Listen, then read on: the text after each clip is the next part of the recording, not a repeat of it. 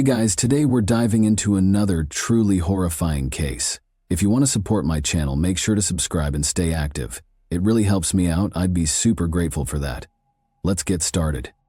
This desperate cry for help came from Rachel Hendricks, a woman who was simply in the wrong place at the wrong time.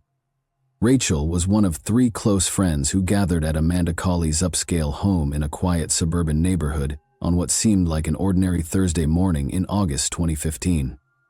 They were there to comfort Amanda as she struggled through the painful collapse of her marriage, but none of them had any idea that within hours, their lives would be shattered forever. In this sudden burst of chaos and gunfire, their lives were stolen, leaving behind grieving families and 5 young children who would never see their mothers again. A once tranquil community was thrown into shock and heartbreak. But what could have caused such a horrific attack? What led to this moment of terror? This is the tragic story of Amanda Cawley, a woman for whom the help of the courts came far too late. Amanda had been living in her family home in Mirabella, a beautiful and upscale neighborhood in St. Augustine, Florida. She and her husband, James Cawley Jr., had chosen it as the perfect place to raise their children. If you took a walk through their neighborhood, you'd immediately get the sense that the Cawley family was living a good life. To anyone on the outside, they seemed like the perfect, happy, and successful family. Neighbors often saw James laughing and playing with their 2 children, 6-year-old Trey and 4-year-old Avery, in the cul-de-sac. The couple was known for hosting lively gatherings, inviting friends over for drinks and celebrations. Even as their marriage started to unravel, Amanda and James appeared to handle it with quiet grace. Whatever struggles they faced stayed hidden behind closed doors. That's why the events of August 27, 2015 were so shocking. Around 9 o'clock that morning, Rachel Hendricks received a message that something was wrong with Amanda. She and Amanda had been friends for years, having met at a mutual friend's party along with Lindy Dobbins. The 3 women had formed an unbreakable bond. They babysat each other's children, supported one another in times of distress, and were always just a phone call away. So when Amanda needed them, Rachel and Lindy didn't hesitate.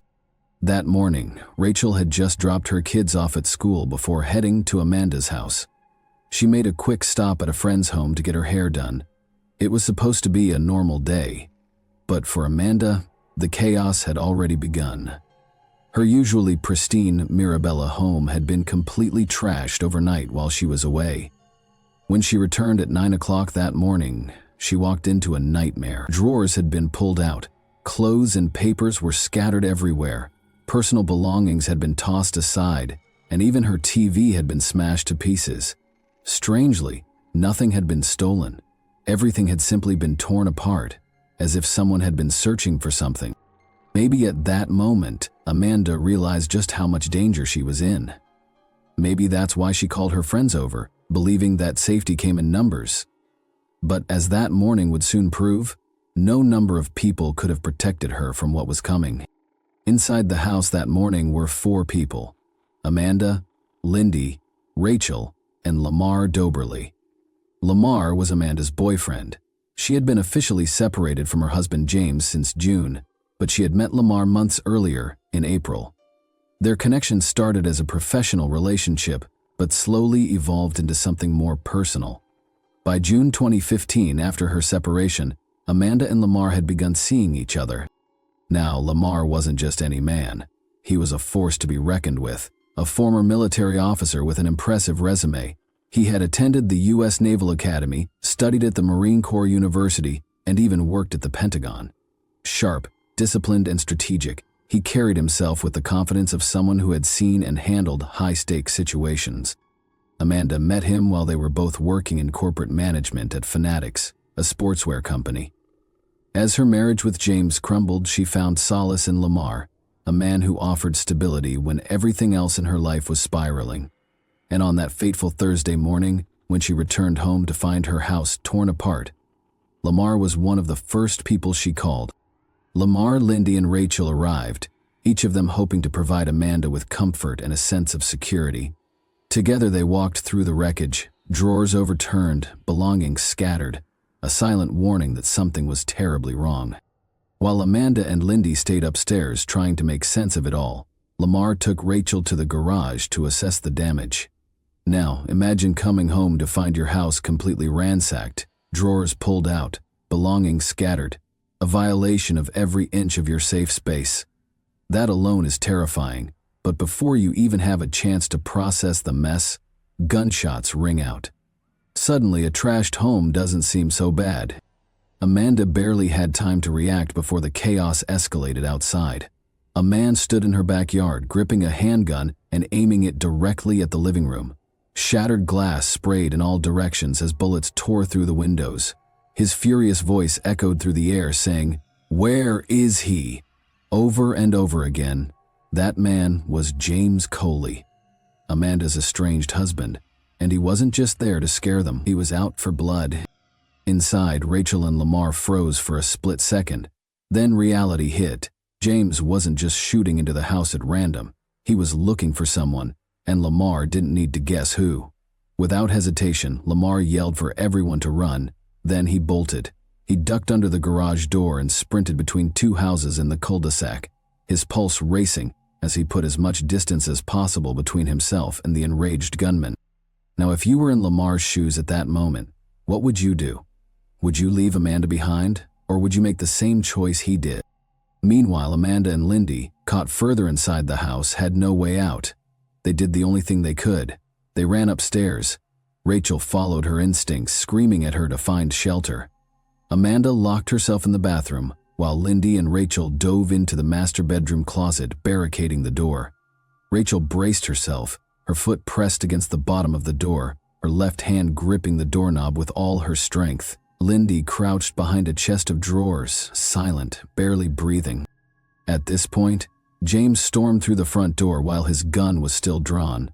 He stomped up the stairs, rage fueling every step. He wanted Lamar, but Lamar was gone.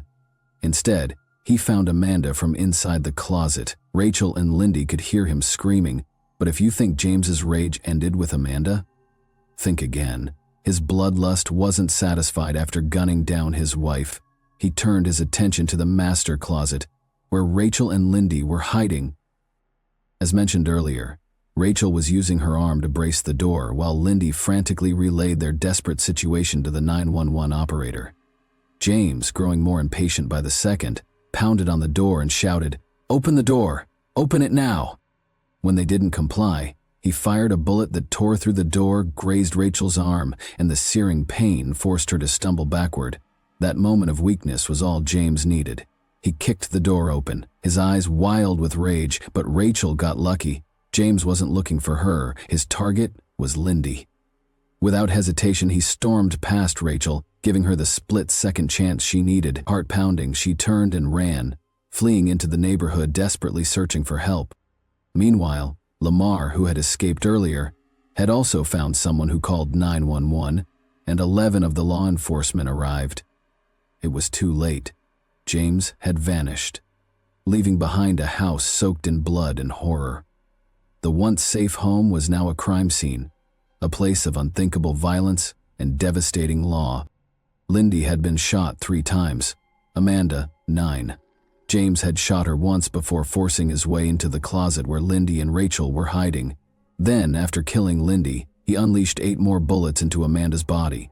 He had started with a 9mm handgun, emptying it into Lindy, and when that was out of bullets, he pulled out his .45A backup weapon.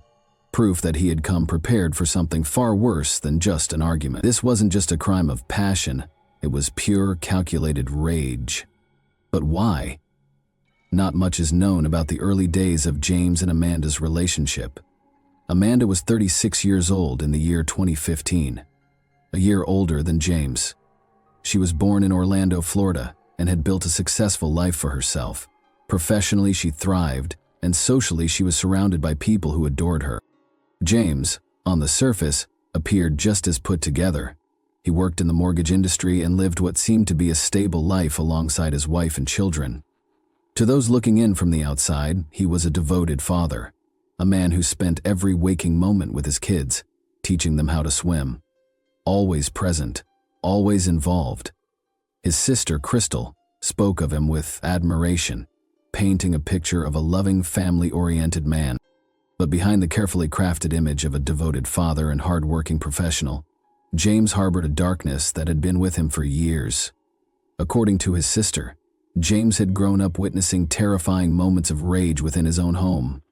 He had seen his mother seething with fury over his father's infidelity, sitting on the stairs with a baseball bat in hand, waiting the second his father walked through the door. She swung again and again, her anger manifesting in brutal blows. But the violence didn't end there. Another argument, another eruption of rage. This time, she reached for a knife, her temper spiraling out of control. James stood there, a helpless child watching it all unfold. He saw what unchecked anger looked like, what it could do, how it could consume a person. Did these moments shape him? Did they plant the seeds of his own uncontrollable fury? A defense lawyer would certainly argue that they did, that James was merely a product of his environment, repeating the cycle he had been exposed to. But trauma alone doesn't excuse what happened that night. By late August of 2015, James and Amanda had been separated for months. He had moved on, or at least that's what everyone thought. James was seeing someone new, yet his obsession with Amanda hadn't faded. Instead, it had festered, growing into something dangerous, something deadly. Amanda had done nothing wrong. She had simply wanted to break free from their toxic marriage, to rebuild a life of her own, but James refused to let her go. His attack wasn't just a crime of passion or a fleeting moment of lost control. It was premeditated. It was the culmination of his growing rage, his need for dominance over the woman who dared to walk away. And in the end, Amanda paid the ultimate price, for nothing more than wanting to be free. All of this toxicity came to a peak when a neighbor sent James a photo of Lamar shirtless mowing Amanda's lawn. That was all it took to set him off. Fury consumed him, igniting a relentless storm of abusive text messages and voicemails that wouldn't stop until the day of the murders. In their conversation, he texted her, "Oh, and your boyfriend has been parking at the playground and walking around the back. The whole neighborhood knows. You should just have him park out front like a man. Yeah, everyone knows what you are. Don't worry, I will speak with him face to face sooner than later." Amanda, trying to defuse the situation, responded, "He's not my boyfriend like I've told you before. He helps me with the yard work, painting, moving furniture, But James wasn't having it. So, why doesn't he park in the driveway if he isn't hiding? And I guess he is married, right?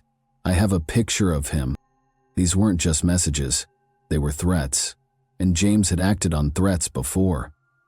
Amanda had already filed a domestic violence injunction against him, but he had no respect for boundaries.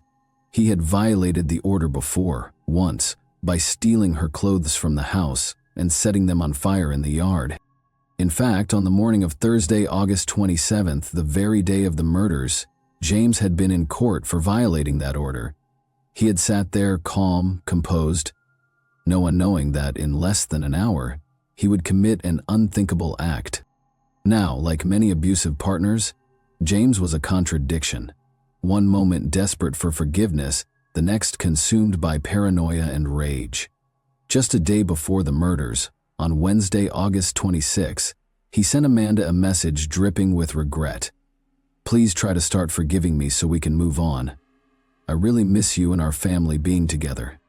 But this wasn't love, it was manipulation. His so-called remorse was just another tool to control her, and when it failed, he resorted to terror. In the early hours of Thursday morning at around 4 o'clock, James broke into Amanda's house. He wasn't there to apologize or win her back. He was there to confirm his worst fear, that she had truly moved on without him. As he searched through her belongings, he found all the evidence he needed to send him into a rage. Men's clothing scattered around, adult toys, clear signs that Amanda was seeing someone else. It was the final trigger. Any lingering facade of sorrow vanished, replaced by pure, uncontrollable fury. He tore through the house like a madman, yanking open drawers, flipping furniture, ripping through her most personal possessions. By the time Amanda returned home around 9 o'clock that morning, she walked straight into a nightmare. Her home was unrecognizable. Ransacked, torn apart as if a hurricane had passed through. Furniture was overturned, drawers emptied, personal belongings scattered and violated. The place she once considered safe had been transformed into a scene of chaos and destruction. Shaken and unnerved, she immediately reached out for support, calling her friends Lindy and Rachel. Perhaps she was seeking comfort, maybe advice. What she didn't know was that this phone call would unknowingly set the stage for the final tragic moments of her life. But James wasn't done tormenting her. Not satisfied with the destruction he had already caused, he sent Amanda a final chilling text. This time, his words carried a thinly veiled threat. "You're an awesome person. Don't take me from my kids. It's all I have. Call me, or I'm going to come find you." His desperation was palpable, but so was the danger lurking behind his words. It was clear that if Amanda didn't respond, he was willing to escalate things further. Perhaps hoping to de-escalate the situation, Amanda called him back at exactly 9:41 in the morning. She argued with him over the phone, just 10 minutes after James had left the courthouse. It's unclear what was said between them, but whatever Amanda told him, it wasn't enough to stop him. At this point, nothing could. After the call, James moved with calculated precision. He drove to a gas station, then to his sister's house where he had been staying, then back to the gas station, this time to buy fuel. Somewhere along the way, he armed himself with 2 handguns, a 9mm and a .45 caliber. His every move was deliberate. He wasn't acting on impulse anymore. He was following a plan, one that had only one possible ending. During his drive, James made one last phone call to his father. A woman walking her dog nearby overheard the conversation and later recalled the desperate plea in James's father's voice. Please, son, come back and get your truck. Everybody knows what you've been through." His father was begging him to stop, to turn back before it was too late. But James's response was chilling, filled with a heavy finality that left no room for hope. "I just can't take this anymore," he said, and with that, he continued his deadly course. James didn't pull up to Amanda's house the way a visitor would. He didn't park in the driveway. He didn't knock on the door. Instead, he parked on a nearby street and approached from the rear, moving like a predator stalking its prey. He knew exactly what he was going to do, and he had no intention of leaving until his mission was complete. The first gunshots shattered the morning silence, ripping through the living room with terrifying precision. Rachel and Lamar, caught completely off guard, barely had time to react before James was firing at them. Every pull of the trigger was fueled by a single purpose: to make them pay. Amanda tried to run, but James was faster. He gunned her down in cold blood, making sure she never had the chance to escape him again. Lindy, who had just arrived moments earlier, never stood a chance. Before she could process the horror unfolding before her, she was executed on sight. And then, just as quickly as he had arrived, James disappeared. He left behind chaos, death, and devastation, but he also left behind 2 witnesses: Lamar, miraculously unharmed, and Rachel, wounded but still alive. They knew exactly who had done this. They could name the killer, and now, so could the police. The manhunt for James Terry Colley Jr. began immediately after the murders. Law enforcement agencies worked tirelessly to track him down, knowing he was armed, dangerous, and capable of further violence. That very night in Norton, Virginia, an unexpected call to 911 would lead to his capture. A distressed woman reported a terrifying encounter on the road. She described the scene in a panic.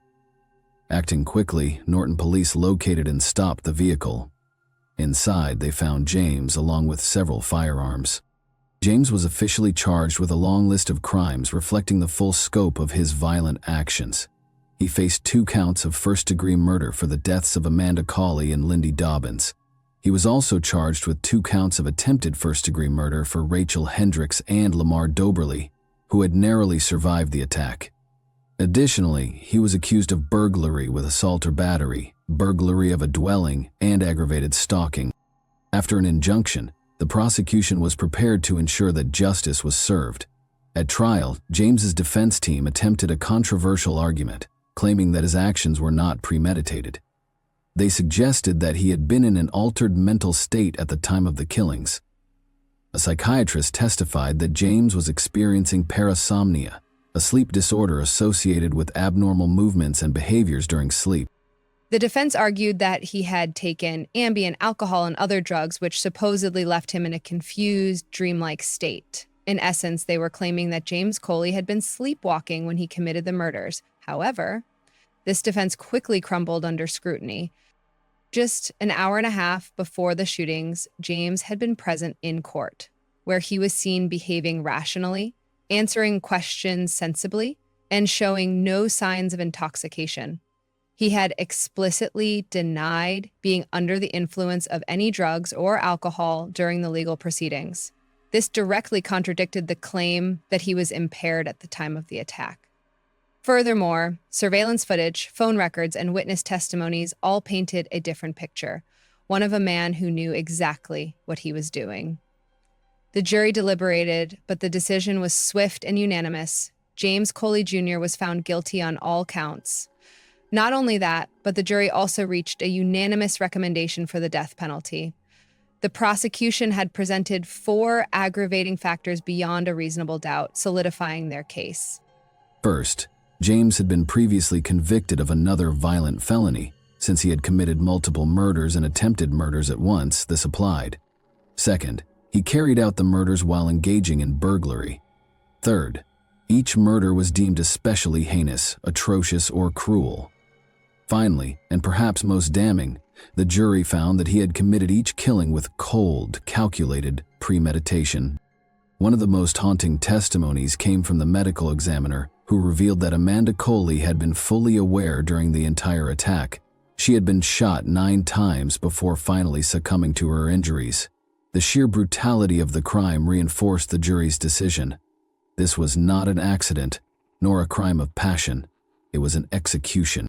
In November of 2018, James Coley Jr. was sentenced to death. He appealed the verdict, but in 2020 the courts upheld his sentence. Today, he remains on death row. One person called it more than murder. What made this case even more controversial was the unwavering support James received from his own family, particularly his sister. Before the trial even began, she stood firmly by his side, fully believing in his innocence. In one recorded call, she even led a heartfelt prayer for him, asking that he be released safely from jail. But what she failed to consider was the devastating reality of his actions. No matter how deep her love for her brother ran, or whatever justification James may have believed he had, nothing could ever make up for the fact that he stole the lives of 2 mothers, women who left behind a total of 5 young children. These children were now forced to grow up without the warmth, love, and guidance of their mothers. Their families were left shattered, their lives forever changed by an act of violence that could never be undone. During the trial, Lindy Dobbins' husband took the stand. His testimony was filled with grief and devastation. He spoke about the unbearable pain of losing his wife, about how their children had to face life without their mother, and how the loss had left a wound that would never fully heal. His words were a painful reminder that behind every crime, there are innocent lives that suffer. So if James were your brother, what would you do? Would you pray for his release, hoping for a second chance? Or would you acknowledge the weight of his actions and the irreversible damage he caused? As you think about your answer, let this be a reminder. Domestic violence doesn't happen in isolation. It can spiral into unimaginable tragedy, tearing families apart in ways that can never be repaired. And when it does, the only question left to ask is, could this have been prevented? Thanks for watching, everyone. Your support means a lot to me, and you can help my channel grow by hitting that like button, dropping a comment, and sharing this video. Your engagement really makes a difference. See you soon. Hey guys, today we're diving into another truly horrifying case. If you want to support my channel, make sure to subscribe and stay active. It really helps me out. I'd be super grateful for that. Let's get started. When people live together for a long time, it's not uncommon for them to reach a breaking point in their relationship during these periods. Tensions often rise and mutual accusations start flying. Claims of manipulation, toxicity, controlling behavior, and even narcissism. But while some of these struggles may pass with time or counseling, there are situations where one partner, often a woman, remains trapped in a deeply destructive dynamic, facing emotional and physical mistreatment day after day. The real question is, how can we tell the difference between a temporary crisis and a situation where someone is in real danger. The Summers family became one of the most complex and debated legal battles in recent years, taking over 5 years to reach a conclusion. On the surface, they appeared to be a happy, united household, by all accounts a picture-perfect American family. But behind closed doors, what unfolded was something far more disturbing. What seemed like an ordinary domestic situation hid a reality so unsettling, many struggled to accept it was even possible. As the story unraveled, it was revealed that when the head of the family was faced with divorce proceedings initiated by his spouse, he refused to accept the separation. Instead, he devised a calculated plan to retaliate, one that went far beyond typical legal disputes. He manipulated his own sons and daughters into taking part in his scheme, turning them into instruments of control and convincing them that their actions were in the best interests of the family. Elisa Jill Summers was born on February 18, 1980, in a suburb of Philadelphia, Pennsylvania. She grew up in a modest middle-class household. In 1995, at the age of 15, she met a boy named Trevor Stephen Summers, who was 2 years older. They both attended the same high school, often ran into each other outside of class, and shared many mutual friends. Their connection began as a friendship, hanging out at gatherings, talking between classes, and spending time with other students. As time went on, they grew closer, discovering shared interests and similar outlooks on life. However, they didn't start officially dating until 2 years after they first met. Their relationship developed gradually. Both were focused on finishing school and figuring out their paths in life. Their parents supported the relationship and approved of the person their son or daughter had chosen. Friends and classmates admired them as a sweet, balanced couple, sociable, kind, cheerful, and loved by many. They enjoyed planning thoughtful surprises for those around them and were often the center of attention in their friend groups, with some people even quietly envying their happiness. In 2001, 4 years after their romance began, they tied the knot. Elisa was 21, and Trevor had just turned 23 by then. They had already been through enough to feel confident in starting a life together. Everyone believed they were headed for a long, happy marriage. The newlyweds moved into a modest home in Philadelphia and quickly began building a life together. In 2003, they welcomed their first daughter, Arden.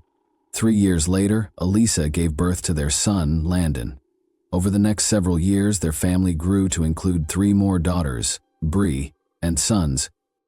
Elisa chose to put her career on hold and devoted herself to raising their 5 kids and managing the household full-time. From the outside, the Summers appeared to be the definition of a happy, tight-knit family. And to be fair, in the early years that was the reality. But as time went on, things began to change, and not for the better. Trevor had taken on the role of sole provider early in their marriage, and as the family expanded, the pressure on him only increased. Elisa was a full-time stay-at-home mom, and the financial responsibilities fell squarely on Trevor's shoulders. In 2004, they moved to Florida, where he launched a landscaping company, but the business struggled from the start and eventually shut down just 3 years later. Following that, the family relocated to Alabama. There, Trevor opened a small used car rental and sales shop. Despite his efforts, that venture also failed every couple of years. The Summers family packed their belongings and moved to a new state so Trevor could attempt yet another business. But time after time, those attempts ended in failure. Over more than a decade, Trevor dabbled in a wide range of ventures: real estate, pool maintenance, flower and souvenir sales, but failure seemed to follow him at every turn. Each attempt left him deeper in debt, yet Elisa never lost faith in him. She stood by his side, offering unwavering support through every setback. No matter where they moved, the couple remained outgoing and friendly, quickly building new circles of acquaintances. Their home was always open to guests. Elisa cooked warm home-style meals, while Trevor enthusiastically pitched his next business idea, assuring everyone that this time it would work, that this project would finally bring them success. But as their household grew, it became harder and harder to make ends meet. Due to a poor credit history, Trevor was repeatedly denied loans, and aside from Elisa and their sons and daughters, no one really believed in his entrepreneurial dreams. He even asked relatives to co-sign loans, but most dismissed him as unreliable. In truth, Trevor struggled to commit to any one path and kept hopping from one idea to another, hoping that something would eventually pay off. In 2015, the family returned to Florida, this time planning to settle down for good. The constant moves had taken a toll. Arden and her siblings struggled to adjust to new schools, couldn't make lasting friendships, and were under a great deal of stress from the instability. The parents eventually decided to switch them to homeschooling, thinking it would solve the problem and offer some consistency. Their eldest daughter, Arden, helped Elisa manage the household and often looked after her younger brothers and sisters. She had always been what people might call a daddy's girl, incredibly close to Trevor. She trusted him completely and saw him as the best parent in the world, but over time the dynamic within the family began to shift. Although things were deteriorating, Elisa continued to pretend everything was fine. As Trevor's business ventures kept failing, he became more frustrated, anxious, and, at times, displayed troubling behavior. He started fearing that Elisa might leave him for someone more successful or financially secure. These thoughts began to consume him. Eventually, Trevor's behavior became increasingly controlling and domineering. He started accusing Elisa of being unfaithful, without any evidence. He grew suspicious of her every move, became jealous of anyone she spoke to, friends, neighbors, even casual acquaintances. Simple greetings on the street would spark confrontation. As tensions grew, Trevor demanded she delete her social media account and forbade her from creating new ones. He regularly checked her phone, reviewed her call logs and messages, and insisted that she remove every male contact, even longtime family friends. He also began controlling what she wore. At first, he told her not to wear certain outfits he considered too revealing, even though they weren't. Then he took over choosing her clothes entirely, forbidding her from using makeup and insisting she wear only modest, dull, and conservative outfits. Fragrances and any kind of jewelry, aside from her wedding ring, were no longer allowed. Trevor didn't stop there. He continued to tighten his control over Elisa in every aspect of her life. He banned her from driving, took away her phone, and eventually stopped letting her leave the house entirely. Whenever he stepped out, he would lock her inside, along with the younger sons and daughters.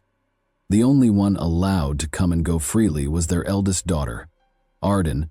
Trevor often took her with him and tried to convince her that everything he was doing was for the good of the family. The head of the household monitored every detail of their lives. He knew where each family member was, what they were doing, who they spoke to, and what they ate. It seemed this control gave him a sense of power and satisfaction. Elisa, more than anyone else, bore the brunt of this environment. She was constantly criticized, emotionally pressured, and blamed for everything that went wrong in Trevor's life. After 15 years of marriage, Elisa finally told Trevor she wanted a divorce. She said she couldn't continue living under such oppressive conditions. His reaction was immediate and cruel. He slapped her across the face, hurled insults, and told her she was worthless, that no one would want her as a single mom. From that moment, the household rules became even more restrictive. Around the same time, Trevor came under police investigation for financial misconduct and was placed under house arrest. Being trapped in the house with him became unbearable for Elisa. It was during this time that she realized she could no longer share a home with this person. In October 2016, Elisa found herself once again confined within the walls of their home for 2 full weeks. Trevor didn't allow her to set foot outside. The situation had become extremely dangerous, and he watched her constantly, with no access to the outside world. She had no way to seek help or even alert anyone to her circumstances. Then came a narrow window of opportunity. One day, Trevor, no longer under investigation, left the house for a few hours. During his absence, Elisa managed to find a phone and called emergency services. She reported ongoing mistreatment and said that her husband had been keeping her locked up. The call was cut short when Trevor returned unexpectedly, but authorities had already recorded the address and dispatched officers immediately. Law enforcement arrived at the Summers residence just as Trevor had resumed verbally and emotionally berating his wife. It's important to note that he had learned to avoid leaving visible injuries. His methods were primarily psychological, though he occasionally used physical intimidation. slaps, pulling her by the hair. His most common form of punishment, however, involved inappropriate personal behavior that was never discussed openly. When the officers showed up at the door, Trevor appeared surprised and hesitant to let them in. Wanting to avoid arrest, he eventually agreed to let Elisa and the children go. He claimed that no one had ever been held against their will and insisted that Elisa was simply an unreliable person who couldn't be trusted. After escaping her controlling husband, Elisa faced a new and immediate problem. She and her sons and daughters had nowhere to go. They left with no belongings and no money. Following the advice of law enforcement, Elisa reached out to a local support service for individuals affected by domestic conflict. There, she and the kids were provided with temporary shelter, meals, and essential supplies. Elisa wasted no time. She began actively searching for a job, and before long her efforts paid off. She was hired by a local company and soon managed to rent a modest but cozy home. Slowly but surely, she and her children started rebuilding their lives in a new environment. Despite facing a number of challenges, they were moving forward and things began to stabilize. At the same time, Elisa filed for divorce, wanting to avoid further conflict and preserve a sense of peace for the sake of her sons and daughters. She chose not to press formal charges against Trevor for his past actions. She hoped the separation could be finalized without hostility. Initially, Trevor tried to contact her repeatedly, urging her to come back, but after some time he seemed to accept the situation and backed off, at least on the surface. It wasn't until 6 months after the separation that Elisa finally began to feel a sense of freedom. For the first time in years, she started to live without constantly looking over her shoulder. She even began to open up to new people, hoping to rebuild her personal life. During this time, she met a man named Jeffrey Matheson, and by the spring of 2017, their friendship had grown into a romantic relationship. Once the divorce was finalized, the former couple agreed on a shared custody arrangement. The sons and daughters would primarily live with Elisa, while Trevor could visit them twice a week and take them for overnight stays on weekends. The arrangement seemed reasonable to everyone involved. While Elisa was not thrilled to interact with Trevor, she didn't object, preferring to keep things calm and civil. Trevor appeared composed, showed no signs of aggression, and successfully lulled Elisa into believing he had moved on. Then, in March 2017, he called her unexpectedly. He asked her to come over to sign a few papers related to their divorce and property division. His tone was polite, and nothing about the request raised suspicion. Elisa drove over to his house. Trevor greeted her at the door and invited her in. As soon as the door closed behind her, his demeanor changed completely. It quickly became clear there were no documents. This was a setup. The whole request had been a ruse to get her to his house alone, without their sons and daughters present. At first, Trevor tried to convince her to reconcile and live together again, but when Elisa firmly refused, he became threatening. He accused her of betrayal, hurled insults, and refused to let her leave. He demanded she admit to things that never happened, fixating on imaginary wrongs. When Elisa attempted to walk away, Trevor grabbed a large hunting knife, the kind used for field dressing game, and held it to her throat, then lowered it to her chest and said he would take her heart out. Elisa was frozen in fear. Trevor, meanwhile, seemed to take disturbing pleasure in the situation, describing in detail what he wanted to do next. Trevor held his ex-wife captive for nearly 2 hours, hours that felt like an eternity to Elisa. The entire time she pleaded with him to stop and think clearly, reminding him that if he hurt her, he'd end up in prison and their sons and daughters would be left without either parent. She begged him not to make them orphans. Surprisingly, her words seemed to have an effect. Trevor paused, thought it over, and ultimately decided to let her go. But before he did, he made Elisa promise she would never tell anyone what had happened. She gave her word. However, the moment she was far enough from the house, she contacted law enforcement and reported the threats and aggression. Trevor was arrested that same evening.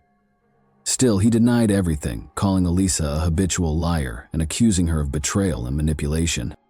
There were no visible marks on her body. Her clothing remained intact, and without physical evidence, it was hard to prove the assault had taken place. It became a case of her word against his. With no hard evidence, Trevor was released, though both he and Elisa filed for mutual restraining orders. After the incident, Trevor shifted his focus to the children. He began trying to manipulate them emotionally, insisting that Elisa was the only reason the family had fallen apart. Every time he saw them, he talked about how much he missed their mom and wished things could go back to how they were. He took them to places the family used to visit on vacations or weekends, trying to rekindle old memories and create a sense of longing. The kids, young and emotionally vulnerable, believed their father wanted what was best for everyone. They saw him as kind and well-intentioned. The one most affected was the eldest daughter, Arden, who had always idolized Trevor and saw him as a flawless parent. Trevor counted on her loyalty and made her the centerpiece of his plan. It's important to note that the children had never been subjected to harsh behavior from Trevor. Because of this, they didn't recognize the risk he posed. Elisa, trying to protect their mental health, had never spoken poorly of their father, fearing emotional harm or confusion. That silence made it easier for Trevor to manipulate them. At his request, the kids began keeping tabs on their mother, watching her, reporting back about daily routines, and sharing what she said or did. Working with Arden, Trevor started developing a plan, not for reconciliation as he claimed, but for revenge. On Saturday, March 11, 2017, Trevor picked up the younger kids for their scheduled weekend stay, but later that night, he returned to Elisa's house with the car lights off and parked on the side of the home. He waited patiently for a signal from Arden, who was supposed to crack open Elisa's bedroom window and let him know when she and the middle kids had gone to bed. Once he saw the agreed signal, Trevor told the younger ones to stay quiet in the car, saying he was about to surprise their mom. Then he slipped into the house through the unlocked window. In the dark, he ambushed Elisa. He dragged her out to the living room, took her phone, and used a cable tie to bind her wrists. When the frightened children followed after them, Trevor told them to go back to their room and assured them everything would be okay. After restraining Elisa, Trevor turned to Arden, his 14-year-old daughter, and instructed her to take her siblings and drive them to his house using his vehicle. Although Arden didn't have a driver's license yet, Trevor insisted it was necessary and told her she could handle it. He reassured her that he and her mom would follow shortly in Elisa's SUV, and that from that night on, their family would be back together. Once the car with the younger kids pulled away, Trevor returned to Elisa to subject her to hours of unimaginable suffering. He injected her with a sedative he had prepared in advance, aiming to weaken her resistance. When the drug took effect, he dragged her into the bedroom, restrained her to the bed, and committed a disturbing act of aggression. Elisa drifted in and out of consciousness, but Trevor deliberately kept her alert, ensuring she was aware of everything happening while she lay helpless. He began speaking about having large sums of money in offshore accounts and claimed he had purchased a yacht. His supposed plan was to take her and the children away to a remote location where no one would ever find them. He told her the family belonged to him and that he wasn't letting anyone go. Meanwhile, Arden had managed to drive safely to her father's house with her brothers and sisters. Fortunately, it was late at night and the roads were empty, which helped the young teen avoid any accidents. She parked in the driveway and the kids went inside, waiting for their parents, who never showed up. Around 5 p.m., Trevor began suffocating Elisa with a pillow, tightening it around her face, then briefly letting go so she could catch her breath, only to start again. This terrifying pattern continued for about 30 minutes until Elisa, physically and emotionally broken, agreed to comply with whatever he demanded. He then untied her, placed her in the car, and drove off down a quiet road leading out of town.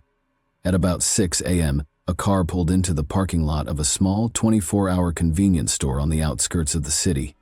A man exited the vehicle and walked into the store.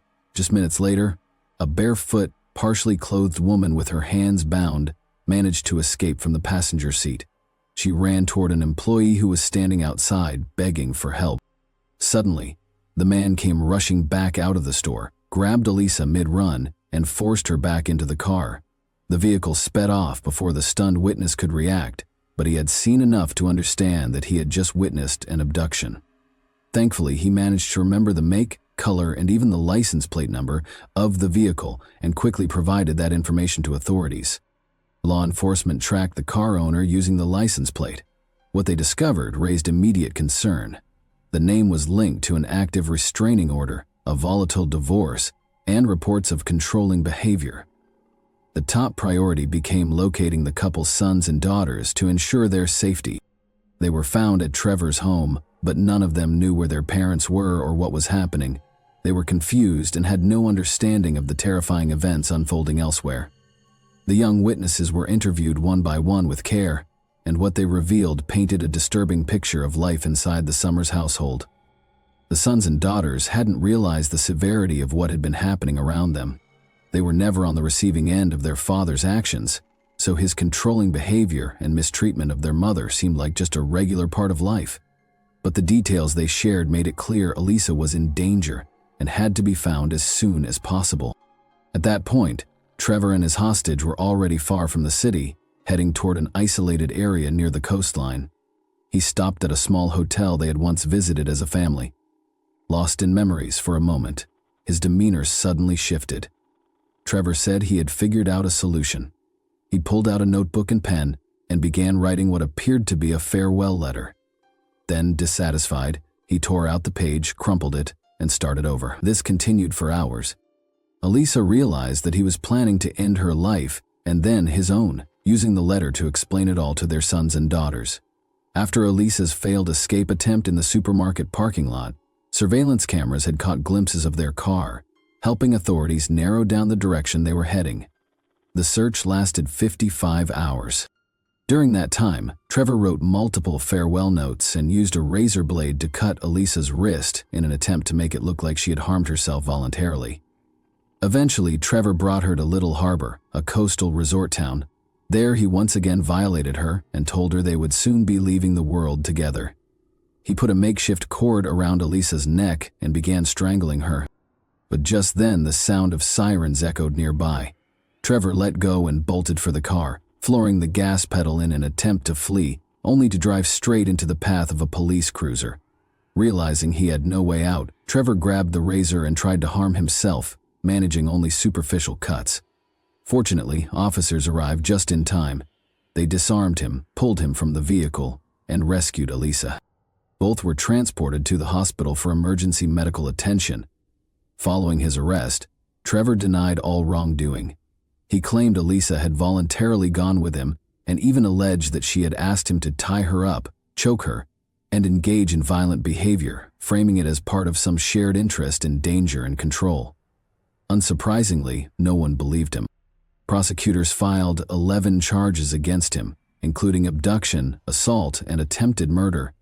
The legal process dragged on, and with the onset of the pandemic in 2020, the trial was delayed indefinitely. Fortunately, Trevor was denied bail and remained behind bars, where he stayed for nearly 5 years awaiting trial. During that time, Elisa found a new beginning. She married her partner, Jeffrey Matheson, who stepped in to help raise her sons and daughters as his own. Despite Trevor and his attorney's efforts to convince the court of his innocence, the evidence overwhelmingly told a different story. Among the most damning items were the numerous farewell notes discovered in the vehicle, testimony from the eyewitness who saw the attempted escape, the makeshift ligature used to strangle Elisa, and the bloodied razor blade found at the scene. In the spring of 2022, Trevor Summers was found guilty on all counts and sentenced to 3 consecutive life terms with no possibility of parole. The testimony that proved most crucial in reaching a guilty verdict came from his own sons and daughters, who bravely shared what they witnessed during that horrifying ordeal. For the first time, they fully understood just how close their mother had come to losing her life. Thanks for watching, everyone. Your support means a lot to me, and you can help my channel grow by hitting that like button, dropping a comment, and sharing this video. Your engagement really makes a difference. See you soon. Hey guys, today we're diving into another truly horrifying case. If you want to support my channel, make sure to subscribe and stay active. It really helps me out. I'd be super grateful for that. Let's get started. The chaos that unfolded wasn't caused by a gang member, a drug dealer, or a fugitive on the run. Surprisingly, the man at the center of it all was once a respected figure. A judge, a former lawmaker, and someone trusted to shape laws and deliver justice. But beneath the surface of his polished public image was a darkness no one expected. By the time the truth came to light, it was already too late. The community was left in shock, and a family was shattered beyond repair. As the police moved in to make the arrest, the man, Lance Mason, fled through the back door of his sister's house. But what could he have possibly done to trigger the arrival of an entire task force? Lance Timothy Mason was not your average public servant. He symbolized authority and respect. He had served as a state representative, a state senator, and a judge in Ohio. In every role, he carried weight. His voice was heard, and his decisions impacted lives. He once walked the halls of power with ease, shaping public policy and commanding silence in courtrooms. His resume was impeccable. Lawmaker, judge, city official, to the public, he represented leadership and responsibility. But while his public image was one of discipline and trust, his private life was collapsing under the weight of something much darker. What started as a promising career ended in a way no one could have predicted, turning a man who once defined justice into the face of a chilling crime. Mason didn't just play the game, he seemed to master it. And yet, as he climbed, something else rose with him, something that stayed hidden behind the speeches and handshakes, something that no title could erase. But just when he thought he was untouchable, police were searching his sanctuary, looking for him like a wanted criminal. In the quiet corners of his world, behind closed doors and far from the flash of cameras, tension was building. Those who paid close enough attention might have felt it. The way his polished smiles sometimes didn't reach his eyes, the flicker of control beneath the calm. No one asked, and he never said, but the air around him began to shift slowly. At first, like the hush before a storm. Then one day, that storm came. November 17, 2018. The day was supposed to be like any other, but for Aisha Frazier, it would be the last day she saw her children, the last day she could breathe freely. The two were supposed to meet at a decided place. It was the house owned by Lance Mason's sister, a house that would become the scene of unimaginable horror. Lance had already decided the fate of Aisha Frazier. That day, a knife was used as a weapon to stab the mother of his children. Lance Mason didn't just lose control, he planned it in front of their two children, who could do nothing but watch in paralyzing fear. He attacked her. The sound of the knife cutting through the air was drowned by the agonizing cries of their children. They screamed for their mom, but it was already too late. And then, in a final act of desperation, Mason fled. He didn't stop. He stole Aisha's SUV and sped off, but his attempt to escape wouldn't last long. In his reckless flight, he collided with a police cruiser, slamming into it with brutal force. The officer inside was injured. But Mason's terror was only beginning. He kept running, thinking he could outrun his past, but fate had other plans. It wasn't long before the law caught up to him, and the nightmare he'd set in motion would begin to unravel inside the house. Lynn Mason, his own sister, was on the phone with 911, her voice shaking with disbelief as she watched her brother destroy everything in his path. "He stabbed her and she is dead," she said. The words hung in the air like a death sentence. Meanwhile, in the background, the children sobbed uncontrollably. Their cries were haunting evidence to the horror that had just unfolded. And when it did, it would leave scars so deep that even the highest seat of justice couldn't overlook them. The man who had once delivered verdicts from the bench would soon find himself on the other side of the law, bending his knees on the floor like he never saw what true power looked like. The story hadn't reached its climax, not until the mask slipped, not until the truth clawed its way to the surface. "Okay, have a seat right here." As his hands told the tale of the horrific fate that Aisha Frazier was met with, it was difficult to tell him apart from the charismatic man that he once was. Or was he ever that man? People will be left wondering. But before the horrific scenes of 2018, Lance had already given hints of what monstrosity he was capable of. It was a hot summer day on August 2, 2014, when the image of Lance Mason, the once respected judge and former state senator, was torn apart in a storm of rage and violence that no one saw coming. He wasn't wearing a robe that day. He wasn't behind a bench delivering rulings. He was behind the wheel of a car, his wife beside him, and their children in the back seat. What should have been just another ride turned into a nightmare. Without warning, the calm shattered. Mason began pummeling his wife with his fists, 20 savage blows, one after another, as if he had lost all sense of control, all sense of humanity. But he didn't stop there. With their terrified children watching from the back seat, he grabbed her head and slammed it into the car's center console. Not once, not twice, 5 brutal times. The force was enough to leave her dazed, bloodied, and in sheer panic. She tried to escape, desperate to get out, but even then, outside the car, away from the steering wheel and the false sense of safety, he followed. He bit her, he threatened her.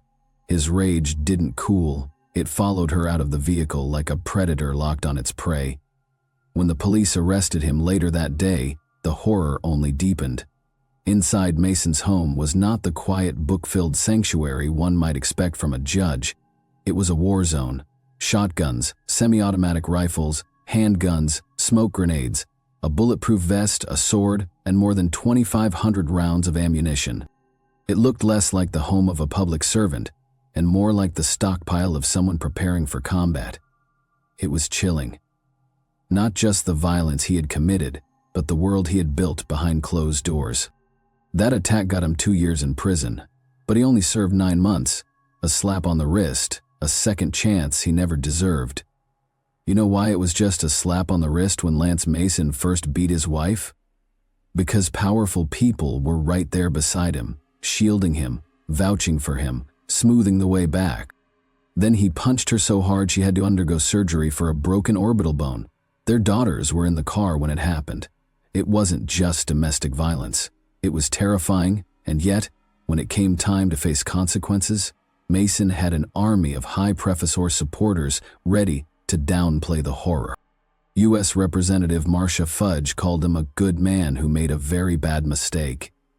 Letters poured in from politicians, attorneys, and judges, all speaking about his character, his decades of service, his reputation. The victim, Aisha Frazier, barely seemed to factor in. That collective influence worked. Mason got just 2 years in prison and was released after serving 9 months. 9 months for disfiguring a woman in front of her children, and then just a few years later, he murdered her, stabbed her to death in front of those same daughters. Suddenly, those glowing endorsements from the political and legal elite became a stain. Marcia Fudge released a statement expressing heartbreak and claiming that the man who committed the murder wasn't the Lance Mason she knew. But that raises an uncomfortable question. If someone beats their partner so viciously they need surgery, how much more evidence do you need to protect the victim? During disciplinary hearings in 2017, other attorneys and judges again came to Mason's defense. They wrote letters expressing disbelief and emphasizing his achievements as a jurist. But the Ohio State Bar Association wasn't convinced. In their statement to the Supreme Court, they called out the letters for failing to explain what led to Mason's violent actions, or offer any assurance that it wouldn't happen again. This is more than just a case of poor judgment. It's a case study in how power protects power, even when it comes at the expense of a woman's life. Aisha was failed first by the justice system, then by the people who had the platform to do better. Instead of calling out the violence for what it was, too many were eager to excuse it, to write it off as an aberration from a man they respected. But monsters don't always look like monsters until it's too late. The hypocrisy is hard to stomach. The same people who once praised Mason's uncharacteristic mistake were suddenly offering condolences and shock. But here's the truth. They saw the violence, and they still chose to protect him. Aisha did everything right. She got the protection order. She followed the system. But Lance Mason had already made his choice, and long before the headlines and the whispers, before the scandal shattered the calm and sent shockwaves through Ohio's political circles, Lance Timothy Mason was just a boy growing up in Shaker Heights, bright, ambitious, and already dreaming of something bigger. Born on August 26, 1967, he followed a path that seemed carved out for greatness. From the hallways of Shaker Heights High School, to the academic rigor of the College of Worcester, and finally to the esteemed University of Michigan Law School, where he earned his Juris Doctor in 1992. Mason's journey looked like the making of a legacy. Every step he took was calculated. Every role he stepped into only added to his growing reputation. Between 2002 and 2008, Mason served in the Ohio General Assembly, first as a representative and then as a senator, moving through the ranks with a confidence that suggested he wasn't just part of the system, he was built for it. His dedication and charm caught the attention of then-Governor Ted Strickland, who appointed him as a judge to the Cuyahoga County Court of Common Pleas in 2008. A position of weight and visibility, a place where power wasn't just practiced, it was absolute. But the climb didn't end there. Nearly a decade later, in 2017, Mason returned to public service, this time as the Minority Business Development Administrator under Cleveland Mayor Frank G. Jackson. To outsiders, it seemed like a full-circle moment, an accomplished man continuing to serve, continuing to lead. His name appeared in political rosters and press releases, his image still polished and his influence very much intact. This was not a man at the beginning of his fall. This was someone already deep in descent.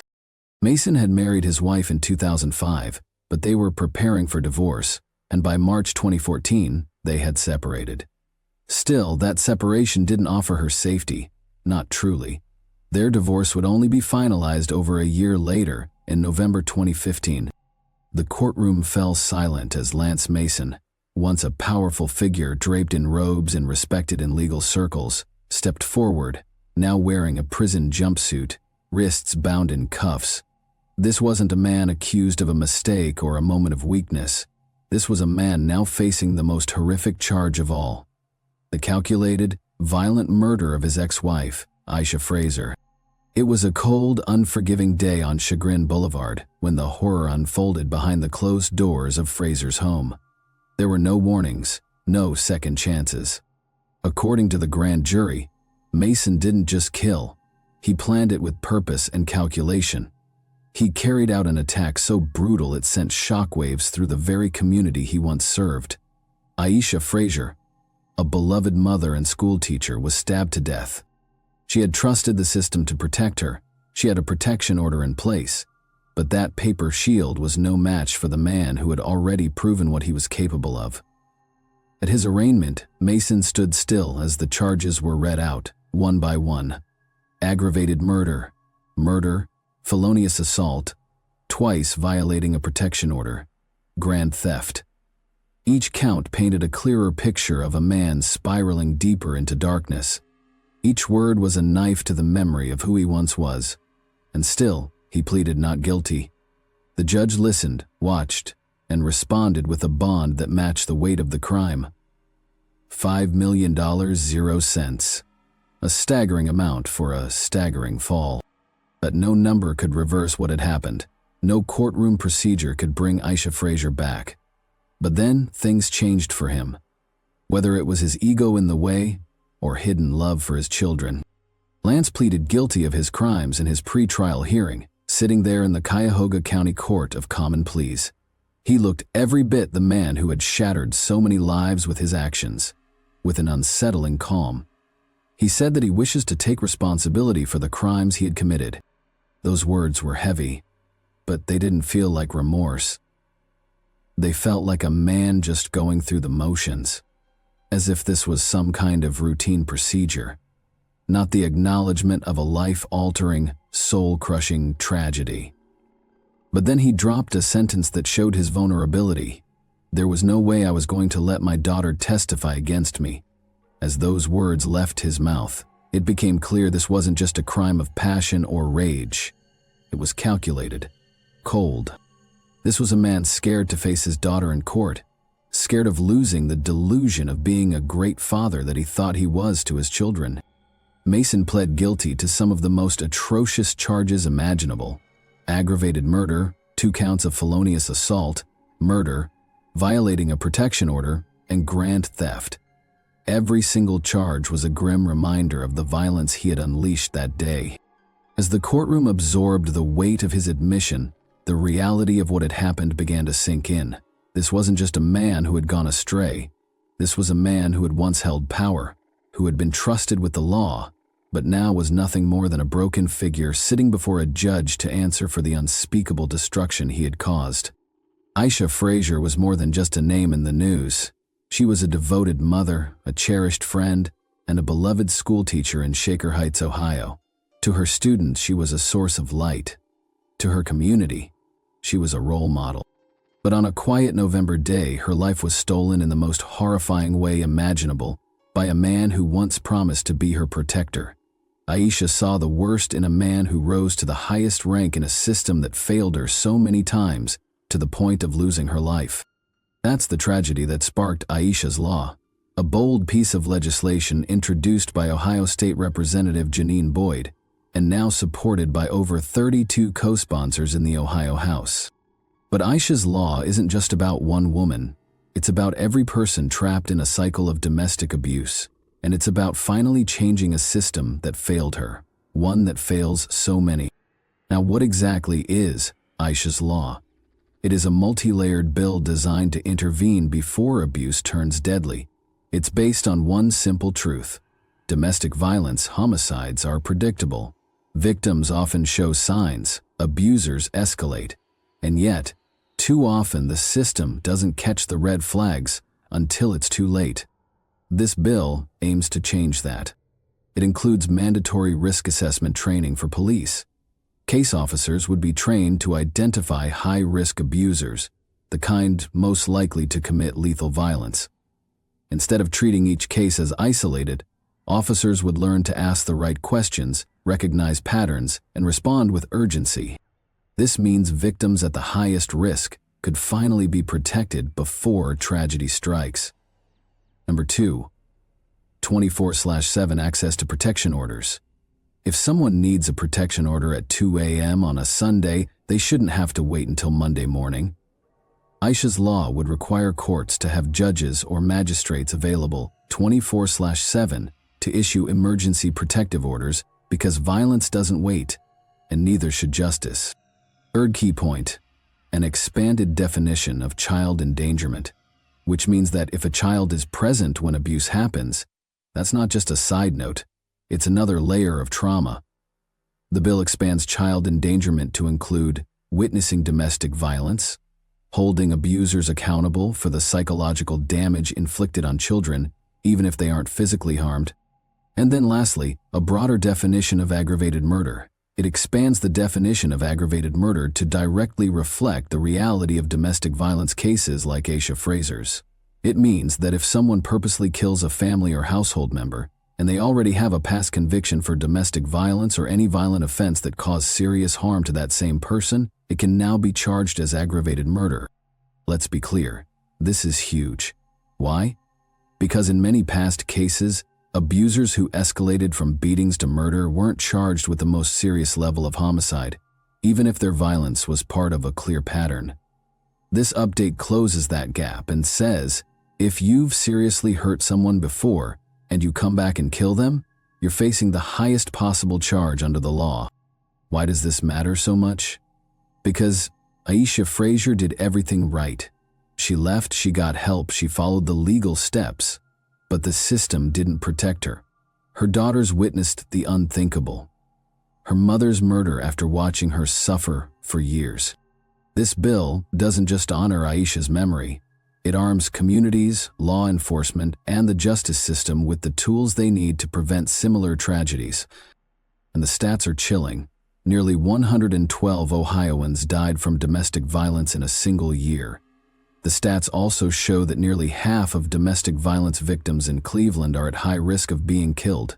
And shockingly, in Cuyahoga County, only 1 in 3 abusers ever spend a single day in jail. But up until now, change has been slow and scattered. Aisha's Law, named in honor of Aisha Frazier, has actually passed the Ohio House, not once, but twice. Yet it's never made it all the way into law. Why? Because parts of the bill sparked pushback from prosecutors and criminal defense attorneys who disagreed with certain sections. As a result, both times it reached the Ohio Senate, it stalled. No vote, no law, no protection. Meanwhile, the threat to domestic violence victims hasn't slowed down, and survivors, they're still waiting for the system to catch up.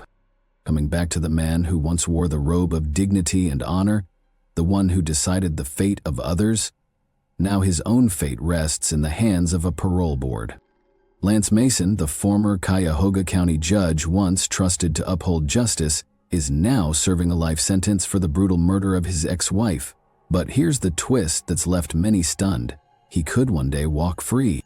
After admitting to stabbing Aisha to death in front of their children, Mason was handed a life sentence. Yet it came with a caveat. He'll be eligible for parole in 35 years. That means at the age of 87, if he ever reaches it, the man who shattered a family and forever altered the lives of two young girls could make a case for his freedom. It's a painful reality for those who knew and loved Aisha, a respected teacher, a devoted mother, and a victim of unthinkable violence. Just 4 years before the murder, Mason had already served a shockingly brief sentence for violently attacking her in front of their children. He vowed then that he would never return to prison, but he did, and this time, he's not leaving. At least not for 35 years. For many, the idea of parole feels like a second betrayal, because some crimes, they say, deserve no second chances.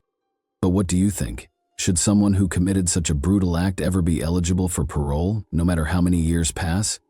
Are 3 decades behind bars justice served? Or is it a loophole in a system meant to protect victims? Thanks for watching, everyone. Your support means a lot to me, and you can help my channel grow by hitting that like button, dropping a comment, and sharing this video. Your engagement really makes a difference. See you soon. Hey guys, today we're diving into another truly horrifying case. If you want to support my channel, make sure to subscribe and stay active. It really helps me out. I'd be super grateful for that. Let's get started.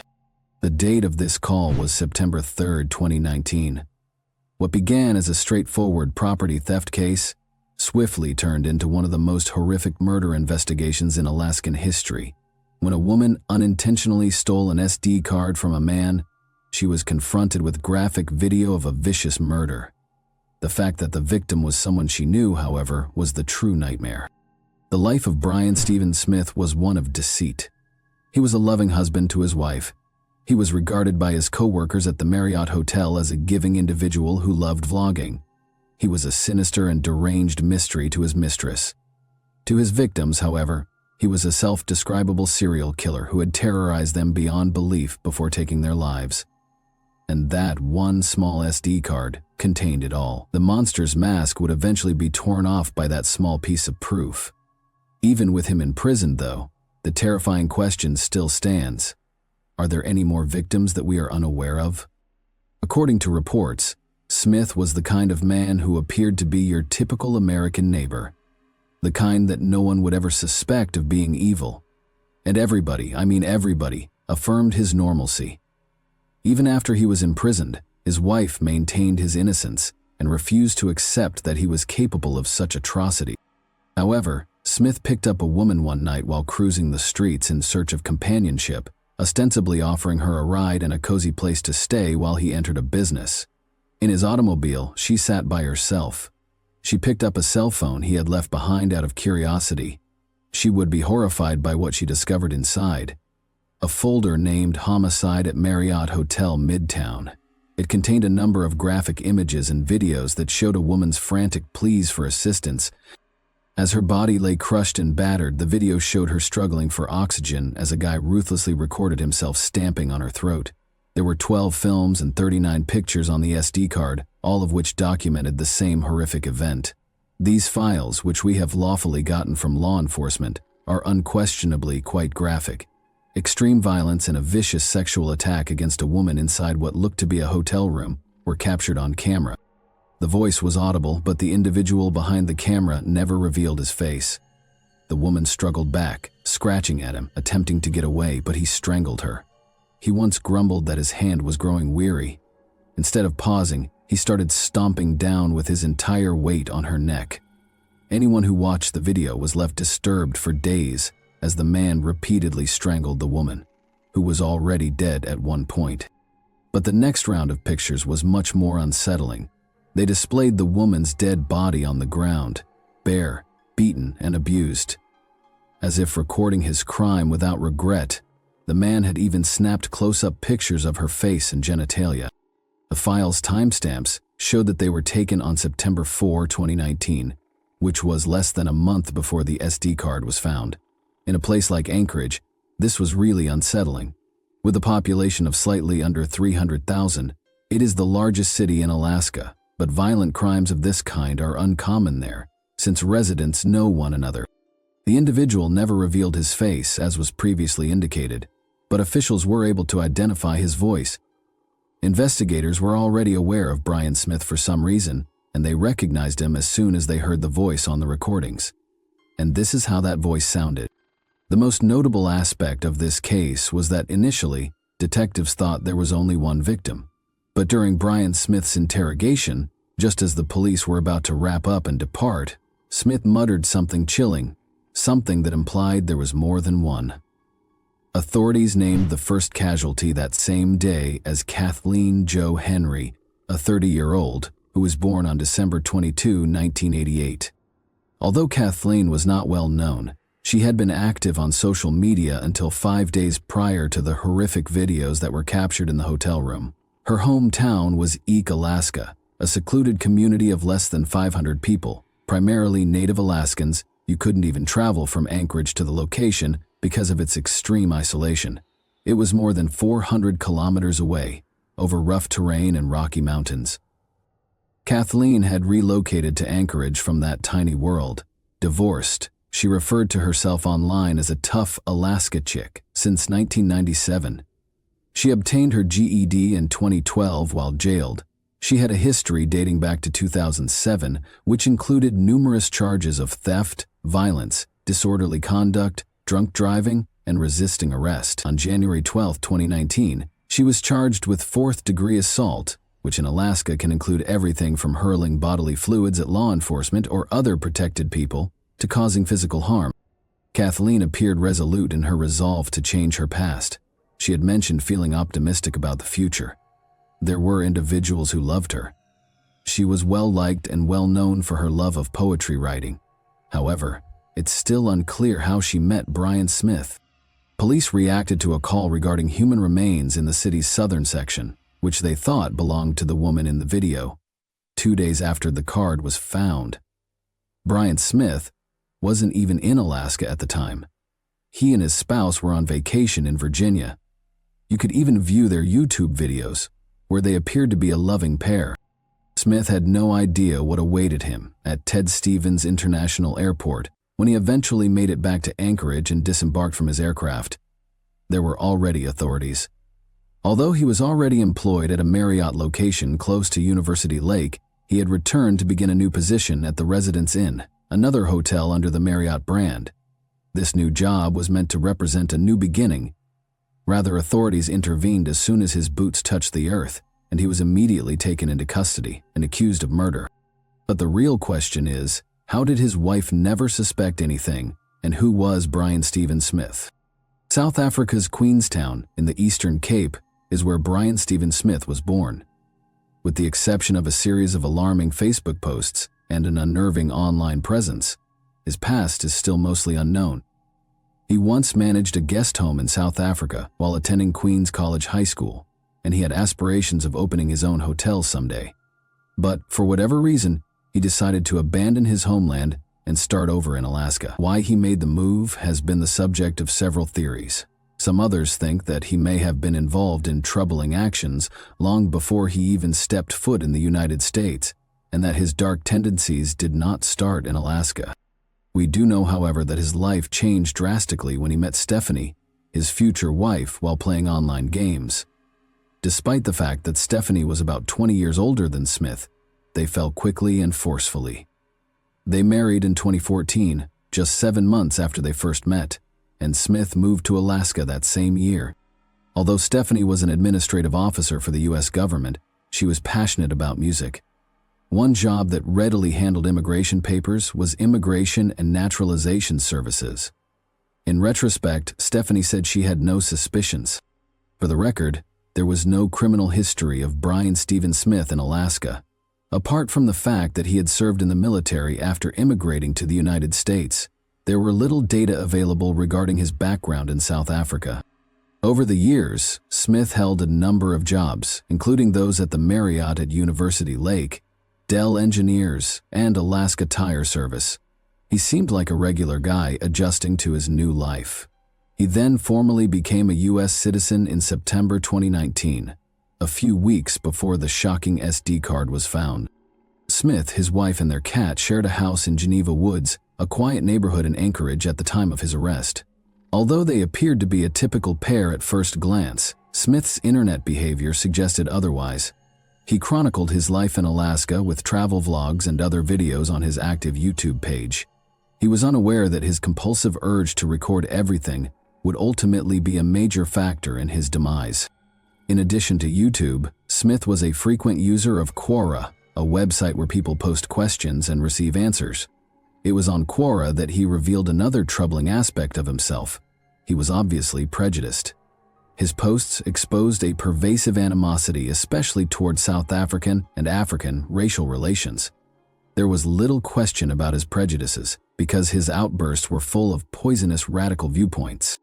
However, Stephanie, the wife of Brian Stephen Smith, emphasized once more that she never found anything odd about her husband. He was merely a hard-working man living a tranquil life in Anchorage, Alaska, with a reliable job, in her opinion. However, as we all know, in private, murderers can be masters of deceit. Smith was leading two separate lives. One of his mistresses was considerably younger than his wife. She wasn't just any affair, and her name was Alicia Youngblood. His worst desires were shared by this woman. Smith himself claimed that their bond was based on delusions. They supported one another's desire for sadistic gratification in addition to their affection for one another. Smith would receive terrifying messages from Alicia about her violent dreams of attacking and possibly killing someone, and Smith was turned on rather than horrified. According to Smith's interview, his mistress was the one who initially admitted to possessing sinister secrets, including ones that allegedly included murder. Nevertheless, this proved to be merely a story. However, Smith claims that it served as inspiration for his own criminal activity. But many folks weren't persuaded. Long before Smith ever stepped foot in Alaska, they thought he had violent impulses. After all, he previously boasted that it was simple to commit crimes and dispose of dead covertly, calling the state the ideal location for carrying out horrible deeds. The fact that Smith obviously preferred to target Native Alaskan women added to the frightening nature of his acts. However, text conversations showed that long before the SD card was even found, Brian Smith had really told Alicia Youngblood about the murders. In a single message, Youngblood inquired, "Did you ever find your deleted videos? Just a teeny tiny clip would be the ultimate baby. I promise I would erase it. In fact, you wouldn't even have to send a video. Audio would be great." Then he couldn't help himself. Smith responded, "I deleted it at the airport. When I came to the US, I was so paranoid that the FBI would scan my hard drive." He began to explain his actions. He discussed slapping and kicking the woman's intimate region. He even acknowledged at one point that, even though she had died, he felt better knowing she had lived. "I would have loved to see that," Youngblood said chillingly, to which Smith reported, "I didn't know then how serious you were." Smith has previously discussed his aggressive impulses, particularly in relation to sex. He sent Youngblood videos of his violent and brutal wants in several messages, as if to see how far she would go. He confided his sinister secrets to others besides Youngblood. Smith also confided in Ian Calhoun, a buddy. Prosecutors used text messages during the trial to demonstrate that Smith had informed Calhoun of his offenses. He even alluded to wanting to show him Kathleen Henry's body before disposing of it on the Seward Highway during one of their conversations. However, Calhoun was never charged with a crime in spite of this incriminating evidence. In the end, Youngblood gave in to the cops and revealed all of her knowledge about Smith. The most unsettling aspect, though? In drive-through CCTV footage, she and Smith were seen ordering lunch casually, as Kathleen's body was inside the same truck, and Alicia Youngblood disappeared. Just as the world was eager for additional information, She committed suicide in 2021, leaving behind more questions than answers. The horror didn't end there either. It turned out that Smith had more victims than only Kathleen. Youngblood might have discovered even more terrifying information about the man she once referred to as a lover if she had survived, because Smith casually confessed to yet another murder the day he was captured. During their investigation of Smith's house, police confiscated a number of electronic devices, including USBs, SD cards, and hard drives. Among them, they discovered a disturbing film of a woman lying still on a couch. Veronica Abuchuk was the woman in question. Months had passed since Veronica vanished. Christy Grimaldi, her daughter, made the devastating Facebook plea, "I don't think anyone should have to go through this. Just hoping she is alive and well," when word of her absence first broke. Sadly, Veronica's bones had been found in April 2019, months before Smith was arrested, but nobody knew who she was because there was only a skeleton and a bullet fragment in her skull. Smith's identity and the graphic reality were only revealed after her confession. Smith then acknowledged that, when his wife was out of town, he had taken Veronica from the streets and provided her with a comfortable bed for the night. He said she smelled, so he even let her take a shower. However, his monster nature took over after that. Veronica was brutally murdered, just like Kathleen, but Smith shot her before disposing of her body in the woods. Veronica's story was made even more awful by her tragic past. Veronica never had the opportunity to raise her and her siblings, according to reports made by her daughter Christy Grimaldi. She had lived a difficult life, which Christy thought was caused by trauma experienced as a youngster. She revealed that her mother had suffered a life-altering tragedy when she was assaulted by a Catholic priest in St. Michael. Grimaldi had attempted to get back in touch with Veronica after becoming a mother herself. After learning that they had a basic yet reassuring favorite snack, rice with melted cheese, she even extended an invitation for her to move in with her. However, the streets consistently dragged Veronica back, no matter how many times she attempted to start again. She met Valerie Kassler, the person who would eventually find the solution to this whole situation, in this way, because it was Valerie who discovered the SD card, the single piece of evidence that sealed Smith's doom. How did she discover it? Well, Brian Smith had a sinister tendency that would eventually bring him to ruin. He stalked the streets every night looking for women who were at risk, sex workers, fugitives, and people society ignored. Valerie Kassler spent the following 12 hours with Brian Smith after he picked her up off the streets one evening. Valerie said there was nothing strange about him. He didn't threaten her, harm her, or even say anything out of the ordinary. He was merely another customer. However, when Smith went to an ATM to take out cash for their date, everything changed. Valerie's curiosity overcame her as she waited in his automobile. She grabbed up 2 phones he had left behind, wondering if she would recognize any of the photographs or if they had any contacts in common. What she discovered, however, was much worse than she had ever dreamed.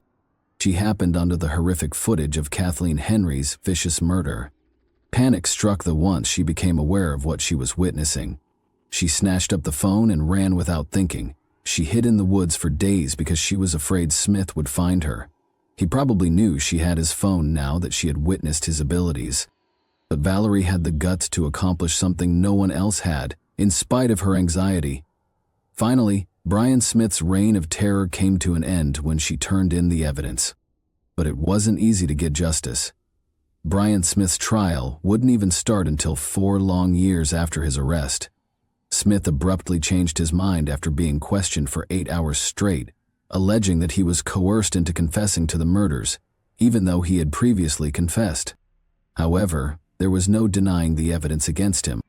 Furthermore, the trial was cruel. The horrific tapes that Smith had taken were shown to the jurors. The judge contemplated whether or not to play them in public. Despite Smith's attorney's best efforts, the court refused to have the tapes removed. The entire nation watched as the case was live-streamed, revealing the horrifying details of his crimes.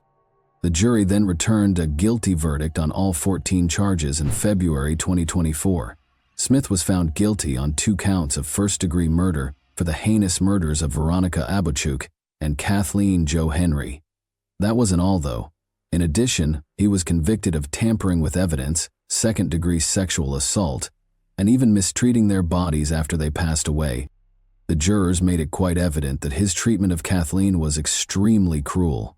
Smith was automatically sentenced to 99 years in prison for torturing her.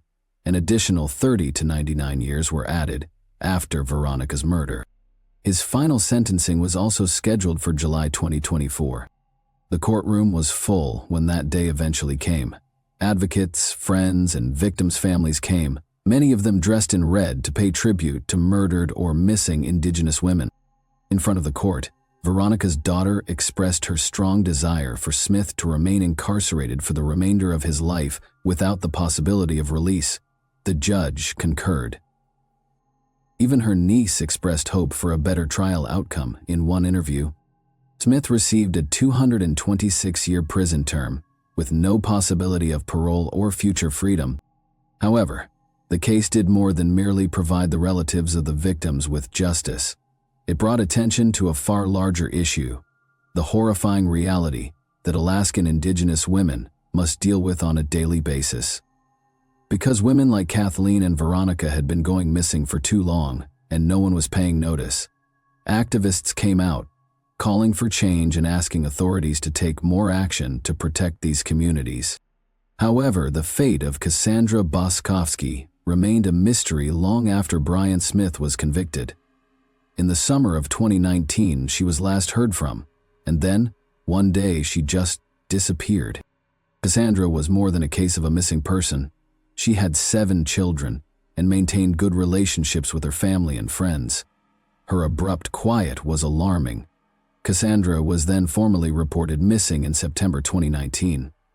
However, it wasn't until investigators obtained Smith's phone later that year that the truth would start to come to light. Unsettling pictures of a woman lying on the ground, presumably dead or unconscious, were hidden among the files. The woman in the photographs looked a lot like Cassandra. Her relatives were certain it was her. However, the police never formally named her as a victim. In spite of the graphic evidence, although Smith acknowledged being with the woman in the photos, he maintained that he left her alive. She wasn't formally pronounced dead by a jury until September 2024, 5 years later. Her family put in a lot of effort to demonstrate that she was one of Smith's victims, citing little but obvious clues that the woman in the pictures was Cassandra, such as a butterfly tattoo the size of her feet. Emotions were running high when the jury returned its decision. There felt profound sadness mixed with relief. Cassandra's family members desired more than a formal announcement. Justice was what they want. Just like Smith had been held responsible for the others' deaths, they wanted him to be held responsible for hers. However, Brian Smith has not yet been charged or found guilty in relation to the death of Cassandra Boskovsky. Her case serves as a heartbreaking reminder of the number of Indigenous women abducted, the number of families kept in the dark, and the length of time it can take for justice to be served, if it is served at all. I'd like to know what you think now. Is it your opinion that Brian has additional victims, even in South Africa? Might he have been doing this? Please share your comments below, and keep in mind that the most terrifying monsters aren't those found in horror films. They are the ones waiting for their next move, while hidden in plain sight. Thanks for watching, everyone. Your support means a lot to me, and you can help my channel grow by hitting that like button, dropping a comment, and sharing this video. Your engagement really makes a difference. See you soon. Hey guys, today we're diving into another truly horrifying case. If you want to support my channel, make sure to subscribe and stay active. It really helps me out. I'd be super grateful for that. Let's get started. Imagine dropping off your child at school only to have their body delivered the following day. And when the truth is out, everyone tries to shield the person responsible. From his body being found in a gym mat to the startling finding of his missing organs during his exhumation, this was the reality for Kendrick Johnson's family. Every detail of this case seems to raise more questions than it does answers, and it is already horrifying. Kendrick Johnson, the youngest of his siblings, was born in October 1995 to Kenneth and Jacqueline Johnson. He was his family's center, and the source of light in their house.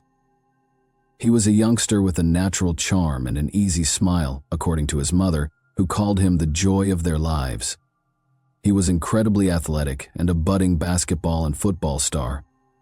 He had a knack for numbers and was naturally good at math and science. He also kept track of allowances in his head with ease.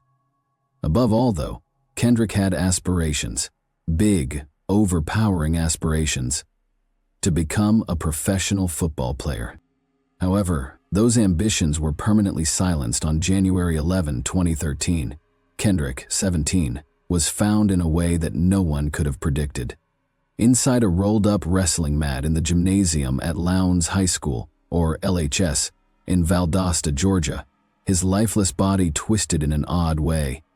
He appeared to have been completely engulfed by the mat, with his head buried deep within the coil and his feet protruding from the top. It was a horrible, perplexing scene. The authorities quickly provided an explanation. Kendrick fell inside the mat while grabbing for a pair of footwear, according to the Lowndes County Sheriff's Office, which declared his death to be an accident. After conducting an autopsy, the Georgia Bureau of Investigations, or GBI, determined that positional asphyxia was the cause of his death. He was trapped upside down, suffocating. However, his parents, Kenneth and Jackie Johnson, were more aware there was a problem, and then the terrifying details came to light. The first day of classes following the Christmas holiday was January 9, 2013. The LHS pupils became accustomed to their routine. There were two gymnasiums at the school, a larger modern one and an older one. A number of enormous wrestling mats were placed upright and firmly rolled in the dark, dusty corner of the former gym. Kendrick was among the pupils who kept personal items inside the mats in order to avoid paying for lockers. However, the layout had changed since more mats had been added during the interval. Because LHS had a block schedule, classes were held on various days. At precisely 1:30 p.m. on Thursday, January 10, Kendrick was seen entering the former gym on distorted security film, but he was never spotted going anywhere. He never showed up for his next weightlifting class. The school day came to a close, the corridors were deserted, and hours went by. After a freshman basketball game that night, he was meant to return home, but he never did. His phone rang incessantly, but there was no answer. It was midnight. His mother, Jackie Johnson, saw the terrible situation in her bones. She thus filed a missing persons report, like any mother would. Jackie Johnson's heart thumping with fear, she came at the school the following morning, January 11. She begged the officials who issued flyers for missing persons. There wasn't enough time. Then, at around 10:30 a.m., a group of female students were sitting on top of the wrestling mats in the old gym, completing surveys. They were chatting absently when they noticed a pair of socks that were just barely visible through one of the rolled-up carpets. Thinking it was a joke, one female laughed, but her curiosity overcame her. The sight of a body sent chills down her spine as she scaled the bleachers and peered down into the mat. The air thickened and the laughter ceased. The silence in the gym was broken by her scream. A guy student hurried up and attempted to remove Kendrick with shaking hands. He flinched in horror as soon as he touched the body because the smell of decay hit him like a wave. Something horrible had obviously occurred here. Together, a teacher ran forward. The mat was knocked over. Kendrick's body sagged forward, his eyes frozen, in a scream that never left his lips, his face unrecognizable, grotesquely bloated. Chaos broke out in the school. A lockdown was issued by administrators. Away from the horror that was taking place in the old gym, students were led into the new one. Jackie Johnson's world was falling apart somewhere in the midst of the mayhem. The words that would permanently alter her life were said by a voice. His body had been located. For 21 hours, Kendrick had been by himself, suffocating in the darkness. When their son's body was dug up for a second autopsy, Jackie and Kenneth Johnson's sadness gave way to dread because, as it turned out, all of his organs were gone: the heart, lungs, liver, and brain. A terrible farce of justice. His body had been crammed with newspaper in their place. The official diagnosis of asphyxia was directly contradicted by the second autopsy, which found blunt force injury. Later on in the video, this will be clarified. Kendrick had been heard, and it had been covered up by someone. Nevertheless, there are still unresolved doubts about his death. Was there a terrible accident that claimed Kendrick Johnson's life? Or had he been killed, silenced, buried, or forgotten? The truth is still hidden 10 years later. However, there is no doubt that someone knows the truth about what actually transpired.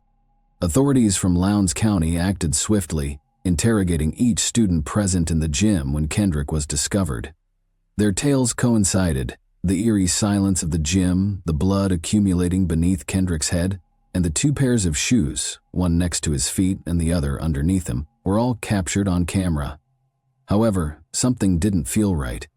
There was no blood on the school book or yellow folder that Kendrick had been carrying, nor was there any blood outside the mat. The shoes he had been wearing had none.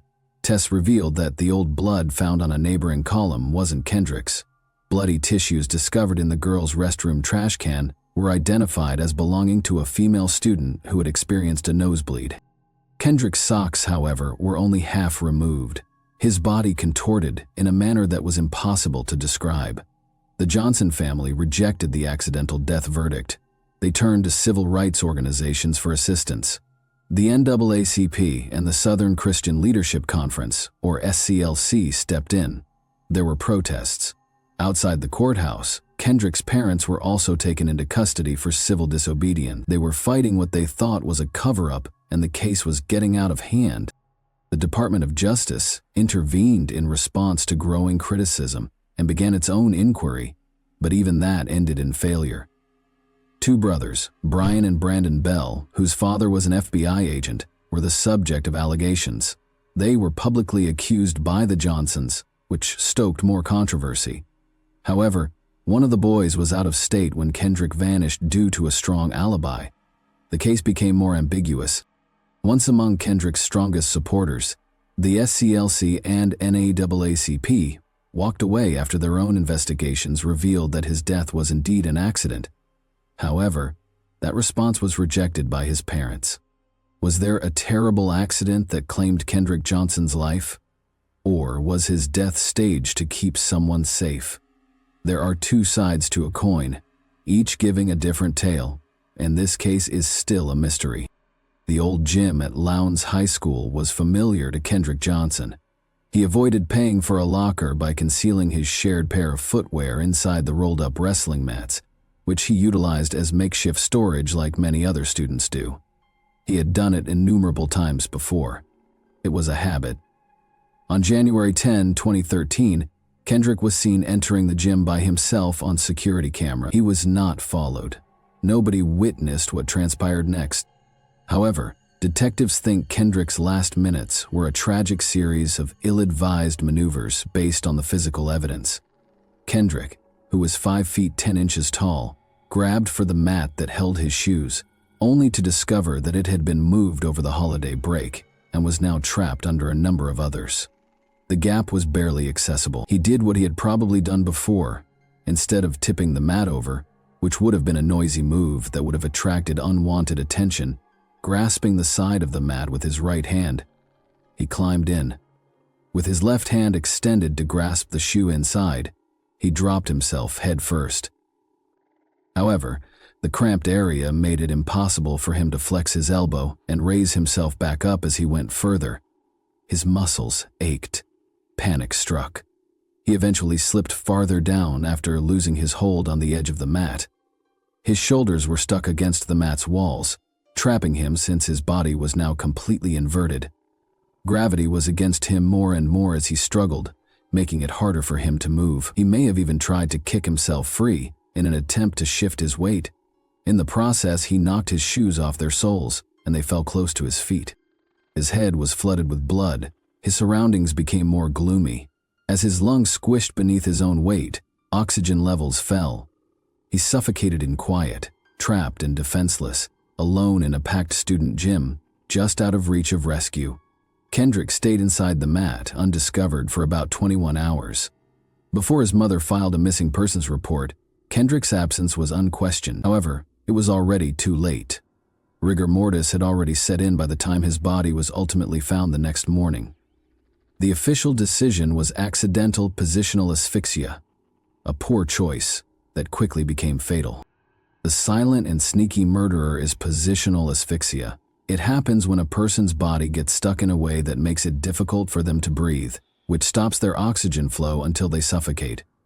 Positional asphyxia is a prolonged, painful death, in contrast to the spectacular struggle frequently associated with suffocating, in which the victim may not even be aware that they are in danger until it is too late. This condition usually occurs when a person's body is twisted in a way that compresses the chest or stops the lungs from expanding fully, such as when they are trapped in a car, wedged between pieces of furniture, or, as was the case with Kendrick Johnson, discovered upside down inside a rolled-up gym mat. The oxygen levels fall with each short breath, and finally, unconsciousness takes over. Death is certain if assistance is not received in a timely manner. Similar patterns can be seen in medical results from other cases of positional asphyxia. Suffocation symptoms including darkened or discolored skin, fluid buildup in the lungs, and blood leaking from the lips and nostrils are frequently found in victims in abnormal positions. However, the fact that these fatalities can be misconstrued for something else is what makes them so unsettling. However, there was more to the coin. In a rolled-up gym mat, Kendrick Johnson was discovered dead upside down. That much is true. Nothing else in the official story, however, makes sense to his family. The Johnsons have maintained that Kendrick didn't get into the mat by himself ever since his body was found. He stayed upright. He didn't accidentally suffocate. He died. The ensuing cover-up was so calculated and complex that the truth is still hidden years later. From the beginning, it didn't make sense. The way the case was handled was the most obvious red flag.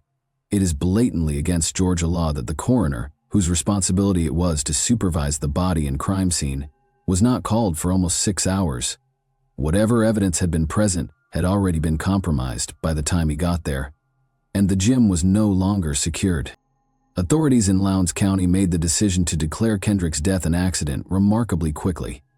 The medical examiner for the Georgia Bureau of Investigation ruled out foul play and approved positional asphyxia as the cause of death. The matter was resolved.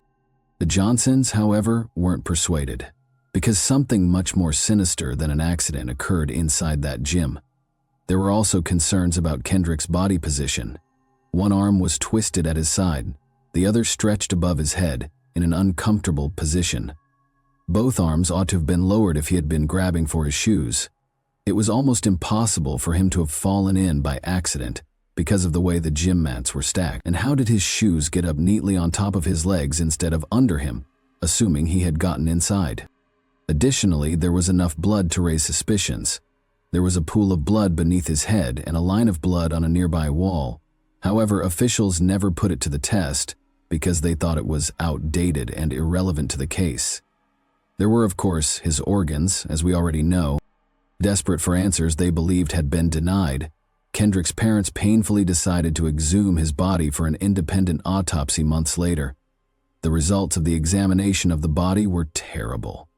Newspaper had been used in place of his internal organs. The family's worries were heightened when officials later stated that this was normal practice because of decomposition. The results of the independent autopsy were much more concerning. This fresh autopsy revealed a far more brutal conclusion to Kendrick's life, even though the Georgia Bureau of Investigation had declared his death an accident caused by positional asphyxiation. It showed obvious indications of blunt force damage to the neck, indicating that Kendrick had been hit with enough force to kill him rather than suffocate. 2 distinct autopsies, 2 entirely different findings. Which was the truthful one? His body was delivered that way, the funeral home insisted. Any involvement was denied by the coroner's office. Nobody would or could explain it. The length of time it took for officials to inform the Johnsons of their son's passing was possibly the most horrifying. It was not until long later that Kendrick's family was notified that his body had been found in the morning. They begged for answers, but the police were unresponsive and only provided evasive responses. The parents of Kendrick thought they knew who was to blame. The Johnsons did not consider the death of their son to be an accident. They were certain that he had been killed, and they thought they knew who did it. 2 brothers, Brian and Brandon Bell, who also went to Lowndes High School, were named in their case.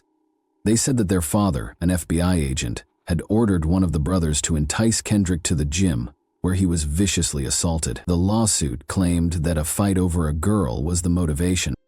However, the Bell family denied any involvement. According to school records, one of the brothers was apparently in another area of the school on the day Kendrick was last seen alive, while the other was out of town. This served as evidence by the authorities that the brothers had strong alibis. The Johnsons, however, were not persuaded and maintained that the evidence had been falsified to shield the family. They may have had the answers. The motionless, unblinking eyes of the security cameras installed inside the former gym at Lowndes High School, the very location where Kendrick Johnson was discovered dead, may have caught them. However, those responses are absent. Grant Fredericks, a forensic video analyst, discovered something quite disturbing when he looked over the school's camera tape. It was more important to consider what the cameras hadn't recorded than what they had. 2 cameras inside the gym missed a whole hour and 5 minutes, which included Kendrick's last moments. A total of 2 hours and 10 minutes of footage had been lost from 2 additional cameras. The video then cuts back to exactly 1:09 p.m., just in time to see Kendrick walking inside the gym. However, what took place prior to that? Who had entered already? The most important piece of evidence in the whole case, the footage, is just gone, so we don't know. The fact that the camera's timestamps didn't match raised even more red flags. There was a broken timeline that was easy to manipulate because the cameras inside the gym seemed to be operating 10 minutes ahead of the ones outside. In the 1 hour of footage that was missing, a camera outside the gym did catch something significant. A large number of pupils entered the facility. Did they notice anything? Did they answer questions, or were they involved in anything that needed to be kept secret? Fredericks' findings were increasingly troubling as he went deeper into the video recordings. Some of the recordings couldn't be played since they were corrupted. Others had suffered severe image loss due to improper processing. "I can't say why they were done that way," he said, "but they were not done correctly, and they were not done thoroughly. Where the truth ought to have been, there was a digital void, empty spaces, instead of a clear, unquestionable account of Kendrick's last moments. The chain of custody, or rather, its total breakdown, was what made it worse. The video system was not immediately taken over by law police. Rather, they had deferred to the IT department of the school to determine which footage to release. Fredericks issued a warning, saying that you don't want someone who might be accountable to decide what they provide the police. But that's precisely what took place. The video had been taken out by a school staff, not an investigator. 5 days after Kendrick's body was discovered, it was then turned over to the authorities. Anything might have been changed, removed, or changed by then. In those missing minutes, in those corrupted files, in those altered timestamps, somewhere in the digital abyss lies the truth about what happened to Kendrick Johnson. Fredericks' conclusion was chilling. Until I have the digital video system in my hand, and I can say everything is intact, and this is what was recorded, I would still be highly suspicious of this. But someone made sure. We would never see the truth if it was caught on camera. Why were there so many unexplored leads? Why did the Bells appear to be exempt from scrutiny? The Johnsons thought their father's strong connections were the reason. Law enforcement held fast to their position while the Johnsons demanded answers. The death of Kendrick was an accident. Officials rejected the family's claims that the Georgia Bureau of Investigation and the sheriff's office handled the matter improperly as unfounded. Nevertheless, unsettling information kept coming to light. The body was moved before authorities arrived, according to a coroner's report, which also characterized the case's management as extremely subpar. Someone had messed with a sealed body bag. Determined to find the truth, authorities refused to comply completely. The Bell brothers were named in a lawsuit brought by the Johnsons in 2015, along with more than 30 other defendants, including police enforcement, school administrators, and medical examiners. The Lowndes County Sheriff's Office was accused of fabricating the incident by putting Kendrick's body underneath the mat to give the impression that it was an accident. But without any confessions, concrete proof, or eyewitnesses, their case collapsed. Still, there were unanswered questions. But investigators refused to back down. Citing a regional crime lab assessment that revealed no serious injuries on Kendrick's body, the Georgia Bureau of Investigation rejected homicide charges. The independent autopsy followed. The Johnsons employed forensic pathologist Dr. William Anderson, who determined that Kendrick's death was due to blunt force injuries to the neck rather than suffocation. He declared it a murder. 2 contradicting reasons of death, 2 autopsies. Which was the real one? The Johnsons have been searching for answers for more than 10 years. They protested, filed lawsuits, and exposed what they see as widespread corruption in Valdosta, Georgia. Kenneth Johnson, Kendrick's father, has stated, "We live here. We know how this town is. We know how they will lie. We know how they will cover up for one another." Desperate for fresh proof, they dug up Kendrick's body twice. The parents' efforts to reveal the truth have cost them thousands of dollars. However, each time they approach, the case becomes more obscure. A federal inquiry was started by the Justice Department, but its results were never made public. The courts ruled that there was insufficient evidence and dismissed important lawsuits. The press went on. The town went on. Kendrick's parents, however, will never, because they think they are aware that their son was killed and that the truth is being concealed by someone, somewhere. The battle for justice is far from ended, yet the truth is still hidden. What then was it? A murder that was well hidden, or a tragic accident? There are still no conclusive answers, neither for Kendrick Johnson's family, nor for those who have followed this case. Years have gone by, yet the truth is still elusive due to missing video, contradicting reports, and rumors of a cover-up. The quiet surrounding Kendrick's killing is louder than ever, and justice is still elusive. Will the family of Kendrick Johnson ever receive the justice they are due, or will the truth always remain hidden? Thanks for watching, everyone. Your support means a lot to me, and you can help my channel grow by hitting that like button, dropping a comment, and sharing this video. Your engagement really makes a difference. See you soon. Hey guys, today we're diving into another truly horrifying case. If you want to support my channel, make sure to subscribe and stay active. It really helps me out. I'd be super grateful for that. Let's get started. Like many of the stories we've told, this family appeared to be a living example of the American dream, but appearances can be misleading. On the surface, it all started out as a typical night in a peaceful house with a mother putting her daughter to bed. However, by dawn, the same house would be transformed into a crime scene, with the lady and her 7-year-old daughter discovered brutally killed. By brutally, we mean that this wasn't an attempted robbery. This was anger and malice. There was only blood and silence, no shouts in the night, no evidence of forceful entrance.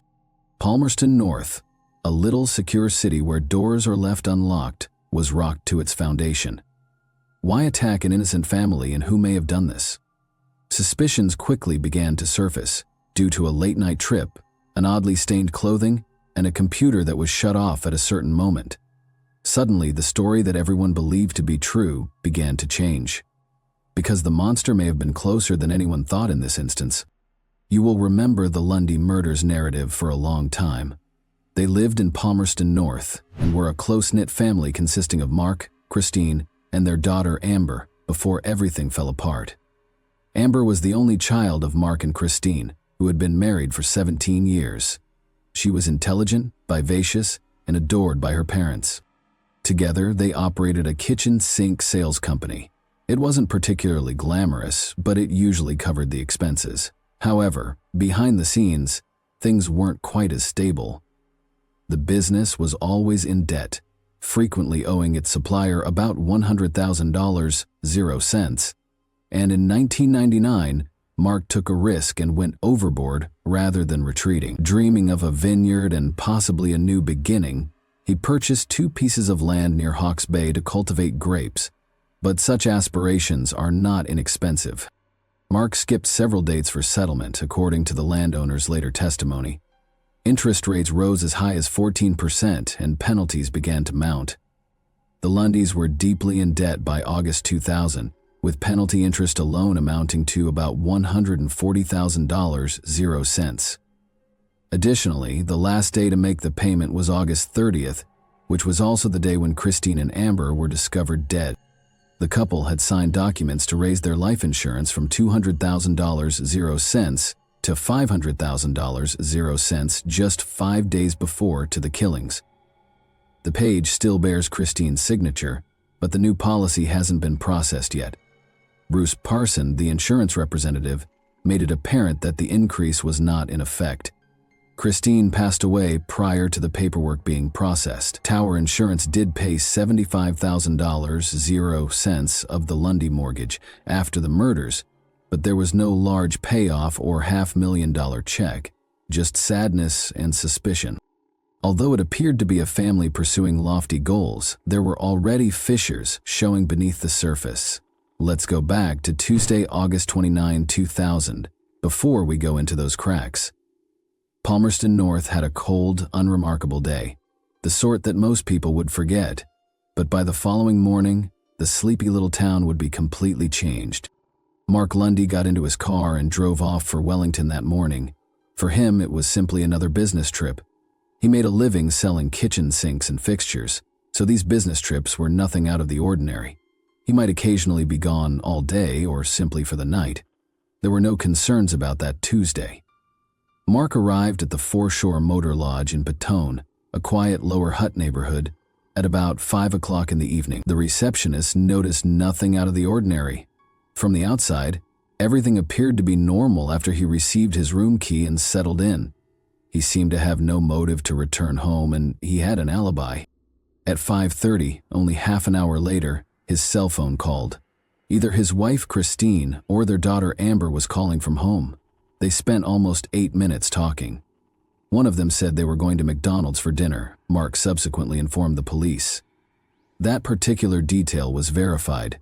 A McDonald's receipt, time-stamped at 5:45 that evening, was later discovered by police in the Lundy residence. An everyday scene captured on grease-stained paper was unequivocal evidence that Christine and Amber were still alive at the time.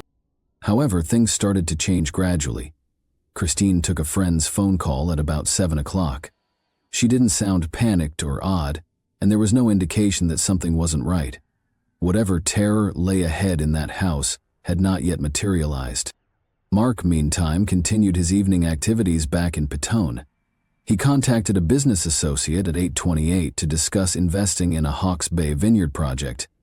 However, a dark force was infiltrating Palmerston North. At 10:52 that evening, the family computer was manually turned off by someone, not disconnected or crashed, marking the end of life in the Lundy residence. Alarms were aroused by that innocuous behavior. Some thought it signaled that the murderer had completed their mission. At 11:30 that evening, Mark called again, but this time he was calling a Petone escort service rather than a business associate. Around 1 in the morning, a woman was allegedly sent to his motel and left. He would later use this detail as a key component of his alibi. How could a man host a guest in his motel room and be complicit in a vicious double murder in a different city? However, the escort's presence wasn't what would completely change the course of this tale. That was Wednesday, August 30, the next day. Glenn Wary, Christine's brother, stopped by the house sometime in the middle of the morning. When he knocked on the front door, no one responded, but he needed to talk to her about a business situation. The ranch slider door was unlocked when he walked around the back. When he entered, he discovered Christine's blood-covered, lifeless body on the bed.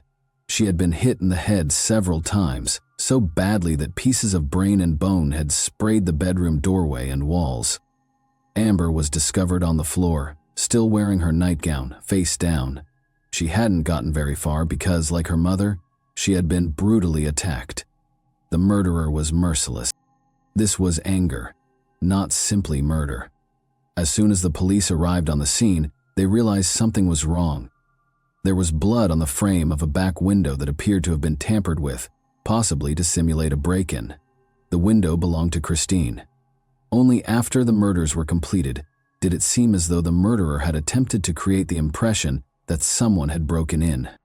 The scene was deliberate and ruthless. It appeared to be a robbery at first.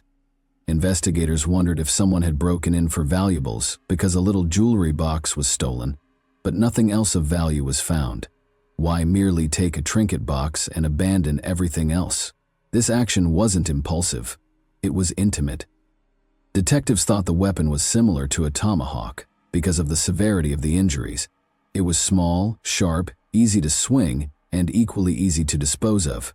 That raised the most important question of all. Who would carry out this action? Who had the time, the chance, and the reason? At that point, Mark Lundy came into focus. The police thought he was to blame. The surprise is that they couldn't even agree on the alleged date of the incident, depending on which version of the story you follow. According to one account, Mark killed his wife and children after leaving his motel after the business calls, drove more than 150 kilometers back to Palmerston North, and then hurried back to Petone so no one would notice. Another theory made me shiver even more. That version states that the killings did not take place at night. Rather, they asserted that Mark Lundy left his motel covertly after midnight, precisely within the minuscule time frame between calling an escort service and the woman showing up at his room.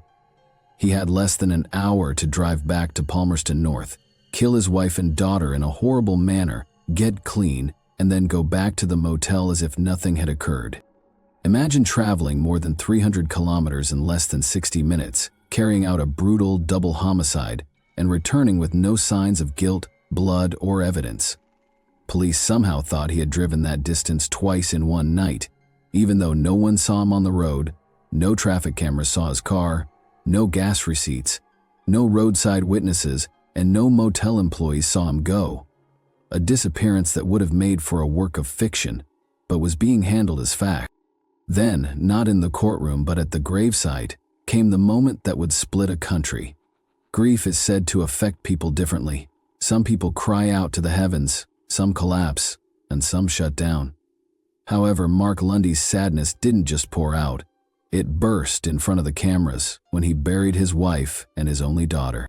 And it wasn't subdued or silent. Only a few days after Christine and Amber were discovered dead in their house, it was shown. There was a funeral. There were so many mourners in the church. The town as a whole felt shattered. There were still no arrests, despite the fact that 2 innocent lives had been taken in the most brutal manner possible. People came to find serenity, to remember, and to grieve.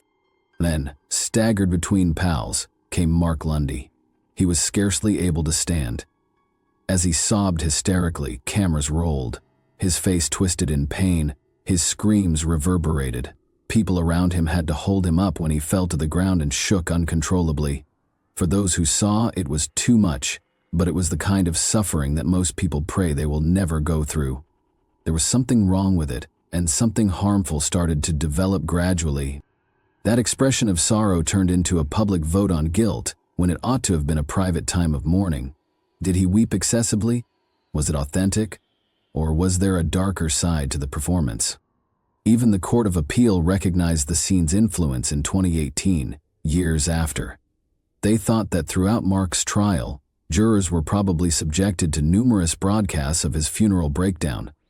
Perhaps during lunch breaks, when the news was blaring in the background, or perhaps on a neighboring screen in the courtroom. In any case, the picture stuck. Mark's own defense attorney, Jonathan Eaton, QC, wasn't sugarcoating it. He claimed that Lundy appeared pitiful and somewhat humorous in the video. At his family's burial, the man who was seen screaming and flailing had evolved into more than simply a distraught spouse. He was now a suspect caught in the public's suspicions. Whether on purpose or not, the day's public spectacle sowed mistrust in the air.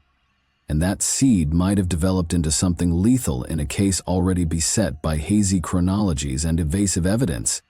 Because grief that appears excessively large may occasionally seem like a deception in the court of public opinion.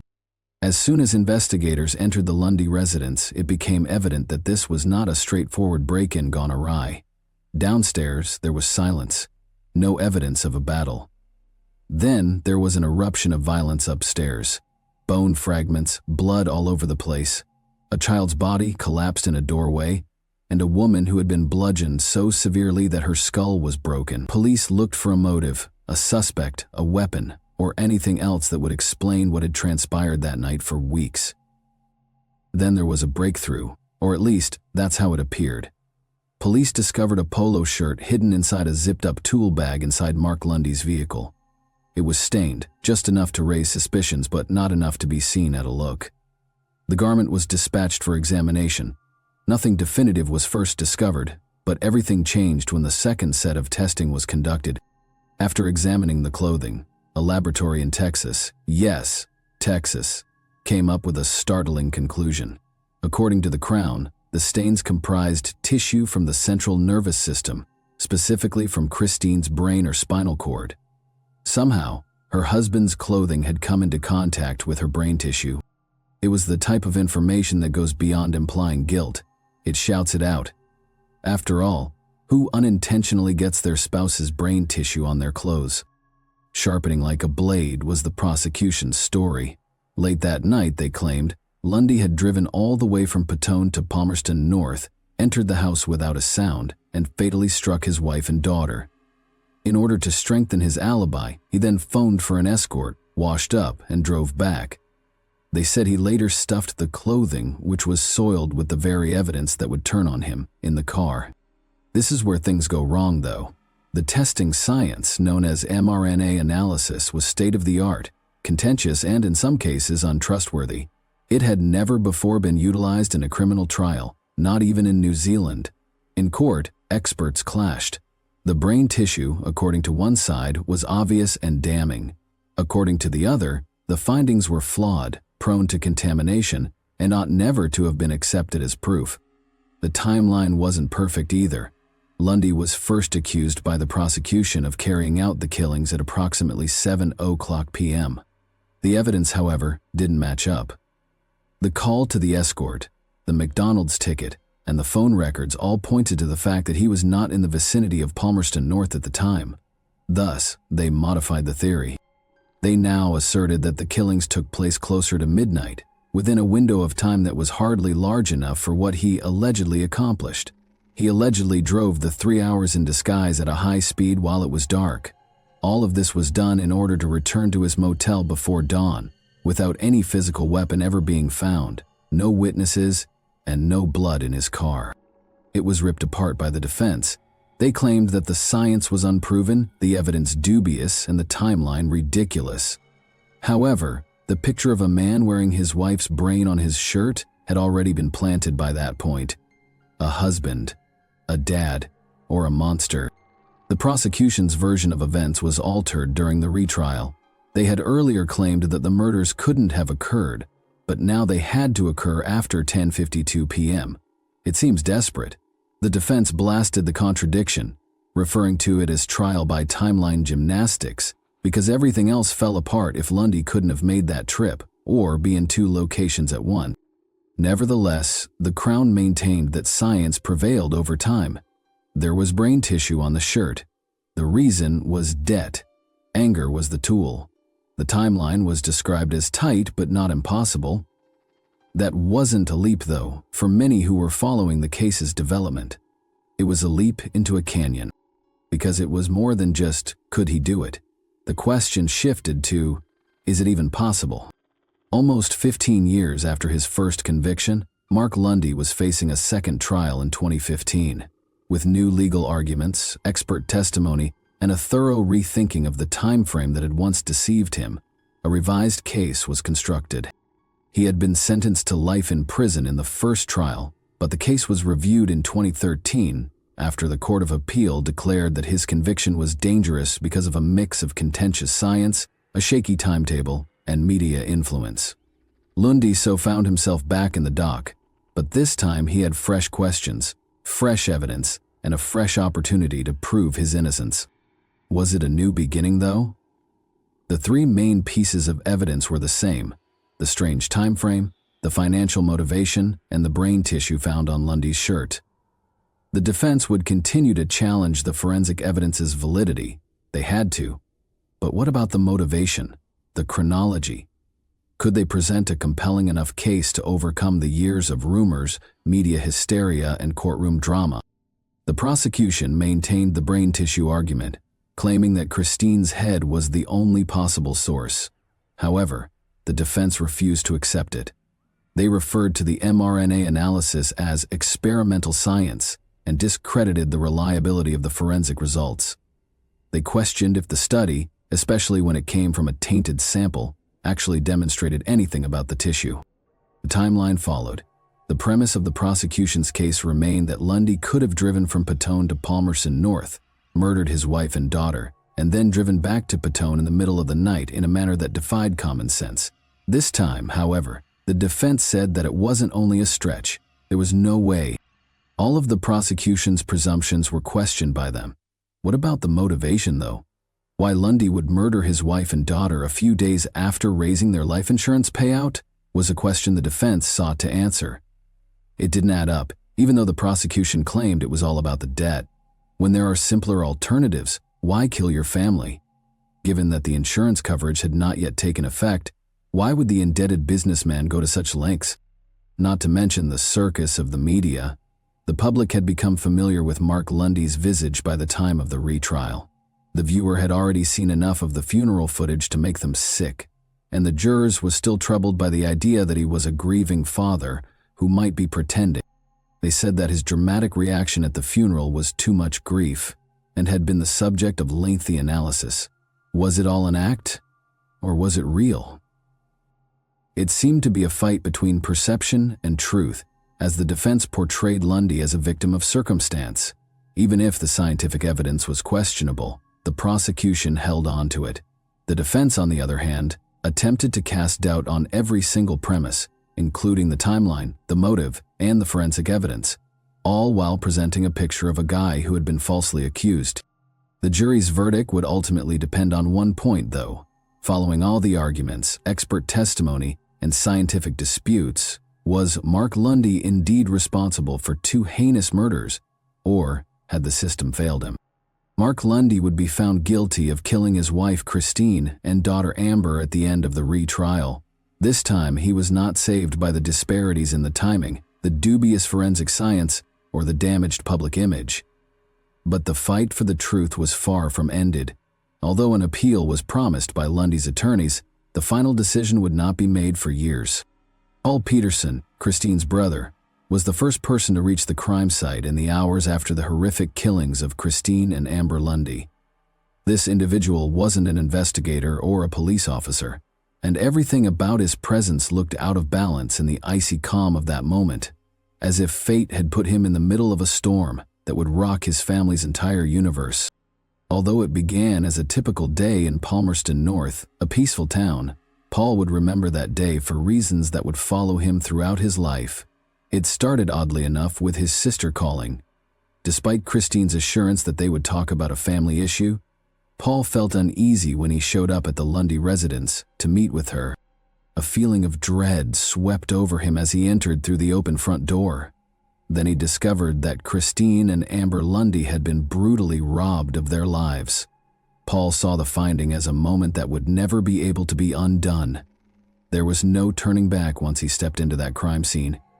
He had entered a nightmare that would tear apart his family's fundamental existence. What was most noticeable, though, was the uncanny quiet that seemed to envelop him.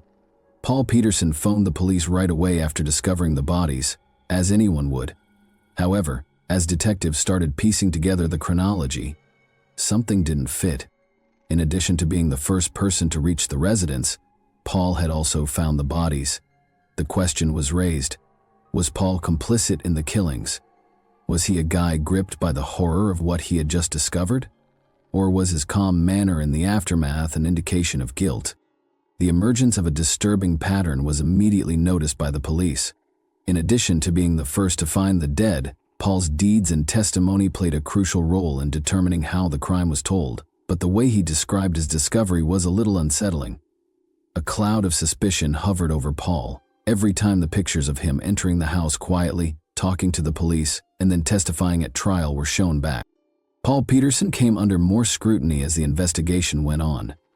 Paul Peterson was the quiet witness to all of this, remaining in the background while Mark Lundy was taken into custody and charged with killing his wife and daughter. However, many were unaware that Paul was starting to draw his own questions as a result of his own anguish. Had Paul remained too composed after the incident? His calm response to discovering the victims and his icy description of the crime scene were later questioned by some, who questioned whether this was the response of the murderers. Was it anything more sinister? Or was his cool-headedness a protection mechanism? Perhaps Paul Peterson knew more about his sister's and niece's deaths than he disclosed? The suspicion around Paul never really went away, even though he was never officially accused or connected to the crime. People in the neighborhood couldn't help but worry whether he had been too close to the crime, and some started to wonder if there was something crucial that the investigators had overlooked, like a detail in Paul's testimony or something he did before phoning the police. Ultimately, despite persistent suspicions, Paul Peterson was never prosecuted with his sister's and niece's deaths. Paul went back to being on the sidelines of the case, while the investigation shifted to heavily focus on Mark Lundy. Mark Lundy was acquitted in 2019, following years of court proceedings, when the Court of Appeal determined that the case against him had been essentially faulty. The brain tissue evidence, which had been one of the most important components of the prosecution's case, was declared untrustworthy by the court, which also decided that there was not enough evidence to warrant his conviction. It was also determined that the trial's timetable was riddled with errors and omissions that called into question the first conviction. The Court of Appeal determined that the conviction was unsafe after the retrial revealed serious flaws in the case and fresh evidence that pointed to reasonable doubt. Lundy was consequently exonerated of all accusations. One thing is certain: even if the case has reached its legal conclusion, the truth is still elusive and just out of grasp. Is the murderer still among us, lurking in plain sight? Thanks for watching, everyone. Your support means a lot to me, and you can help my channel grow by hitting that like button, dropping a comment, and sharing this video. Your engagement really makes a difference. See you soon. Hey guys, today we're diving into another truly horrifying case. If you want to support my channel, make sure to subscribe and stay active. It really helps me out. I'd be super grateful for that. Let's get started. Giulia Tramontano, 29, disappeared in the evening of May 28, 2023 in the small Italian hamlet of Sanago. Her phone abruptly went silent while she was 7 months pregnant, and she stopped answering calls and messages from family members. Her living partner, Alessandro Impagnatiello, was the first to report her missing. He maintained that he had no idea where his partner may have gone and that the apartment was empty when he got home from work. There were too many odd aspects in this case from the start. Giulia had left behind the majority of her personal possessions, and there was no sign that she planned to vanish in the near future. Even more concerning details were discovered as investigators started to piece together her last known activities. Giulia had a significant dispute with Alessandro the night before she vanished, according to messages she wrote to her mother, Laura Donna, and a close friend. She wrote that the issue was giving her a lot of distress and that she was quite disturbed. However, the most crucial query was still unsolved. What actually transpired that fatal night, and why hadn't anyone seen Giulia since, if she had indeed left the house alone? Investigators would start sifting through a labyrinth of lies in the days that followed, eventually revealing a sobering reality. On May 2, 1994, Giulia Tramontano was born in the little town of Sant'Antimo, which is in the province of Naples. She was raised in a loving, supportive, and close-knit household. From a young age, her parents fostered independence and self-assurance while adopting contemporary perspectives. Their lives continued to be anchored by family customs, and she could always turn to her home for support and direction. Giulia thrived in the humanities while attending a nearby school. Her interest in real estate sprang from her fascination with architecture, potential investments, and the prospect of becoming a prosperous real estate agent. She sought a degree in the discipline after high school, rapidly becoming an expert in the industry because of her great communication skills and analytical attitude. She had established a strong reputation in the field by the time she was 25. However, this was insufficient for Giulia. She envisioned living in a large metropolis with lots of opportunities. Her career in her hometown had plateaued by the time she turned 26. She became aware of the restrictions of the local market while working at a real estate brokerage. She decided to relocate to Milan after hearing tales from friends, as she felt the city would provide her with a promising new chapter in her life. She made up her mind before the end of 2020. Milan represented self-reliance, new relationships, and the professional advancement she so desperately desired. The change came swiftly. After packing her things and bidding her loved ones farewell, she left for the city she hoped would become her new home. In Milan, Giulia threw herself into her work right away. The city's real estate market was competitive, fast-paced, and demanded perseverance and confidence. She rapidly adjusted, making contacts, going to networking functions, and closing sales. Although her new life was thrilling, she found herself yearning for something more: personal happiness amid her hectic schedule. She got to know Alessandro Impaniello during this period. They met at a bar in Milan where she was invited by her co-workers to celebrate a deal that had gone well. Alessandro was employed as a bartender at a five-star hotel's upscale lounge.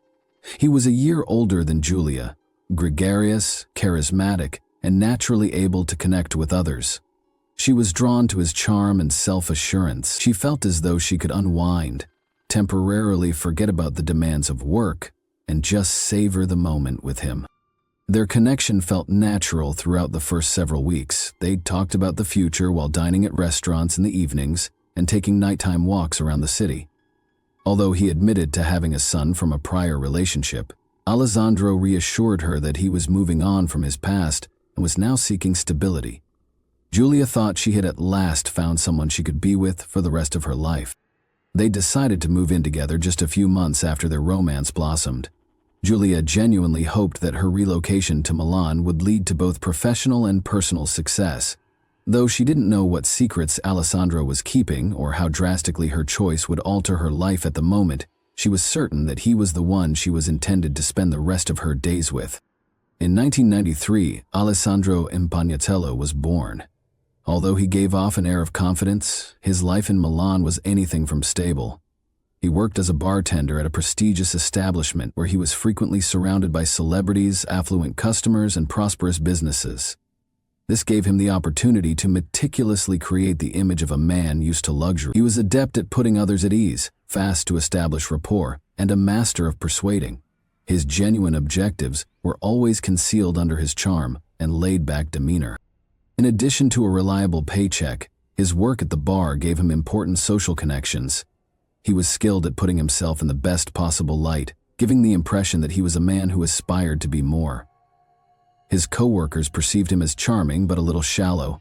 He never really opened up, but instead kept up the image of having a light-hearted, carefree demeanor. He appeared to be living the dream to clients and acquaintances, but there was a lot more hidden beneath this meticulously maintained facade. There were no obvious warning signs when he first began dating Giulia. On the contrary, he seemed to be receptive and considerate in the beginning of their relationship. He was fully aware of how to make a good impression and knew just what to say. However, Alessandro's actual character gradually came to light. Soon after they moved in together, the first red flags emerged. Alessandro and Giulia used to joke around a lot, but over time his jokes became more scathing. He'd make remarks about her accent, implying in a less than favorable way that Southerners were different from Northerners. Knowing how much her favorite soccer team meant to her, he openly made fun of them. Giulia initially dismissed it, believing it to be harmless joking, but as time passed, it became evident that his statements were not the only ones. The frequency of their arguments increased. Little things like the way she arranged their house, her responses to his remarks, and her responses to his inquiries caused Alessandro to become agitated. She would feel as though she was at fault because he would abruptly end talks or ignore her completely. He briefly became aloof and icy during those moments before abruptly returning to his normal self, acting as though nothing had occurred. Their new normal was this emotional roller coaster. He would be loving and attentive one moment, then utterly uncaring the next. Giulia made an effort to comprehend what was going on, but she was never given any definitive answers. She was always in doubt, because Alessandro never talked about his feelings honestly. His second existence, however, was the greatest deception, the one she never anticipated. Alessandro had been living a lie for months, but Giulia thought he was spending his nights behind the bar when he went for work. He began seeing Allegra, another lady, shortly after they moved in with. Allegra and he met at work. She was establishing a career in the hospitality sector, was younger, and spoke multiple languages. Presenting himself as a single man who had broken up with Giulia years ago, Alessandro continued to live with her because of unforeseen circumstances. By convincing Allegra that Julia was already looking for a new apartment and would be leaving shortly, he expertly kept up this illusion. Allegra and Julia were unaware of each other's existence. He played a different part for each of them, slipping his lies so smoothly that nothing raised any red flags. With one, he discussed the future. With the other, he lived in the now, without ever thinking about the possibility that his deceit would be exposed.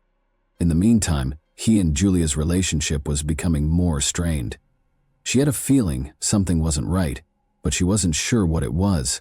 The uneasiness increased with time, but Alessandro continued his deception without realizing the truth was catching up with him. Julia began to notice physical changes by the end of 2022. She suspected something was off because of a missed cycle, strange cravings, and persistent weariness. She purchased a pregnancy test since she didn't want to wait. She realized she was expecting a child when she noticed two distinct lines appear.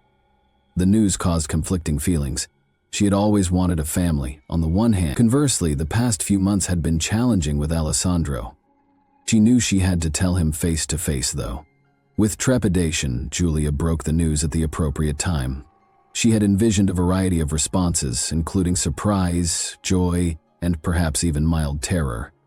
Alessandro's face, however, was still unreadable. After a few seconds of silence, he asked only one question. "Are you sure?" Julia sensed a cold detachment in his manner.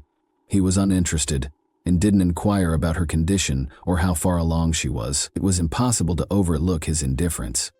He never mentioned it again in the days that followed. No interest in future doctor's appointments, no conversations regarding the future. Despite feeling abandoned, Julia clung to the notion that eventually he would accept the reality and begin to offer some assistance. Even as the new year got underway, Alessandro's disposition didn't change. Julia increasingly found herself thinking about her future alone in the nights.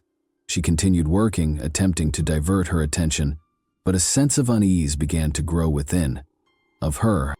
In the meanwhile, early in 2023, Alessandro's double existence took an unexpected turn. He found out that Allegra, his other partner, was also expecting. He was absolutely unprepared for the news. Allegra, like Julia, was unaware that there was another woman around. She genuinely thought she was in a committed relationship with Alessandro. But unlike Julia, Allegra wasn't sure if she wanted to carry the pregnancy to term. Alessandro realized that his well-planned lie was unraveling and persuaded Allegra that having a kid wasn't the right choice. He told her that he would support her in whatever decision she chose at that point, but he made it clear that it would be better to end the pregnancy. After much hesitation, Allegra finally consented. To ensure that this chapter was ended, Alessandro accompanied her to the medical procedure. He believed that now that Allegra's pregnancy was over, he could concentrate on handling what he perceived to be his larger issue, Julia's choice to become pregnant. Julia, however, was adamant on carrying her pregnancy to term. Unlike Allegra, even though he was emotionally detached, he made several attempts to get Julia to rethink her mind. This was a deliberate and private choice for her. She was ready to raise the child alone, even though she was aware that her relationship with Alessandro was failing. She was unaware that this decision would be the pivotal moment in her life. Alessandro became aware that he was losing control of the situation when Julia refused to end the pregnancy. His plans were derailed by her forceful determination, which compelled him to find a different solution to what he perceived to be an issue. He started conducting methodical study on poisons. By the end of 2022, he searched the internet for ways to damage people without drawing attention to himself, determining which drugs were both efficient and hard to find. Chemical compounds from home items, plant-based poisons, and even extremely hazardous substances like cyanide and ricin were all included in his studies. But the majority of the solutions he discovered were either too hard to get or left obvious body traces. He finally decided on rodenticides, which are goods made to get rid of rodents. These weren't cause for concern and were freely accessible over the counter. Additionally, he discovered data indicating that some varieties functioned slowly, resulting in anemia, weakness, and internal bleeding, symptoms that may be misinterpreted for pregnancy issues. Alessandro started implementing his strategy in early 2023. In the hopes that Julia's health would deteriorate over time, he began incorporating trace amounts of the poison into her food and beverages, She started having strange symptoms within weeks, including nausea, dizziness, acute abdominal pain, and persistent fatigue. Julia told her friends she was feeling ill, but they thought it was a normal aspect of being pregnant. She was unaware that something far darker was taking place. Alessandro kept a careful eye on her condition, anticipating that the symptoms would worsen. But the poison wasn't having the desired impact. He was frustrated and kept looking for methods to make it more potent, but the results were still unsatisfactory. Even though Julia was still feeling bad, the pregnancy was growing and her body was fighting back. Alessandro became enraged. Now that his first plan had failed, he had to think of another option. Being in charge was nothing new to Alessandro. He knew exactly what to say and how to persuade each woman of his version of events, so he meticulously planned his lies. Julia thought that he was just going through a tough period and that he would eventually embrace the pregnancy. Allegra, however, was positive that his previous relationship had ended a long time ago. However, a single misstep destroyed his meticulously crafted illusion. Allegra's first warning sign was the uneasiness Alessandro displayed whenever the subject of his past was raised. He never revealed his social media, didn't talk about his past, and didn't bring up his ex. It didn't appear strange at first, but gradually contradictions began to accumulate. The actual pivotal moment occurred when she unintentionally stumbled upon recent images of him with Julia on his phone. Their intimacy and the way they gazed at one another made it obvious that their relationship was far from ended. Allegra wanted to avoid making assumptions. Rather, she began to listen more intently, making notes in her mind. He frequently left in the evenings, saying he was working late, but his hotel coworkers said he had left early. He occasionally made reasons that didn't quite make up when he didn't answer his phone later. Alessandro was unflappable when Allegra finally confronted him about the pictures. He responded immediately. He asserted that Julia was purposefully disseminating those images to mislead him with guilt because she couldn't accept their split. Allegra wanted to trust him, but there was something strange about the way he said it. His answers grew more and more implausible as she continued to probe. Alessandro suddenly modified his strategy after realizing he was losing control. Julia wasn't just refusing to move on, he said. In fact, she had lied about being pregnant in an effort to keep him around. His current goal was to persuade Allegra that there was no baby at all. But her doubts were further strengthened by his urgency. Alessandro even created a fake DNA test in an effort to further cement his deception. He presented a modified file that he had got from the internet as evidence that he was unrelated to the child. At first, Allegra believed this account of events, but she continued to have her reservations. She had the unshakable impression that she was missing something. She made the decision to find out for herself a few days later. She swiped Alessandro's phone while he was sleeping, looked up Julia's number, and messaged her. The response was practically immediate. Julia didn't sound like a lady who was obsessed with getting even. Conversely, she was also in search of answers. Allegra proposed that they meet in person the following day. Both women knew that everything will change as a result of their conversation. The hotel where Allegra worked was the location of their rendezvous. Both of them felt a mixture of stress and resolve as they had prearranged a time. Julia was shocked to learn that the man she had planned a future with had been living a double life, and Allegra was still unaware of the full scope of Alessandro's deceit. The discussion began carefully. Allegra was the first to share what she had learned. She explained to Julia that Alessandro had promised her that his previous relationship was gone. She went on to discuss the purported DNA test that was used to prove the baby wasn't his. Julia paid close attention. Allegra calmly declared that the exam was a hoax after she had done speaking. The timing of her pregnancy fit their relationship exactly, and she had never recommended any tests. The fact that she and Alessandro were still living together and that he had never given her any cause to think their relationship was finished was more significant. Allegra's perception of the scenario grew clearer by the minute. From the start, she had been tricked. Her whole understanding of their relationship changed, and she was convinced of the truth for the first time. She was disappointed and hurt, but she didn't have any grudges against Julia. Rather, the fact that they had both been duped by the same web of lies became painfully clear. They talked for more than an hour. By comparing specifics, the two women were able to piece together Alessandro's deceit. They no longer viewed one another as competitors by the end. Instead, an unanticipated sense of unity surfaced. It was then that Giulia made her ultimate choice. She was finished. She had no desire to remain with a man who had deceived her and concealed a second existence. Alessandro had no place in her future, which belonged to her and her child. She didn't wait for the ideal opportunity when she got home. She went straight to Alessandro and told him that their relationship was finished and that she knew everything. He reacted just as he was supposed to. He denied everything at first, but then he became defensive and said she was prying into his private affairs. But Giulia was not paying attention to his justifications. She told him strongly that she didn't want to see him any longer and that she was going to Naples. She emailed her sister and mother that night to explain her choice. They offered to assist her in any way they could and gave her their entire support. Giulia told them that she would return home in a few days, but that she had some things to attend to in Milan first. She had no idea it would be her last night. Alessandro became aware that he had lost control after their talk. All he had concealed was now revealed. Giulia was aware of his deceit, manipulation, and double existence. She had decided to go since she no longer listened to him, no longer believed him. He was angry at her composure. He was unable to comprehend how he had found himself in a position where his deceit had been exposed, leaving him helpless. He sensed that he was losing both his command of Giulia and his meticulously constructed persona. His whole existence may fall apart if she told anyone else. Their relationship reached a breaking point that day.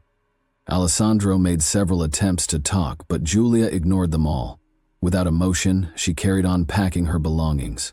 He became even enraged when she remained silent. Giulia didn't react when Alessandro tried to persuade her that she was mistaken, that he loved her, and that she should change her mind. He became increasingly irritated and increased his voice in an attempt to get a response, but she would not argue. He became enraged beyond control when he learned her choice was definitive.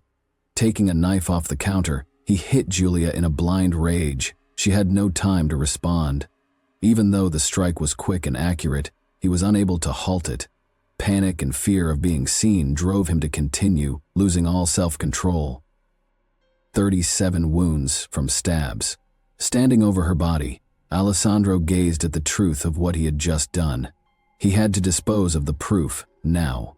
He was unable to let things alone. He was aware that blood left traces. He realized that merely concealing the body would not enough. In an attempt to destroy the evidence, he pulled her to the restroom, poured alcohol on her, and set her on fire. However, the flames did not act as he had anticipated. The remains were not destroyed, but the fire left them burning. Panic struck. He had no strategy. After grabbing cleaning tools and rags, he began washing the blood off the walls, the floor, and the furniture. Despite his repeated efforts to scrub, the stains persisted. The apartment continued to resemble a scene of a crime. He was certain that he could find a way to avoid blame, even though he knew he wouldn't be able to completely remove any evidence of what had transpired.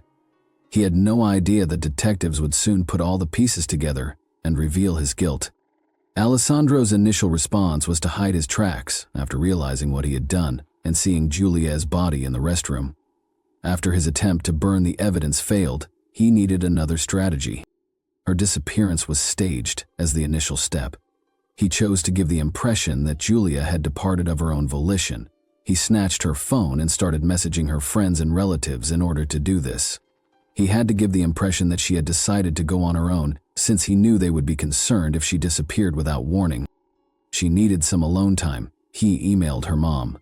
Just enough information was included in the brief and ambiguous message to prevent suspicion. He then claimed in a message to one of Giulia's friends that she had departed but wasn't prepared to discuss her destination. He wanted to give himself some time so that it would appear as though she had just chosen to vanish. But it was not the end of his scheme. A few hours after the crime, he went to the police himself and reported Giulia missing, since he knew that someone would eventually sound the alarm. After an altercation, he said, she left the house and never came back. His account was straightforward. She was gone when he returned from work that morning. He purposefully included facts to give his story credibility. He suggested that she might have left town on her own when he informed investigators that her money, passport, and personal things were also missing. Investigators paid close attention, but something didn't feel quite right. His manner was suspicious. He spoke with too much assurance, as though he was aware of the questions that would be posed. He seemed unnervingly calm, in contrast to Julia's friends and family, who were in a panic and desperate search for solutions. Alessandro concentrated on concealing the evidence while the cops conducted a search. He realized he couldn't keep her remains in the bathroom for very long, so he initially left them there. He covered them with plastic wrap and transported them to the garage during the night. He moved the remains several times over the course of the following few days. He put them back in the garage after first hiding them in their building's basement. He was attempting to find a permanent solution to get rid of them, but the longer he put it off, the more he made blunders. Investigators started examining his claims closely, speaking with neighbors and searching for contradictions. Even though he thought he was still in charge, he was already being pursued by the police. The police followed the usual procedures for a disappearance case when Alessandro reported Giulia missing, but the first significant evidence was found in his car by forensic experts, who found blood traces. Even though he tried to sanitize it, police were able to find biological evidence thanks to current forensic technology. Giulia was the owner of the blood, according to a quick analysis. The second piece of evidence was discovered in their apartment building's communal rooms. There were light reddish stains in the hallway and on the stairs that, at first glance, appeared to be dust or liquid spills. Chemical analysis, however, showed that these were remnants of blood that had been partially cleansed. Alessandro's peculiar behavior was also observed by investigators. He showed no real worry, unlike most people whose loved ones go missing. Furthermore, he didn't actively contribute to the dissemination of information regarding Giulia's disappearance or contact her family to seek for assistance in finding her. He did nothing more than follow the official procedures for reporting someone missing, which increased suspicion. Detectives' examination of his electronic gadgets was a significant turning point in the investigation. They confiscated his iPad, computer, and phone. They discovered something startling. They first discovered search records from months before to the crime. He had read papers about how to injure someone covertly, studied the effects of various toxins, and looked for information about poisons. Even why some harmful drugs would not function as intended was questioned in some searches. He had presented Allegra with a fake DNA test, which was another crucial piece of evidence. A forensic analysis verified that the file had been downloaded from a website that let users to update medical records, and that the document had been edited. Alessandro's version of events was unraveling as the evidence grew stronger. As they pointed out irregularities one by one, investigators increased their pressure. He initially insisted he didn't know anything and stuck to his tale. However, as the police questioned him, they revealed more information that he was unable to avoid. They confronted him about his own search history, showed him pictures of the bloodstains, and called in witnesses who claimed to have heard shouting and loud noises coming from their flat. Authorities' analysis of Alessandro's movements in the days after Giulia vanished marked a significant investigative breakthrough. According to surveillance footage, he made several trips to the garage in the days following her disappearance, moving suitcases inside before leaving without anything. As the evidence grew, Alessandro's account started to fall apart. After a while, he broke down and showed where he had concealed her remains. Police found Giulia's body in an overgrown area close to Sanago on June 1, 2023. The remains had been attempted to be burned, but the procedure had been stopped, according to forensic analysis. Experts were able to identify the cause of death and obtain solid proof that connected him to the crime, in spite of his attempts to hide his identity. Italy was rocked by the news of Giulia Tramontano's terrible fate. Her story served as yet another heartbreaking reminder of the perils posed by people who appear as loving partners in a nation where cases of gender-based crimes have long been a major worry. Nationwide protests broke out after Alessandro Impagnatella was arrested. Women protested in the streets, carrying posters calling for harsher punishments for offenses involving domestic violence. Calls for structural changes to better safeguard persons in danger were heard at memorial marches in Milan, Naples, Rome, and other cities. Carla Tramontano, Giulia's sister, spoke out at one of the protests, calling on lawmakers to address the startling number of instances in which people are not held accountable until it is too late. In the meantime, police and forensic specialists sought to comprehend the offender's psychological makeup.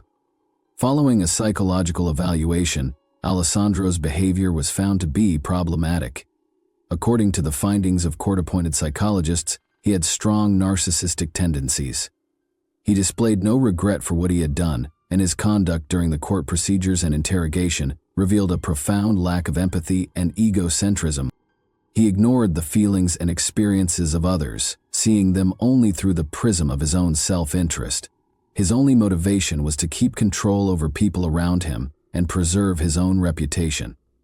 Any power outage set off a quick and hazardous reaction. Alessandro made every effort to seem sorry during the trial, but neither the public nor Giulia's family were persuaded by his statements.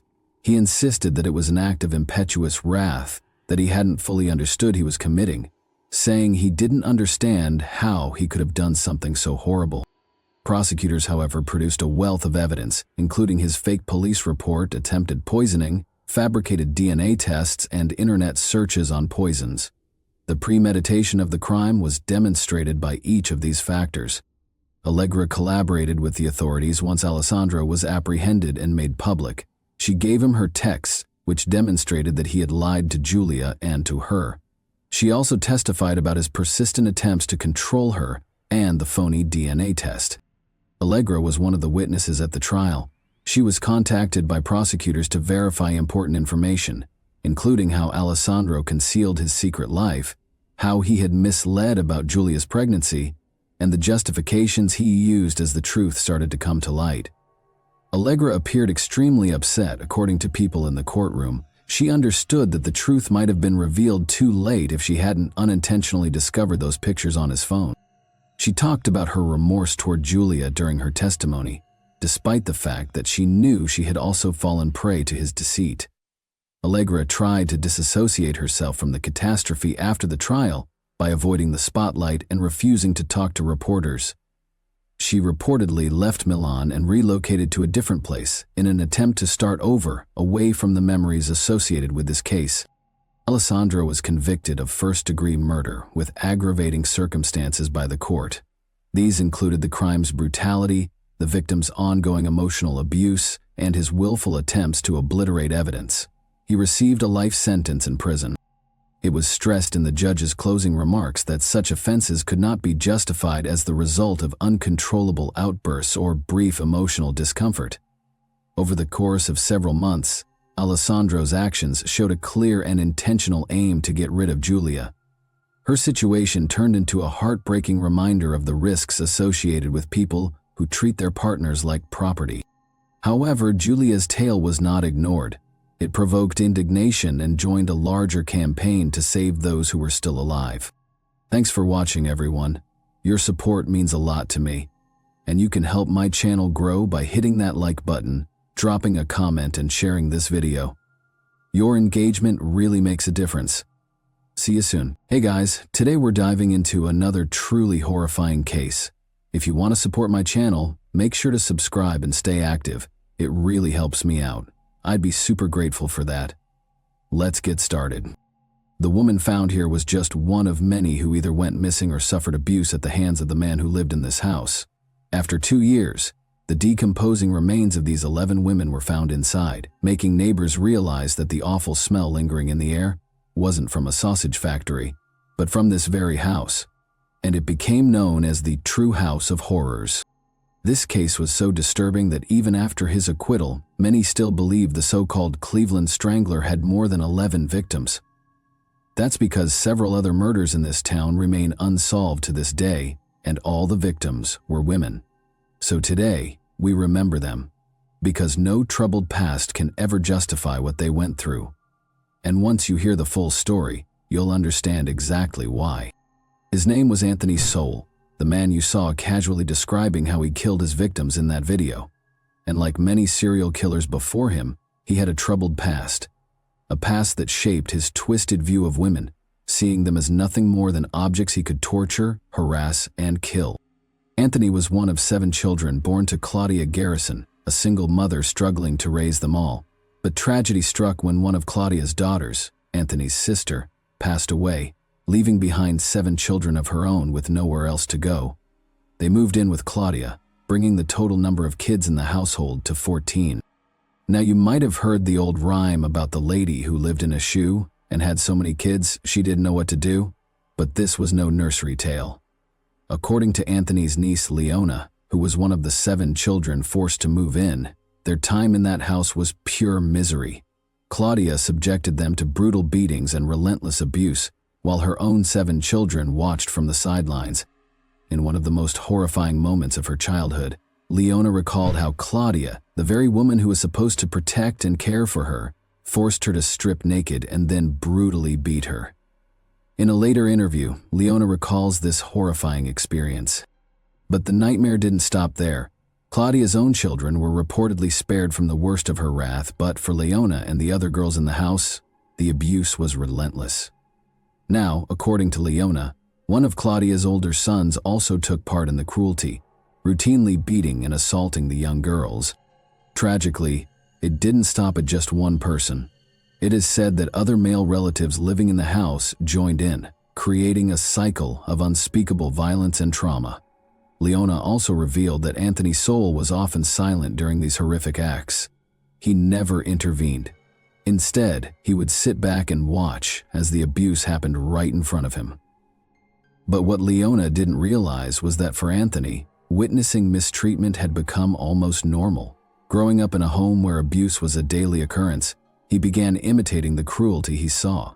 Shockingly, at just 11 years old, he started molesting his own 10-year-old niece, Leona's sister, subjecting her to the same suffering he had witnessed, continuing the cycle of pain that had been ingrained in their home. Fast forward to January 24, 1978, Anthony joined the United States Marine Corps. Surprisingly, he excelled in the military. Over the next 7 years, he built an impressive record, earning multiple good conduct medals, certificates, ribbons, and letters of appreciation. By all accounts, his military career was defined by discipline, hard work, and achievement. Upon his honorable discharge in 1985, Anthony returned home to Cleveland for a while.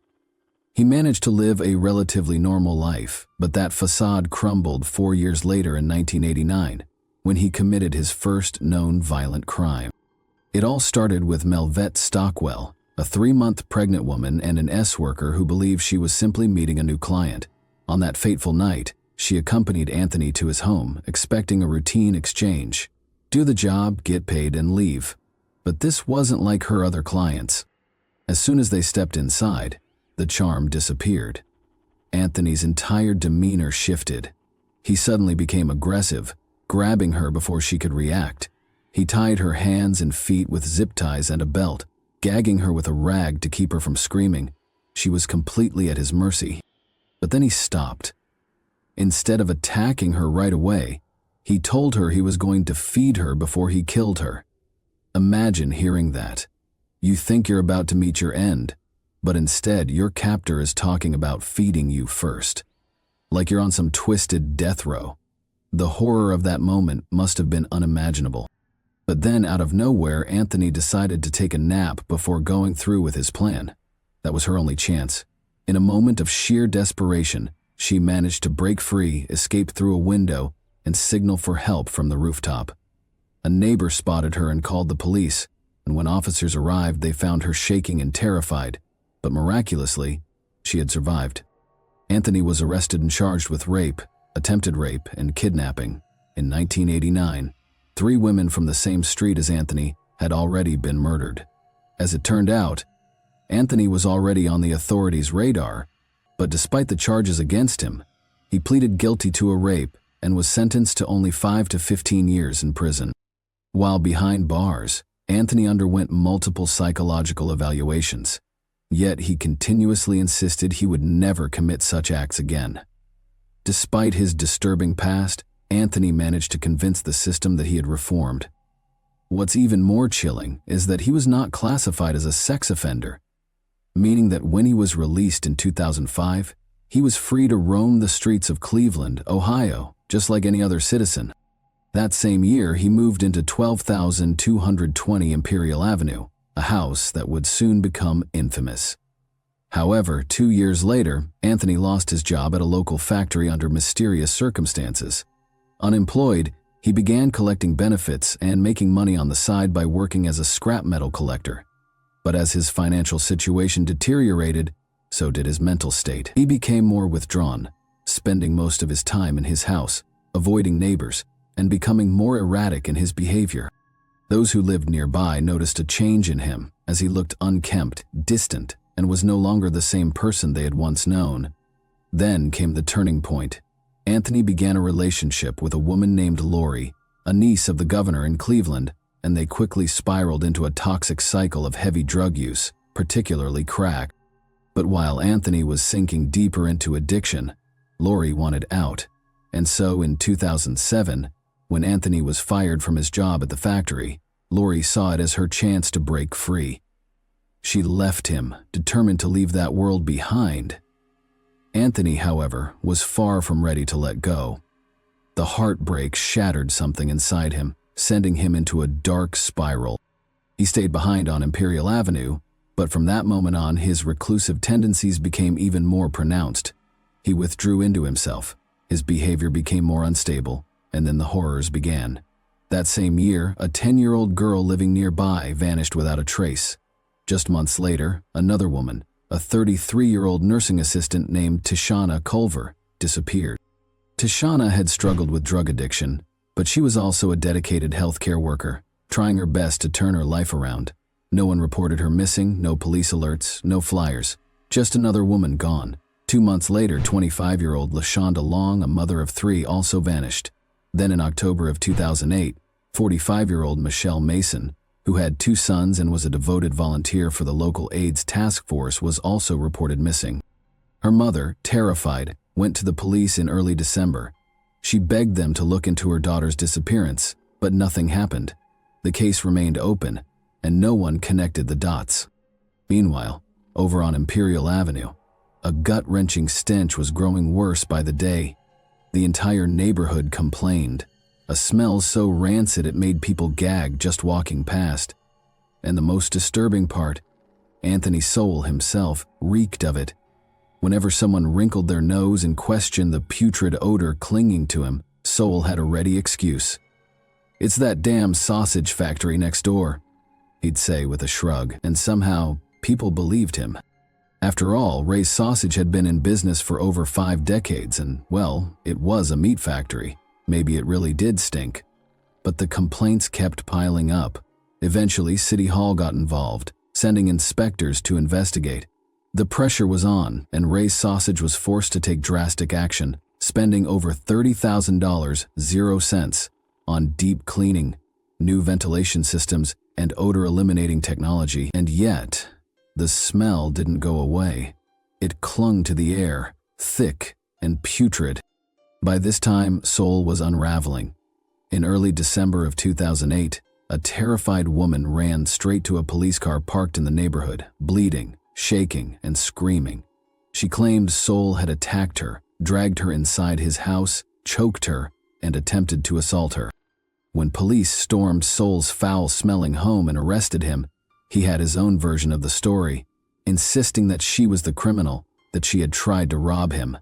Both bore scratches and bruises, making it difficult for officers to determine who was telling the truth.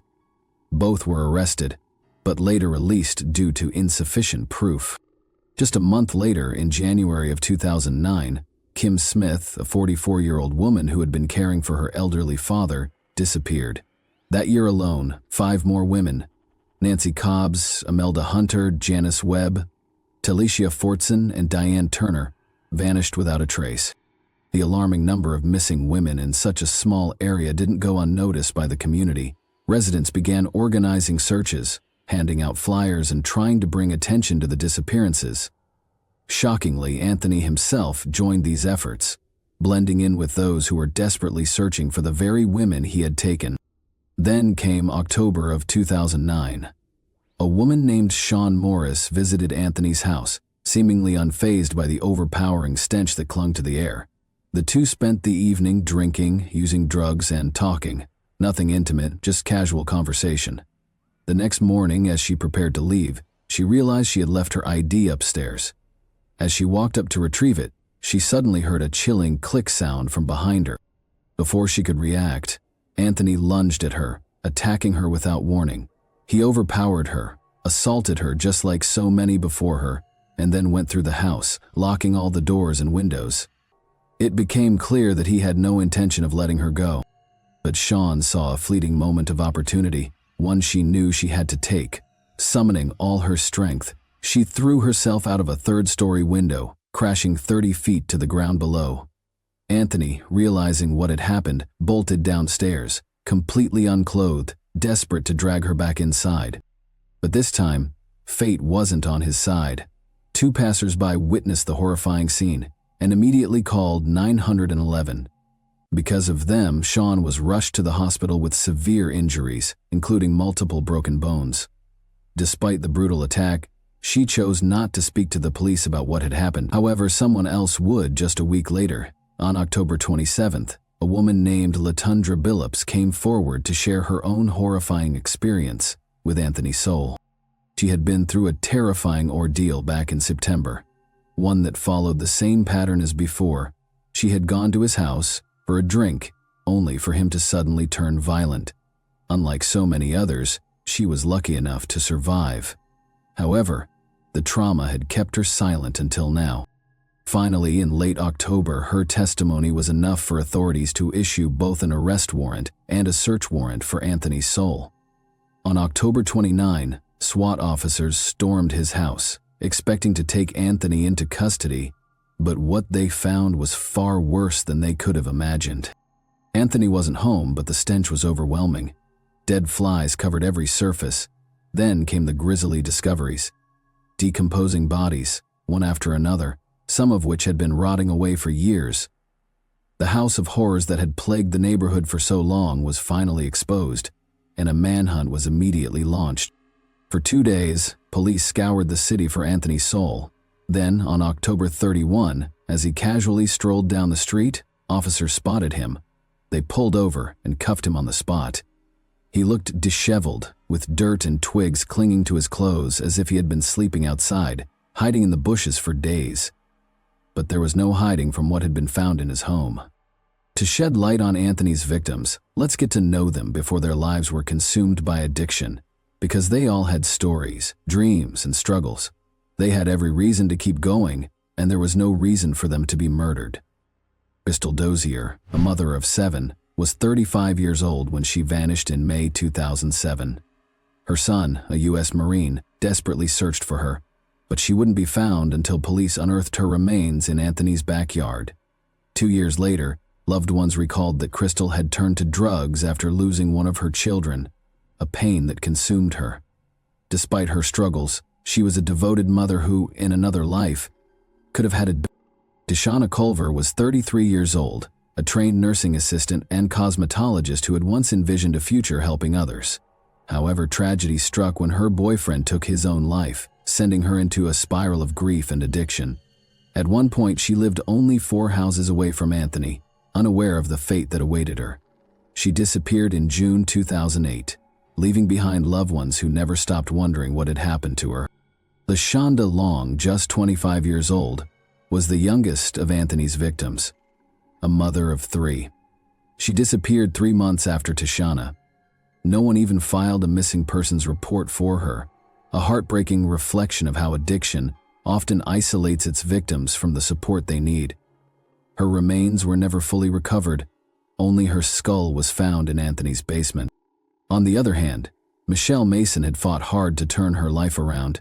At 45, she was living with HIV and had battled heroin addiction, but she refused to let her struggles define her. After surviving a shooting, she dedicated her life to helping others, working with an AIDS outreach program and focusing on her children. She disappeared on or around October 4, 2008. Another life full of resilience and hope, cut tragically short. Tonya Carmichael was a mother, a fighter, and tragically the first victim to be identified from Anthony Soule's house of horrors. Though she struggled with substance abuse, her loved ones never stopped caring. When she vanished in December 2008, they knew something was wrong. Tonia's mother wasted no time. She reported her missing within a week, desperate for answers, but the police saw just another black woman with a drug problem and failed to take the case seriously. Even when her abandoned car was found near Seoul's neighborhood, they ignored the red flag. Years later, forensic testimony would expose the brutality of her death, strangled with a telephone charger, discarded as if she didn't matter. But Tonya did matter. She was loved, she was missed, and her family never stopped fighting to make sure she wouldn't be forgotten. Kim Yvette Smith, 44, was a caretaker in every sense of the word. She dedicated her life to looking after her ailing father, balancing the weight of responsibility on her shoulders. In January 2009, she disappeared without a trace, leaving her father behind and breaking the hearts of those who knew her. Imelda Amy Hunter, 47, had a life marked by hardships and resilience. Raised in Chicago, she was an avid reader, a girl with dreams before her life. Life took an unexpected turn at just 14. She became pregnant by one of her teachers and gave birth to a child with cerebral palsy who also died. This unimaginable responsibility weighed on her young shoulders, and eventually addiction found its way into her life. Yet she was more than her struggles. She was a mother, a woman who had once been full of promise. Nancy Cobbs was a 44-year-old grandmother, deeply loved and fiercely missed. When she disappeared in April 2009, her family refused to sit idly by. They kicked in the doors of abandoned houses, desperately searching for her. Tragically, her body was only discovered months later, wrapped in 6 plastic bags. Forensic testimony later revealed that she had been strangled with a shoelace, another victim of Anthony's cruelty. Talisha Fortson, 31, had a difficult upbringing, bouncing from foster home to foster home. She frequently ran away, searching for something better, but addiction tightened its grip on her. Like Talisha and Amy, no one even realized she was missing until the bodies began surfacing. Janice Webb, 48, was last seen on June 3, 2009, at her boyfriend's home in Lakewood, Ohio. Just outside Cleveland, a woman with her own battles, she never imagined that crossing paths with Anthony would be her final chapter. Diane Turner, 38, had endured the unthinkable, losing all 6 of her children to the state. The pain of separation pushed her deeper into addiction, but she was still a mother who had once held hope for her family. She was the last of Anthony's victims to disappear. In September 2009, the same month that Latundra Billups, 37, survived his brutal attack. These women were not just victims, they were women who had lived, loved, and endured unimaginable struggles. Their stories deserved to be told, not just as part of Anthony's crimes, but as a reminder of the lives that were stolen and the justice they finally received.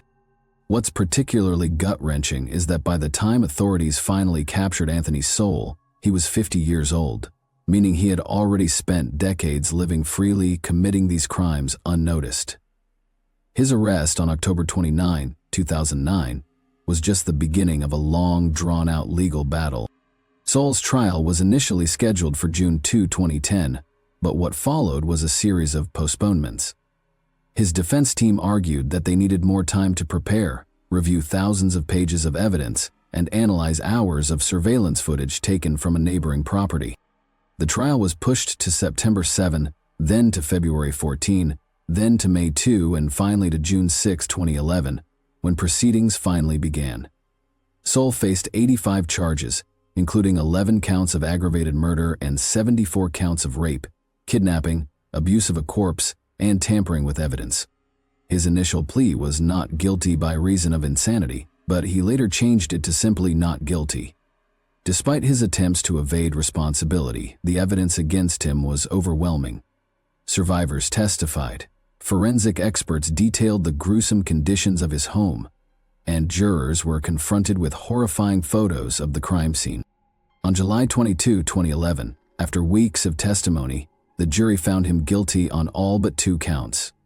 The decision was clear. Anthony Seoul was a serial killer who had preyed on the most vulnerable women in his community. When it came time for sentencing, the prosecution argued that Seoul showed no remorse for his crimes. The jurors agreed. On August 10, they recommended the death penalty, and 2 days later, Judge Dick Ambrose upheld their decision. Soule was officially sentenced to death. On September 14, 2011, he was transferred to death row at Chillicothe Correctional Institution, a stark contrast to the freedom he had once used to terrorize his victims. Soule and his attorneys spent years filing appeal after appeal, arguing that excessive media coverage, a closed courtroom, and poor legal representation had denied him a fair trial. The Ohio Supreme Court rejected his appeal in December 2016, and when he took the case to the United States Supreme Court in 2017, they declined to hear it. By May 2020, Soule had exhausted all legal options. Then, before the state could carry out his execution, fate stepped in. On February 8, 2021, at age 61, Soule died in a prison hospital from an unspecified terminal illness.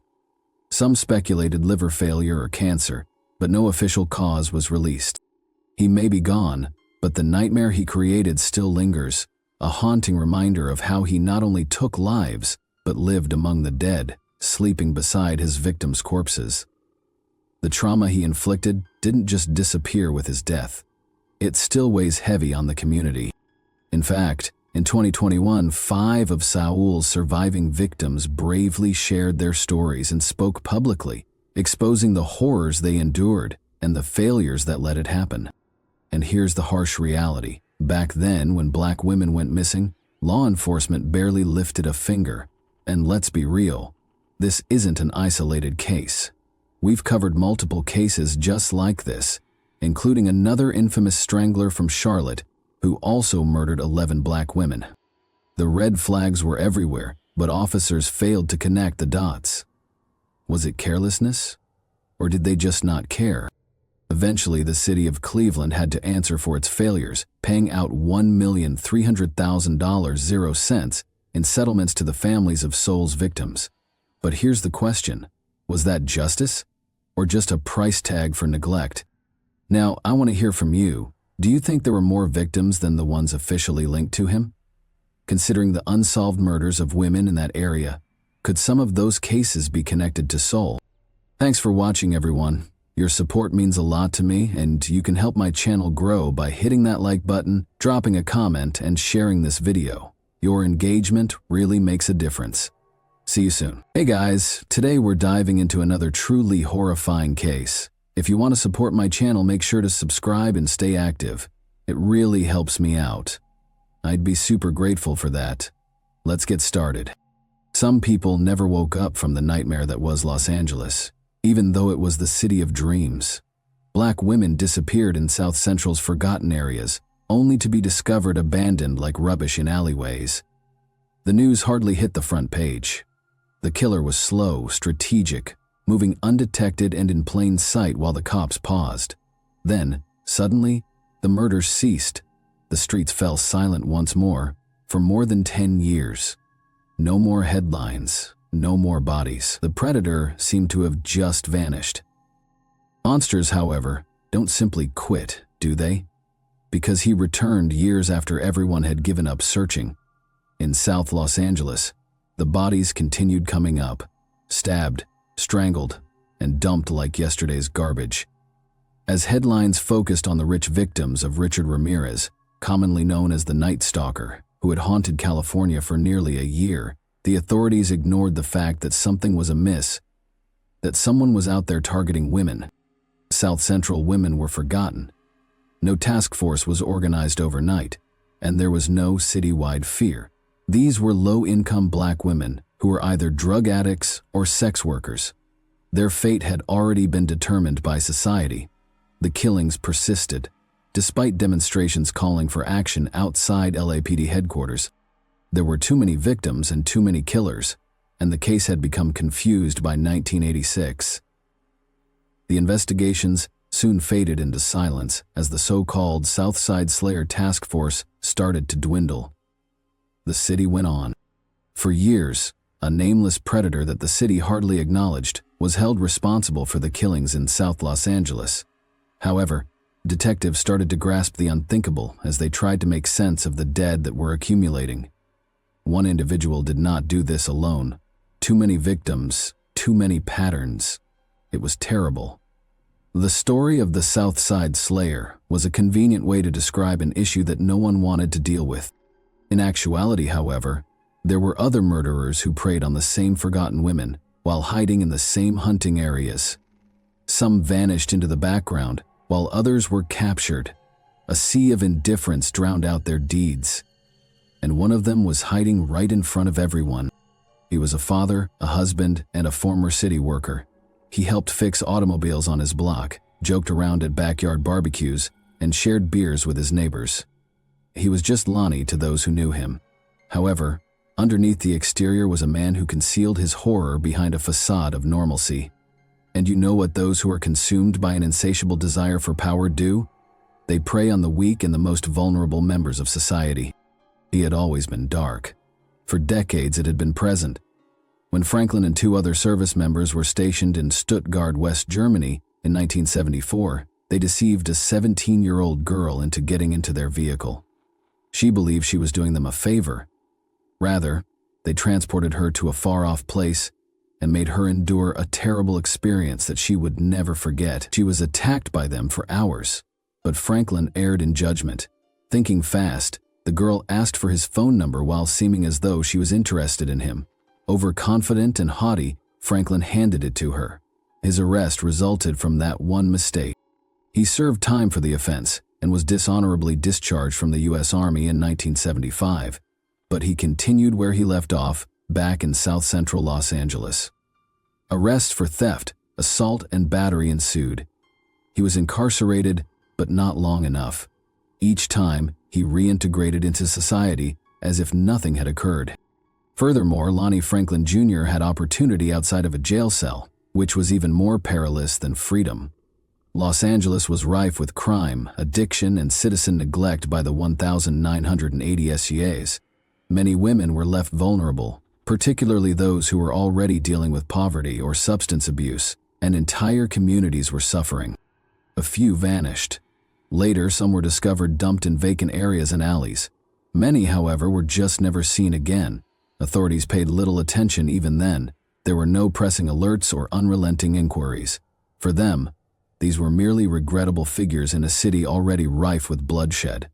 However, Franklin took note, and he made the most of it under the shadow of a chaotic city.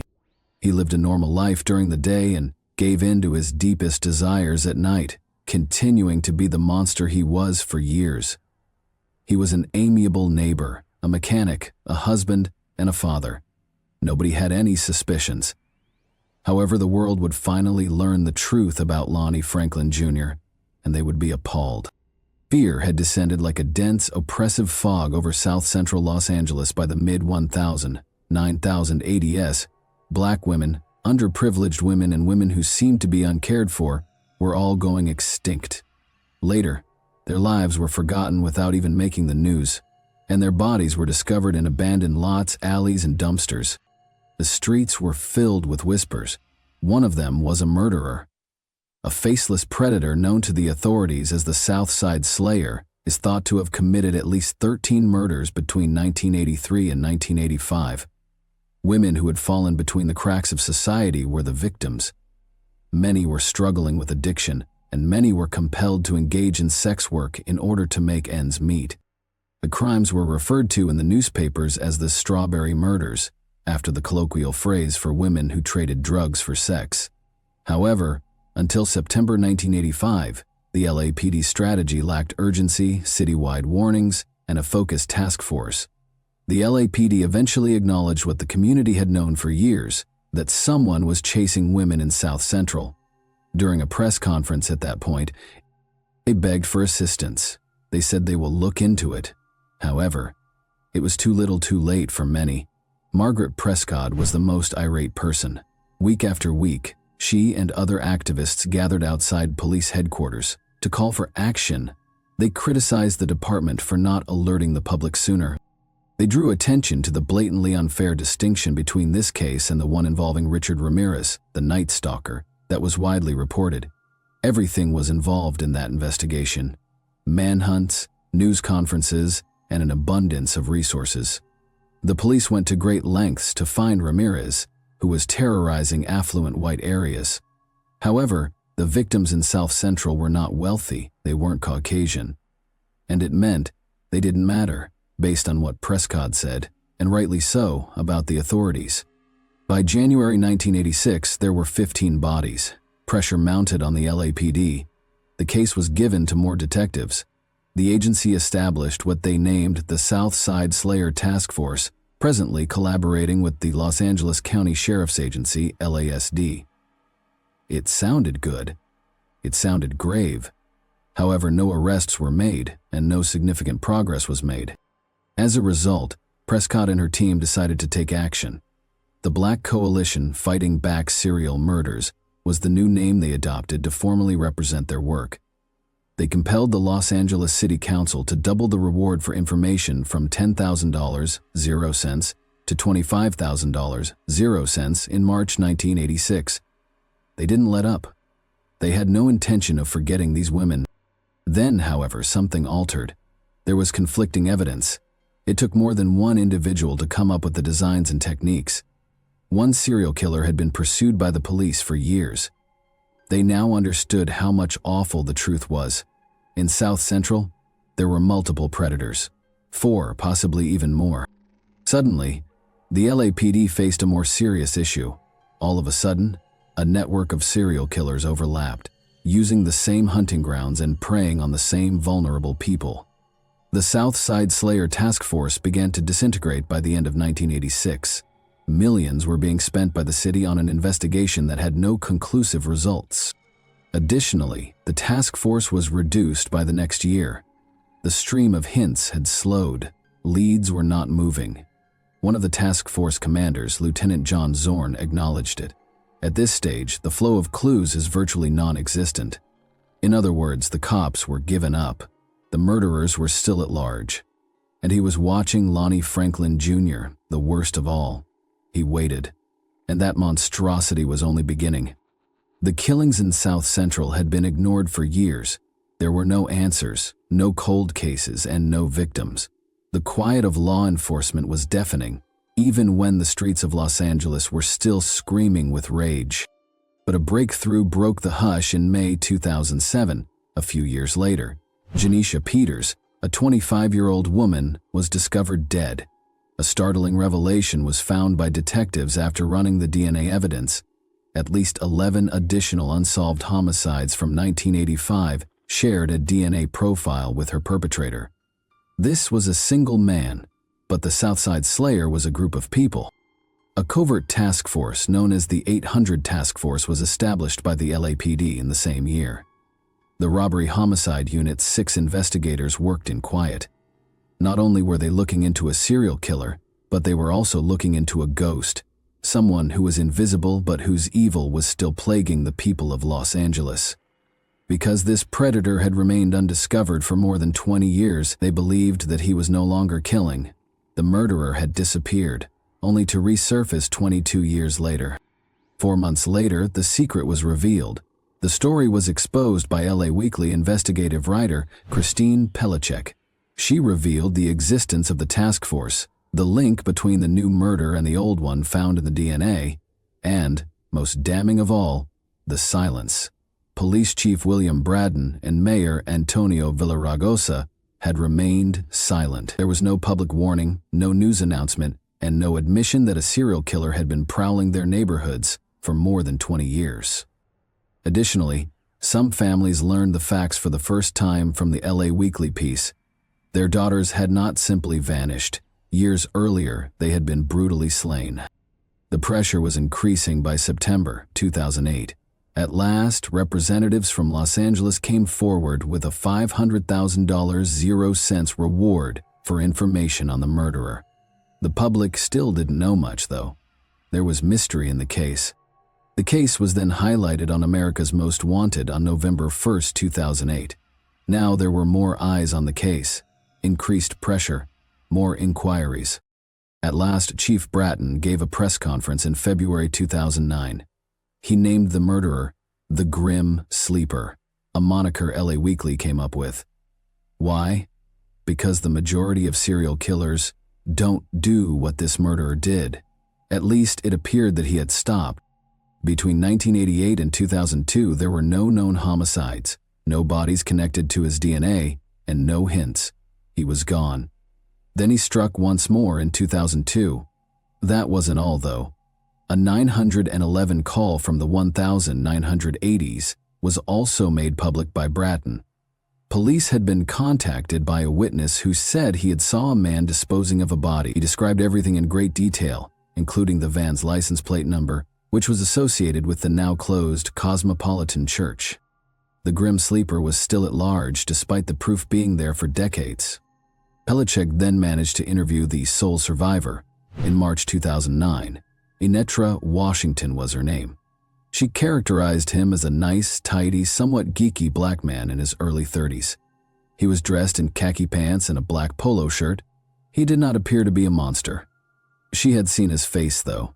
She had survived the ordeal of being in his vehicle. The LAPD was finally getting close after decades of silence.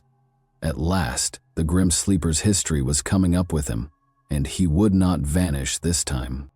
The fact that the police already knew his name was the scariest aspect. They simply were unaware of it.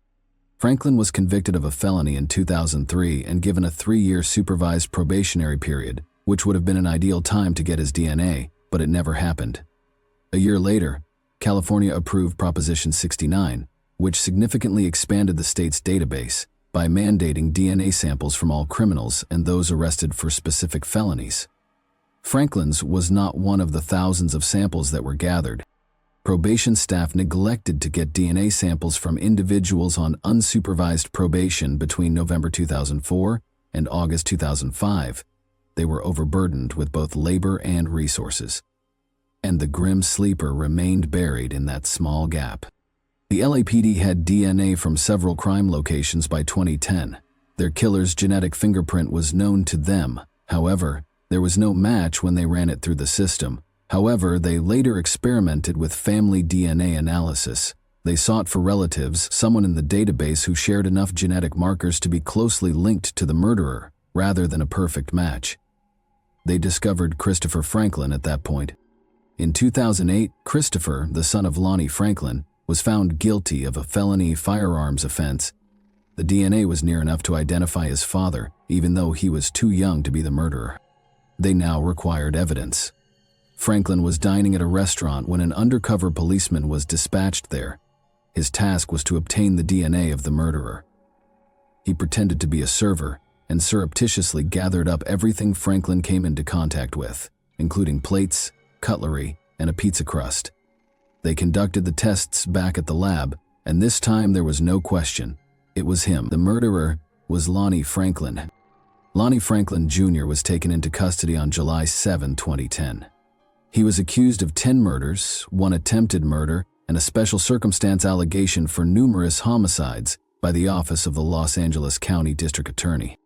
However, the misery didn't end there, since investigators discovered something much worse than they had anticipated when they searched his house. Police discovered 180 pictures of women in Franklin's home, some of them smiling, some of them terrified, and some of them unconscious. And that was only the start.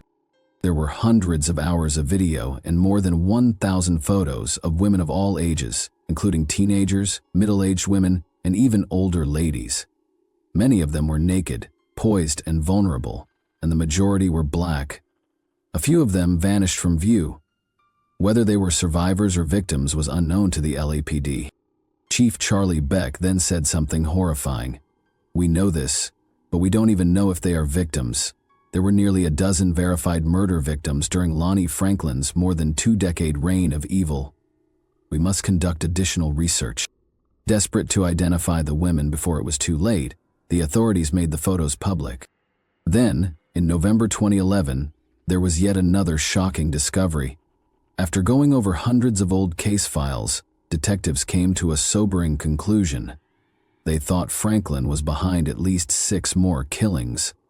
In 2005, the bodies of 2 missing ladies had never been located. 2 more had been killed during that enigmatic 14-year period between 1988 and 2002, when everyone believed the Grim Sleeper had gone dormant.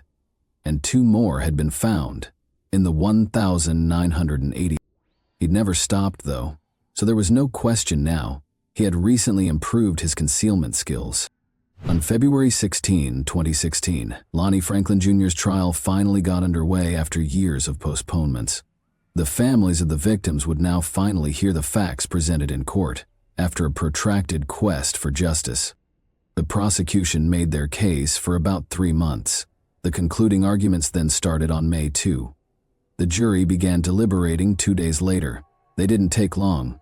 They were found guilty on all counts on May 5, which was only a day and a half later. Prosecutors made yet another shocking revelation during the sentencing hearing a week later. They thought there were 4 more women, even more victims. Franklin was now suspected of killing Rolina Morris, Georgia Mae Thomas, Inez Warren, and Sharon Alicia Dismuke. On January 15, 1984, Sharon Alicia Dismuke was discovered dead in South Park, Los Angeles, at the age of just 21. Nobody at the time connected the grim sleeper to her murder. Investigators didn't notice the strange parallels until decades after Franklin's arrest. The manner in which she was murdered and the manner in which her body was abandoned. Everything was in line with his signature. Inez Elizabeth Warren came next. On August 15, 1988, she was shot while she was 28 years old. When first responders discovered her in an alley in Gramercy Park, Los Angeles, she was still alive, but it was already too late when she got to the hospital. She was first not seen as a grim sleeper victim, just like Sharon. After Franklin was apprehended, investigators took another look, which changed everything. Alicia Monique Alexander was only 18 years old. Her entire life was still to come. However, that future was taken on September 11, 1988. Another young life was brutally taken when her body was discovered discarded in an alley close to 43rd Avenue and Western Avenue in Vermont Square, Los Angeles. Georgia Mae Thomas was unique. Years later, when the grim sleeper was purportedly asleep and inactive, she was murdered. She was shot and left for dead in South Park, Los Angeles, on December 28, 2000. And until Franklin's trial compelled investigators to re-examine her death, her case remained unresolved, just like the others. There was Rolinea Adele Morris after that. On September 10, 2005, Jane disappeared at the age of 31. Her last sighting was close to the 9000 block of Southwestern Avenue in Los Angeles. Franklin possessed her Nevada driver's license, but she was never located. Even more unsettling are 2 sexual pictures of her that are hidden in his garage, among hundreds of other pictures. It was the last piece of proof linking his decades-long reign of terror to her disappearance. These women were more than a collection of names. They were friends, sisters, and daughters. Additionally, their cases were disregarded for much too long. Too many years passed before their killer was apprehended. However, there was no more hiding after the truth. Only after his arrest had investigators pieced together their ties to him, but their cases were not presented during the trial. Prosecutors were concerned that including them would make the proceedings take even longer. The jury's verdict was rendered on June 6, 2016. Lonnie Franklin Jr. received a death sentence. On August 10, 2 months later, the judge formally announced his conviction by reading out the names of all the victims he had been found guilty of killing. Franklin suddenly met an untimely end just as it appeared that justice had been done. He was discovered dead in his cell on March 28, 2020, with no visible injuries. The public was not given an official reason of death. The grim sleeper vanished in an instant, carrying with him whatever secrets he had kept in his bosom while he awaited his demise. It's difficult to pinpoint Lonnie Franklin Jr.'s exact murderous beginnings. According to the prosecution, Sharon Alicia Dismuke was his first victim in January 1984. However, Deborah Jackson's murder in August 1985 was the first murder they could verify. Like she never existed, she was shot and left to lie on the streets. After that, nothing existed for years. No dead, no reports, no trace. It was as though the murderer had disappeared. Was he simply becoming more adept at concealing his crimes, or did he actually stop? For decades, investigators would be plagued by that question. In actuality, though, he never slept at all. Simply put, they hadn't yet located everyone. 2007 saw the death of his final known victim. By that time, a horrifying trend had become apparent. Nearly all of them were black women, many of whom worked as prostitutes. They were easy pickings, women who were already disregarded by society. Franklin was aware of that. Additionally, he exploited it. In the vicinity of downtown Los Angeles, the bodies were consistently discovered outdoors, discarded in alleys, and allowed to decay. And the same weapon, a .25 caliber handgun, was used each and every time. What was the actual number of women killed by the grim sleeper? We might never be able to adequately answer that question. Thanks for watching, everyone. Your support means a lot to me, and you can help my channel grow by hitting that like button, dropping a comment, and sharing this video. Your engagement really makes a difference. See you soon. Hey guys, today we're diving into another truly horrifying case. If you want to support my channel, make sure to subscribe and stay active. It really helps me out. I'd be super grateful for that. Let's get started. What if you never answered the first knock on your door in the new year? A family celebrated January 1st in a peaceful neighborhood surrounded by trees with all the joy and warmth you could anticipate. Plans for the upcoming year, holiday leftovers, and a home filled with love. However, that house would be the scene of unimaginable horror a few hours into the new year. Neighbors saw the fire first, sirens cutting through the window's silence as dense smoke poured from the windows. Even the most experienced detectives are silenced by the scene that firefighters discovered inside. It was not only startling, but pure wickedness. This was deliberate. It wasn't impulsive or haphazard. And there was no swift conclusion to whatever transpired behind that front door. What, then, could motivate someone to ruthlessly destroy a whole family, including the children? And on New Year's Day, what darkness entered through the door? In Richmond, Virginia, the first few hours of 2006 were passing in silence. There was still the quiet serenity of the holidays in neighborhoods like Woodland Heights, the kind of quiet that envelops homes where families sleep, still enjoying the festivities from the night before. However, the horror that would shake a whole city came to light as the afternoon wore on and smoke billowed from one of the houses on West 31st Street. Expecting a regular call, a kitchen fire, perhaps a tree on fire, firefighters hurried to the scene. What they entered instead was something even more evil and vicious. Although the fire was intentionally started, the real tragedy wasn't the fire itself. 4 bodies were found in the basement of the flaming house, under the soot and smoke. Electrical wires and tape were used to firmly bind their limbs, the adhesive still sticking to their blistering skin. They had all been bludgeoned, hit with terrible force by what turned out to be a claw hammer. And in what could only be called an execution, each of their throats had been sliced. It was a long and eerie scene of unbelievable brutality. Instead of just being killed, a family had been sought down, held captive, tortured, and killed inside their own house. The fact that the victims were placed closely together in the basement raises the possibility that they had been detained for a while before the last blows were struck. In addition to causing fear, the criminals had remained to observe it happen. They then set the house on fire as a last act of sacrilege, not out of panic, but with the cold, calculated intention of erasing all evidence of what had transpired there. In Richmond, the victims, Catherine, Brian, Stella, and Ruby Harvey, were recognized as parents, neighbors, artists, and entrepreneurs rather than as famous people.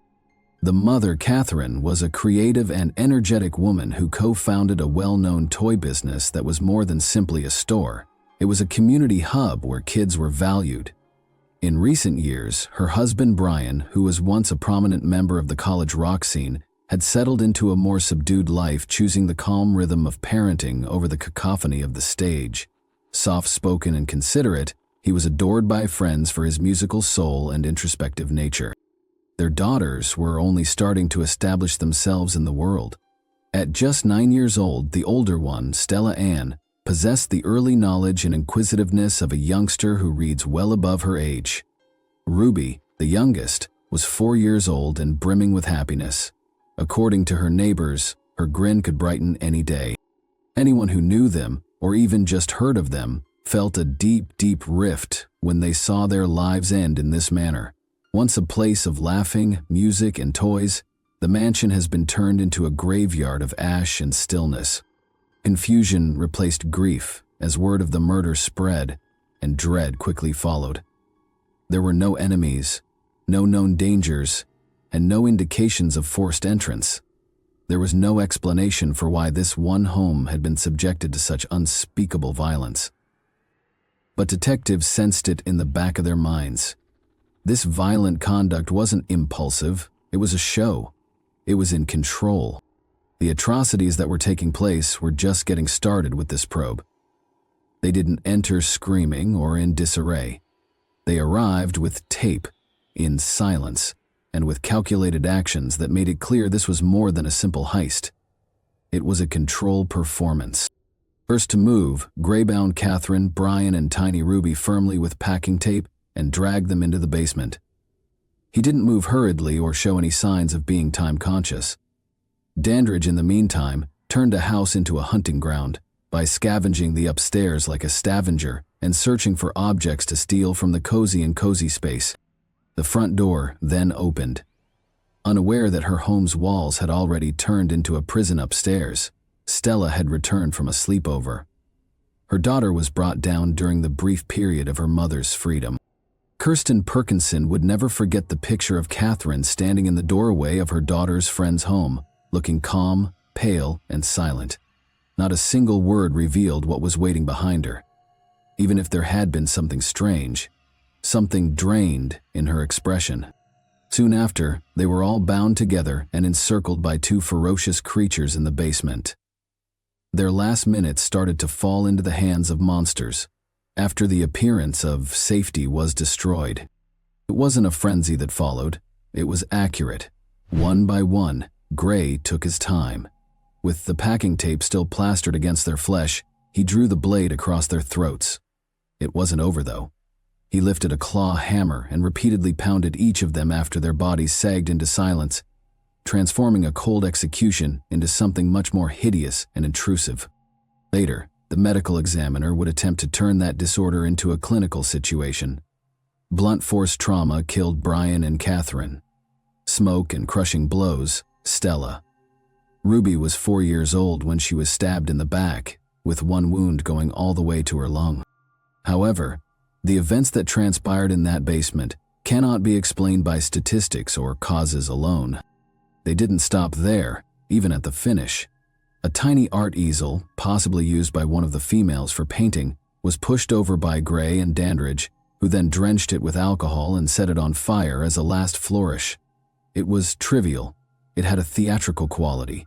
It was intended to eliminate the space's identity as well as the evidence. It might have appeared to be the scene of a terrible catastrophe as the flames spread down the basement and curled around what was left, but this was not an accident. The fire was not overlooked. The call that would end it all was made by Johnny Hott, the drummer for House of Freaks, and a close friend of Brian's. When a fire department arrived to put out the fire, they discovered something that would start a storm that was considerably more destructive than fire. As if 4 lives didn't matter at all, the guys who had left that house hours earlier were already going on, serene, unhurried, and unaffected by the hellfire they had left behind. But you might ask, who were Gray and Dandridge? Darkness was nothing new to the two guys, Ray Dandridge and Ricky Gray. These two, who were born in 1977, were connected not only by blood but also by a history of criminal activity and violence. Before long, their convoluted paths would converge in unimaginable catastrophes. Ricky Gray had a past, one that was documented in his failed relationships and criminal records. Known for his explosive temper and ability to make life miserable for everybody who came into contact with him, he had spent years in and out of prison. The life of a violent ex-con was nothing new to him, and things rapidly got out of hand when he met his third wife, Treva Terrell. Their relationship was far from tranquil. The neighbors frequently overheard them fighting and yelling at each other. As of November 2005, Treva was fed up. However, she was later discovered dead in Washington, Pennsylvania, her corpse ruthlessly battered and buried in a shallow grave. The worst part is that her death was initially dismissed by the authorities as a drug overdose. The claw marks on Ricky's forearm that day were evidence of a struggle, possibly even a struggle for her life. However, the cops failed to make the connection. The murderer was right in front of them, yet they failed to notice him. Enter Ricky's nephew, Ray Dandridge, who was recently released from jail after serving over 10 years for armed robbery. Following his release in October 2005, he moved in with Ricky and Treva.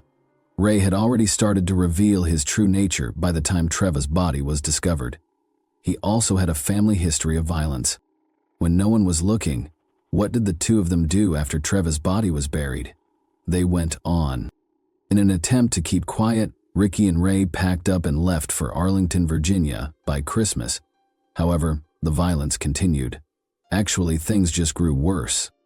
They made the decision to attack Ryan Carey on New Year's Eve, only a few days after they had moved to Virginia. Ryan was left to perish in front of his own house after being stabbed and assaulted. Later, he awoke in a medical facility. As he healed, he would tell the authorities exactly who had broken his body and rendered his right arm useless: Ray Dandridge and Ricky Gray. However, it wasn't even that bad. No, January 1, 2006 was when the really nightmare started. At that point, they arrived in Richmond to pick up the Harvey family. Up until two strangers broke into their house, Catherine, Brian, Stella, and Ruby Harvey were just going about their lives, or at least they were. They were broke, as Gray would later acknowledge. That was the plan's main motivation. The Harvey house had not even been their first choice. They simply took a chance after noticing the front entrance was open. They took the family prisoner once they were inside. Catherine was made to pretend that everything was great by Gray and Dandridge when the family's guests showed up for a planned playdate. They warned her that her family would perish if she made a mistake. In an effort to keep her husband and children safe, she remained composed and cooperated. After the friends departed, chaos ensued. Dandridge and Gray, however, weren't finished. In an attempt to conceal their actions and destroy the evidence, the Harvey family set fire to the house. After they were presumed dead, it was unsuccessful. They turned on Ashley Baskerville, their accomplice, a few days later. She and her parents were the subsequent victims of this heinous, murderous rampage. The two males were quickly taken into custody as the authorities began to piece together the violent trail that had been left behind. On January 3, 2006, a routine robbery in Chesterfield County, Virginia, or so it seemed, was the beginning of it all. The most recent victims of a well-planned, heartless crime were a couple who lived on Hollywood Drive. Claimingly disoriented and seeking directions, the three criminals, two men and a woman, knocked on the couple's home. At first glance, it appeared innocuous enough, but it wasn't. The couple was caught off guard as the burglars forced their way inside as soon as the door opened. They stole a computer, a television, and $800.00 in cash as they raided the house. However, the robbers paused when the husband tried to deter them by bringing up his wife's condition and his obligation to take care of her. It was sufficient to convince them not to tie the pair up, but the harm had already been done. They had been singled out. The burglars grabbed their belongings after breaking into their house. The pieces of the puzzle started to fit together shortly after this crime. The phone at the Chesterfield police station rang on January 6, 2006. Ashley Baskerville, 21, was a friend of her daughter, and her peculiar connections to two men, Ricky Gray and Ray Dandridge, who had both visited at Ashley's house as houseguests and were now suspected of being implicated in the Harvey family killings, disturbed a worried resident. Investigators followed the tip right to Ashley's door, and soon cops were swarming the East Broad Rock Road home where she resided with her stepfather, Percy L. Tucker, and mother, Mary Baskerville Tucker. The police discovered a nightmare within. As a direct result of the violence that had occurred there, the house lay in ruins. Mary, Ellen, and Percy had all suffered vicious neck slashes. In a moment, their lives were gone. What they had done to Ashley was the true horror. She wasn't simply deceased. They had suffocated her. To prevent her and her relatives from screaming or running away, a plastic bag had been put around her head and securely fastened with duct tape. As a sadistic show of authority, all three captives had been gagged and shackled. They had been brutally silenced, and their bodies were abandoned in their own house. The cops were able to make the connection quickly. A computer and a television that were discovered in the Baskerville Tucker residence matched the pilfered goods from the Chesterfield home invasion, connecting the two incidents. However, the ring, the one Ashley was wearing, was the one thing that gave them complete certainty. It was the wedding ring of Catherine Harvey. Dandridge and Gray had gone on a rampage, their bloodlust unquenchable. This was more than simply a botched heist. It was the continuation of a rampage that had already caused a great deal of damage and was only getting started. From one victim to another, Gray and Dandridge's rage had intensified. Their violence is growing more vicious and callous. They started a series of events that would ultimately result in their capture and the realization of their whole depravity as they focused on Ashley and her family. Ray Dandridge and Ricky Gray were apprehended on the morning of January 7, 2006. They were staying at Dandridge's father's house in Philadelphia when the cops discovered them. Dandridge lost all self-control an hour after their arrest. He admitted to killing Ashley Baskerville and Mary and Percy L. Tucker. However, that was only the start. Gray, who had been quietly boiling in his cell, requested to talk to a detective 12 hours later. It was chilling what came next. Gray handed out a 3-page confession in great detail. He didn't mince words. He revealed in his confession how he had mercilessly murdered the Harvey family by using a claw hammer and a kitchen knife. Instead of attempting to defend his behavior, he stated, "I don't believe sorry is strong enough. None of this was necessary." However, he continued even after confessing to the Harvey murders. He continued by acknowledging that he had participated in the Tucker Baskerville killings and that he had battered his wife Treva to death, while Dandridge restrained her. Gray even admitted to attacking Ryan Carey in a vicious manner. Everything spilled out as the floodgates had opened. The cops put together more and more of the story as the investigation went on. Ashley Baskerville's involvement was confirmed by January 8, 2006. Not only was she a victim, who happened to be in the wrong place at the wrong time, she had taken an active part in the killings and robbery. It was evident from the evidence that she had contributed, including witness statements and objects discovered throughout the investigation.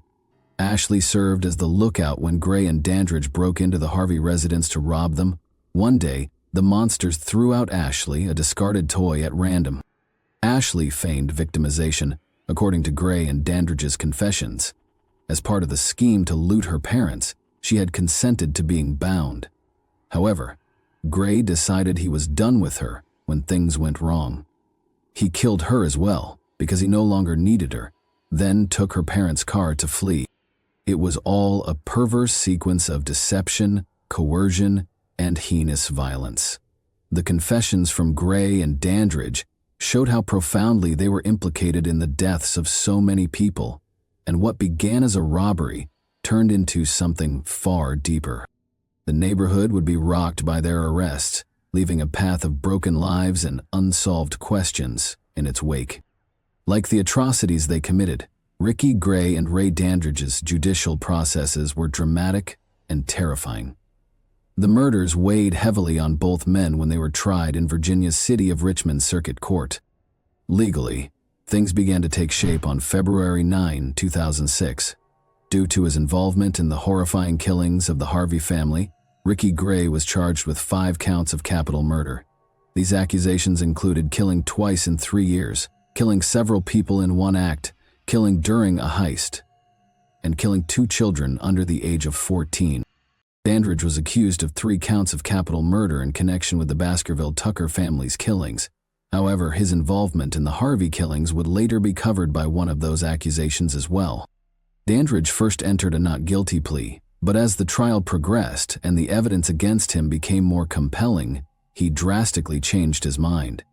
He agreed to a compromise that would keep him in prison for the rest of his life without the chance of parole when he changed his plea to guilty for all 3 murders just before the closing arguments. He did this to escape being executed, yet it was obvious that he was guilty. However, Gray remained steadfast in his not guilty plea.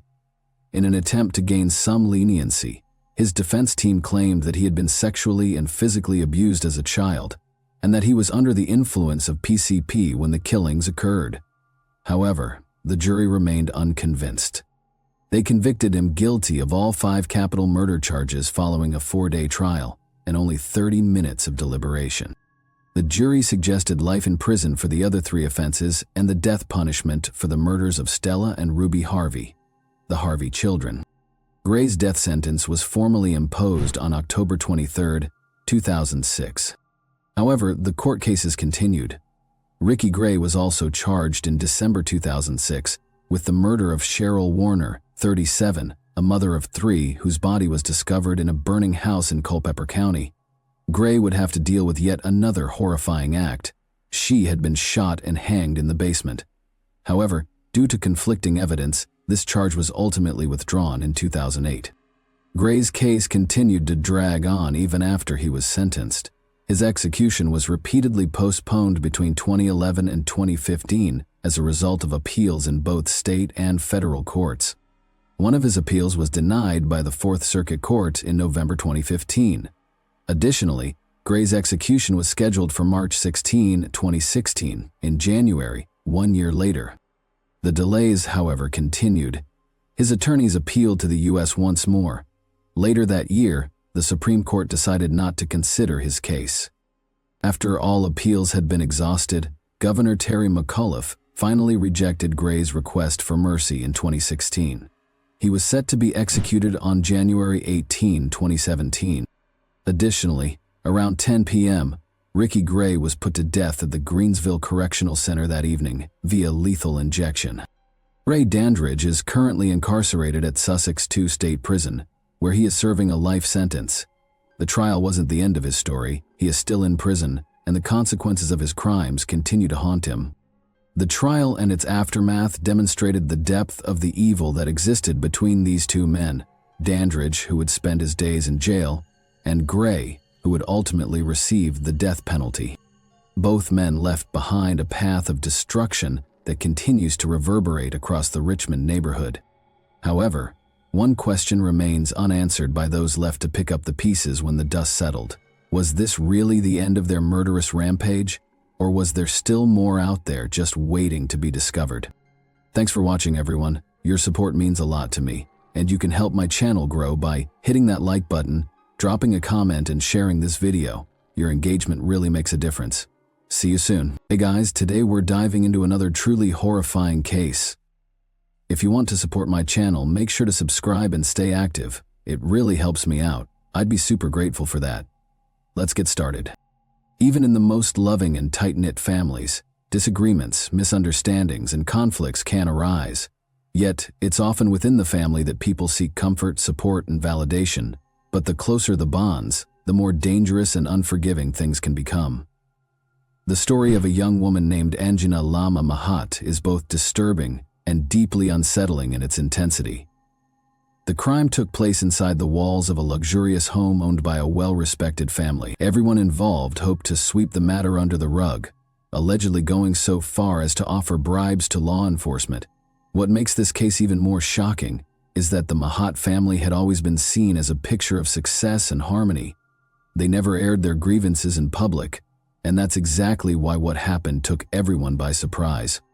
Anjana Lama was born on August 26, 1995, in the small industrial town of Hetauda, located in the southern central region of Nepal. She was the eldest in a large family with limited financial means. Growing up, she helped raise her 3 younger sisters and her brother, taking on responsibilities well beyond her years.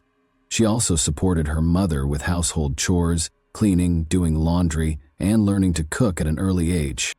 From a young age, Anjana had a special charm that made her stand out. Her kind and caring nature, combined with a warm personality, drew people in. She was friendly, always willing to lend a hand, and had a natural ability to connect with others, whether classmates, neighbors, or strangers. Academically, Anjana was a solid student. While not at the top of her class, her teachers consistently noted her intelligence, determination, and mature attitude toward her studies. Everyone believed she had a bright future ahead. With her striking looks and slim, athletic figure, Anjana began attracting attention during her teen years, but it wasn't just her appearance that made her popular. She had a fun, light-hearted personality and could easily become the life of any social gathering. She avoided confrontation and always tried to resolve disagreements peacefully. Anjana had a real talent for drawing and dreamed of becoming an artist, fashion designer, or working in the beauty industry. She had all the potential to succeed, but she couldn't rely on financial support or connections from her family. Everything she achieved would have to come from her own hard work.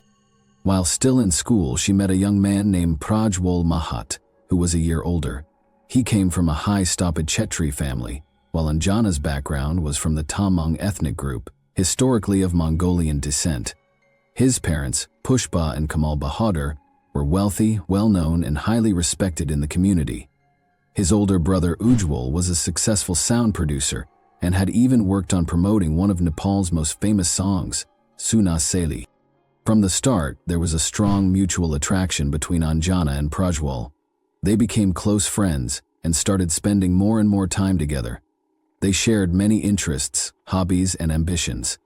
Still, they initially kept their distance, knowing that their different backgrounds made any relationship between them socially unacceptable. But as time passed, their bond deepened into something much more than friendship. They couldn't imagine being apart and made a promise to stay together no matter what, even if it meant going against deeply rooted traditions. Naturally, when their relationship came to light, both families strongly opposed it and forbade them from seeing each other.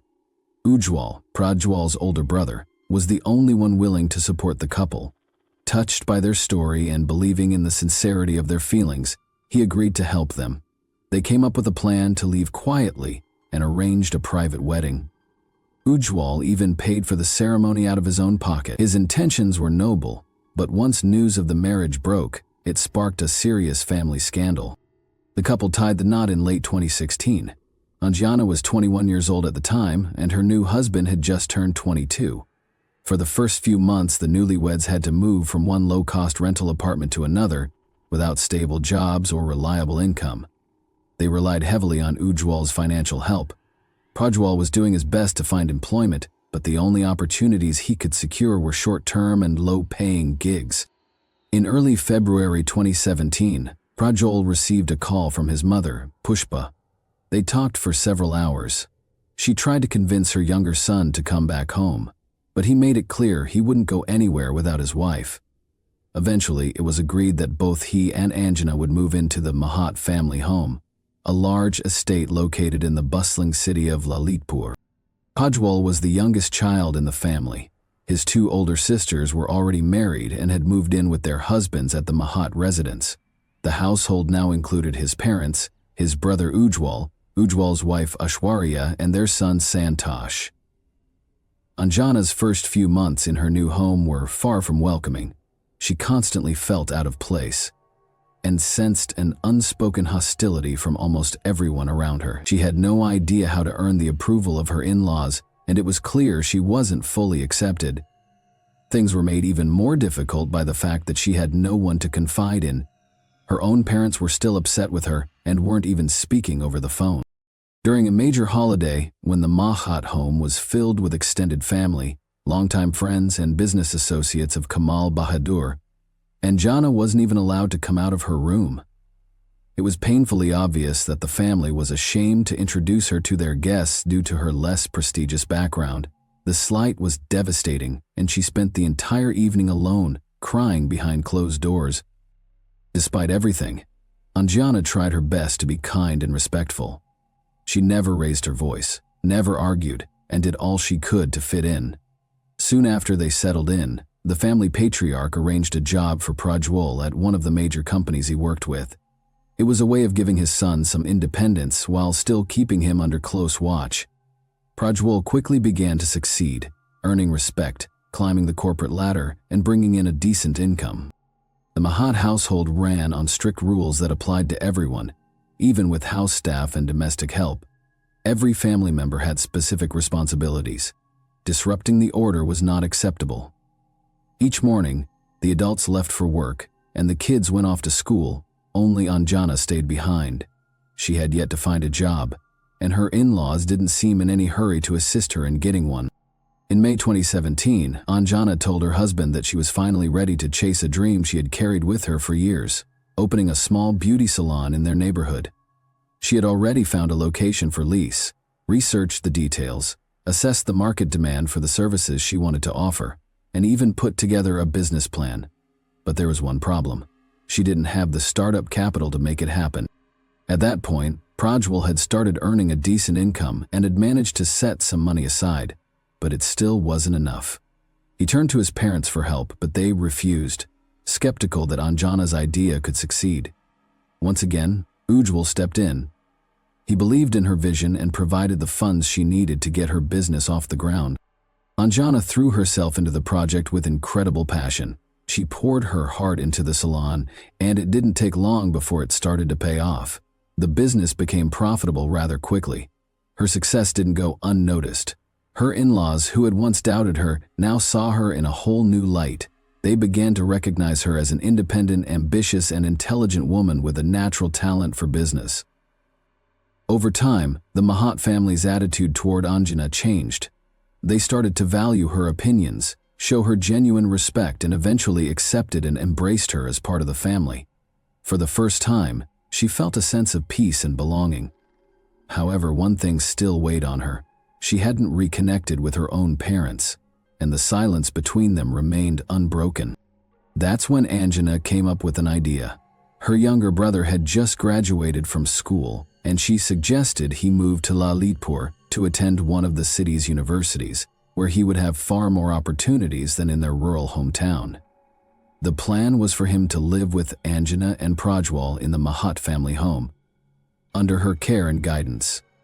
Prajwal's parents didn't object to the idea. In fact, they were open to welcoming the teenager into their household. To finalize everything, both families decided to meet in person. During this conversation, Anjana's parents saw firsthand that the Mahats were supportive and willing to provide a good environment for their son while he pursued his education. This meeting opened the door for reconciliation.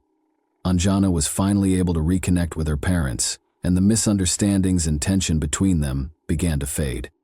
From that point on, the two families stayed in close contact. Anjana and Prajwal made regular visits, and Anjana spoke with her mother almost daily. Her brother enrolled in a respected university, and the Mahat household welcomed him with warmth and kindness. As social media began to take off in Nepal, Anjana created several personal accounts across different platforms. The one that really stood out to her was TikTok. She began posting short videos showing the day-to-day life of her beauty salon, sharing skincare routines, product reviews, and tips on creating stylish looks. With her striking appearance, charisma, and confidence, Anjana quickly gained attention online. Her content started to go viral, and her follower count climbed into the tens of thousands. Viewers admired her radiant, almost Hollywood-like beauty, flooded her comment sections with compliments, and trusted her advice. Her online presence became an extension of her growing influence in both business and lifestyle. At one point, Anjana caught the attention of a modeling agency. They began offering her opportunities to participate in various photo shoots, promotional campaigns, and runway shows. For Anjana, it felt like a dream come true, something she had only fantasized about in her younger years. She seized every chance to put herself out there and quickly became a local celebrity. Confident and composed in front of the camera, Anjana embraced her new role. She experimented with a wide range of styles, including some daring and bold looks. Her modeling fees increased rapidly, and before long, her beauty salon started taking a back seat. Eventually, she closed the business altogether. Modeling had become her full-time career, and it was significantly more lucrative. Her popularity continued to soar, reaching far beyond the borders of Nepal. International modeling agencies began expressing interest in her work, offering attractive contracts and opportunities abroad. She and her husband started seriously considering a move overseas. Their top choice was Canada, and soon the couple began preparing for the transition. When they broke the news to their families, the reactions were calm but cautious. While neither set of parents was thrilled about the idea of them moving so far away, no one tried to stop them. In fact, both families offered their support in helping the couple pursue their dream. Back in 2018, Ujjwal had begun facing serious health complications following a prolonged illness. He started losing his hearing at a rapid pace, and by the end of the year, he was no longer able to work as a sound engineer. It was a devastating blow, But during this difficult time, Prajwal was his greatest support, helping him stay afloat. Emotionally, news of Prajwal's potential move to another country came as yet another emotional shock to Ujwal. Adding fuel to the fire was Ujwal's wife, Aishwarya. It's important to note that their marriage had been arranged. His parents had selected Aishwarya from a wealthy and influential family. She carried herself with pride and a sense of superiority. From the moment Anjana moved into the Mahat family home, Aishwarya took a strong dislike to her. She often made it clear that she believed Anjana didn't belong in their circle. Things eventually seemed to calm down, but when Anjana successfully launched her beauty salon and began to gain recognition, Aishwarya's jealousy began to show. The tension intensified when Anjana transitioned into modeling and started to thrive. She was young, beautiful, successful, and had built her career from the ground up. Even Anjana's in-laws, once skeptical, had grown to respect her deeply and considered her their favorite. Aishwarya, on the other hand, was consumed with resentment over Anjana's rising success. Fueled by bitterness, Aishwarya started spreading gossip and creating divisions within the family. She painted a damaging picture of Anjana, claiming that her modeling career was a cover for questionable behavior and alleged secret relationships.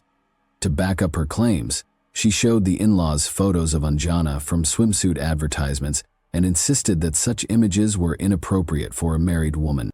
Aishwarya had stirred up family drama on more than one occasion, but each time, Anjana's husband stood by her and managed to de-escalate the situation. Over time, the rest of the family grew tired of Aishwarya's provocations, and her emotional outbursts were no longer taken seriously. That's when she shifted her focus to her own husband, Ujwal, trying to turn him against Anjana. The situation worsened dramatically when Ujwal's illness forced him to stop working. Now spending most of his time at home, he became a captive audience for Aishwarya's ongoing complaints.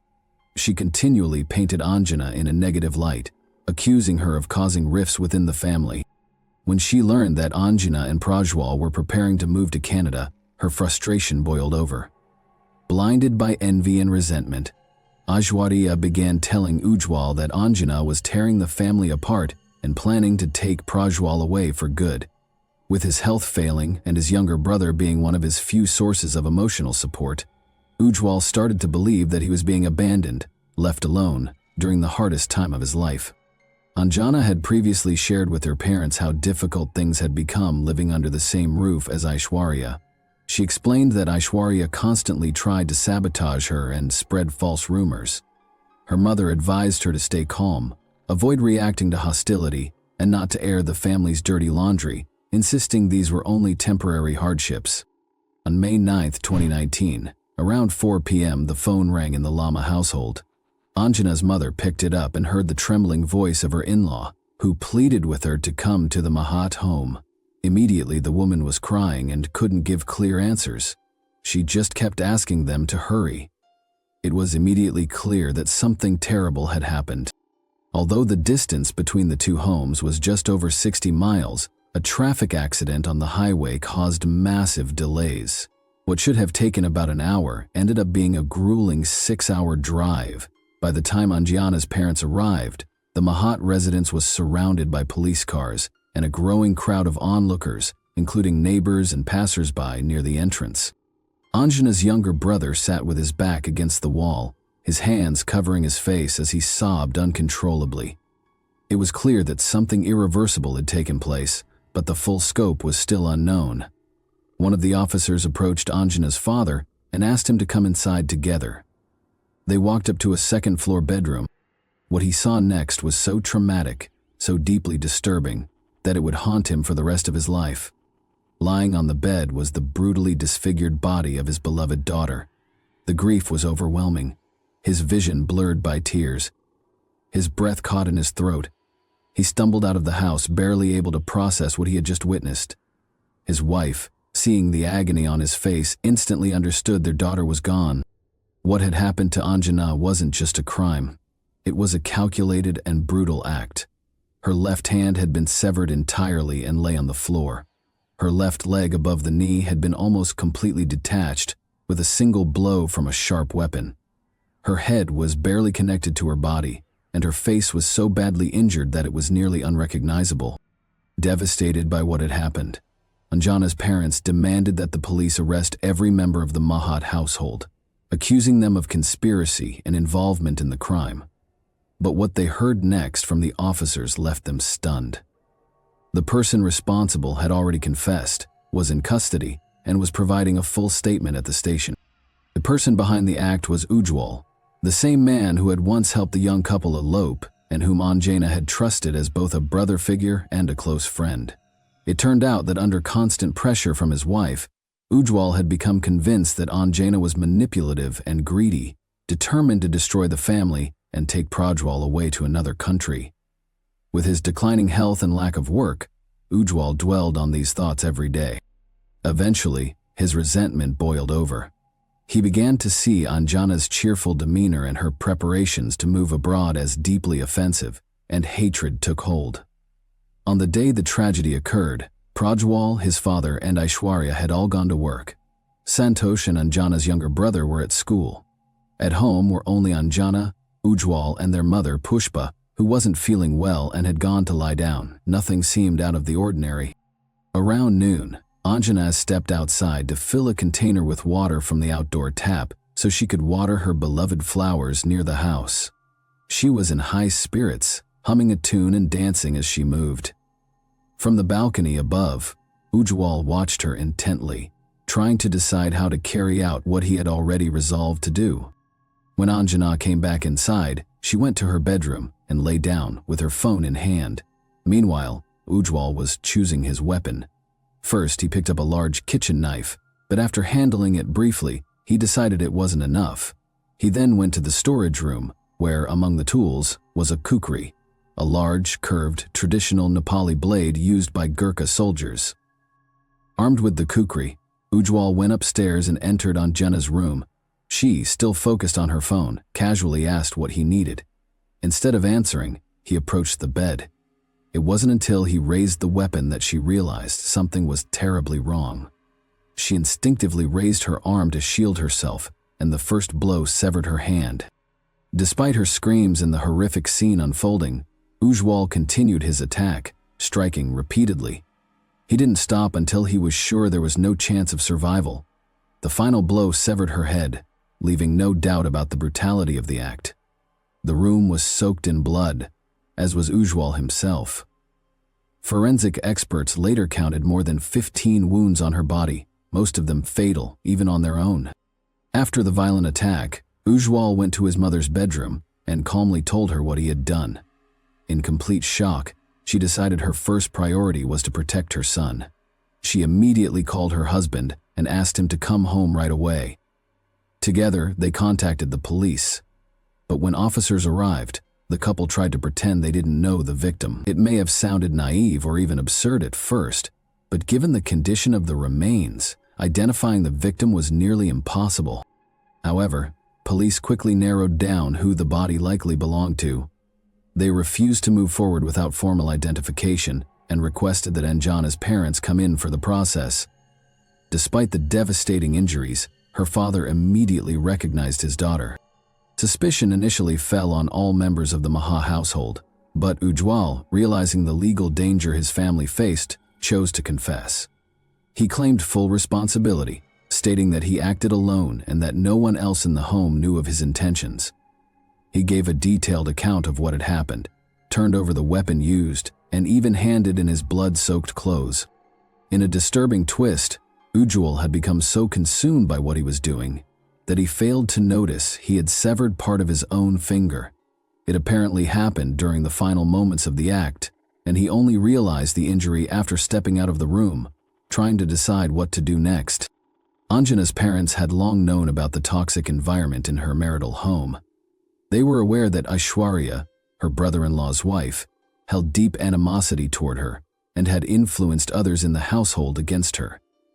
They believed she may have played a role in fueling Ujwal's anger and driving him to commit the crime. The Lama family demanded that Aishwarya also be arrested for incitement, but authorities declined. Ujwal continued to insist he acted alone and bore full responsibility. Ujwal's wealthy parents hired one of the top attorneys in the country, sparing no expense in hopes of reducing the consequences their son faced. They were willing to go to great lengths to protect their eldest, even if it meant interfering with the justice process. Prajwal, however, stood firmly with Anjana. Grieving parents, he demanded the harshest penalty for his brother, refusing to accept what had happened. The betrayal was immense. This was the same man who had once supported his marriage, shown kindness to Anjana, and played a key role in their early happiness. Prajwal simply couldn't comprehend how someone so close to them could transform into someone capable of such cruelty. What hurt him most was seeing his parents rally behind the person responsible. Their loyalty to Ujwal and their efforts to shield him from justice felt like a betrayal of both their daughter-in-law and their surviving son. Feeling abandoned by his own family, Prajwal joined Anjani's parents in their fight for justice. The attorney hired by the Mahat family worked tirelessly to delay the proceedings and protect his client, but Ujwal remained firm in his original confession, afraid that any change in his story might draw his wife or parents into the case. It took 2 full years for a verdict to be reached. When the trial finally concluded, Ujwal was found guilty on all counts and sentenced to life in prison without the possibility of parole. But the story didn't end there. Ujwal, along with his legal team, filed an appeal with a new legal strategy, hoping for a different outcome. This time, the defense attorney claimed that his client was suffering from a psychological condition that had worsened due to his hearing loss and the emotional toll of losing his career. The court ordered a series of psychiatric evaluations to assess the validity of the claim. However, after thorough examination, mental health professionals concluded that Ujwal was mentally stable, fully aware of his actions, and capable of understanding their consequences. As a result, the original sentence was upheld, and Ujwal was sent to prison to serve his life sentence, without the possibility of parole. As for Prajwal, he remained in Nepal until the legal process was over. He stood by Anjana's grieving parents, offering them support, and even testified in court against his own brother. Once the final verdict was delivered and justice had been served, Prajwal left the country. He flew to Canada, fulfilling the dream he and Anjana had once shared together. Thanks for watching, everyone. Your support means a lot to me, and you can help my channel grow by hitting that like button, dropping a comment, and sharing this video. Your engagement really makes a difference. See you soon. Hey guys, today we're diving into another truly horrifying case. If you want to support my channel, make sure to subscribe and stay active. It really helps me out. I'd be super grateful for that. Let's get started. They say a successful family business can turn a couple into a powerful and thriving dynasty, but just as easily, it can become the catalyst for a high-profile breakup and courtroom battles. At first glance, building a business with your partner sounds like a dream. Complete trust, minimal risk of betrayal, and all the money stays in the family. But what happens when that modest venture suddenly grows into a multi-million or even multi-billion-dollar empire? Will it bring the couple closer together or spark conflict, rivalry, and deep resentment? The case of Andreen MacDonald was both complex and unsettling, even though from the start it seemed fairly clear who was responsible for the crime. She vanished from her own home without a trace, and almost no one believed she was still alive. Still without a body and with barely any solid evidence against the suspect, the situation was stuck. Months passed with no resolution, and the person responsible appeared to be on the verge of walking free. Then, just when hope was nearly lost, a local rancher made a chilling discovery that changed everything. Andre Martina MacDonald née Anderson was born on February 18, 1990, in the small coastal town of Port Antonio, Jamaica. She was the eldest of 2 daughters raised in a modest household by Maureen Smith and Desmond Anderson. From a young age, Andre was known for her outgoing personality, natural charm, and striking looks. She had plenty of friends and often drew admiration from those around her. While still in high school, Andreen became close with a young man named Andre MacDonald. He was 10 years older than her, and like Andreen, was born and raised in Jamaica. Andre Austin MacDonald was born on December 22, 1981. He was the only child shared between Marlena and Everton MacDonald. His father had previously been married to a woman named Camilla, who passed away early, prompting Everton to remarry.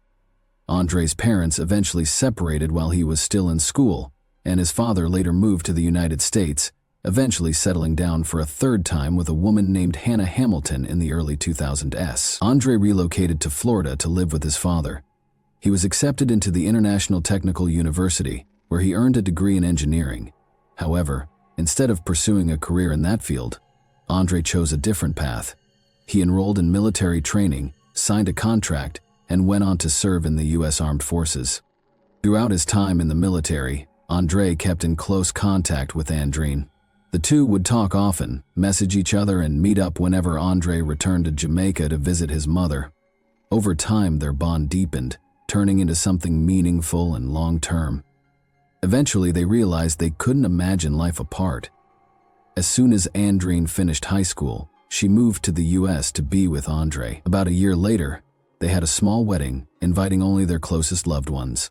Shortly after tying the knot, Andre received new orders and was transferred from sunny Florida to Lackland Air Force Base in San Antonio, Texas. Andreen wasted no time building her future. She enrolled at the University of Texas, earning a degree in economics in 2013. The couple welcomed a daughter they named Elena. Around the same time, they ventured into the business world, opening their first assisted living facility. Their idea quickly gained traction. Before long, they launched a second facility in another city. Within just a few years, their growing network of care homes was bringing in a significant income. Andre was still committed to his military duties and frequently traveled across the country on assignments. Meanwhile, Andre took the lead in managing the day-to-day operations of their multi-million-dollar business. The couple purchased a beautiful home with a pool in a high-end neighborhood in Bexar County, owned multiple luxury vehicles, and had plans to expand their business into neighboring states. In 2016, following the passing of her father, Andreen brought her mother over from Jamaica. Her mom moved into the couple's home, helping around the house and looking after Elena when both parents were busy. A few years later, the couple purchased her a small but comfortable house nearby, along with a personal vehicle as a gift. By early 2019, 37-year-old Andreen, who held the rank of major in the U.S. Air Force, decided to transition into the reserves. He wanted to remain in San Antonio, spend more time with his family, and take a more active role in their growing business to ease the workload on Andreen. Their enterprise was booming. Their network of assisted living facilities had expanded across the state and was valued at close to $1 billion. From the outside, the McDonalds appeared to have it all. They were successful, wealthy, raising their bright and beloved daughter, and managing a thriving business. But behind the curtain of prosperity, tensions had been building, problems that most people had no idea about. On Friday, March 5, 2019, 29-year-old Andre didn't show up to work. Her phone was off, which was extremely out of character. Her assistant and best friend Caroline Gonar quickly became concerned. After several failed attempts to reach Andreen, Caroline and two other co-workers decided to go to the McDonald residence to make sure everything was okay. Caroline knocked on the door for a long time, but no one answered. Refusing to leave without answers, she decided to walk around the house to check the property. That's when she spotted something alarming in the backyard. A burnt area with a zipper partially visible in the ashes. It looked like someone had been burning clothes. But who would do that, and why? Nothing else seemed immediately suspicious from the outside. When Carolyn tugged on the back door, she found it unlocked and cautiously stepped inside. She called out loudly for both Andre and Andreen, but got no reply. The house was quiet, almost as if the couple had simply stepped out. But something didn't feel right. In the bathroom, she noticed strange streaks on the light switch that looked like dried blood. There were also a few dark stains on the floor that raised serious concerns. Caroline captured everything she saw on her phone and called local authorities to report what she had found. Officers quickly arrived and began searching the house. What they discovered only deepened their concerns. The carpet in the master bedroom had been thoroughly scrubbed with what seemed like a large amount of industrial-strength cleaner, the sharp chemical odor still lingering in the air. There were faint, cleaned-up blood spots on the floor and another smear on the doorframe. Detectives suspected the home could be the scene of a serious crime, but the limited traces of blood left room for hope that Andreen might still be alive. Andreen wasn't answering his phone, and no one knew where he was. The whereabouts of 6-year-old Elena were also unclear at first, but authorities soon confirmed she was safe, staying at her paternal grandmother's house. All 3 vehicles owned by the couple were accounted for. 2 were parked outside, and the third, a Chevrolet Malibu, was in the garage. It was this car that piqued the officers' interest. It was covered in dust, as if it had recently traveled along dirt roads, and small gravel particles were lodged in the tires. There were no obvious signs of damage or visible blood, but the vehicle's condition was suspicious. While investigators were still going over the house, the man of the house, Andre, suddenly showed up at the front door. He looked visibly anxious and shaken, seemingly confused about why law enforcement was on his property. When asked where he had been and what had happened, Andre claimed he had spent the entire night searching for his wife. He listed several hospitals he said he had visited to check if Andreen had been admitted. A follow-up confirmed that Andreen had indeed stopped by the medical facilities, but not until the following morning. Moreover, at one of the hospitals, when the front desk staff mentioned that someone with the last name McDonald had been checked in, Andreen reportedly turned pale, began stepping back, and quickly walked away without staying to find out that it was just someone with the same surname. From the start, his behavior raised concerns. Officers decided to bring him in for questioning, to hear his version of events. Andre told them he and Andreen had gotten into a domestic dispute, after which he left the house to cool off. When he returned, she was gone. He said he tried calling her several times, and when he got no response, he took their daughter to his mother's home and continued searching for Andreen. Tracking his movements proved difficult. His phone had been switched off since the previous evening and remained off until his return. When questioned about why his phone was off, Andre suddenly changed his tone and said he wouldn't answer any more questions without a lawyer. By that point, it was clear to investigators that something wasn't adding up, but with no solid evidence yet, they had no choice but to release him. After the initial interview, he was issued a travel restriction order and placed under discreet surveillance along with his residents. Despite being under watch, Andre managed to slip away from authorities for nearly 12 hours. It was later discovered that earlier that same day, he had made a string of troubling purchases at various hardware stores. He paid in cash for items including a shovel, large heavy-duty trash bags, a small hatchet, work gloves, duct tape, and fire starter fluid. Andre appeared to be trying to avoid leaving a trail, keeping his phone off, and making purchases without using a credit card. Still, law enforcement was able to track him down via security camera footage from those stores. Meanwhile, forensic testing confirmed that the blood traces found in the home belonged to Andreen. With suspicions growing stronger, police decided to detain Andreen for further questioning and obtained a warrant to conduct a more thorough search of the home, including the seizure and review of all digital devices. During the time he had briefly vanished, Andre had returned home, but didn't stay long. He quickly left again, unaware that officers were now trailing him.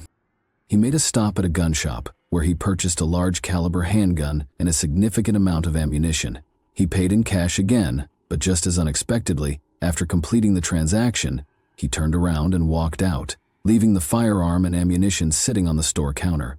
The man appeared completely detached, his eyes vacant, his movements erratic, as if he'd lost all grip on reality. But seasoned officers weren't convinced.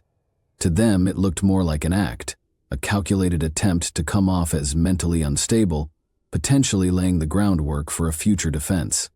Former military officer Andre was arrested just as he exited the store. He didn't resist this time. Formal charges were filed against him, and during a physical inspection, investigators noticed fresh scratches on his hands and forearms, marks that looked like they had been made by fingernails. Andre failed to provide a clear explanation, though everyone present understood the likely cause: struggle. Nearly 48 hours had passed since Andreen was last seen. Given the growing body of circumstantial evidence, it was becoming increasingly difficult to believe she might still be alive. A massive search effort was launched, involving law enforcement volunteers and hundreds of concerned citizens. Teams combed through the surrounding areas in and around San Antonio, focusing especially on the rural regions of Bexar County, hoping to find anything that could help move the case forward. Unfortunately, nothing useful turned up. Not in the fields, not in the wooded areas, and not in the urban zones. Even a full review of the digital devices seized from the home, including a phone and tablet, yielded no promising leads. But when investigators conducted a second, more detailed search of the vehicles and garage, the case took a dramatic turn. First, they found newly purchased tools and supplies that matched items Andre had bought at various hardware stores. Then, inside the trunk of a Porsche Macan, Andre's car, they discovered an old hammer wrapped in plastic. It had strange dark stains on it, and several long strands of hair stuck to its head. Forensic analysis confirmed that the hammer bore blood and tissue matching Andre's DNA. The strands of hair were hers too. However, the handle had been wiped clean. No fingerprints. When confronted, Andre denied ever seeing the hammer before and claimed someone must have planted it in his car. Despite the mounting evidence, Andre posted bail, which had been set at $500,000. 0 cents, a sum he paid without delay, and was released shortly after. Once back home, he did not participate in the ongoing search efforts. Instead, he continued to assert the same version of events. The two had an argument, he left to cool down, and when he came back, Andre was gone. According to him, he had tried to reach her afterward, sending both voice and text messages. Some of those messages found on his phone included emotional pleas, telling her their daughter was crying and asking her to come home. All of them were sent around midnight. After that, the phone was turned off again. The next morning, Andre dropped Elena off at his mother's house and, by his account, began searching for Andrine. As the search for Andrine continued with no progress and investigators struggled to piece together what exactly had happened, detectives decided to dig deeper into the McDonald family's background. It didn't take long to uncover that the couple's picture-perfect image was just that, an image. Beneath the surface, their relationship was strained, and serious tension had been brewing for quite some time. Though they had built a thriving business together, one that was rapidly expanding and bringing in a substantial income, most of the day-to-day operations had been handled by Andre, especially while Andre was serving in the military. Back in 2016, when Andrine was stationed in Alabama for 6 months, the emotional distance between them grew. Just before he was set to return, Andre messaged him saying it would be better if they went their separate ways and that he didn't need to come back. Upon returning home, Andre learned that during his time away, Andrine had been in a relationship with a man named O'Brien, someone she had known since her early days in Jamaica. This man had a reputation as a dangerous figure in the local criminal underworld. The two reconnected during one of Andre's visits to the island, and their relationship reignited. He began traveling to Texas to visit her, and the two decided they wanted to be together. The couple filed for divorce. Under Texas law, their assets and business would have to be divided equally, a point of serious contention for both. Andrine believed she deserved a larger share since she had been the one managing the operations, while Andrine insisted everything was his, as he had funded the initial startup. About 6 months later, the divorce proceedings were paused. It seemed the couple had reconciled, choosing to give their marriage another try for the sake of their young daughter. But despite the outward signs of stability, tensions lingered. Caroline, Andrine's closest friend and the first to raise the alarm after her disappearance, told investigators that Andre had always been controlling and manipulative. He believed the business, the home, and even Andrine herself belonged to him, reasoning that he had brought her to the U.S., helped her obtain citizenship, paid for her college education, and financed the launch of their first care facility. Not long before she vanished, Andre confided in Caroline, saying, "If anything ever happens to me, just know it was Andre." Andre had long opposed Andrine's trips back to Jamaica, knowing she would meet with her former lover. This was a constant source of conflict between them, but Andrine continued to make her own choices. Then, just 2 weeks before she disappeared, Andre discovered that Andre had quietly registered a new company in her name and transferred part of their shared assets into it. That revelation likely felt like a betrayal and may have been the final spark that pushed everything over the edge. On July 11, 2019, 4.5 months after Andrine vanished, local farmer Clinton Clendy was walking through his large property on the outskirts of San Antonio. The land wasn't fully cultivated, and some areas had become overgrown.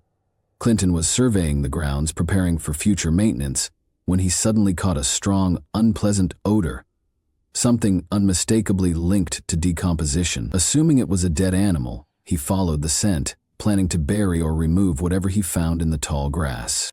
He first noticed a skull and bones that appeared to belong to a cow. Scattered branches were nearby, but beneath them he discovered the true source of the odor: a nearly fully decomposed human body. Clinton immediately contacted law enforcement. The remains were recovered and transported to the lab for analysis.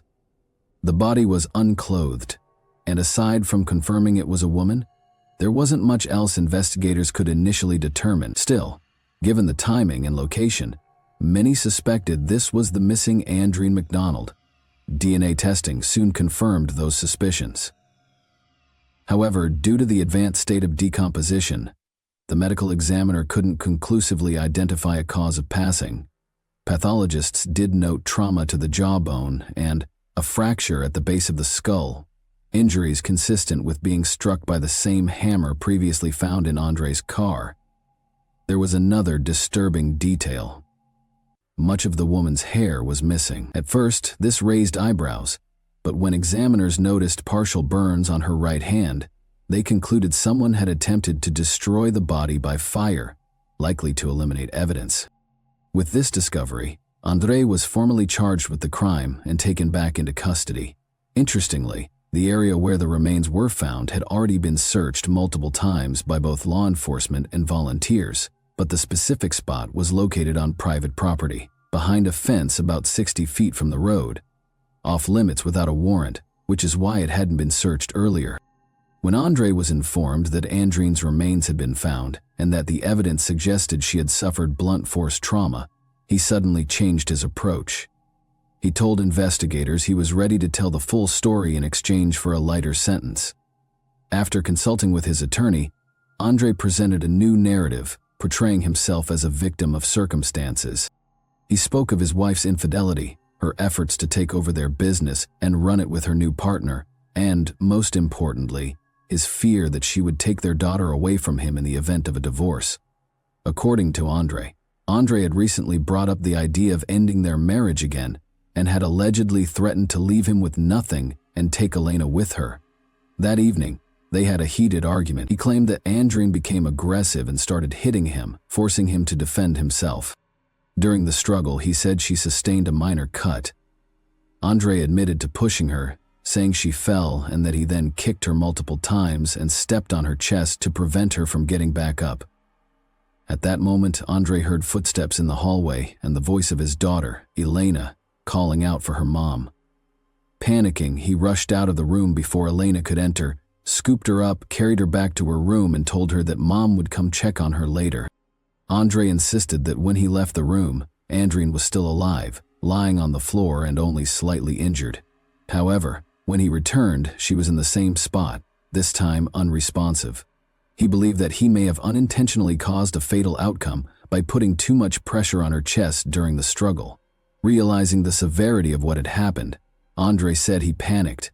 He removed Andreen's clothing and burned it in the backyard. Then he transported her body outside the city and left it on private land behind a fence near the remains of a cow. Later, he returned home and sent multiple texts to Andreen's phone, pleading with her to come back, in an attempt to create the appearance that she had simply left after a disagreement. After that, he woke Elena and drove her to his mother's house, asking her to look after her granddaughter while he searched for his missing wife. To further sell the story, he visited several hospitals, pretending to look for Anne. At one point, he nearly fainted when he heard that a woman with the same last name had been admitted. By the time police brought him in for questioning the following morning, they still didn't have strong evidence linking him to a crime, so he was released. Once free, Andre began seriously contemplating how to make sure the body was never discovered. He even considered dismembering and burning it, then scattering the remains in different places. That's why he went out and bought a hatchet, a shovel, fire starter fluid, and heavy-duty plastic bags. The next day, he returned to where he had left Andreen, but when the time came, he couldn't bring himself to go through with his plan. Instead, He poured flammable liquid on the body and lit a fire, but it fizzled out quickly, only burning off the hair and partially charring one of her hands, according to Andre. The failure left him in a state of complete despair. In a fit of rage, he grabbed an old hammer from his car and began striking the body before coming to his senses and stopping. He then covered the remains with branches and cow bones. When questioned about why, he went to a gun store and bought a pistol and ammunition, only to abandon the items at the counter. Andre claimed he couldn't explain it. He said his mind was clouded, that he hadn't slept in nearly 2 days, and that he was no longer thinking clearly. The trial was delayed significantly due to the onset of the COVID-19 pandemic, with hearings finally beginning in January 2023. The defense team focused on portraying Andre as someone trapped by the circumstances around him. His attorneys argued that Andreen and her romantic partner were allegedly conspiring to remove Andre from the picture entirely so they wouldn't have to split assets during the divorce. Andre McDonald's detailed account of what happened to his wife could never be fully verified due to the advanced state of decomposition in which her body was found. Forensic specialists were unable to determine an exact cause of death, or even confirm whether the injuries had been inflicted while Andreen was still alive, or if, as the defendant claimed, he had struck the body with a hammer after she had already passed. What was clear, however, was that for 5 months, Andre had remained silent, hoping to cover up the crime and avoid responsibility. In February 2023, to the shock of many, Andre McDonald was acquitted of first-degree charges. Instead, the jury found him guilty of manslaughter and evidence tampering. He was sentenced to 25 years in prison with the possibility of parole after 15. Full custody of Elena was awarded to her maternal grandmother. In a striking development, later that same year, Andre's father, Everton McDonald, was put on trial in Jamaica for the crime of his third wife, Hannah Hamilton. Even more disturbingly, this new investigation brought attention to the suspicious death of his first wife, Camilla, an incident that had long been brushed aside. Authorities now believe that Everton may have been involved in her passing as well. If convicted, he could face life behind bars. This chilling twist raised the possibility that Andre may not have been the first in his family to commit such a serious act, suggesting a legacy of violence that spanned generations. Thanks for watching, everyone. Your support means a lot to me, and you can help my channel grow by hitting that like button, dropping a comment, and sharing this video. Your engagement really makes a difference. See you soon. Hey guys, welcome to my channel, and today we're going to take a look at another horrible case with you. Today we'll talk about what happened in Maine in 2016. While her husband Luke was shopping at Walmart, Valerie Tiemann, 34, vanished from the parking lot. There was no sign of Valerie when he got back in the car. The police opened an investigation as soon as they heard about Valerie's disappearance, but it soon took a surprising turn. Sarah Jean Sampsarmanen and Jean Allharman welcomed Valerie Jo Harmanen into the world on December 3, 1981, in Salem, Virginia. Valerie attended Hampton Park Christian School and graduated in 2000. She was born and raised in Greenville, South Carolina. She graduated from Bob Jones University with a degree in cosmetology. She was well known for her gregarious demeanor and warm smile. Valerie was well known for her passion for speech and theater. She played the flute and piano and loved music. Valerie worked in pageants, spas, and salons using her cosmetology skills. She helped people look and feel their best in order to support them. Valerie had been seeing a man named Matt Guccio. When Valerie was around 22, they met through a mutual friend. In many ways, they were too dissimilar. Matt was more reserved, but Valerie was gregarious and happy. However, they did not find this difference problematic. Valerie and Matt were married in 2004. They moved into Matt's tiny house after the honeymoon, and while everything was great at first, Valerie's parents started to notice behavioral changes over time. Matt was very frugal with his money. To have some personal savings, Valerie had to open a different bank account. Matt's behavior changed more and more over time. He attempted to exert total control over Valerie's life and held her responsible for all of his and their family's issues. She endured a great deal of emotional suffering and a lot of things, but patience has its limits. Matt and Valerie got divorced 10 years later. Valerie wanted a new chapter in her life, and Luke Tiemann opened it. He helped Valerie move past her past issues. Luke spent 10 years in the army. Valerie saw him as a trustworthy man who cared for her family while he was in Iraq and Afghanistan. Valerie was starting to look happy again. Valerie was once again smiling and full of joy as she had been 10 years before. Luke and Valerie entered into marriage on June 6, 2014. They relocated to the Fairfield home of Luke's parents. Luke was living in Maine at the time, and Valerie's parents were in South Carolina. After visiting Valerie's family in South Carolina, Luke and Valerie returned to Maine in August 2016. The final text message exchange between Valerie's mother, Sarah Jean Harmon, and her daughter took place on August 18, 2016. Luke was spotted with a woman he had begun chatting with on Facebook a week prior, on August 24, 2016. This woman and Luke Tiemann had sex on the evening of August 24, 2016, and it appears that Valerie learned of it that evening. In 5 hours, Valerie called Luke 31 times. A mutual friend of Luke and Valerie reached out to the latter through Messenger on August 26, 2016. Valerie was told by a friend that Luke was getting sucked into other women and claiming that they were no longer together. Valerie replied in multiple messages that, although it was heartbreaking, everything would work out because God has a Tiemann and he would never find a better woman than her. She also said that he had lost her the following month in 2016. Luke Tiemann moved into the home of a woman with whom he was having an affair and told Valerie, his wife, that Valerie had fled with another man. Every week, Valerie would call her parents in South Carolina, but now they were unable to get in touch with their daughter for over a week. They couldn't get in touch with their daughter because she didn't answer their calls or texts. Luke was decided by Alan Harmon and Sarah Harmon. Speak with Luke. They texted him to inquire about his and Vale Luke's well-being. The following day, Luke replied, "We are good. Thank you, love her so much." Another 13 days have passed, but Valerie's parents still can't contact Luso. They call Luke's father. They were shocked by the man's response. Valerie had been missing for approximately 2 weeks, according to Luke's father. In addition, he consulted Valerie's parents about what to do with her belongings. After that, Luke Tiemann was questioned about why he hadn't informed them about their daughter. "I was waiting for her to get in touch with you because," Tiemann said, "I never speak poorly of her. I still adore each of you." Luke said Valerie had run off with another man, and he thought she would tell her parents that they had broken up. Sarah Jean and Alan knew it wasn't true. It was a far cry from their daughter's behavior.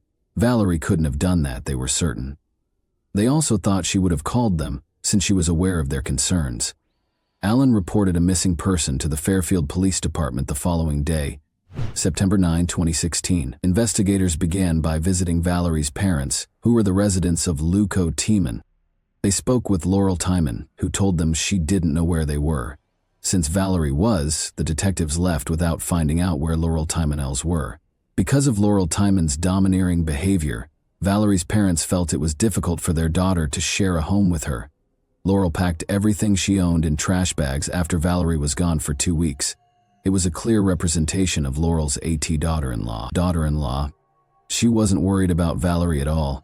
All she wanted to do was get rid of her things so they wouldn't occupy space in the house. The police meant to find Luke Tiemann and ask him a few questions, but they couldn't locate him. He didn't show up at his home, and his parents said they didn't know where their son might be. However, 5 days after Valerie's disappearance, Luke took the initiative to call the police himself. He claimed to have heard that the detectives were interested in speaking with him. When and under what circumstances he had last seen Valerie was one of the questions the detectives asked him. About 2 weeks ago, he and Valerie went to the local Walmart to buy some food, and he said that the response was really strange. While he went shopping, Valerie remained in the car in the parking lot. He finished his shopping and went back to the car, but Valerie was gone. According to Luke, he tried to find Valerie and promised to take her back by calling and texting her after leaving the store and realizing she wasn't there. Luke also disclosed that Valerie and he were approaching the end of their marriage. He claims that Valerie once brought up another man in a conversation, and he thought she was having an affair with him. Luke didn't know the man's name or where he lived. He believed Valerie had fled with him. The police appealed to the public through the media because Valerie's family was not aware of Luke Tiemann's existence. They asked anyone who has seen Valerie in the past few weeks to report it to detectives by posting a picture of her.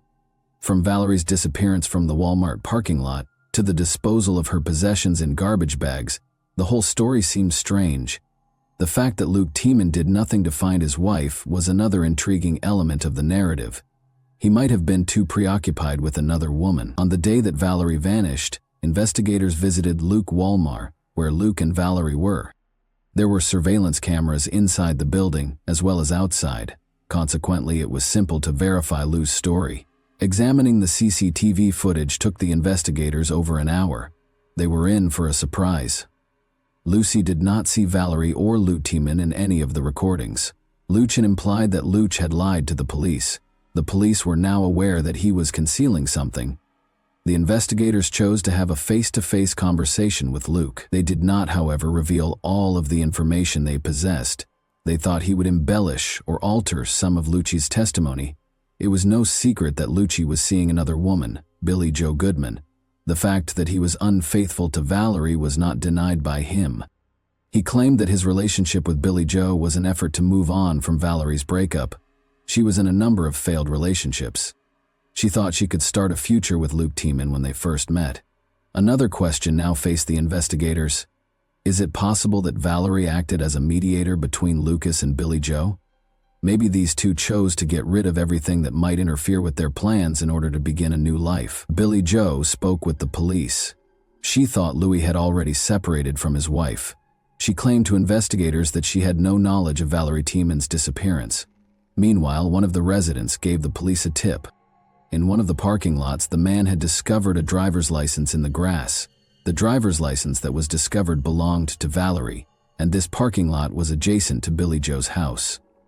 Many people were suspicious because Valerie's driver's license was located close to her husband's new girlfriend's home. Few people think that on September 19, 2016, 10 days after Valerie's father, Alan, reported her missing to the police, Valerie fled with another man, leaving behind all of her possessions and discarding her documents. Luke Tiemann spoke with the news center Maine about the police. When he got back, Valerie wasn't in the car. He told reporters about Walmart. He didn't know Walmart had security camera footage. His story was not supported by footage. Without a doubt, after hearing Luke Tiemann's words and seeing his actions, each of you has drawn your own conclusions. On September 20, 2016, the following day, this case took a surprising turn. A.S. Luke warrant was obtained by detectives for the Fairfield property owned by Luke's parents. This was, after all, Valerie's last known residence. During the search, police dogs that are trained to detect human remains participated. Lot, his stream, and the land lot were to be checked. After searching the woods behind the house for about 5 minutes, a police dog discovered something. As the officer dug through the dirt with his hand, he noticed a shoe protruding from the ground. He was joined by other officers, who also began digging while wearing gloves. They discovered the body of a woman, wrapped in a blanket, and buried it with a number of odd items. These items included a package of sweet tarts, a bag of potato chips, a bottle of Gucci perfume, a flannel shirt, a handwritten note, a Mason note, and a wedding ring, an item that was not found until the evidence was being packaged for trial. While handling the con jar, Sergeant Scott Bryant, chief of Maine's evidence response team, testified that he discovered the ring. There were twigs and flower stems made of dirt in the mason jar. I knew there was something heavy in the envelope when I heard a thud.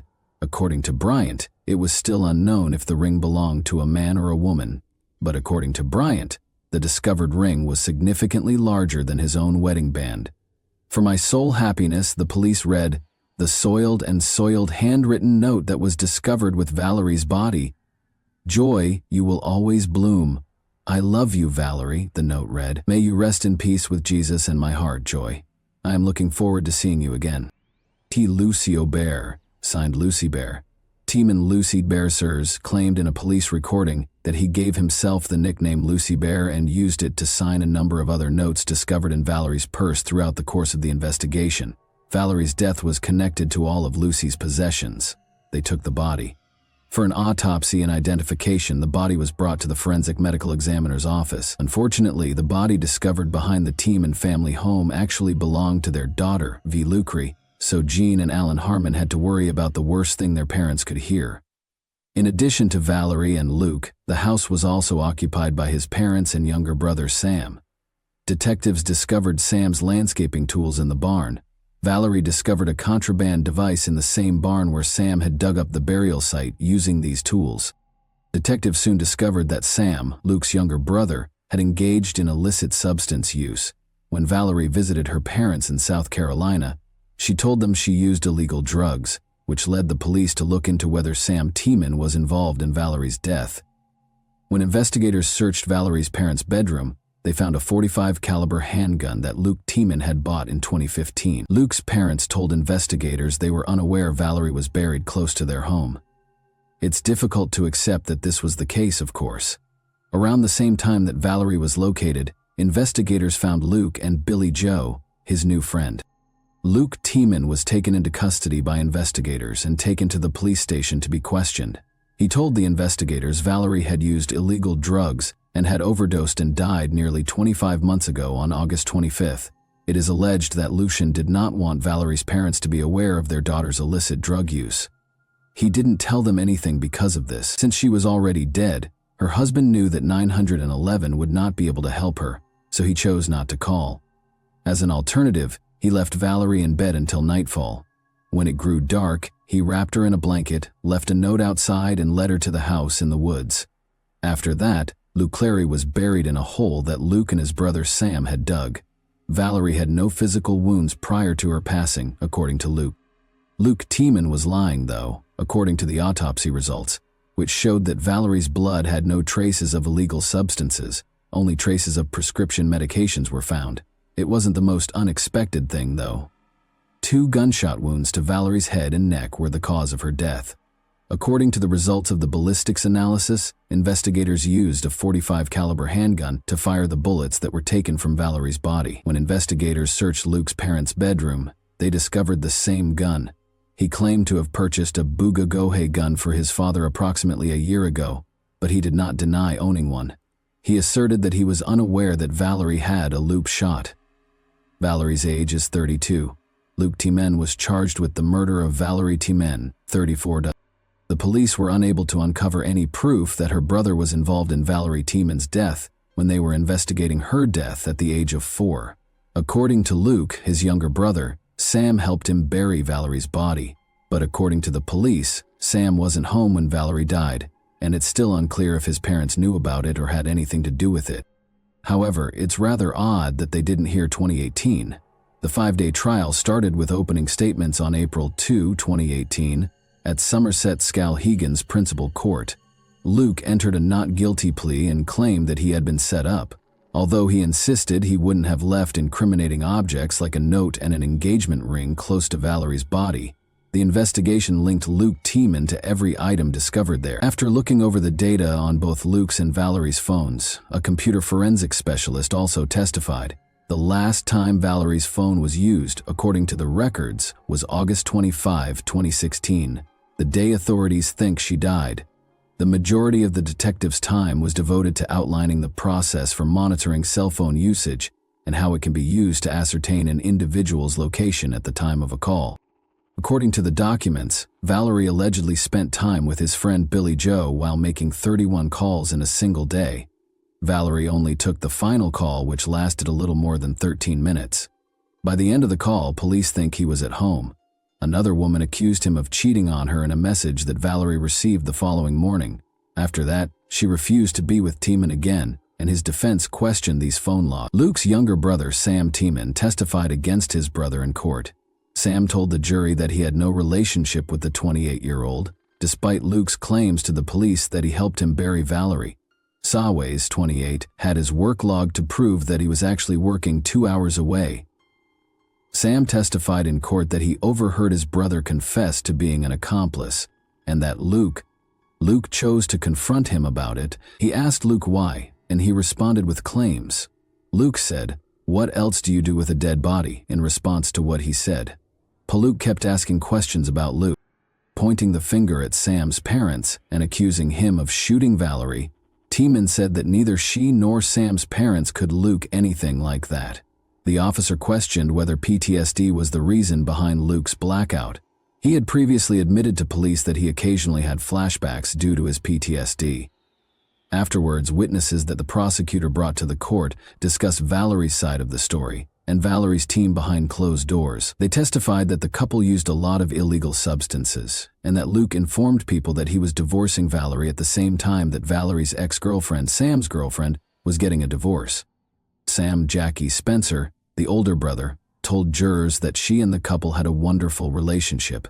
At their wedding, she even served as the maid of honor. Spencer testified that she saw Valerie and Luke using a variety of illegal substances together. Spencer claimed that, around the time Valerie disappeared, Luke began texting her frequently. She had always sensed that he was interested in dating her. He used to tell me that he always felt a connection to me. According to Spencer, he has always wanted to get together or hang out. Jurors were shown additional evidence from the crime scene in addition to witnesses who knew the couple personally. 3 minutes after Valerie's body was found, a video showed the officer walking through dense forest on an overgrown ATV trail, a common sight behind many rural Maine homes, to Tieman's house. At the Tiemann Lucidance, members of the evidence response team gave testimony regarding their fee Tiemann. Luke's defense team quickly objected to a few items, such as a .45 caliber handgun taken from one of the home's rooms and gardening tools found in a property. Tiemann Smith, a team attorney, NC attorney, argued that the state assumed the gun and ammunition that Tiemann had taken because they were discovered in the house. They noted that they never confirmed who owned them, suggesting that someone else in the house might have had access to them. UC Tiemann gave his closing remarks on the 5th day of the trial. Despite his own objections, he testified. Tiemann admitted that he had made many changes to his version. To protect his clients, he provided investigators with multiple stories, he told the jury. According to Luke, he was forced to make a false statement by the detectives. He said he had no motive to take his wife's life and that there was no DNA evidence linking him to the crime. All the evidence pointed to Tiemann, the prosecutor, as the only person who could hurt Valerie. The jury deliberated for less than an hour before finding Tiemann guilty. On May 11, 2018, the jury announced the verdict.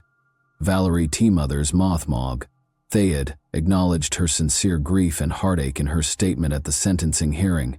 Luke is an evil-hearted man who should be sentenced to life in prison because of his persistent denial of the events, which disgusts me greatly.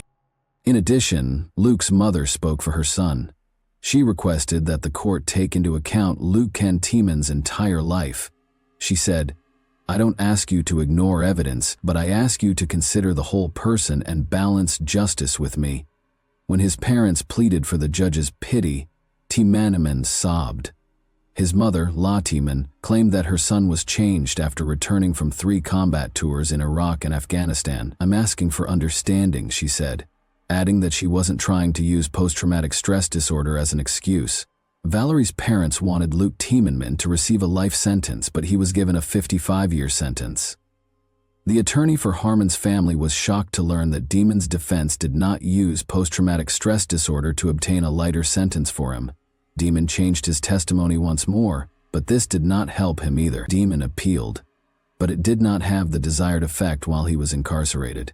Why, in your opinion, did Luke Tiemann bury Valerie's body with other items? And that wraps up today's chilling story. If you enjoyed this video, don't forget to like and subscribe so you never miss a new upload. Also, let me know in the comments, what part of this story shocked you the most? Thank you for watching, and I'll see you in the next video. Hey guys, today we're diving into another truly horrifying case. If you want to support my channel, make sure to subscribe and stay active. It really helps me out. I'd be super grateful for that. Let's get started. An unexplained disappearance. Globally, one person goes missing every 3 minutes, according to depressing data. People are frequently discovered, occasionally dead. On the other hand, they are also never reported. The majority of disappearances are connected to accidents or criminal activity, regardless of the hoax. On June 6, 2006, we traveled to Namyangju City, South Korea, for another enigmatic tale. Lee Yoon-hee, a 29-year-old student, vanished into thin air. Nothing seems out of the ordinary. Individuals frequently vanish. The public is still thinking about this case nevertheless. Even now, a lot of people still dispute and have their own theories on what transpired during the disappearance. On June 7, her friends and classmates raised the alarm for the first time about the girl's disappearance. It was quite unusual of Lee to miss the last classes at the university. She had never missed a class before and was a responsible and effective learner. Min, Lee's friend, went to her house to see how she was doing after studying, but when I rang the doorbell, nobody answered it. Then she departed without bothering. The girl later acknowledged in an interview that she had taken a day off after deciding Yoon-hee wanted to be by herself. As it occurred, her acquaintance had recently been plagued by a string of problems, so she might have needed some time to escape. On June 8, nevertheless, she failed to appear once more. This time, Min went to the missing person's house with 2 other males and Kim Lee's friend. She could not be reached in any other way. Coincidentally, the main character's purse was taken a week prior to the events mentioned, along with her cell phone, Idaho card, and purse. The dog responded to the disturbance from inside the house when young people knocked. The owner did not respond to the dog's loud barking. The digital lock on Yoon-hee's door meant that only a person with the code could unlock it, and nobody there had that knowledge. Min then contacted the sought woman's older sister, but regrettably she had not received a response from her sister and was unaware of the door code. The excitement was only increased by all of this. It was ultimately decided to call the police. The apartment's owner was phoned by law enforcement and invited to come unlock the door. Everyone noticed the bad scent as soon as they walked into the student's house. Life story: Lee Yoon-hee was a vibrant and attractive young woman. She first attended a women's institution in Seoul to study statistics and visual arts. But after graduating, she came to the realization that she had made a mistake since she was a young child. Along with her passion for art, the main character adored animals and, even as an adult, took good care of her 2 dogs. She enjoyed going to zoos, farms, and animal shelters, as well as watching films on the natural world. After earning a diploma, the girl opted to pursue a career in veterinary medicine at the age of 25, since she was not scared to start from scratch. Parents didn't help their daughter right away. At this age, the traditional family thought it was time for her to marry and have a family. But Lee wanted to start a profession because she was a sophisticated girl. She thus enrolled in the Higher School of Veterinary Medicine in 2003. The student was well liked by the new specialization, which was also delivered with ease. She started working part-time to gain independence. The girl has been tutoring younger pupils and teachers' kids lately. Lee was getting ready for final exams in 2006 as the studies was drawing to a close. It makes sense that she was exhausted from juggling work and school, but the situation, a robbery, demanded it. Lee was on his way home from a private class on June 2. She was lost in her thoughts and moving slowly. Abruptly, 2 men riding motorcycles rushed by her at high speed. The student discovered that her pocketbook had been taken by the invaders as she was getting over her fear. A number of onlookers attempted to assist and pursued them. For a while, their van was able to follow the motorcyclist, but when the robbers turned, the chase had to be abandoned along a tiny alley. Yoon-hee was left without her valuable possessions, and the offenders went free. She then informed everyone she knew that she would be disconnected for some time. The girl was so distraught that she said to her buddy, "It's unbelievable how awful the world can be." But she had no idea at the time what she was going to go through under the circumstances at Lee's flat. There was nobody in Lee's flat. What stood out was the mess the dogs had created. Without food or water, 2 puppies were sprawled on the ground. They weren't drinking enough water. It seemed that the creatures were looking for food. As a result, there were pieces of clothing and paper scattered around. The pets had obviously not been walked in a number of days, thus the strong smell that pervaded the space. Since it held the necessities, Min saw her friend's ostentatious backpack standing silently in the room's corner. Without it, Yoon-hee never went anywhere. This suggested that she had left the apartment quickly or briefly. At first examination, the police did not find anything strange about the state of the house. There were no indications of forced entry, and nothing was gone. Therefore, the police left, figuring that the desired girl had left willingly and would return shortly. But her buddies weren't satisfied with such reasoning. To begin with, Lee would never in a million years wouldn't have allowed the animals to go hungry.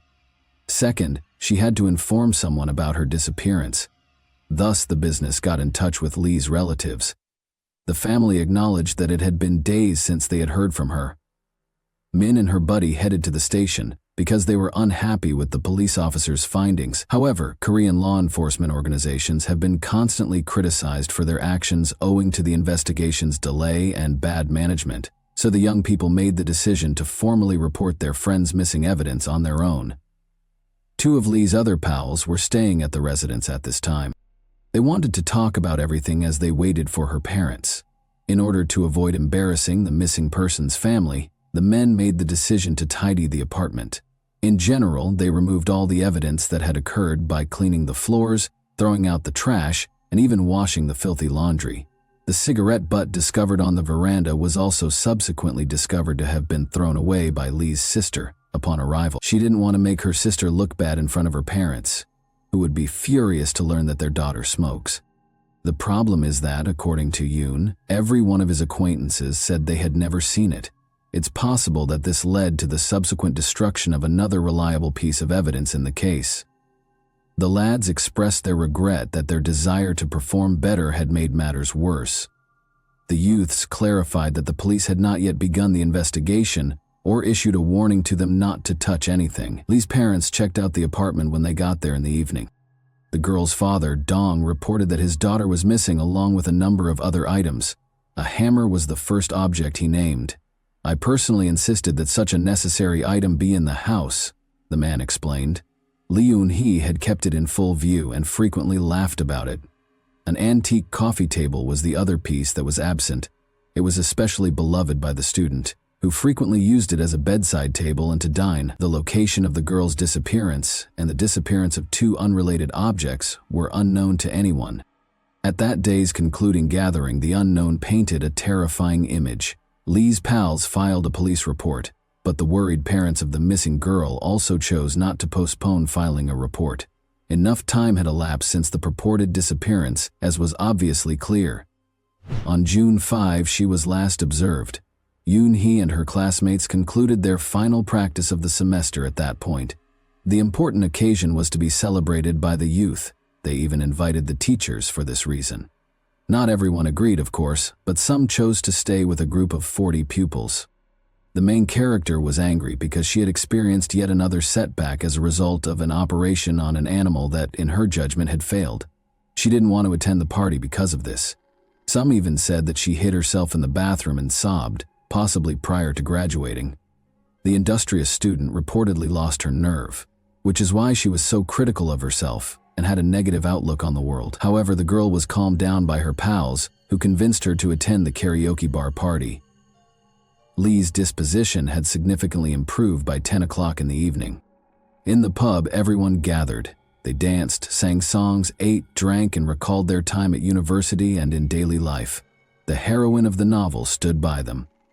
She left the celebration and the restroom at roughly 2:30 in the evening, as seen on CCTV. The girl was clearly frustrated about something. However, a 27-year-old man called Kim spotted her quick departure and pursued her. Since the young people had been close since school, the man claims that he inquired what had transpired. When Lee realized that someone was observing her in the restroom, she told her buddy about it. She did not, however, provide any information. Kim worried about his pal. He offered to carry her backpack and guide her home because he understood that the recent attack on the street had already made her feel afraid. Lee's rental flat was a 15 to 20-minute walk away. Later, Kim admitted to investigators that he couldn't walk his friend to the door. In one of the dim alleys, she said him farewell. The young man nevertheless made the decision to hold off until her home's windows were illuminated. He turned around and left for his home after confirming that the girl was not in danger. The man, incidentally, lived close by. The nation observed Memorial Day as a national holiday on June 6. Consequently, nobody found it odd that she had not provided any news. However, the investigation didn't start until after the party, when nobody saw Yoon-hee.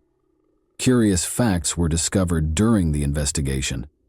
One of the students visited Lee in the morning of June 5, about 4 o'clock on the day before the disappearance.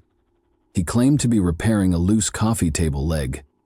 Lee requested him to fix it because she didn't want to throw it away, he told the investigators. He claimed to have spent roughly 30 minutes in the apartment. The couple proceeded to the university following the brief repair. He never saw Lee again and did not attend the party. There is no hard proof that the young people were in a romantic connection despite what some people say. The missing woman's family also carried out their own search in parallel. Dong, Lee's father, once looked around the area where his daughter lived in an attempt to find any hints. The man suddenly spotted a familiar table between two trash cans, but the unscrewed metal legs were lying apart from the tabletop. The family members believed it had been harmed during the incidents that occurred in the residence. The discovery was sent for analysis. Lee may have been the victim of a vicious attack on that fateful night. Her father was concerned that the hammer he had given her might have killed her. After disposing of the table, the criminal might have hidden the tool or taken it with him. Stalker theory. The police chose to look for eyewitnesses because, amazingly, they were unable to locate any fingerprints, DNA, blood, or other evidence during the examination of Lee Yoon's house because Lee's friends had cleaned the apartment so completely. There was no doubt that someone could hear something because the apartment building's walls were so thin. None of the girl's neighbors, though, mentioned anything out of the ordinary. Many of the residents would not even talk to one another. Meanwhile, an older woman reported that she had been harassed a few days prior to Lee's disappearance. A man, most likely, followed her to her front door before stopping. The woman turned abruptly and confronted the stalker after deciding that unlocking the door might invite an attack. It was hard to see his face through the hood, she said. But the unidentified man was horrified by her acts. Then he turned and walked away. It should be mentioned that pushing has become commonplace in South Korea. This phrase refers to someone or a group of individuals giving someone unwanted, invasive attention. Women who report recurring incidents are frequently noted by law enforcement. Frequently, a stalker will wait at the door before coming inside. This exacerbates feelings of fear and worry. Stalking is sometimes the catalyst for sexual assaults. Consequently, a law that made stalking a felony went into effect on October 20, 2022. The article's sanction stipulates a maximum sentence of 3 years in prison. In the past, it was considered a misdemeanor and carried a $70.00 punishment. Some people think that our heroine might have experienced a similar circumstance, but her case might have ended tragically in the future. Version. Confirmed in the house across the street, Lee's windows are clearly visible from an apartment there. During the investigation, whomever resided there could freely watch her behavior. It found out that the place had been vacant for a while, but upon closer examination, a number of used tissues and empty cigarette packs were found. Although the collected DNA was unsuitable for analysis, it did show that someone had occasionally stopped by the flat and stood at the window. The inquiry is still under progress. Every member of the party was interviewed by detectives, with the possible exception of Kim, who took her companion to the alley and waited until she left for home. None of them were aware of the girl's whereabouts during the party, let alone after it. A lie detector was used to assess 21 people's genuineness. Every subject passed. However, it is important to remember that this approach is not always dependable. Nonetheless, the polygraph is reliable and has been in use in the nation since 1950. The entire city and the surrounding mountains were also combed by task groups equipped with search dogs. Tens of thousands of flyers were posted by volunteers requesting any information. Later, Lee's parents offered 10 million won in exchange for information regarding the whereabouts of their daughter after selling all of their belongings. But it was all for nothing. A fresh lead. The family and friends of the missing girl hoped she would come back alive. Yoon-hee may have chosen to temporarily depart due to the stress of her experience, disregarding her obligations to her parents and the dog she left behind. The dried napkins in the flat across the street could have an innocent explanation, such as the fact that she threw away her favorite but broken table and her unwanted hammer. However, that final hope was dashed when the cybercrime specialists arrived, examined Lee's computer, and recovered the erased files. The graphic details surfaced at 2:59 a.m. EM on June 6. Someone got access to the girl's desktop about the time she was meant to go home. 70% of the nation's citizens utilized the online portal Naver, which he launched. He then entered 1012 contact the police and sexual harassment into the search bar. The machine was manually shut down at 4:21 IEM after the work session concluded at 3:02 IEM. Based on searches, experts believed the missing kid had returned home and sat down at the computer. Since she didn't have a phone, she searched online for a mechanism to report sexual harassment that she had experienced at a party or when traveling home. Nevertheless, someone interrupted her after 3 minutes. Additionally, experts discovered that the girl's computer was turned on once again on June 8 between 3:15 and 5:21 p.m. Simultaneously, the unidentified individual erased the messenger's communication history from 10:48 p.m. on June 4 to 3:04 a.m. on June 8. He accomplished this by using a unique program that is only known to a select few. The chat history cannot be restored simultaneously after that. It demonstrates that a computer-savvy individual took action 2 days later. Lee's account on a well-known music website was accessed once more, and the IP address was even used to check his email. The location of the connection was traced by the police. It was a motel located 119 kilometers distant in the town of Kunsan. Detectives examined the CCTV footage from that day and discovered no evidence of the missing student or any indications of unusual activity. This fact, however, showed that she did not vanish on her own. Rather, someone was deftly erasing evidence of the crime that had been committed. The first person that springs to mind is Kim, who coincidentally happened to be in Lee's residence when the bulk of the letters was erased. As you recall, he cleaned and waited for Yoon's family to come at a friend's house. This provided him with the ideal situation and ample time to conceal the undesirable behavior. Surprisingly, both lads denied remembering to turn on Lee's computer when authorities asked them. Since potential evidence was deleted during the cleaning and wiping of the chat history, there were actually no witnesses, traces, or noteworthy leads in the case of Lee Yoon's disappearance. It is quite probable that the culprit would have been apprehended if the girl's body had been discovered. The victim largely retains important proof of the incident to this day, although neither the student's condition nor location are known. Discussion. She is probably dead, and either her remains are securely buried or they were able to permanently dispose of them. A professor who is insane is the result of these conditions. The faculty Lee studied at is known to have collected animal carcasses. This was done in order to get pupils interested in studying an autopsy. The agency gathered the bones at the conclusion of the examination and delivered them to a specialized incinerator. The biomass was previously enclosed in special bags. The collectors were not permitted to investigate them in accordance with the company's regulations. It should be mentioned that they wouldn't do it themselves because the site is nasty. Every day, the incinerator receives about 88 pounds of animal remains. However, authorities discovered that around 242 pounds were burned 2 days after Yoonhye Yoto vanished. That is, far more than normal. The educational institution worked with cows, pigs, cats, and dogs, among other animals. There were no large animals, though. Based on the June 8 records, the problem is, what else was set on fire that day? Along with other pieces of evidence, might the extra weight have been the body of the missing student? Unfortunately, there is still no response to this question. Since all of the ashes were burned, a genetic analysis was not feasible. If it is true that Lee's body was burned, then the person who killed her and had access to the room was responsible. One of the professors, Professor Moon, for instance, piqued Lee's interest. He was the one whose kids Lee was studying with when her purse was taken during the interrogations. Moon occasionally paid attention to a pretty pupil, according to several reports. Despite his age and prestige, he freely flirted with her.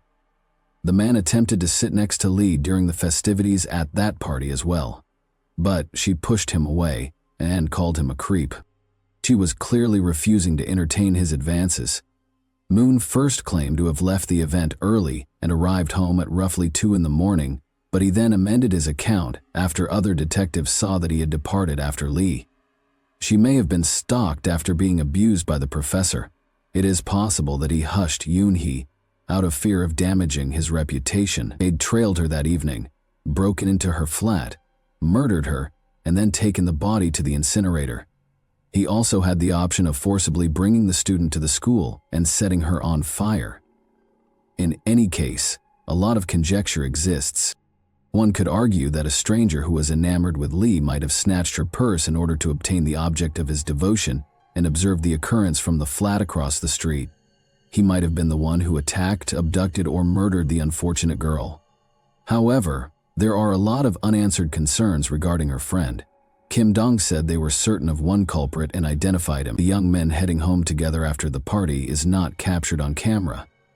Furthermore, Lee and Kim left without anyone noticing.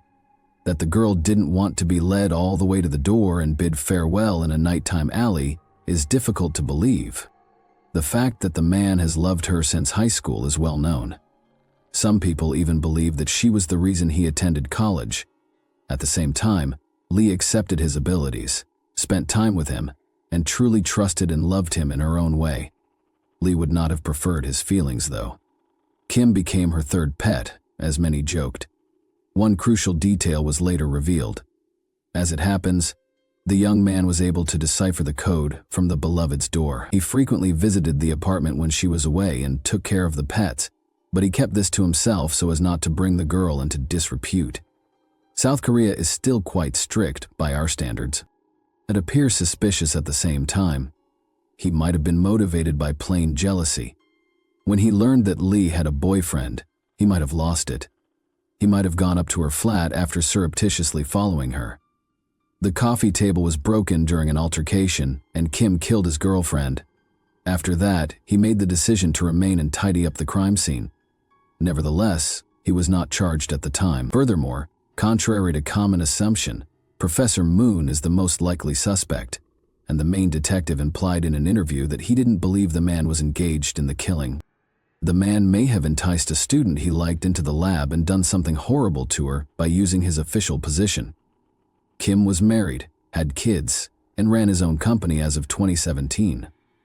Lee's father continued to accuse him of being responsible for the abduction of his daughter. To protect his honor, he even planned multiple protests outside the man's private clinic. After the court's ruling, Dong was prohibited from going near Kim's building, and Kim was compelled to initiate a defamation action. According to the individual, his name has been defamed by numerous media channels to this day.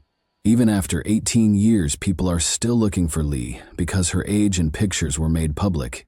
The parents of the missing individual are elderly, yet they want to settle down and find out for sure if their daughter is still alive before they pass away. Even the loss of a loved one eventually dulls the sorrow, but nothing is worse than staying in the dark for years. What are your thoughts? Who killed Lee Yoon-hee? And is she still alive? Thanks for watching, everyone. Your support means a lot to me, and you can help my channel grow by hitting that like button, dropping a comment, and sharing this video. Your engagement really makes a difference. See you soon. Hey guys, welcome to my channel, and today we're going to take a look at another horrible case with you. There was a foreboding hush after Lisa Holstead, 22, vanished without a trace on August 12, 1986. Authorities began a desperate search when her partner reported her missing, and an hour into the hunt, they discovered something gory. Lisa had been viciously strangled, and her lifeless body was discovered in a marsh in the Kenyers Nature Park. There were no leads or suspects to speak of who may have perpetrated such a horrible act, thus the case remained a mystery for years.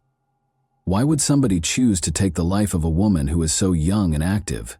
Today, we'll examine how the 34-year-old Green Bay cold case murder inquiry was resolved. So let's go right to the puzzle without further ado. The incident was committed in Green Bay, a city of around 104,000 residents, in the U.S. state of Wisconsin that is situated on the shore of Lake Michigan. It is renowned for its vibrant football culture and is the third largest city in the state. One of the National Football League's most successful teams, the Green Bay Packers, call Green Bay home.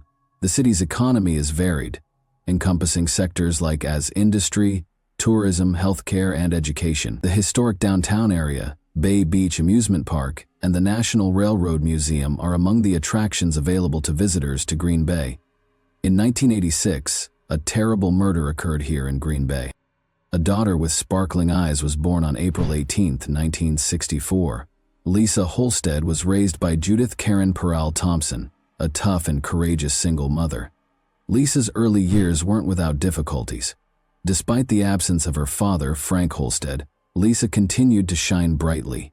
She had a creative spirit and an inquisitive mind from a young age, which shaped her life. She was raised by two devoted elder sisters, Susan, who is 2 years Lisa's senior, and Deborah, who is 3 years Lisa's senior. They were always available to listen to her or to provide a shoulder to weep on. With them, Lisa experienced a warmth and security that was difficult to duplicate. She was protected by her elder brother, Stephen Halstead, who was 5 years older than her.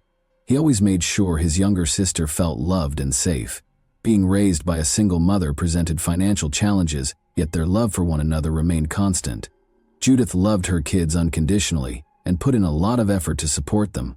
In addition to her love of horses, Lisa Halstead was artistic and enjoyed drawing in her own time. But when she became pregnant at the age of 17, her life took a surprising turn, and in 1981 she gave birth to her cherished son, Jeremy. Notwithstanding her difficulties, Lisa was a dedicated and affectionate mother who lavished her son with attention. She put in a lot of effort to make sure Jeremy had the greatest life possible. As she raised Jeremy alone, much as her own mother had raised her and her siblings, her compassionate, gregarious, and imaginative nature was evident. Lisa Halstead was a strong, independent woman. She bravely decided to relocate across the country to Los Angeles in order to follow her ambitions since, although living with her family was comfortable, she longed for something more. After a while in 1981, she came to the realization that she and her son Jeremy needed a stable, tranquil life. In 1982, she discovered that in the Wisconsin town of Green Bay, where they established a house, Lisa was keen to further her education, even though she never went to college. From 1983 to 1984, she enrolled in a goal-oriented non-credit adult learning course at the Northeastern Wisconsin Technical Institute. Lisa was only 22 when she returned to Green Bay in 1986, but she had already achieved a great deal with her now 5-year-old kid at her side. In this new phase of their lives, she was prepared to face any obstacles that could arise. She even fell in love again, this time with John Sott, with whom she lived in a comfortable house in Green Bay. The pair had an oddball array of pets, including an eel and a bird named Herbie, and they relished simple pleasures like fishing and darts. Lisa adored every time she spent with her loved ones, and her passion for life and love for her family were clear in everything she did. But on August 12, 1986, her promising future was sadly cut short by a cruel twist of fate. When Lisa and John set off on a late-night trip in Wisconsin, the moon was high in the sky. As they played darts game after game, Lisa and John appeared to be enjoying themselves immensely, and their competitive nature was evident. However, tension increased as the evening wore on, and it appeared that the booze had taken its toll. At 2:30 a.m., the automobile stopped at the corner of Mason and Taylor Street as they were returning home. She unlocked the door and stepped out into the chilly night air, where she and John had been fighting. She needed to get her thoughts straightened out, because the conversation with John had left her feeling angry and irritated. She informed John that he could go ahead and rest while she walked home. He wished that she would return quickly so that they could reconcile and move past this disagreement. John's concern turned into a bothersome feeling of dread as the hours went by and the sun rose above the sleepy town of Green Bay. He had the unshakable impression that something was seriously amiss, and Lisa had yet to return.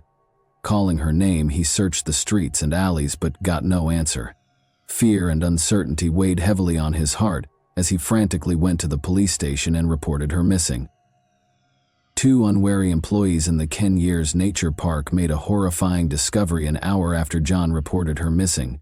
On a typical day, the workers were walking along the riverside when they noticed a hand protruding from the water's surface. Curious, they halted their truck and walked to the water's edge. They would never be able to forget what they discovered there: a woman's lifeless body lying half-naked, as though she had been discarded like an unwanted item. They phoned the police right away, and when the Green Bay Police Department officers showed up on the scene a few minutes later, they saw a horrifying scene. Surrounded by towering reeds and murky water, the dead body of the unidentified woman lay in the marsh. In order to collect any evidence, the investigators made an effort to secure the area. The police discovered a tiny piece of cloth sticking out from beneath the murky waters as they searched the marsh for any hints that would help them identify the woman. They waded across the muck in haste to get the fabric, and when they looked more closely, they found an identity card in a pair of trousers' back pocket. At that point, they were able to identify Lisa Holstead as the victim. The case was declared a homicide once they came close to her body and noticed the telltale marks on her neck, sad proof that she had been strangled to death. Lisa's last moments were described in graphic detail in the autopsy report. Her blood alcohol content was discovered to be extremely high, measuring an astounding 0.25%, well beyond the legal limit. The autopsy at the time also showed that she had sustained numerous wounds that left her body covered in blood, a sight that could have troubled even the most courageous person. Even worse, the results of the medical examiner indicated that the main reason for her death was a horrific sexual assault. The alien DNA sample they had successfully taken from the victim's body was their only hope. For the police, finding the DNA was like locating a needle in a haystack. They didn't have a suspect to match it to, but they felt it was an important piece of evidence. Like a priceless diamond, the tiny sample was meticulously preserved. The investigators hoped that technology would eventually catch up with this evidence's potential and provide them with the answers they so urgently needed. Like wildfire, the news of Lisa's passing spread, leaving a path of sorrow in its wake. The loss of the lady he loved, the final quarrel, and the knowledge that he could have done more to protect her left her boyfriend John devastated. Her family was thrust into an agonizing and perplexing environment.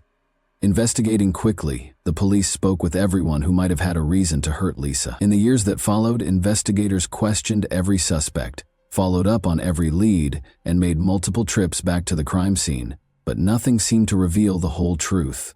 In order to piece together any lead or clue that would point to Lisa's killer, they even went back to the drawing board multiple times. However, they encountered dead ends in their endeavors. The situation just seemed to get more obscure with the passing of time. As the evidence eroded, possible suspects disappeared from view. After more than 30 years, the case was finally archived and sat collecting dust on a shelf. However, hope was rekindled in 2020 after the case had been unsolved for 34 years, when GBPD detective David Graff reopened the case and took the lead in the investigation with unwavering resolve. As he and his group went through the old case files, they saw a tiny vial that had been left at the back of the storage container. Inside was the culprit's DNA, which held the secret to solving the case. It was time to use the most recent forensic technologies to investigate her heinous murder. In an attempt to discover the identity of the murderer, he contacted Othram, a pioneer in the field that specializes in forensic genetic genealogy. In addition to revealing more about the suspect, this state-of-the-art technology would offer an intriguing look into the killer's family ties. The detective was finally able to unravel the complex web of this cold case with this new information. When the lab returned the results of the June 2020 study of the DNA, the Green Bay Police Department had a plethora of information about their suspect. The police were getting closer to the murderer with each new piece of information they learned from the DNA study. The police began meticulously tracking down the person's distant relatives' family trees, building a network of connections piece by piece, until they had 10 or 15 distinct family trees. They searched databases and websites as the investigation went on in an effort to identify groupings of people who might be connected to the victim. They discovered a group of people residing in other states after much research and excavation. They followed their trail and eventually discovered a link to Wisconsin, which brought them to Green Bay, the scene of the gruesome murder. In 1986, the year the crime was committed, the authorities discovered a family member who had been residing in Green Bay. They eventually located a suspect whose DNA might have matched the sample collected at the crime scene after several hours of labor. Finally, the long-awaited breakthrough had arrived. Investigators discovered that the man was Luke Griffin, who had previously been released on parole from the Green Bay Correctional Institution, where he had been serving time for the horrific crime of second-degree sexual assault and had a history of violence against women, including strangulation. The fact that Luke had been convicted of sexual assault in 1981, something that had been overlooked during the initial investigation, was what most startled them. The police appeared to have overlooked an important hint that had been in plain sight the entire time, but owing to Detective David Graff's and his team's unwavering efforts and the revolutionary science of forensic genetic genealogy, Luke's past eventually caught up with him. The investigators realized they needed to be very confident before making an arrest, since they had a suspect in their sights. Luke Griffin's DNA had to be compared to the crime scene profile. In order to find their main suspect, Luke Griffin, who had relocated to the city of Racine, the police set out on an exciting quest in September 2020. In an effort to find evidence against Griffin, the Green Bay detectives teamed up with the FBI, DCI, and Racine County officials to place him under surveillance. Luke was being pursued, and the authorities had no intention of letting him escape their grasp. They followed him to another Wisconsin town, keeping tabs on everything he did. They were observing him on September 18, 2020, when they noticed him sloppily throwing a cigarette butt on the ground and throwing some beer cans in a dumpster. He had no idea that these seemingly unimportant deeds would ultimately bring him to ruin. The cops swiftly gathered the abandoned objects and returned them to the lab for additional DNA testing. On September 29, 2020, the results were released, and the officials were overjoyed. The DNA matched exactly with that recovered from the crime scene more than 30 years ago. The sound of handcuffs snapping into place was heard as Luke was led from his house on October 28, 2020, at approximately 6 in the morning. As the police car drove away with Luke to Brown County Jail, neighbors whispered to each other and peered out from behind their curtains.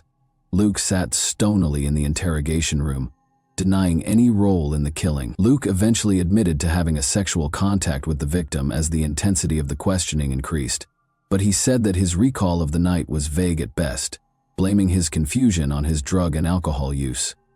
As the crime's specifics emerged, it became evident that Luke's drunkenness had impairing his memory, making it impossible for him to remember what had happened before Lisa died. The once elusive culprit has been apprehended. His trial was scheduled for 2021. As Luke Griffin entered the courtroom with guards at his sides, it was crowded with reporters, the victim's family, and interested bystanders. When he sat down at the defendant's table, all eyes were on him. As the trial got underway and the prosecution presented their case, Luke's future was in jeopardy. The jurors paid close attention, taking in every nuance of the evidence. Speaking to the jury about what transpired that fateful night in 1986, Luke explained that he had just stopped at McDonald's and then traveled a route that just so happened to pass by the location where Lisa's body was subsequently found. However, the weight of the crime he had committed seemed to press more heavily on his shoulders with each syllable. The evidence against him grew stronger during the trial, until at last the jury was forced to render a verdict. After a protracted and taxing legal struggle, Luke was detained on a first-degree homicide charge, and his bail was set at $1 million, 0 cents. Luke took the shocking choice to enter a no-contest plea to the allegation of homicide by reckless conduct on January 27, 2023. As the judge read the decision, the courtroom was once again heated. Luke's lawyer, Peter Hain, pushed for a lighter term, pointing to Luke's bad health and the 2 years he had previously served in prison. Hain's plea, however, was rejected by Judge Timothy Hinkfuss, who claimed that Luke's negligence and refusal to accept responsibility had only served to further harm Holstead's family. Hinkfuss continued by explaining that the maximum term he could impose was constrained by the statutes in effect at the time of the crime, and that homicide by reckless conduct, a Class C felony, is currently punishable by up to 40 years in Wisconsin. When Luke was convicted of the murder and charged with first-degree intentional homicide, the crowd gasped collectively. For the prosecutors, who had devoted their lives to bringing justice to the victim's family, it was a bittersweet victory. Luke Griffin, 67, received a sentence of 10 years in jail on March 27, 2023, which was the maximum punishment permitted by the 1986 sentencing statute. After completing 2/3 of his term, Luke is eligible for release. Additionally, 2.5 years of time served were granted to him, meaning that he is eligible for parole in less than 6 months, and might be released in 4.5 years. Judge Timothy Hinkfuss of the Brown County Circuit Court stated that the case's legal battle had been fiercely contested since 2020. Although Judge Hinkfuss accepted that the maximum penalty was grossly insufficient, she also acknowledged that Lisa Holstead's murder was a horrible and vile conduct that was limited by the laws in force at the time of the incident.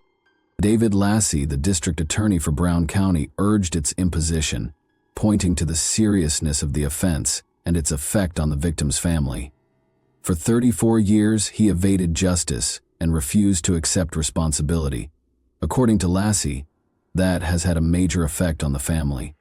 The hearing demonstrated the family members' emotional effect, and they made it plain that no penalty could bring back their beloved Lisa. When 5 members of Holstead's family stood before the bench to give their witness testimonies, the courtroom was a hive of emotion.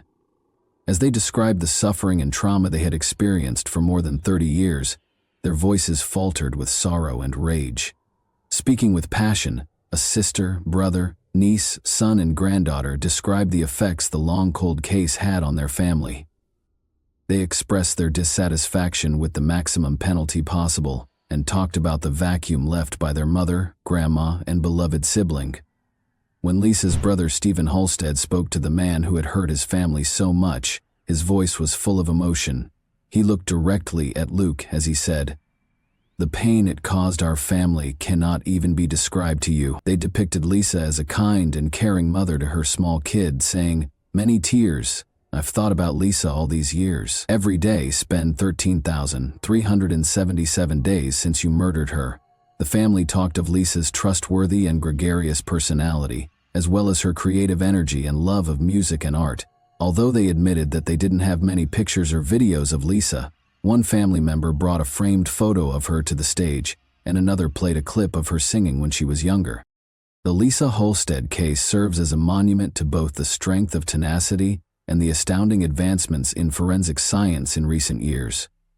Even though it may have appeared like an intractable enigma for decades, justice was eventually served thanks to the relentless efforts of law enforcement and the application of state-of-the-art forensic procedures.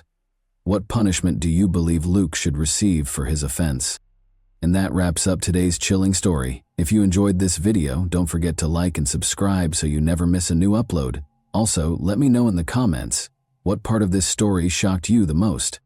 Thank you for watching, and I'll see you in the next video. Hey guys, welcome to my channel, and today we're going to take a look at another horrible case with you. On December 3, 1981, Rhonda Casto was born in the tiny Washington town of Gig Harbor. She was raised in a loving, supportive family that encouraged her in everything she did. Rhonda had a bright personality that was evident from a young age. She was driven, ambitious, and tenacious. According to her loved ones, she was able to inspire others and quickly establish a common language with them. When Rhonda graduated from high school, she decided to pursue a career in fashion. She began a modeling career thanks to her charisma, slim build, and inherent beauty. She gradually gained recognition by taking part in photo shoots and small fashion shows. Even though she loved her job, she always hoped for more than cover shots. Rhonda felt that true happiness would come from having a family and kids. We took off right away after she met Stephen Nichols in 2009. They were attracted to each other right away after meeting through mutual friends. Although Rhonda's loved ones initially had some reservations about Stephen's age, 15 years older than Rhonda, the couple appeared to be content. Stephen's confidence and attention to detail impressed Rhonda, she told friends. He appeared to be a man she could trust, someone who cared about her. For his part, Stephen found Rhonda's inherent beauty and joy appealing. He viewed her as a companion who could share life's pleasures and challenges with him. They started living together shortly after they started dating, planning their future together. Their relationship took a new turn a few years later. Rhonda learned she was expecting a baby. For her, this news marked the start of a new stage.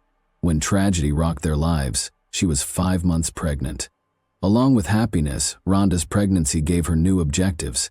She aspired to become a successful mother and keep growing as a person. Stephen seemed happy to be getting ready to become a father and helped her in every way. The baby would be the pinnacle of their happy life together, he assured his friends. Even though they were very different in age, their relationship appeared to be strong and nothing could stop them from being happy. Rhonda, who always aimed for independence, had faith in Stephen and genuinely thought he would make a fantastic husband and father. They led busy, active lives. In order to escape the everyday grind, Rhonda frequently encouraged Stephen to take walks because she loved the outdoors. The area's wooded trails, where they could take in the scenery and clean air, were their favorite spots. Eagle Creek, a picturesque location in Oregon renowned for its rocky cliffs and waterfalls, was one such trail. Rhonda frequently recommended the trail for hikes because she loved it. They made the decision to hike Eagle Creek once more on the day of the tragedy. It was supposed to be a pleasant and easy walk. In order to preserve the memories of the happy time leading up to the baby's birth, Rhonda wanted to take some photos against the backdrop of nature, but nobody could have foreseen that Rhonda's walk would be her final one. On March 16, 2009, at approximately 6:30 p.m., Stephen Nichols reported to emergency services that his fiancée, Rhonda Casto, had fallen off a cliff on the Eagle Creek Trail. According to the dispatcher who took the call, Stephen's voice sounded tense and nervous. He tried to explain what had happened in a bewildered tone. "My fiancée went down. She tumbled off a precipice. I'm not sure if she's still alive." In an effort to explain the scene, Stephen repeated himself. He went on to say that Rhonda reportedly lost her balance on one of the challenging parts of the Eagle Creek Trail and fell while they were hiking along it. He informed the dispatcher right away that the situation was serious in a panicked voice. Rescuers arrived at the scene right away, fully aware that the Eagle Creek Trail, despite its popularity among hikers, can be hazardous. Numerous accidents have occurred in the past due to narrow paths, steep slopes, and slippery rocks, but none of the team could have imagined how messy this tragedy would end up being. Stephen was standing at the edge of the cliff when rescuers arrived on the scene. He appeared perplexed. He was obviously in shock, but his clothes were fine.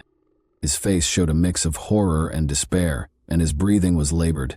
Stephen stated that he had attempted to figure out how to get downstairs to assist Rhonda, but had come to the conclusion that it was too risky. She was ahead. "I shouted at her to be careful when rescuers started asking questions, but she didn't listen," he said. "She slipped all of a sudden, and it happened too quickly." However, his words sounded sentimental. Rescuers found certain aspects of his story strange. Since Stephen was unable to pinpoint the precise location of Rhonda's fall and was unsure of her actions at the time, a group of rescuers descended to locate her. The circumstances were challenging. The ground was loose and the slope was steep. The rescuers themselves might have been in danger if they had made the smallest error. They discovered Rhonda's body on a rocky platform at the foot of the cliff. After roughly 40 minutes, it was clear from her stillness that her wounds were incompatible with life. Rescuers had concerns because the location where Rhonda was discovered was a narrow ledge in the middle of a heavily forested slope. The rocks and vegetation there appeared to be unaltered. There were no signs of struggle, ripped branches, or slip marks, which are typically present when someone falls from this height. The rescuers also saw that, despite being steep, the slope itself did not appear to be dangerous enough to cause such a serious tragedy. At the cliff's edge where Stephen said the incident happened, there were no visible signs, such as ripped shoes or indentations in the ground, that would have suggested Rhonda had attempted to cling on. Although it seemed strange, the rescuers concentrated on evacuating the body, which was the primary objective. Stephen was upset when the rescuers came back to tell him about the discovery. There was a mix of confusion and guilt on his face. He restated his version of what had happened. Together they were strolling, conversing, and taking in the scenery. He claimed that Rhonda eventually made the decision to accelerate and run ahead. She loved the outdoors and occasionally got too reckless, according to Stephen. He recalled that, "She didn't seem to listen when I told her to be more cautious. She slipped and fell a few seconds later." According to Stephen, everything happened too quickly for him to take any action. "I had nothing to do." With a trembling voice he added, while recording Stephen's statement, rescuers observed that, in spite of his emotional statements, he appeared somewhat detached. He was acting strangely. He didn't try to approach the cliff's edge, and he didn't seem interested in learning the specifics of what had happened. When the police arrived on the scene, officers started questioning Stephen, which caused the rescuers to have their first reservations. He was still perplexed by certain details, but his story stayed consistent. For instance, he was unable to precisely explain why Rhonda chose to run ahead of her and what transpired just before she fell. Although officers recorded his statement, they pointed out that his explanation sounded too general and lacked specific facts. "That was a trail we frequently walked. She knew what she was doing," according to Stephen. "It's simply a horrible mishap." Police officers started to question his statements, though, because the accident's specifics did not make sense. Although the tragedy initially seemed to be an accident, rescuers and police were left wondering what actually transpired on the Eagle Creek Trail that day, due to Stephen's actions and the details of the scene. Why was it so easy for a physically active woman to lose her balance, and why did the fall site show no typical indications of struggle or slip marks? Although these issues are still unresolved, rescuers and law enforcement chose to conduct additional research in order to learn the whole truth about Rhonda Casto's fate. Numerous questions were raised right away by the Eagle Creek Trail tragedy, and Oregon police, understanding the complexity of the situation. Rhonda Casto's death seemed to be an accident at first, but as the incident's specifics and Stephen Nichols' actions became more apparent, suspicions started to grow. The investigators were aware that the clue was concealed not only at the accident scene, but also in the lives of Rhonda and Stephen. Therefore, every facet of their relationship, as well as any indication of potential conflict or motivation, needed to be carefully examined. The identification of potential witnesses was the first stage of the investigation. Eagle Creek is a well-liked hiking destination, particularly on a day with clear, warm weather. People who were on the trail at the time of the tragedy were contacted by police. Before the incident, Rhonda and Stephen were spotted by a number of hikers. They were strolling together, and nothing about their behavior raised suspicions. According to one hiker, he saw Rhonda because she appeared to be very content. He was following her as she walked ahead. They were giggling. However, he recalled that no witnesses saw the fall occur. Only Stephen was able to determine the truth at that point. Although his explanation for Rhonda's decision to accelerate made sense, police started looking into other possibilities. Stephen Nichols claimed that his fiancée had called rescuers as soon as the incident occurred, tumbled down a precipice. He appeared startled at first, but his actions later started to seem odd. Though Stephen did not show the extreme panic or acute shock that might be anticipated in such a situation, rescuers who arrived on the scene noted that he was emotionally distressed. His actions in the days that followed were even more dubious. Rather than wallowing in grief, Stephen carried on with his routine. He avoided talking to loved ones about the incident and said very little about Rhonda. "I found it odd that he almost instantly began acting as if nothing had happened," one of Rhonda's friends recalled. Additionally, police observed that Stephen showed no particular interest in the investigation's specifics. He made no effort to inquire about Rhonda's chances of survival or initiate contact with law enforcement. Rhonda's mother stated that in the days preceding the tragedy, Rhonda expressed her fears of something happening to her, which is why her family did not initially accept the accident version. "It's not an accident, I assure you," she informed her mom. These remarks suggested a potentially tense relationship between Rhonda and Stephen, which made them a crucial component of the inquiry. Additionally, according to Rhonda's mother, their relationship has never been ideal. Rhonda reportedly considered ending her relationship with Stephen, even though they were expecting a child. She complained to friends about her partner's excessive control and jealousy. Because it might have revealed underlying conflicts that contributed to the tragedy, this testimony raised suspicions among investigators. Rhonda appeared tense and anxious in the weeks prior to the incident, according to one of her friends. She expressed her fear for her future. According to him, the version of events that Stephen provided started to diverge from the testimonies that were collected from loved ones. The search of Stephen Nichols' house was a crucial part of the investigation. If the tragedy wasn't an accident, investigators were searching for documents that might provide insight into the couple's relationship and potential motivations. Police discovered a $1 million insurance policy in Rhonda's name during the search. Stephen was listed as the only beneficiary. Since it turned out that the policy had only been issued a few months prior to the tragedy, this document caused a lot of questions for investigators. Furthermore, the insurance company claims that Stephen pushed for clauses in the policy that guaranteed the full amount would be paid, even in the case of an accident. It's likely that Rhonda was unaware of the policy. She never brought up the insurance policy or financial issues with Stephen, according to her friends and family. Given that Stephen was in a precarious financial situation, the fact that such a sizable insurance policy had been taken out just before the tragedy raised police suspicions and might have suggested a financial motivation. To ascertain whether he intended to use the funds to address his issues, investigators started looking through his bank accounts and financial documents. Following Rhonda's passing, Stephen Nichols also displayed odd financial behavior. He immediately began the process of obtaining an insurance policy rather than delaying his affairs. Only a few days after the tragedy, investigators saw that he completed the payout paperwork. His actions appeared hurried, which added to the suspicion. Police also observed that Stephen avoided interacting with Rhonda's relatives. He didn't offer to assist her parents with funeral planning or show up for her memorial service.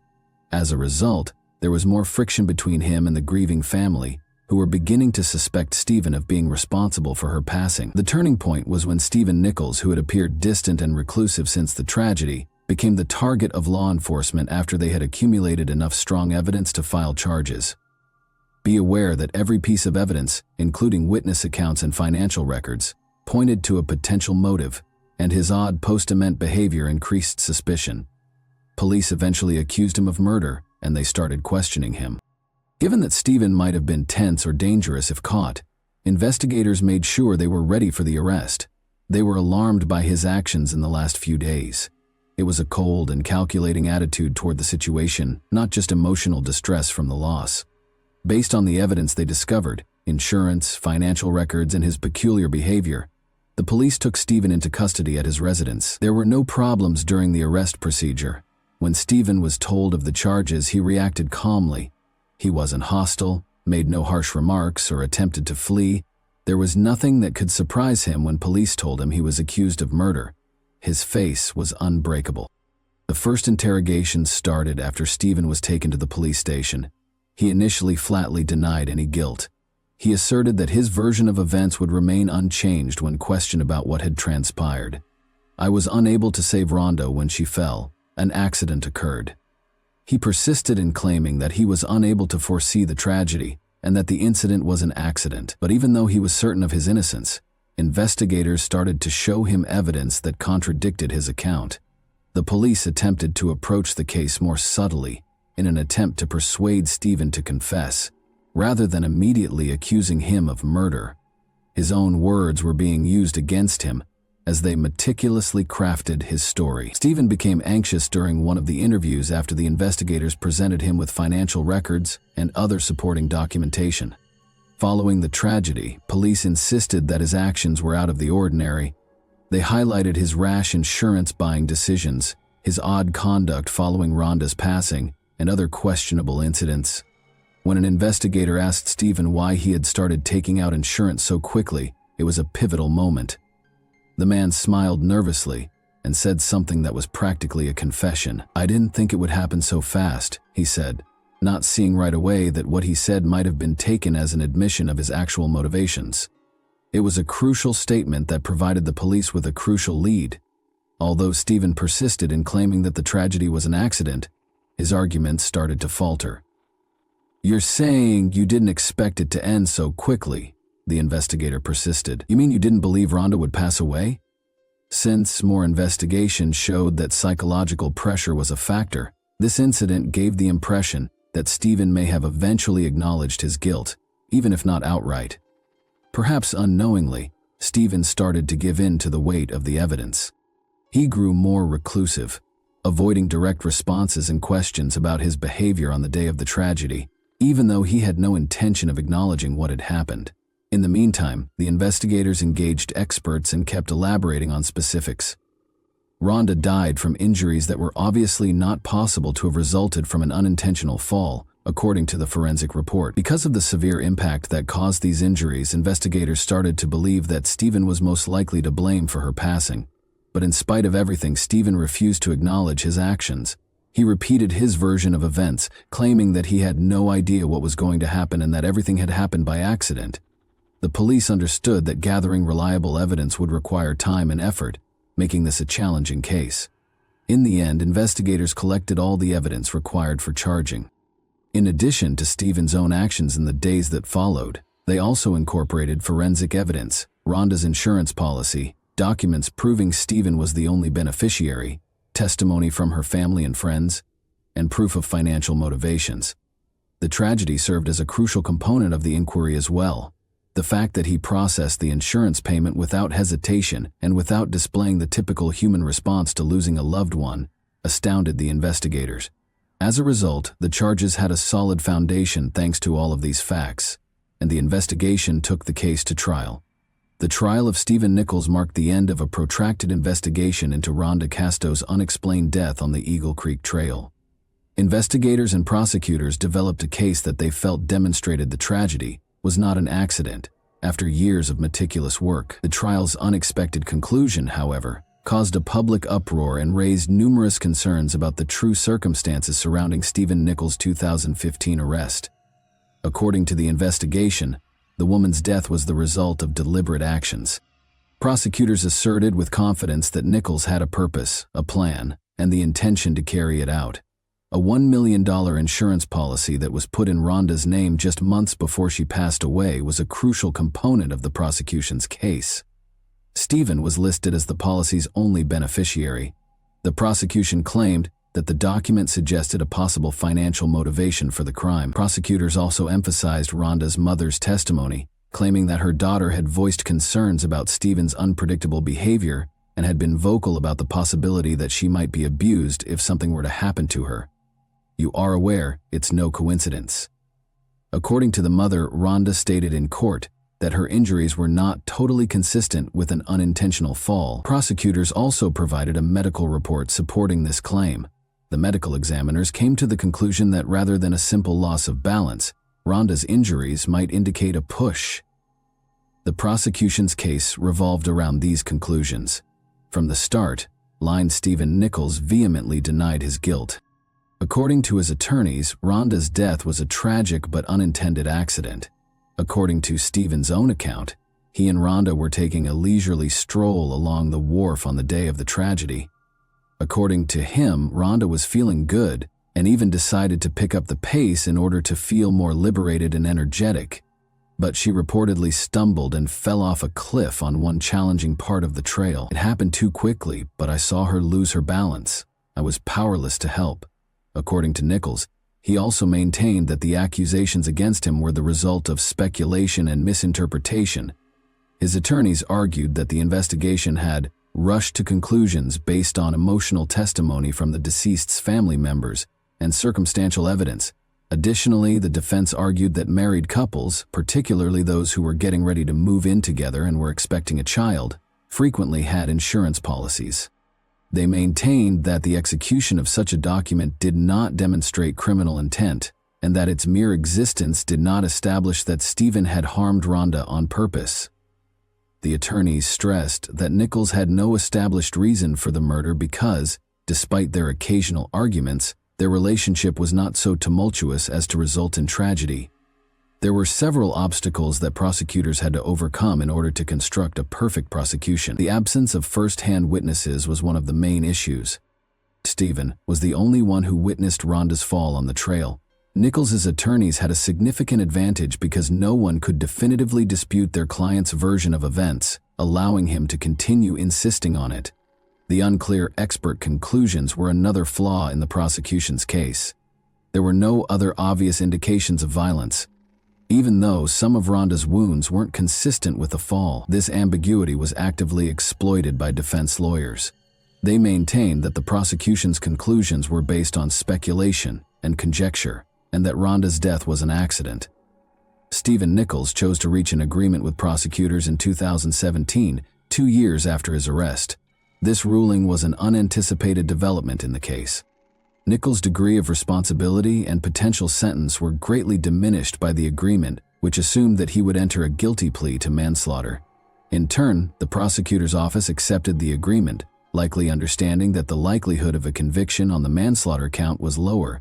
A strong defense, unclear medical reports, and a lack of concrete evidence might have led to Nichols' acquittal. As part of the agreement, a plea deal in this case permitted at least partial justice.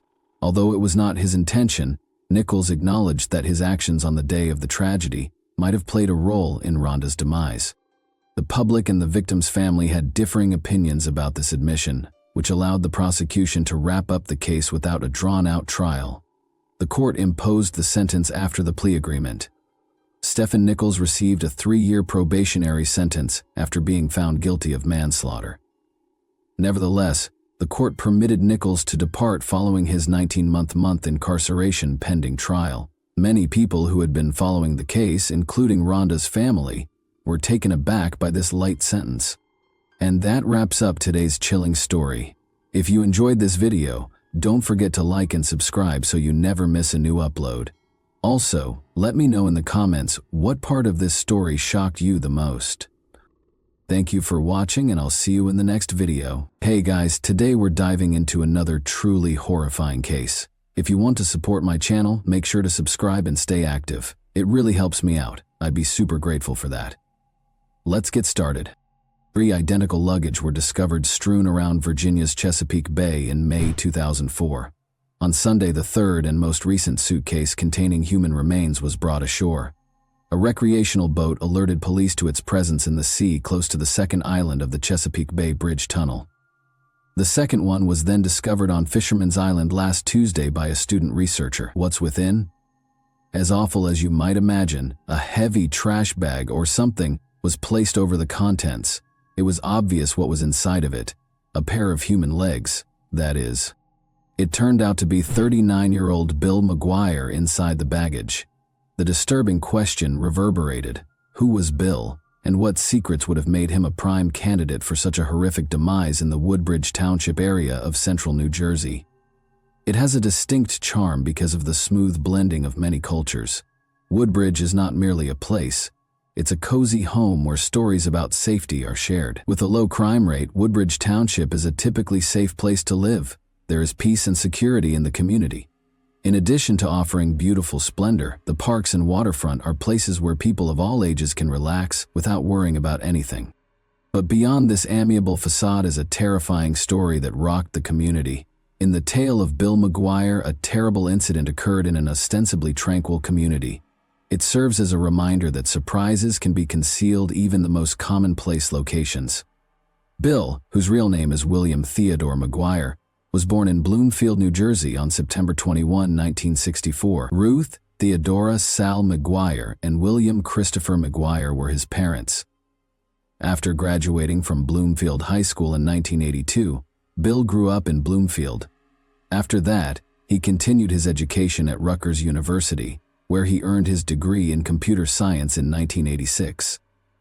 Bill worked as a computer programmer for several different companies after graduating from college.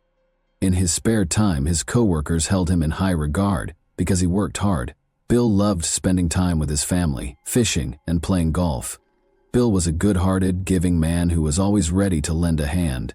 He was a humorous and gregarious person. In 1986, he married Marcy Pohl. However, their marriage was brief, and they divorced in 1994. In 1986, the couple relocated to Virginia Beach, where Bill was employed by the Navy as an electronics specialist.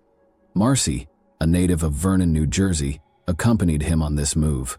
Bill and Marcy moved back to the Atlantic City region in 1990. However, Bill's behavior underwent a significant transformation in this new environment. He developed a serious addiction to binge drinking and gambling. At this point, Marcy saw that their relationship had drastically deteriorated. When Marcy filed for a restraining order against Bill in 1995 after he threw pebbles through her window, the situation became more heated and they eventually got divorced. Then, in 1998, Bill met Melanie Lynn Slade in a Woodbridge, New Jersey restaurant, where she was working part-time while pursuing her nursing degree.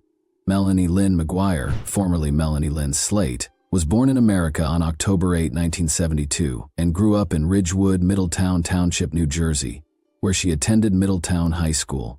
South continued her education at Rutgers University, where she majored in both math and psychology. She graduated in 1994, placing second in her class. The Charles E. Gregory School of Nursing, which is now Raritan Bay Medical Center, is where she received her nursing degree. When he first met Melanie in 1997, she was the ideal match for his disposition. They fell in love right away, and the following year they were married. Soon after, in 1999, the couple welcomed 2 kids into their household. They welcomed their first child, a son, in 2000. Their second child, a son, was born in 2002, 2 years later. Their marriage appeared to be picture perfect, full of laughter and love. But fissures were starting to show beneath the surface.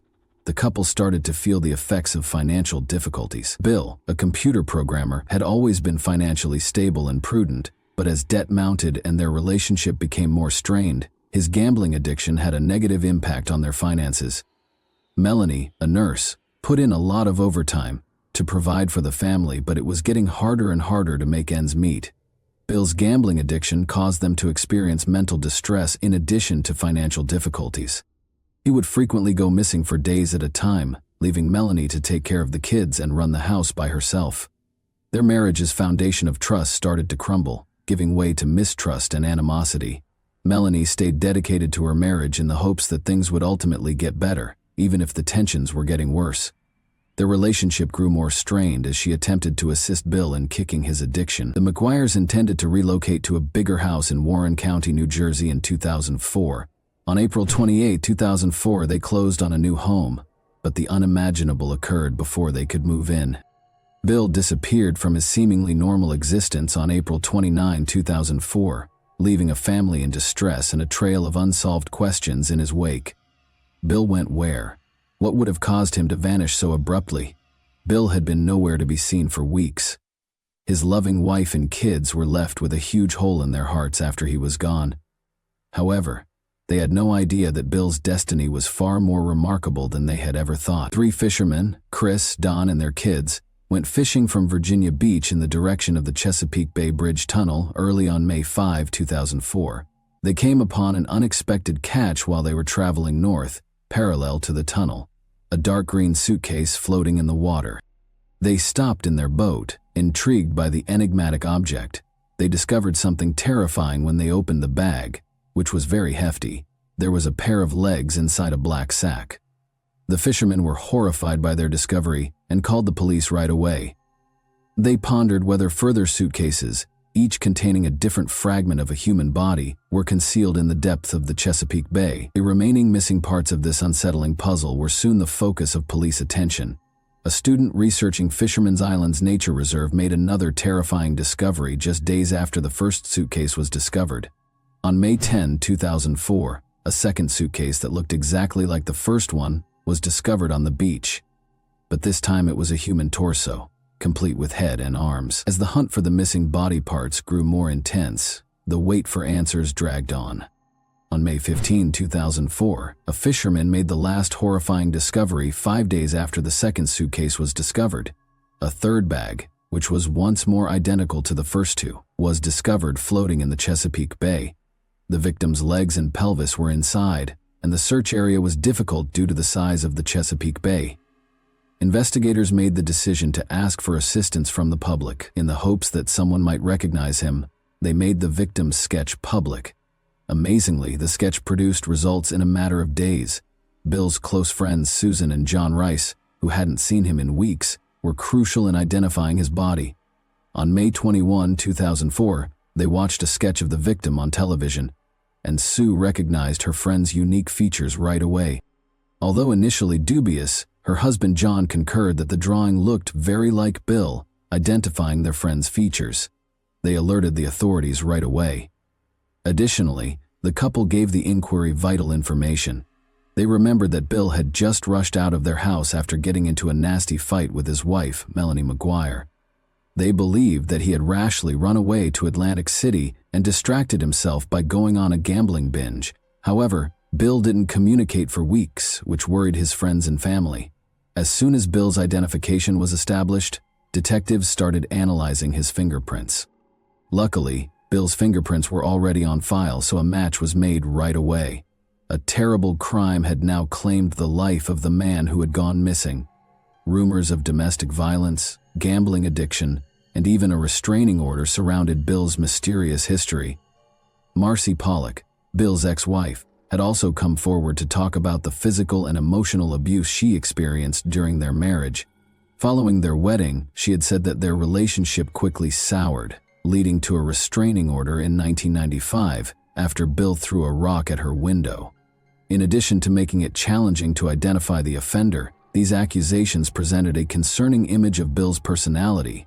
The challenge now for investigators was to piece together what happened before Bill McGuire died and find the person responsible. The question still stands: who was the murderer indeed? Consider the possibility of a loved one becoming missing, even for a single day. You'd be terrified and anxious, and you'd do your hardest to locate them. You would still call the police to report them missing even if you and the person had a disagreement. But in this instance, Melanie didn't report any missing persons to the police after Bill vanished. Rather than reporting him missing right away after being gone for over a month, she sought legal advice from a divorce lawyer. She additionally stated that she felt frightened in his presence when she filed for a restraining order against him on April 30, 2004. Since they had located the person in the sketch through Bill's pals, the police were taken aback that Bill's wife hadn't filed a missing persons report. When the police began to investigate Melanie McGuire, they discovered something really strange. 2 days after Sarah and Bill got into a heated argument, on April 30, 2004, she did something that would raise most people's eyebrows. Melanie was going to go out to Atlantic City and look for his car since she thought he might be there gambling. However, it's fascinating to note how people responded to her in a way that didn't make sense. They said he had physically abused her, but she went on to damage the car with a man she says she doesn't want to be near. Melanie's phone conversations were being tracked by the police as they started to keep an eye on her actions. One of these intercepted conversations had an important piece of evidence that the police found in the middle of seemingly routine chats.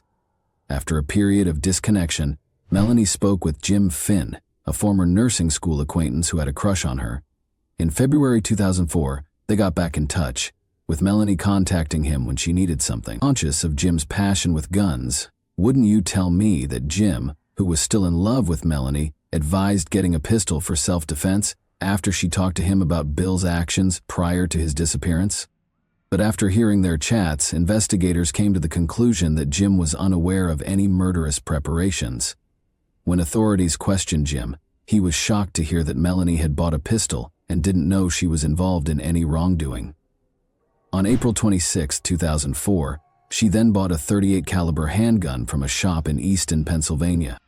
Bill went missing 2 days prior to this. Melanie maintained her innocence and denied any involvement, in spite of ongoing observation and examination. 5 days after her husband's disappearance, she took another mysterious road trip, this time to Delaware. Investigators believe that Melanie's journey to Delaware for furniture was a cover-up, notwithstanding Melanie's claim to Dr. Miller that she was truly shopping for furniture in the early hours of May 4, 2004. In contrast to the regular route along the New Jersey Turnpike toward the Delaware Memorial Bridge on Route 13, which heads south to the Chesapeake Bay Bridge Tunnel, the route she chose would normally lead to the Chesapeake Bay Bridge Tunnel. According to Patty Precioso, Melanie drove Bill's remains to Virginia the night before she departed New Jersey. Naturally, though, Melanie finds this theory absurd. This theory was ludicrous, she said, because Virginia Beach was. Considering the significant distance, an extra 450 miles from Delaware, it was not feasible to cover such a large area in such a short period of time. Did Melanie McGuire really act by herself? Or was there someone who was complicit? It might have been Jim Flynn. However, why would someone go to such extent for a female with whom he had a romantic interest years before? But think about it. It might be a covert affair, someone nearby, or someone else. Maybe it was someone who would kill for her if necessary. Dr. Brad Miller was the voice you heard. Melanie was one of his nurses, and he was a partner at RMA Associates. At least for both of them, the romance started when Melanie was 8 months along with her second kid. Melanie and Dr. Miller had a serious relationship after she got back from maternity leave. Despite their married status and little children, it seemed as though they were becoming profoundly in love. Growing evidence that Melanie McGuire was involved in her husband's death was discovered by investigators. 2 syringes and a bottle of the tranquilizer chloral hydrate were found in Bill's automobile. Bradley Miller had written the prescription in Melanie's handwriting, according to Miller.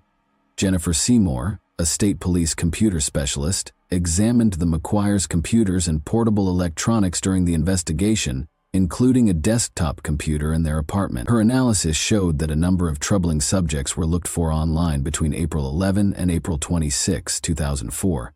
The searches included questions on gun laws, toxic insulin levels, how to buy guns illegally, how to commit murder, and undetectable poisons. The gun, the online search, or the affair, among other pieces of evidence. One specific detail confused folks. It was the acquisition of a $500,000 home just prior to his disappearance. They were scheduled to close on the house at 2:00 p.m. on April 28, 2004. Throughout, Melanie maintained communication with Dr. Miller, who begged her not to move forward with the house purchase. He said he wanted to be with her and create a future with her. Melanie promised to take care of it. They were very excited when they got back to their rented townhouse after closing on the house and called John Rice, who was apparently very happy. Dr. Miller and Melanie had their last talk that evening. After drinking some red wine, I told him that Bill was dozing off on the couch and that they had closed on the house. When Bill woke up, Melanie intended to talk to him about the situation and ask for a divorce. According to Melanie's account, the incident involved a major quarrel between her and Bill, which happened early in the morning at approximately 3 or 4 o'clock. It all began with Melanie expressing that she had made a compromise on the house they were buying together. Bill reacted quickly and strongly, saying that it wasn't what he wanted and that he was unhappy. A furious argument ensued after he expressed his desire for a less expensive home in Virginia, which Melanie rejected. Melanie went on to explain how the fight became violent, mentioning that Bill shoved a dryer sheet into her mouth, demonstrating his obsession with them at these times. He then told her that he was going out and would never be coming back, and he even gave her instructions to tell their kids why they would not have a father. As he packed and made multiple trips up and down the stairs, he expressed this via the bathroom door, constantly critiquing her last words to him, which were an entreaty to stop. The police had finally found the luggage and were about to bring Bill to justice. The cops were actively looking for one important piece of evidence. There was still a longing for evidence that Melanie was responsible for the dismemberment. They searched her house meticulously, but they couldn't find any bullets, blood, or anything else. She was not directly connected to the murder by any tangible evidence. Melanie McGuire was arrested while dropping off her children at a daycare center more than a year after Bill McGuire was murdered, on June 5, 2005. In the case that became known as the suitcase killer, she was charged with first-degree murder. In 2005, Melanie entered a not guilty plea and was freed on $750,000 bail. Her bond was increased to $2.1 million after a grand jury indicted her on 4 counts. Once more, she was let free. She was later charged in another indictment with writing letters that impeded the inquiry. Melanie's trial started in 2007, 3 years after the crime. She killed her spouse in 2004 to begin a new life with her partner, according to the prosecution. According to lead investigator Precioso's testimony, the evidence suggests a murder that was well planned. Melanie insisted on her innocence, claiming her husband was an obsessive gambler who had started acting strangely. Her description was challenged by a representative for the New Jersey Division of Criminal Justice, who claimed that there was no proof Mr. McGuire was anything more than a casual gambler. Melanie's defense team contended that there was insufficient evidence to prove that the murder and dismemberment took place in the Woodbridge apartment. They emphasized that there was no DNA or blood tissue in the apartment, nor were there any signs from a bullet or saw. Furthermore, neighbors did not report hearing gunshots or the sound of a power saw. Melanie McGuire, 34, was found guilty 3 years later on April 23, 2007, of killing William T. McGuire, dismembering his body, placing the pieces in 3 suitcases, and then throwing them into the Chesapeake Bay. She received a sentence of 63 years and 9 months in jail with no chance of release. In addition, she was given a 5-year sentence for perjury and a 10-year sentence for desecrating human remains for lying to a family court judge about her husband's location after he disappeared in 2004. On April 28, 2004, the 2 sons of William and Melanie McGuire, whose names are kept secret for their safety and privacy, were last spotted with their father. As usual, Melanie dropped the 2- and 4-year-old boys off at their daycare. The boys expected to see their father when they got home from their routine at 8:20 Ayoyemim, but he was not there. Bill's older sister, Cindy Lagoche, a realtor at the Weichert firm in Franklin Lakes, was given custody of William and Melanie's sons. Cindy and her husband, Bill Lagoche, a pharmacist from Bucha of Wyckoff, New Jersey, were judged to be able to give the boys a caring and loving home. When the custody issue came up, they were seasoned parents who already had 2 grown children of their own, Laura Lagoche and Max Lagoche. Given that Cindy and Bill were already a close-knit family, the 2 boys were sent to live with them. Melanie's family unsuccessfully fought Cindy for custody when she was found guilty of killing her husband. Consequently, the only family that William and Melanie's sons have ever known, their aunt, uncle, and cousins, continued to live in New Jersey. Cindy provided proof that her sister-in-law's 2 children, who were 5 and 7 years old at the time, had been diagnosed with autism during Melanie's 2007 murder trial. After seeing their conduct, Cindy became worried about their welfare and, in order to safeguard their identity, got them examined. There is no additional information known on their present situation. It is known meanwhile that the boys haven't spoken to their mother since before her conviction. Given her background as a nurse and her kind and vivacious personality, it's difficult to even imagine how someone like Melanie could have committed such a horrible act. The case's high visibility generated a variety of reactions from viewers. Even if she had the motive, she doesn't seem to be capable of murder, which is one of the numerous holes in the story that many people think exist. How could this little woman do everything by herself? Was there anyone to help her? Was the charge against her unjustified? Was the charge completely false, or did the jury miss someone? You're not alone if these questions are on your mind. Melanie Maguire's guilt is questioned by many, including criminology experts Amy Schlossberg and Megan Sachs. Since Melanie doesn't fit the usual description of a murderer, they throw doubt on her conviction in their podcast, Direct Appeal. According to the prosecution's key witness, a forensic ballistics specialist, the bullets discovered in Bill's case were determined to be .38 caliber lead cutter rounds. No one entered my gun's serial number into a website to determine its specs. It seems that every rifle creates lands and grooves. Lands and grooves are rifling features that are machine-pressed into a gun's barrel. The bullet will effectively have the same amount of lands and grooves stamped on it as it goes through the barrel. According to the website of the company, my firearm created 5 lanes and grooves. However, my husband's bullets produced 6 lanes and grooves. They later discovered a mistake on the website of the weapons maker. The material on the website was changed following the tragic event of Bill Maguire's murder, which is confusing. They also talk about the trash bags that were discovered at the Maguire home and one bill that was discovered in. These lines are visible here. Is this type of smooth line a straight line? Additionally, there are 2 other lines that are nearly identical in location. This suggests that these 2 bags were produced in a very short period of time at the same plant, on the same line. The investigator emphasizes that these features show that the 2 bags were manufactured in a very short amount of time, at the same location, and on the same production line. Additionally, they affirm that the bags were made in the same run and express confidence in their finding based on tests that were performed and results that were observed. Stacks also highlights the lack of a credible crime scene and the physical difficulties of dismembering a person. They ran 2 tests in a video demonstration. The first test was a suitcase weight test to see if Melanie, who weighs 118 pounds, could have thrown a suitcase that weighed about 80 pounds over a bridge with a 40-inch guardrail. Their results indicated that 40 pounds, or roughly half of Melanie's weight, was a manageable weight to lift. Another important thing that you believe the jury should have heard more about was discovered within those suitcases. Animal hair, brown hair, black hair, and white hair can all be seen on page after page of the lab reports. I believe that's a sign that there was animal hair where Bill's body was dismembered. Melanie is still behind bars despite the release of a movie about her case, and she maintains that she didn't kill her husband or dispose of his body parts in suitcases. She also questions why she drove all the way down to Chesapeake with the body parts in the car, thinking, "I'm not going to get stopped. I'm not going to break down." What a chance that is. You can't stop on a bridge and open a window and throw out 3 suitcases. Thanks for watching, everyone. Your support means a lot to me, and you can help my channel grow by hitting that like button, dropping a comment, and sharing this video. Your engagement really makes a difference. See you soon. Hey guys, welcome to my channel, and today we're going to take a look at another horrible case with you. Consider your knowledge of violent relationships, particularly if you were raised in a loving household where your parents never yelled at you.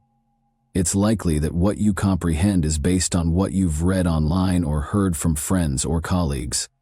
Abuse, however, is far more than you may imagine. It all comes down to limiting and controlling someone else. The limitation of human freedom is one of the most heinous forms of aggression, and we will return to it repeatedly throughout this debate. Abusive individuals frequently believe they have the right to dictate every element of their partner's life, including who they speak to, who their friends are, where they go, what they wear, and when they return home. It sounds terrible, doesn't it? Even terrible, though, is that these individuals believe they are being giving. By letting their partner do things that wouldn't even be debatable in a healthy relationship, they are granting their partner independence. Our heroine lost her life as a result of her refusal to follow the restrictions that were imposed upon her. Let's begin the investigation to determine whether the public merely sought to portray the husband as an abuser in order to hold him responsible for the murder of his wife, or whether there was actual abuse in this household. For a peaceful family life, Cary, North Carolina is the ideal town. People quit securing their cars or even their front doors after years of living there since it's so safe. Great schools, open highways, amiable, smiling neighbors, and little racial friction or crime are all present. The Coopers decided to establish a happy life and create a family in this town.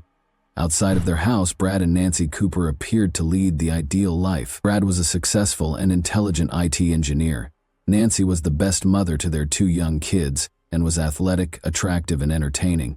They lived in peace and quiet. Nancy looked after the girls in the house while Brad worked. As a former competitive runner, Nancy took good care of herself and made sure she kept in condition. July 12, 2008 began as any other day would. Nancy never returned after going for her morning run. The events that followed are complex and unsettling, leaving you to question what actually transpired. The narrative is so heartbreaking that the only things left for Nancy and Brad's family were doubts and a glimmer of hope for justice. Jessica Adam reported her close friend Nancy Cooper missing to emergency services that afternoon. Jessica told the dispatcher, her voice trembling, that Nancy had left for a run at 7 a.m. but had not come home. Nancy never showed up for the planned meeting between the 2 pals. Even worse, Nancy's house phone and mobile phone did not answer when Jessica tried to call her for hours. Brad didn't give his wife's disappearance much thought because he was at work. Even in the evening, Nancy had not returned, so he figured she had simply gone for a longer walk than usual and would be back shortly. To determine Nancy's possible whereabouts, perhaps some answers will come to light on their own if we examine the Cooper family's past more closely. Harry Renz and Donna Audrey, both graduates of the University of British Columbia, made the decision to formally enter into marriage in the 1960s. They had 3 girls, Krista, Jill, and Nancy, who all lived in Edmonton, and a son, Jeff, during the course of the following few years. They provided a warm and nurturing environment for their kids. Harry and Donna founded an employment firm in 1988 that provided employment assistance, job training, and life management to persons in Alberta, Canada. On October 25, 1973, Nancy Renz was born as her sister's identical twin. In 1998, Nancy was only 24 years old when she met Brad Cooper in Calgary. Nancy was instantly drawn to Brad's height and black hair. She was drawn to his steady, composed demeanor more than his attractive appearance. He was as dependable as a rock. Nancy fell in love. It was a reciprocal emotion. In addition to being tall, blonde, and in good shape, Nancy exuded a subtle charm that won Brad over. Their romance progressed swiftly, and when Brad received a high-profile job offer from Cisco Systems in Raleigh, North Carolina, he wanted Nancy to follow him there in order to stay together and facilitate his immigration to the U.S. The fall of 2000 saw the marriage of Brad and Nancy. The pair had previously been arranging a wedding for the fall of 2002 once they moved to North Carolina, despite the first impression that they were married for immigration purposes, so Nancy could move with Brad. Nancy was compelled to become a stay-at-home mother, while Brad began establishing his career at one of the biggest corporations. Brad's career at Cisco Systems took off. As a VoIP engineer and architect, he specialized in fusing phones with internet technology. Brad was one of only 152 networking technology professionals. The family had a comfortable home. Nancy became a prisoner in her own house, even though each of them had a BMW in the driveway, to be in the United States. You can travel as a Canadian citizen, but you need a permission to work.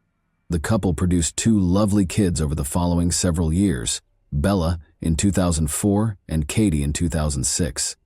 Nancy, according to her neighbors, was a devoted and active mother who enjoyed spending time at the playground with her children. However, she was unable to work since she lacked a work visa in the United States. Nancy aspired to have a profession and be more than just a wife and mother, even though she was still a Canadian citizen and might have found some illegal work to supplement her income. Let's now discuss Brad Bradley. Graham Cooper was born in Medicine Hat, Alberta, around the beginning of the 1970s. Following high school, he graduated from the University of Calgary with a Bachelor of Science in Computer Science. He was hired as a network engineer at TransCanada Pipelines after graduating. He met Nancy Renz in 1998, and they clicked right away. He became close to Nancy's family over time, especially her parents, and impressed them with his technological prowess by participating in all of their family gatherings and lending a hand with their computers. He soon received a job offer from Cisco Systems in Raleigh, North Carolina, thanks to his skill and knowledge. Brad started pursuing an MBA at the College of Management at North Carolina State University in 2005. After that, he finished the degree with a focus on product innovation. Nancy became Brad's shadow as his career took off and he continued to expand his skill set. She was forced to sacrifice both her work and her goals. Nancy used to be a runner who dreamed of going to the Olympics. She continued to run marathons and other races, despite having a damaged knee, which irritated the more reserved Brad, because she brought new people into the running group and made new acquaintances. Their relationship quickly began to disintegrate. Friends claimed that although there were rifts in Brad and Nancy's marriage from the start, Nancy never publicly discussed them, and instead tended to romanticize her husband. Although they still appeared to be the ideal family, Brad's manipulation and control over Nancy increased as he rose through the ranks of the company. She appeared to him to be a dull housewife who had lost her spark, spending her days taking care of the children and cleaning. When Nancy discovered in the spring of 2007 that her husband had been having an affair with her close friend Heather, things became even worse. After months of denial, Brad finally came clean on New Year's Eve, acknowledging the affair but claiming it had only occurred once, as if that somehow made it okay. So it's not a one-time thing? In order to improve their marriage, the pair began attending couples therapy, where Brad acknowledged lying to Nancy about his long-term affair with Heather. Following the revelation of that fact, they made the decision to divorce and sell the house. In retaliation, Brad canceled Nancy's credit cards and ensured she was unable to follow forward with her plans to return to Canada with the children. Brad refused to relinquish custody of the girls or allow them to move there. Nancy, her two small children, and no one else were left alone in a foreign country. Let's return to the disappearance of Nancy. Nancy's friends and officials accused Brad Cooper of being involved in her disappearance as soon as they heard about the couple's troubled marriage. When Nancy's parents, Harry and Donna Renz, learned that their daughter was missing, they became even more concerned and promptly organized a trip to Cary to assist in the hunt for her. When Nancy failed to appear, when police arrived at the Coopers' house in the late evening, Brad was asked about his wife. He informed them that she got up earlier than normal on Saturday morning and went for a run with a friend. Brad added that Nancy never brought her keys or cell phone with her. He added that she didn't drive to her running partner's coffee shop as she usually did. It seems that this seasoned runner, who had been preparing for a half marathon, altered her course that day and skipped one of her typical runs. When the police heard Brad's account, they were obviously taken aback, because Brad was the only one who had seen Nancy that day. Brad said that she left the house at 7 a.m., but the police needed concrete evidence to support this claim. Other than her husband, who witnessed her leaving, getting into a car, or even just strolling down the street that Saturday morning, where were the other witnesses? None existed. Nancy had been at a friend's house across the street on Friday night, and no one had seen her since. Later that day, Brad said she was going to meet up with a friend, who was actually her regular running companion. In order to locate the missing runner, a search party was created. Was it possible for her to flee her unhappy marriage? Her friends would have said not without her children. Nancy Cooper's body was discovered approximately 3 miles from her home, outside her usual running path, following many days of frantic searching. She was found face down in a drainage ditch by a man who was out walking his dog. In a storm water drain, he discovered her body. She had a single diamond earring in one ear and was simply sporting a sports bra. Her hyoid bone was shattered, and the medical examiner concluded that strangling was the cause of death. Her body showed no further wounds or evidence of sexual abuse. However, the police had to identify the motive behind every murder. Brad was the most obvious suspect and was quickly blamed by many once Nancy's body was discovered. Investigators determined that Carrie's death was a homicide shortly after she passed away. As part of their investigation, police searched the couple's house and took many items.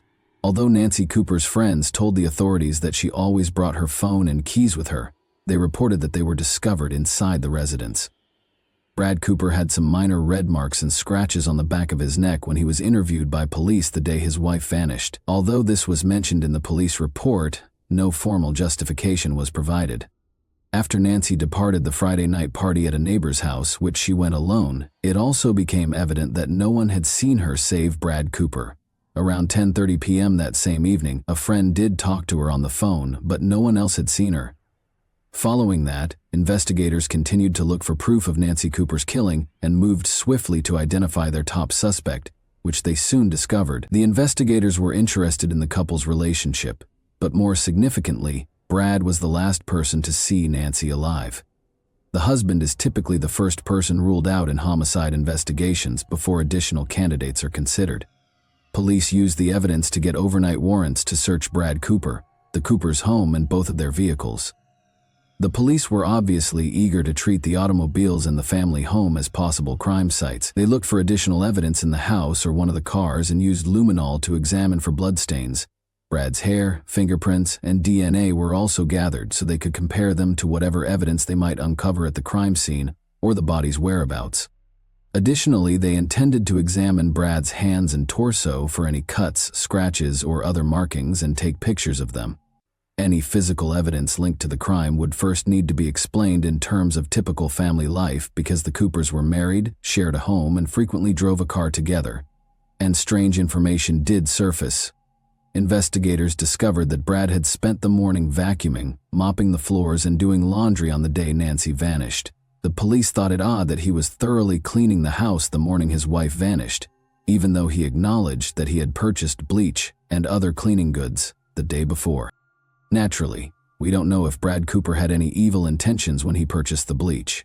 The Cooper residence did yield a number of boxes and bags of possible evidence, all of which had to be examined to see whether they were related to Nancy's passing. According to the police's written evidence, what we learned from interviews with people who knew Brad and Nancy during their marriage doesn't match up with the information Brad Cooper provided about the extensive cleaning of the residence. Additionally, according to the authorities, Brad had cleaned his wife's car's trunk but not the inside. Although Brad claimed to have spilled gasoline in the trunk, neither the gas nor the cleaning fluid smell was detected by the police. The couple, who were both Canadian citizens, were divorcing at the time of Nancy Cooper's murder, according to the prosecution, and Nancy had intended to return to Canada with their children. In order to stop Nancy from leaving, Brad changed his mind in April 2008, confiscated the children's passports, and deleted Nancy's name from their credit cards and bank accounts. Brad's computer was examined for documents that would include instructions on how to murder someone or dispose of a body as part of the investigation. During cross-examination, Detective Adam Dismuck stated that when Nancy came home from the neighbor's party, several parts of the couple's house, such as the front hallway, suggested a potential battle. In an attempt to convince Detective Dismuck that Brad was innocent, Brad's attorney, Howard Kurtz, questioned him as they went over dozens of pictures taken at the Cooper residence when the matter was still being handled as a missing persons inquiry. The detective thought a struggle might have occurred in the foyer because of the missing bamboo sticks in a vase and decorative ducks that had been on the credenza in one of the pictures, which revealed that some items had been moved or altered between the afternoon of July 11, 2008, when Nancy was home, and the following day. However, Howard Kurtz maintained that a light and other objects in the hallway were unaffected. He emphasized that the cops never looked for the lost items and that the floor had no scuff marks. Kurt added that other items in the house, such as a computer in the home office and a glass coffee table and lamp in the living area, had also not been harmed. According to Dismuck, Brad Cooper stated in a subsequent interview that he believed the detectives had already identified him as a suspect when they searched their house. On the drive home, Brad Cooper strangled his wife in their car and left her body a few miles away, according to police testimony. Detective Adam Dismuck stated, "I think Mr. Cooper killed Nancy Cooper when she came home early on the morning of July 12. More than 3 months after his wife, Nancy Cooper, was discovered dead 3 miles from their Cary home, Brad Cooper, 37, was taken into custody in October 2008 after sufficient evidence was gathered. But it wasn't until March 2011, more than 2 years later, that his trial began. The jury heard arguments from the prosecution and defense during the 36-day trial. Brad was given a life term in jail after the jury judged him guilty of first-degree murder, despite his insistence that he was innocent. According to the evidence used in court, Brad had been having an affair and was acting more and more violently and controllingly toward his wife. According to the prosecution, he killed Nancy in order to get rid of her and carry on with his affair. After a while, Brad disconnected Nancy from their joint bank accounts, and she had expressed her desire to move back to Canada with their 2 children. Andy Gilbert, the jury foreman, claims that the jurors entered the trial with an open mind. Until he was proven guilty, Brad Cooper was innocent. 2 FBI agents specifically testified that Brad's laptop had internet searches on it, including maps of the area where Nancy's body was discovered. According to Andy Gilbert, the case's conclusion was impacted by the evidence that Special Agents Chris Chappell and Gregory Johnson provided. It gave much of the other circumstantial evidence greater weight and legitimacy. Brad first consented to the divorce and the division of their assets, but he later had second thoughts after learning how costly it would be. The defense attorneys contended that the prosecutors had bribed the couple to keep the couple from going bankrupt because they were having financial difficulties. They also said he had reconsidered his decision to go to Canada after realizing he wouldn't be able to spend as much time with his children as he would have liked. Brad entered a not guilty plea in 2011, but when the jury considered the evidence, he was found guilty. On May 5, the jury, which consisted of 2 males and 10 women, took almost 10 hours over 3 days to render a decision. After Wake County's longest non-death penalty murder trial, he was given a life sentence without the possibility of parole. Over the course of 36 days, nearly 100 witnesses gave testimony as prosecutors attempted to establish that Brad Cooper, who was fed up with his wife, planned and executed her murder in the early hours of July 12, 2008. Nancy's parents petitioned the court after the verdict. They claimed that Brad had verbally attacked Nancy, yelled at her, and had been engaging in an affair. Additionally, they asserted that Brad was dangerous to the children and emotionally disturbed. Brad had made several attempts at suicide as a youngster and more recently the previous winter, according to court filings. He filed an appeal in 2013 to have his conviction reversed, and a retrial was considered. He entered a guilty plea to second-degree murder while awaiting trial and was sentenced to 12 to 15 years in prison, including time already served. Brad, meanwhile, persisted in battling Nancy's family for custody of their 2 daughters. Nevertheless, his guilty plea resulted in the forfeiture of his rights, so granting custody to Nancy's twin sister. Since the jury was never given access to the evidence indicating Brad's laptop had been tampered with, defense attorneys think they have a good chance of appealing the conviction. Additionally, they said that the police only looked into their assumption that Brad was the murderer of Nancy, ignoring evidence that would have pointed to the real murderer or murderers.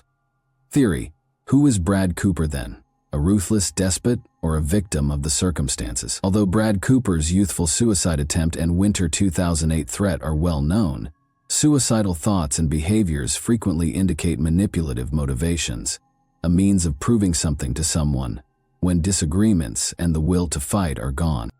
Throughout the trial, Bradley insisted he was innocent, but in 2015 he admitted to killing Nancy, saying he strangled her during a fight and disposed of her body in a drainage ditch. In Wake County Superior Court, Brad Cooper, then 40, entered a guilty plea to the murder of his wife, Nancy. He was first found guilty of first-degree murder in 2008, but the North Carolina Court of Appeals reversed that decision in 2011. Cooper was subsequently given credit for the 5 years he had already spent when Judge Paul Gessner sentenced him to 12 years in jail. After successfully appealing the first-degree murder conviction in 2011, Brad Cooper pled guilty to second-degree murder and stayed in the Wake County Justice Center under an agreement that reduced his life term without parole.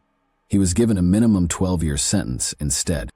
Only a few years after disposing of his wife's body in a drainage ditch while only wearing a bra and reported her missing following a run, did the unfaithful husband admit to killing her.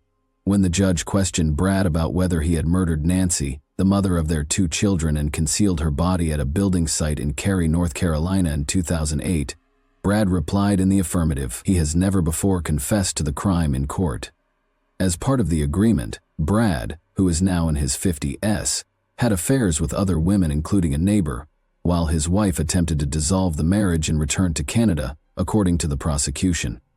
Cooper also relinquished his parental rights to their children, Bella, now 10, and Katie, now 8, so that Nancy's twin sister, Crystal Lister, may adopt them. When we started this process many years ago, I said I wanted the person responsible for this crime to come forward, admit guilt, and acknowledge their actions. Harry Renz, Nancy's father, said following the hearing. That has finally occurred. Nancy was a 34-year-old mother of 2 little kids and an athlete. She had begged her husband to move out and allow her to leave their home because she was in a bad marriage, but he refused and handled the situation his own way.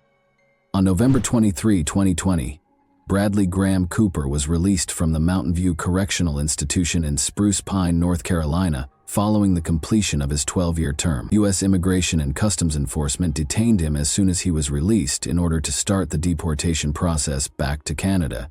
According to reports, he currently resides in Canada but is not authorized to speak with either of his daughters. It appears that he would rather remain anonymous and out of the spotlight these days. Individuals in Brad Cooper's shoes must discover how to satisfy their wants in interpersonal connections. To be honest, kids need to learn how to listen, communicate, and compromise, as well as how to create relationships where they feel heard and understood. Although it's more difficult than using manipulation to acquire what you want, it's much more fruitful and presents a genuine opportunity for intimacy, self-awareness, and release from the crippling burden of loneliness. I strongly advise anyone in a challenging relationship at the moment to take the appropriate precautions to protect themselves, as Nancy's murder is an example of domestic abuse at its worst. And that wraps up today's chilling story. If you enjoyed this video, don't forget to like and subscribe so you never miss a new upload. Also, let me know in the comments what part of this story shocked you the most. Thank you for watching, and I'll see you in the next video. Hey guys, welcome to my channel, and today we're going to take a look at another horrible case with you. The date was March 24, 1961. It was cold in Keystone Islands, North Miami. Frances DeMari, 32, called the Miami-Dade police just after 3 in the morning. She said that 2 unidentified attackers had murdered her husband, 52-year-old Joseph DeMari. Who were the attackers who murdered Joseph? Was this a random act of violence, or was it part of a planned hit? Today, we're examining Joseph DeMari's complex cold case, which was finally solved in 2023 and dates back 62 years. So, let's go straight to the riddle without any more ado. Northeast Miami-Dade County, Florida, is home to the city and suburb of North Miami. There are a little over 60,000 people living there. North Miami saw a significant increase in organized crime in the 1950s and 1960s, including several mafia families. During this time, the DeMaris were also thriving in North Miami, and the mafia, also known as La Cosa Nostra, had a big impact on the city's underground. Joseph J. DeMare was born in 1910 and raised in Boston with his younger brothers, Joseph and Dominic. He had a strong relationship with his brothers that lasted into adulthood. The 3 brothers opened a fresh vegetable sales company in 1928. After beginning with a pushcart, they eventually set up shop in Boston. As a result of their increasing sales, they relocated to Quincy Market in 1930. By 1939, their company had grown all over the country. To satisfy the demands of grocery chains, the DeMare brothers partnered with tomato producers in other states, including Florida, Texas, and California. In order to guarantee a year-round supply for their clients, they were also the first in New England to import tomatoes straight from Cuba. The brothers made the decision to engage in farming as their firm prospered. In Florida and then California, they began growing tomatoes in open packing operations. They spread to other places, such as South Carolina. Joseph married Josephine, who was only 2 years his junior, in 1937. Joseph, Josephine, and their 3 children, Richard, James, and Joseph Jr., migrated from Boston to North Miami in the early 1940s. Joseph and his brothers had established a living selling fresh produce there. Before relocating to Keystone Island in North Miami in 1953, Joseph DeMare resided in Miami Beach. Linda, Joseph's only child, was born. Sadly, his cherished wife Josephine died shortly after, in 1956, from breast cancer. Joseph DeMare married Frances, a woman who was 20 years his junior, 3 years later in 1959. To combat frost, winter farmers in the late 1950s would light kerosene lights and place them in between tomato plant rows. To make sure their crops didn't freeze, Richard recalled his father awakening them and then guiding them to the fields. Before the tomato plants were delivered to be processed, Joseph and his 3 boys would drive into farms and tend to them. The 21-year-old Richard went to Ohio in March 1961 to revise his 52-year-old father's will and meet with his siblings and business associates to discuss the prospect of a divorce between Joseph and Frances. At the time, Frances, his stepmother, did not reside with them. Joseph D. Maury frequently traveled throughout the United States and Latin America while managing several facets of the company from Miami. His kids lived on the family's Bradenton farm, while he and his new wife Frances and Joseph's daughter resided at the Keystone Point house in 1961. However, none of them could have ever anticipated what was going to happen. On March 24, 1961, a chilly winter night in Bradenton, Richard and his 2 brothers were sound asleep on their father's farm around 3 in the morning. At the same moment, however, Frances DeMare called the police in a panic and told them a terrifying story. She reported that she had left her home in Keystone Point to go out to dinner with Joseph. As they headed out for dinner, Joseph sat beside Frances, who had taken the wheel of their Cadillac Fleetwood. They came to a stop at a junction slightly west of the Broad Causeway, close to Keystone Point's south exit. Anarchy ensued as 2 men abruptly leapt into their vehicle. Frances was forced to drive to an empty lot in Sans Souci Estates when one of the men firmly placed a gun against the back of her head. When Joseph turned to look, the pistol slammed into his face. Frances yelled and was struck as well. Frances was struck by the rifle and rendered unconscious. Joseph was dead in the seat next to her when she woke up, and the murderers had left. In a hurry, she dashed to a Phillips 66 service station nearby, racing through the shrubs and brambles.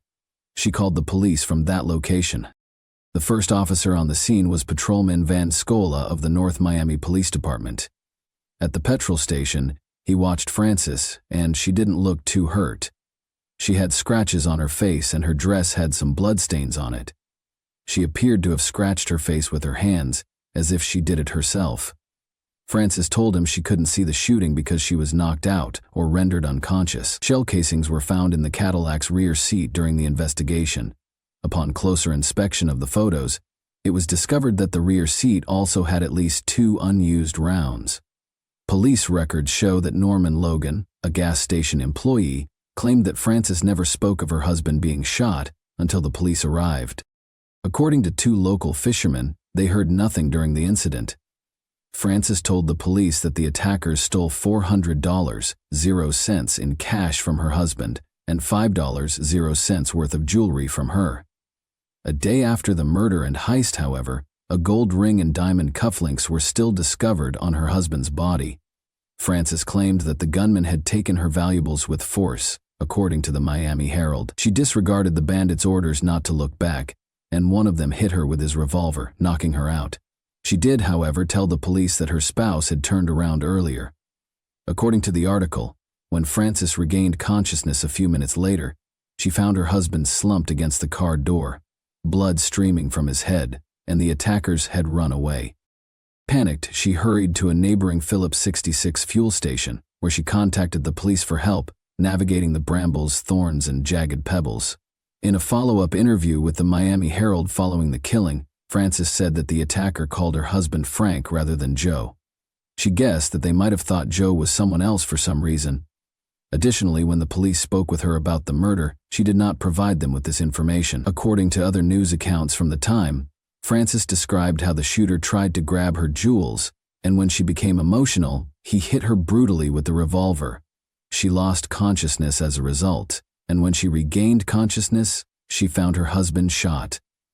Once more, the cops did not bring up the hysterical aspect of this during their interrogation with Frances. Frances arrived to the petrol station and told the owner's son, Norman Logan, that the 2 men had gotten into the car, one in the front and one in the back, according to another Herald piece.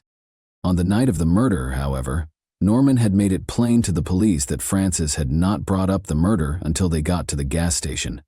Frances's explanation of the shootout at the murder scene contained numerous inconsistencies, Was this because, during all of this, she was under pressure from someone? There was no mention of Joseph's brothers. Were they concealing something? The DiMare firm would only be split between the two surviving brothers after Joseph's death, which was a motivation the police extensively examined at the time. However, Frances wasn't finished yet. That same week, she gave the Herald another exclusive interview in which she repeated the events. This time, she clarified two males abruptly got into the back seat of the vehicle as they got closer to the Causeway Bay Shore intersection. There was no other traffic on the causeway, but a car was following. With Frances behind the wheel, one of the men pressed a pistol to the back of her head and instructed her to do as they said. They told her to keep going directly in the direction of Sans Souci Estates. They told her to turn right off of Bayshore Drive after she had driven about a block. Joe, her husband, became curious and asked the men what they wanted. In response, one of the attackers declared that they wanted to take his money. Frances and Joe were instructed to keep their heads forward, but Joe kept turning back in an effort to defy them. At one point, he turned and was struck hard in the face. She noticed that he was bleeding when he turned to face Frances. He turned around shortly afterward, and they hit him again. Frances started to shout in return. She was then struck twice on the head by the assailants. She was resting on the gravel outside the automobile when she came to conscious again. Her attackers had stolen all of her valuables, which was worth about $5,000.00. At the time, Joe had about $400.00 in cash, which she later found had also been stolen. The men, Frances was convinced, were no amateurs. Despite not having a clear view of them, their calm and meticulous manner persuaded her of their experience. Their speech patterns did not fit the stereotype of a hoodlum. The fact that the men called her husband Frank rather than Joe left Frances with the unshakable impression that a grave error had been committed. She claimed that she thought they had misidentified Joe for someone else, or that maybe robbery was their main motivation for some reason. She thought they had no intention of hurting anyone. Frances rationally addressed every item in this conversation that did not align with the assertions she made to the police and to press. However, why was she defending her claims? It was clear that she would not recall every detail of what happened if she had suffered a concussion from the hits to her head. More intriguingly, though, she was also justifying the attackers by claiming that they might have thought Joseph was someone else and that their main goal was robbery rather than murder. This prompted the authorities to speculate that the murderer might have been a close friend or relative of Joseph and Frances. The authorities were unable to collect any DNA samples or even fingerprints that would have allowed them to identify the murderers because technology was not very advanced back then. Since no one saw the murderers and they left before Frances regained consciousness, there were no more hints, and the case slowly faded into obscurity. However, Joseph's son Richard recalled that before to Joseph's murder, there was some friction between him and Frances. Richard actually met with the other members of the family to talk about the divorce from Frances and his father's bequest. Additionally, Frances had moved to Ohio and was not living with Joseph at the time of the murder. After learning that Joseph had altered his will, she had returned. His will now states that if Frances remained with Joseph during their marriage, she would only be entitled to a portion of the wealth. Richard said that Frances did not even cry on the day of Joseph's funeral. As straight-laced as they come, she was. Although she claimed to have been hit by the pistol's butt on her forehead, there were no visible wounds there, and she was more concerned with getting her hair done for the funeral than the actual event. Following the funeral, Frances got $250,000 from Joseph's bequest and gave all of Joseph's children a 24-hour notice to vacate. Additionally, Frances was married again a few weeks after Joseph's funeral. Unexpectedly, this was the lawyer who would represent Frances in her divorce case. In the 1980s, some 20 years later, Richard resumed his investigation into the case with the assistance of volunteer and lawyer Paul Novak. Novak had first-hand knowledge of crimes that occurred in and around Miami. Following careful deliberation, Novak suggested that Richard forward the case to a forensic scientist, given that Joseph was a prosperous businessman and that organized crime had been rampant in Miami throughout the 1960s, and that numerous crimes were connected to one another.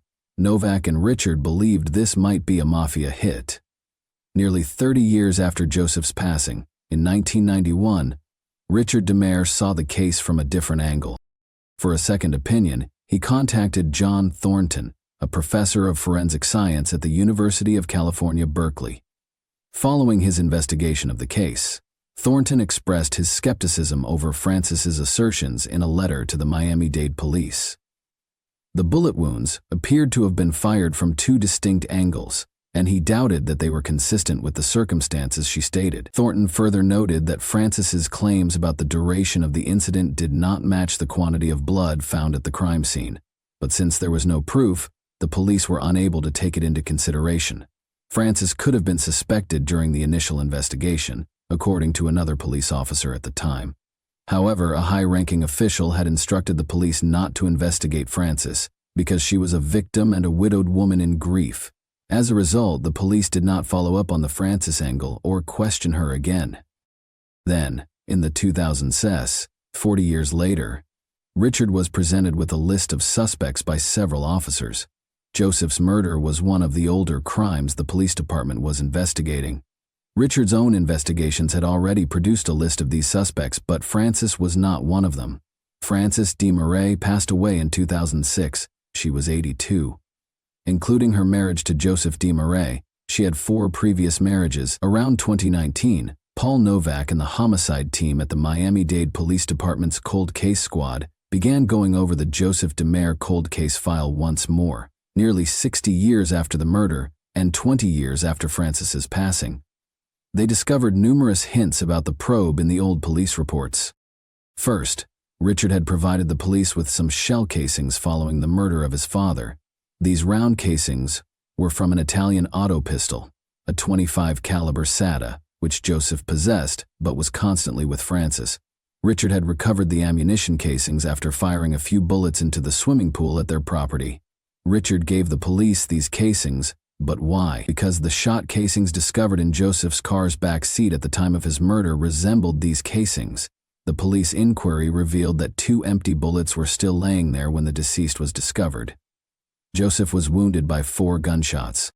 2 bullets went straight into his mouth from the front. The 2 additional shots struck the region in front of and behind his left ear from the left side. Because these shots were fired so close together, there were gunpowder remnants near the wounds. This indicated that the person who killed Joseph was really close to him in terms of closeness. Since the wounds were on his mouth and around his left ear, it was also evident that the person who shot him did so from Joseph's left side before also shooting through his mouth to confirm that he had died. This indicated that the attackers were not seated in the back seat. Joseph had 9 cuts or bruises on his skull in addition to the gunshot wounds. Additionally, Joseph exhibited injuries on his right index finger and left arm, indicating that he was either dragged after being shot or that he struggled before to being shot. Blood was discovered on the outside of the vehicle, on the front and rear seats, and inside the vehicle. The blood leaked out from the bottom of the door and ran down the glass. It was confirmed during a follow-up examination in late 2019 that there was no blood found on the driver's door, steering wheel, or seat. Additionally, no blood splatter was discovered outside the front seat's center. This implied that Francis, the person occupying the driver's seat, was completely unharmed. Blood trails were seen traveling backward on the outside of the automobile. The volume of blood revealed how severe the injuries were and how long it took for the bleeding to start following the shooting. This indicated that Joseph was shot while the car was moving, and it continued to move while he was bleeding. This, too, went against Francis's statement. The automobile could not have continued to move after she passed out, as she had claimed to have done while behind the wheel. Joseph's jaw was somewhat red, but there was no blood found in his lungs. According to medical professionals, these results might indicate that Joseph's airway was blocked when he was shot, because someone had their arm around his neck. On the other hand, it can indicate that the lethal bullet instantly stopped breathing. Francis said it was a heist, but when Joseph was found in the car, his diamond cufflinks and gold ring were still on him. There were no gunshots, indications of a struggle, or even a bullet being fired, according to 2 men fishing nearby.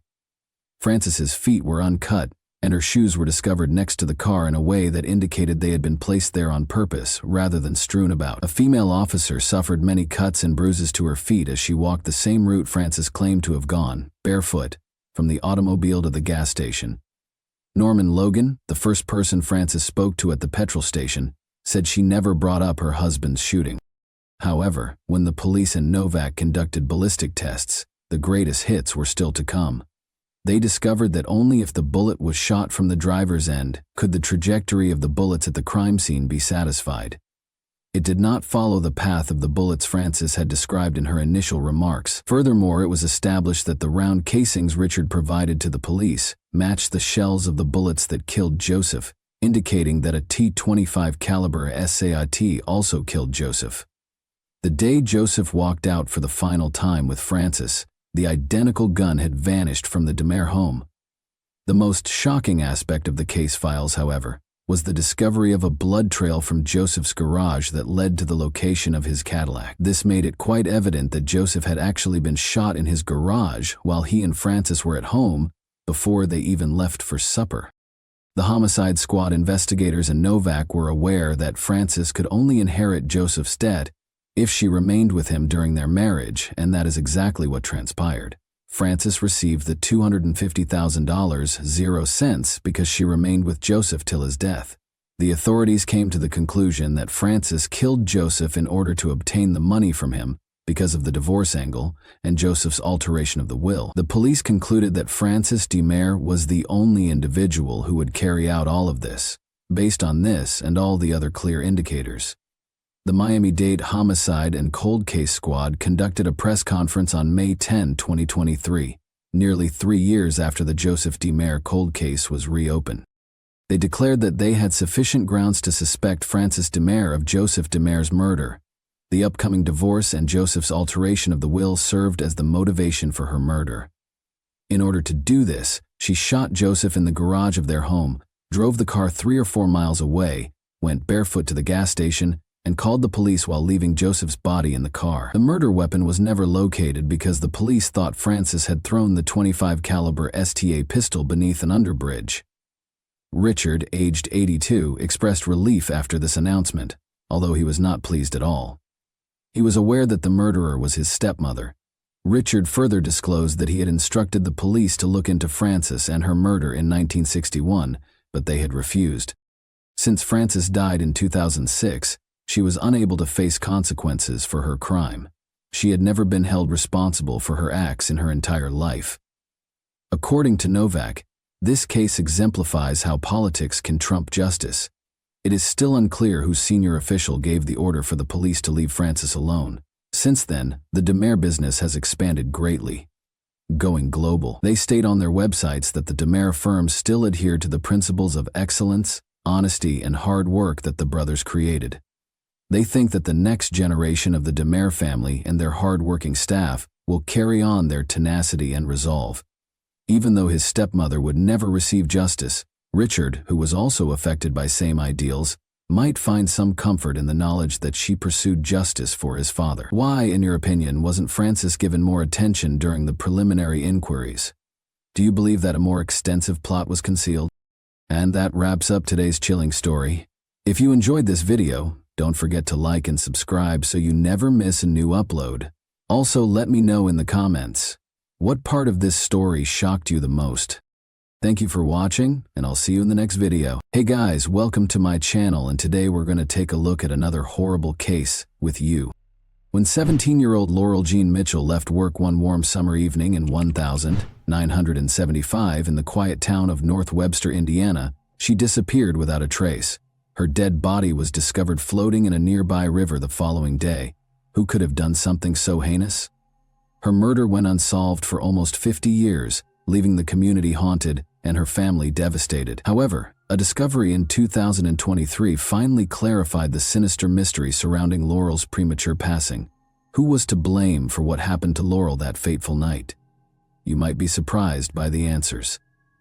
Now, let's explore the narrative. Do you know those places where people know your name and things are a little more laid back? That's North Webster, Indiana, to put it briefly. This small town in Kosciuszko County, which is encircled by serene lakes and beautiful scenery, is a place where neighbors become family. As families enjoy the outdoors and friends pause to talk, life moves at a leisurely pace. North Webster's allure goes beyond its lake view, with Friday night lights bringing the community together. The town proudly supports its Whipco Wildcat sports teams. North Webster's love of basketball is unrivaled, even though Indiana is well known for its basketball heritage. Who knows, this hoops-loving town may produce the next Gordon Hayward or Larry Bird. But there's more to this story than meets the eye. This close-knit community has experienced its fair share of tragedy and heartache. The community's resilience has been put to the test, and severe wounds have been caused by crimes.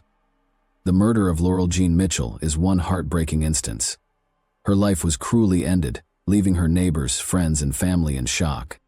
Laurel Mitchell was born on May 24, 1958, into a loving family as the second child of Richard and Wilma Mitchell. Her younger sister, Sarah, was only 5 years behind her older brother, Bruce, who was in California serving in the Army. Every part of their home was filled with laughter and family time, as Laurel grew up surrounded by the warmth of a loving family. Through family customs and adventures, Laurel and her siblings created lifelong memories while laughing and crying. The ability to truly connect with people was Laurel's unique gift. She became well-liked in the community because of her easy charm and kind disposition. Laurel's passions were dance and music. She was a committed dance student who honed her skills at a nearby studio. She also had a lovely voice and sang in the choir at her church. For Laurel, dancing and music were more than just pastimes. They were a way for her to express herself, find joy, and celebrate life. Her future appeared to be extremely bright.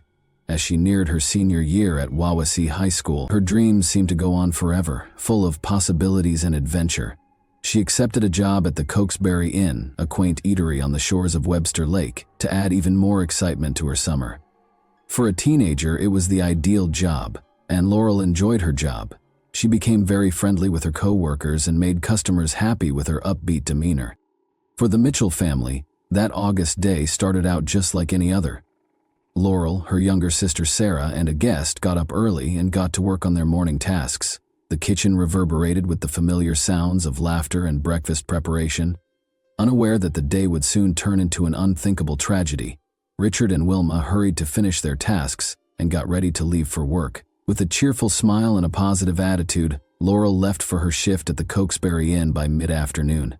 She enjoyed interacting with her coworkers and serving customers at her job, which she loved. She added warmth to the bustling restaurant as she moved about, laughing and joking with the regulars. Unaware of the horror that would soon be revealed, Laurel settled into the steady pace of the evening shift. Adventureland, a nearby amusement park only 0.5 miles from her place of employment, was where Laurel intended to meet up with friends following her shift. With her sights set on the exciting evening, she graciously declined a coworker's offer to drive her home after the restaurant closed. Laurel left the office at 10:15 p.m., bid farewell to her coworkers, and ventured out into the balmy summer evening. The sounds of summer filled the streets. Unaware that it would be her final moment, Laurel ventured into the darkness. Nobody saw her again after that. Laurel's parents thought she was out having fun with friends when they got home. They thought she was at the amusement park as scheduled and had no reason to be concerned. Her friends, meanwhile, believed she had left work to go home. For a responsible girl like Laurel, it was a fair assumption. Unbeknownst to everyone, though, the group had decided against going to the amusement park and instead would be attending the county fair in Warsaw. They would think about this misunderstanding a lot in the days ahead. Fear took hold as the night grew darker. Her heart raced when she realized Laurel hadn't arrived home, when one of her friends came back to the Mitchell residence at around midnight. Being a responsible person, Laurel would never stay out past curfew without informing her family. Panic set in, and their hearts started to race.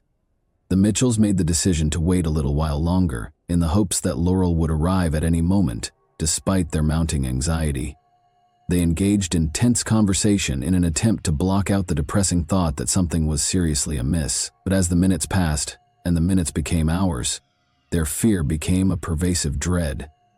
Uncertainty weighed down the once friendly and cozy house, and shadows appeared to grow in the recesses of their thoughts. They ultimately made the decision to report Laurel missing to the police at around 4 in the morning.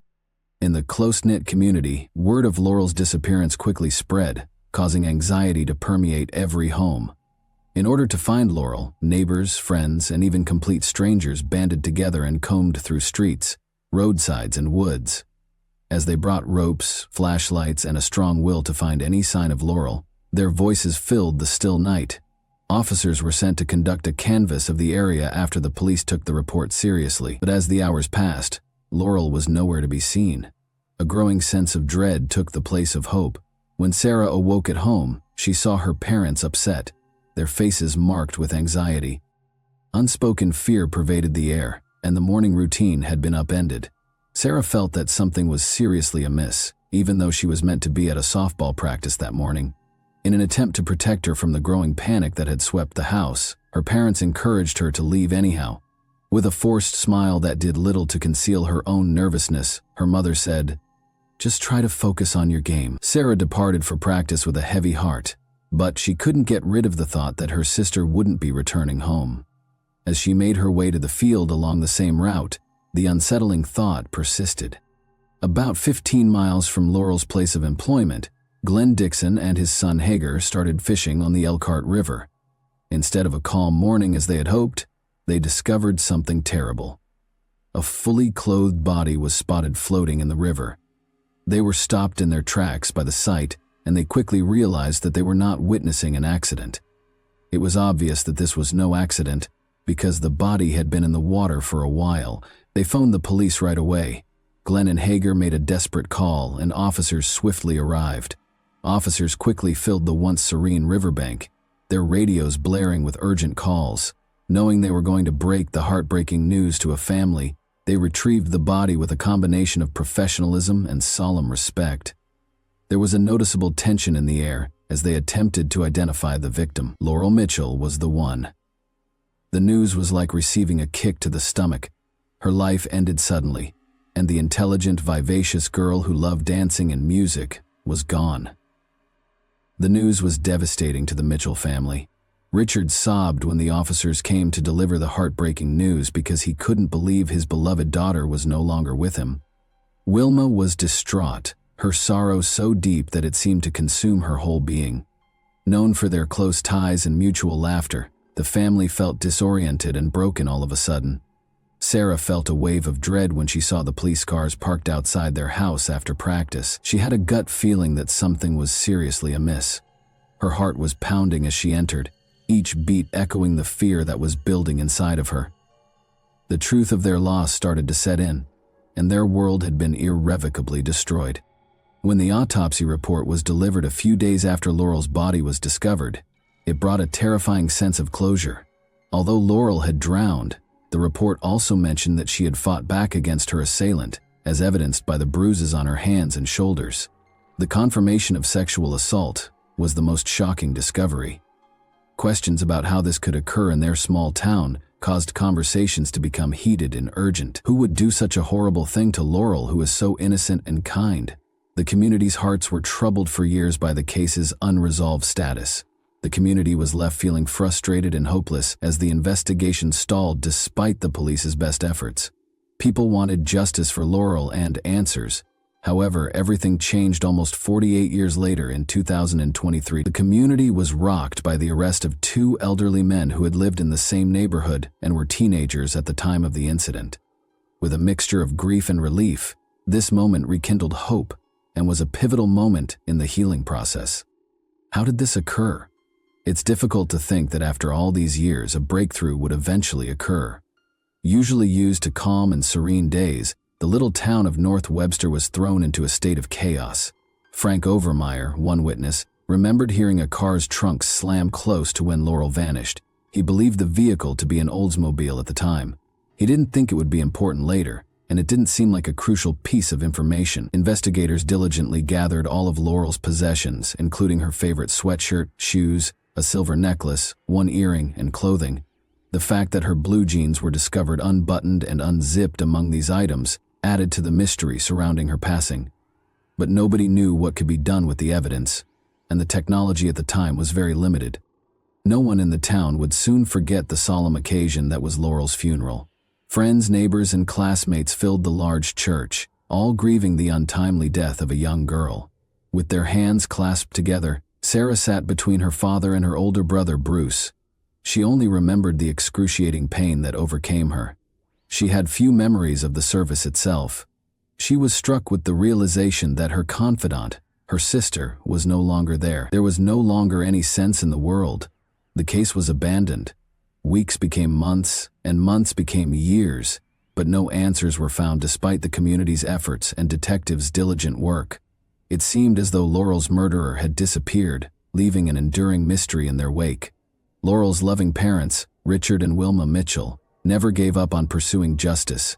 In the hopes that someone would eventually come forward with the truth, they kept the case in the public eye. Unfortunately, their health started to deteriorate, and they both died in 2012, 4 months apart.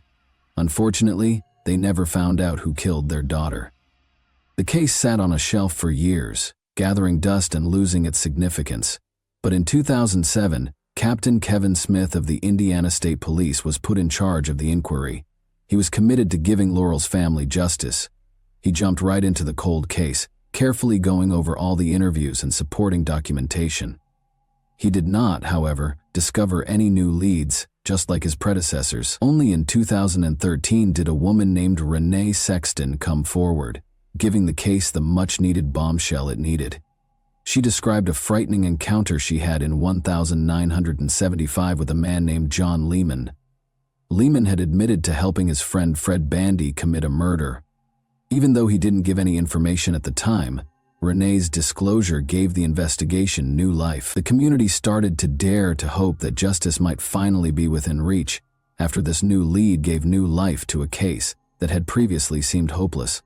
A year later, a man by the name of Bill McDonald provided yet another important tip. He remembered that in 1975, at a party, Fred Bandy had admitted to a crime close to the river where Laurel's body was eventually found. Fred Bandy seemed more suspicious the more detectives looked into his past. They were unaware of Bandy's problematic criminal history. Red flags were raised when he was found guilty of abusing a minor in 2001. This information was sufficient to enable investigators to delve further into his background and relationships, even though it was not proof of his involvement in Laurel's case. According to a report on July 3, 2014, Bandy claimed to have committed the crime at Mallard's Roost, a public access location next to the location where Laurel's body was discovered. The Noble County Sheriff's Department was notified on September 25, 2019, that Bandy claimed he and Lehman had killed Laurel together at a high school party years prior. In 2019, Captain Smith made the decision to take a new look at the evidence in Laurel's case. He sent Laurel's clothes for DNA testing since, by that time, forensic technology had advanced. Smith believed that the answers they had been looking for decades might finally be found thanks to scientific advancements. Forensic scientists examined the clothing in great detail for weeks. Their perseverance eventually paid off, as a male DNA profile was found on the fabric. Detectives were able to rule out a number of possible suspects thanks to this discovery, which revitalized the investigation. Two men were the main focus of the detectives' attention: John Lehman and Fred Bandy. The investigation was now more precisely directed by the detectives, but they still required more hard proof. They went to Fred Bandy's home on December 5, 2022, in order to get a DNA sample. Unexpectedly helpful, Bandy, who is now 67 years old, gave the sample without hesitation. He obviously didn't realize how serious the situation was. On January 13, 2023, the results were given to the authorities. According to a certificate of analysis, Bandy had a 13 billion-fold higher probability than any other unidentified individual of contributing to the DNA discovered on Laurel's clothing. Before proceeding with Fred's arrest, the detectives knew that questioning John Lehman was an essential first step. They were aware of the urgency, but they also knew that more information was needed because Fred was strongly implicated in the crime by DNA evidence. It was imperative that both men face consequences for their heinous deed. Detectives learned that Fred had owned an Oldsmobile in 1975. As the investigation went on, Frank Overmeyer, a witness who claimed to have heard someone violently close a car trunk the night Laurel vanished, made an intriguing connection between this detail and his testimony. Fred Bandy and John Lehman were taken into custody and accused of first-degree murder on February 6, 2023-3. The news brought both relief and sadness to Laurel's family. The fact that justice was at last within their grasp gave Sarah and Bruce a sense of closure, but they were deeply troubled by their parents' absence at this time. Sarah felt a range of emotions when Captain Smith called her to tell her the news. Despite both men's not guilty pleas in court, the evidence against them was indisputable. The detectives' meticulous investigation, witness accounts, and DNA matches painted a somber picture of what most likely transpired on that fateful night in August, 1975. Investigators thought that Laurel had been kidnapped, beaten, and then driven to the river where she was drowned by Fred and John. The courtroom was rocked by the disturbing details of the crime. Laurel's family prepared for the lengthy journey ahead, while Fred and John awaited their trial. Although justice was on the way, Laurel would not return. Sarah would always feel the anguish of losing her sister. Now that justice was at hand, the reality of it all felt almost unreal after decades of waiting for answers. The first hearing between Bandy and Lehman was originally set for Wednesday, February 8, 2023, in the Noble Circuit Court. Fred Bandy Jr., now 68, was charged with first-degree murder and was set to go on trial by jury for 5 days. Bandy's last pretrial conference was also set for July 29, 2024, at 3 p.m. However, no outcomes have been made public as of yet. On February 5, 2024, he attended another pretrial conference in Noble County, where trial dates were scheduled for October 7 to 11, 2024. John W. Lehman, his 68-year-old co-defendant, is involved in his own legal proceedings. At 1 p.m. on February 26, 2024, he had a pretrial conference. A hearing for a change of plea was also scheduled for June 18, at 11:30 a.m. in the Circuit Court of Noble. It was anticipated that Lehman would enter a guilty plea to the charges against him at this hearing, renouncing his not guilty plea. Lehman recently agreed to a plea agreement on August 15, 2024, which could drastically lower his sentence. The deal would sentence him to 8 years in a state prison in Indiana and drop the first-degree murder charge in favor of conspiracy to commit murder. However, this agreement is contingent upon a judge's approval, which will be decided at a hearing on October 11. This development could provide closure to the impacted families and represents a significant turning point in the case. The hearing's outcome, which will decide whether Lehman's plea agreement is accepted or if the initial charges remain, will be closely monitored. The trial for Bandy is still set for October. There is an unfillable void left by the tragically short life of Laurel Mitchell. But because of Captain Smith and his team's unwavering commitment, her killers will not escape punishment. For a community that has been waiting far too long, their unwavering efforts have ensured that justice is served. The impact of Laurel goes well beyond her sad destiny. She will live on as a testament to tenacity, optimism, and an inspirational spirit. And that wraps up today's chilling story. If you enjoyed this video, don't forget to like and subscribe so you never miss a new upload. Also, let me know in the comments, what part of this story shocked you the most? Thank you for watching, and I'll see you in the next video. Hey guys, welcome to my channel, and today we're going to take a look at another horrible case with you. A worrying call was made to Spanish police in May 2023 from a peaceful Malaga suburb. They found a young woman's body with several stab wounds in one of the units. Hours after leaving the area, the suspect was caught at a nearby cafe. But this catastrophe was just the start of a chain of events that brought detectives to an unresolved case from 9 years earlier. Even the most seasoned forensic specialists were taken aback by what they discovered beyond the wall of another flat. Sibora Gagani and her lover Marco resided in Spain's Laurel area, close to Torremolinos beaches, in 2011. Their existence appeared stable on the surface. Marco was a chef and Sibora was a waitress at a nearby restaurant. Sibora frequently called her mother, Elisabetta, to reassure her that everything was good at their tiny rental home. But beneath this seeming consistency were significant issues that were more apparent every month. Elisabetta felt the strained atmosphere in the home right away when she traveled to Spain to see her daughter. Even in her presence, Sibora and Marco began to argue. Elisabetta witnessed her daughter's attempt to rationalize Marco's outbursts of anxiety and jealousy by attributing them to transient problems. But Elisabetta was certain that the issues extended well beyond daily hardships. It was difficult to accept that Sibora had been someone entirely different just 2 years prior. Born in Tirana, Albania, On September 14, 1991, she has a reputation for being vivacious and upbeat from an early age.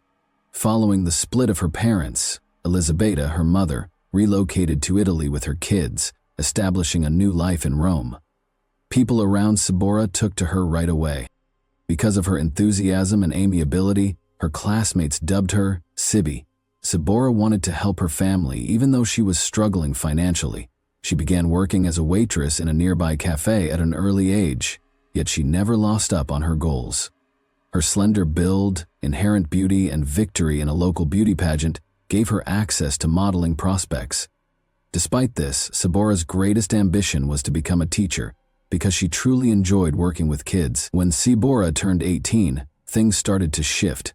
She met 31-year-old Marco at a cafe, and she was immediately drawn to his confidence and charm.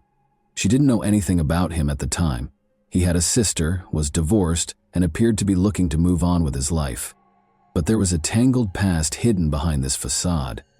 Marco had already drawn the notice of the authorities on several times due to his aggressive demeanor and issues with controlled narcotics. Captivated by his charm, Sabora decided to ignore these red flags. After a year of dating, Marco proposed that Sabora and he go to Spain, saying that the country offered better employment prospects than Italy. Sabora persisted that she thought this relocation would usher in a new era when she and Marco could create a happy life together, despite Elisabetta's attempts to encourage her daughter to stop questioning Marco's motives. Spain initially appeared to be a promising country. Marco secured a job as a pizza cook, while Sabora soon secured employment as a waitress. Sabora seemed upbeat as she told her mother about her plans after they rented a comfortable house. Their stability did not last long, though. Marco blamed his bosses for his failures and started losing jobs one after another. He became increasingly irritable and jealous, and his violent outbursts turned from small altercations into major confrontations. Elisabetta was taken aback by what she discovered when she went to Spain to check on her daughter. Once vivacious and self-assured, Sabora now seems reserved and quiet. Marco made no effort to conceal his annoyance in Elisabetta's presence. Their confrontations became more heated, but Sabora persisted in standing up for Marco, telling her mother that things will get better. Those close to Sabora were perplexed as to why she chose to ignore these warning signs. Maybe she looked to Marco for the stability and support she had not experienced during her formative years. After relocating from Albania to Italy, her family had experienced hardship. Elisabetta put in a lot of effort to give her kids a better life, but Sabora had to take on responsibilities at a young age. She may have tried to fill that gap with her connection with Marco, but it just made things worse. For Sabora, life in Spain was getting more and more difficult. Her childhood dreams slowly turned into far-off recollections. Sabora Gargiani abruptly vanished in July 2014, leaving her family in distress. Her last known communication was a July 7 text message to her ex-partner Marco. Her social media accounts became silent, and she shut off her phone. This was not how she usually behaved. Before that, Sabora had told her mother that she felt free, had finally moved into a new apartment, and had broken up with Marco. According to her, it felt like a butterfly emerging from its cocoon. But everyone was startled by her abrupt quiet. The situation became even more bizarre when Marco showed up to Elisabetta's house in Italy out of the blue. He made an effort to come across as a man who was deeply troubled by what had transpired and remorseful. He told Elisabetta over coffee that he didn't know where Sabora might have gone. Marco claims that just before she disappeared, they had a disagreement and she left all of her possessions behind. Marco later claimed that Sabora had been spotted leaving with 2 luggage by a security guard at their apartment building.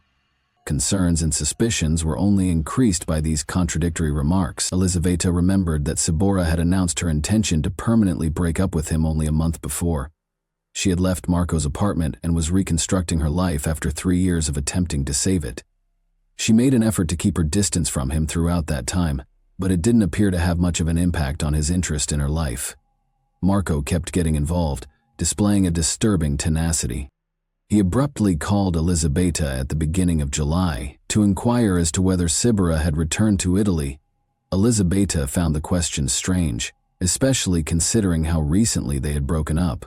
In 2013, Sabora had tried several times to break off contact with Marco. She even went back to her mother's house in Italy, intending to abandon everything.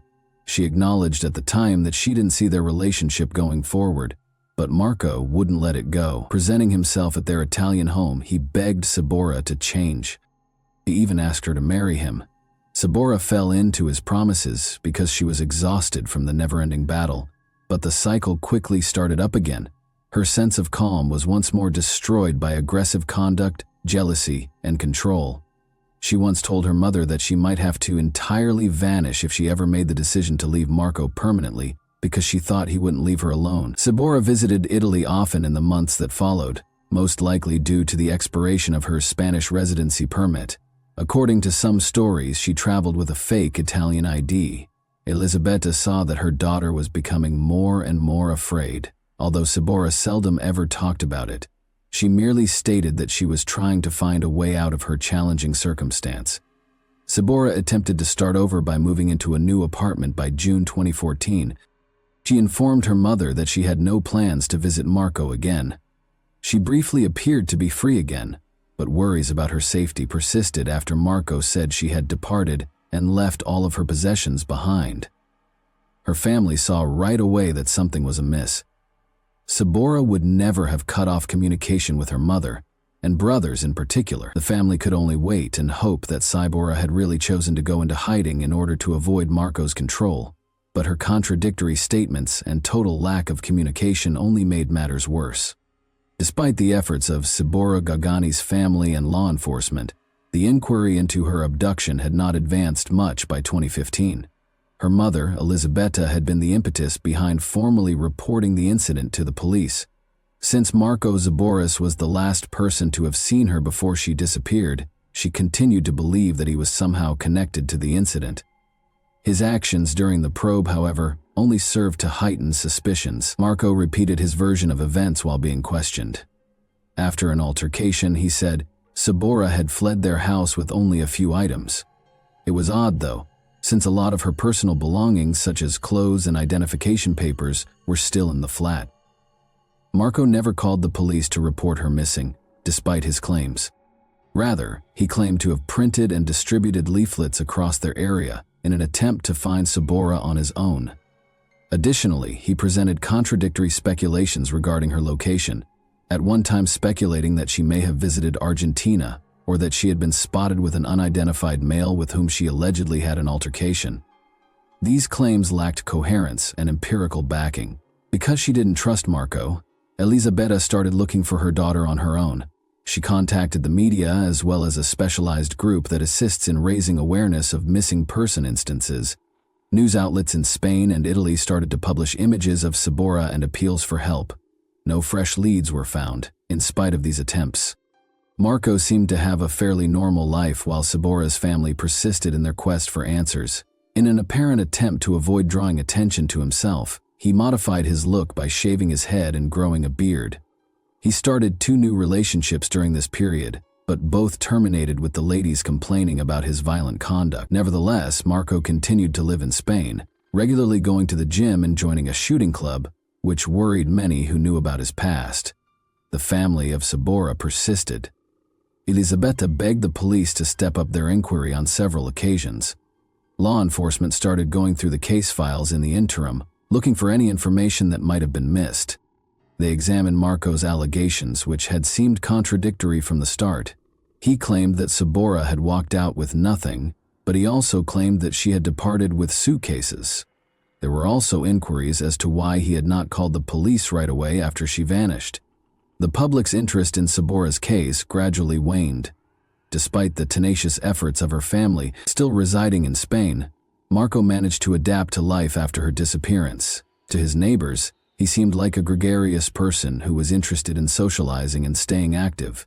His reputation was still questioned, nevertheless, given his previous relationship with Sabora and the grievances from new partners. The investigation came to a halt as Sabora's family held out hope for any updates. With the help of worldwide missing persons databases, authorities increased their efforts, but to no avail.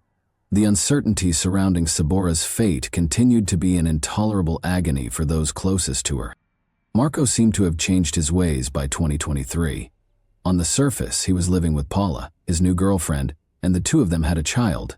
But beyond the surface of this ostensibly new beginning were the same problems that had beset Marco for years. His and Paula's relationship was everything but steady. She told her closest friends and co-workers that Marco had physically abused her. Marco, however, found it difficult to maintain a reliable employment, which made their financial difficulties even worse. Marco and Paula were offered positions by Victor Molina, the restaurant owner, whom Marco had met while working at a pizzeria. In an effort to alleviate the couple's financial strain, Victor also rented them a modest flat. Paula gained respect and trust at work more rapidly than Marco did. In addition to being Paula's employers, Victor and his sister Victoria, who also worked at the restaurant, also provided her with emotional support. Victoria became more aware of Paula and Marco's relationship problems over time. Following a specific event, she started advising Paula to call the police. Victoria claims that Marco was unhelpful at home in addition to being combative at work.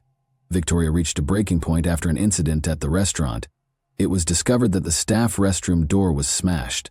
Paula informed Victoria that Marco had broken it, claiming that she had used the area to meet with colleagues. Victor then moved Marco to a new location while maintaining strict monitoring over him.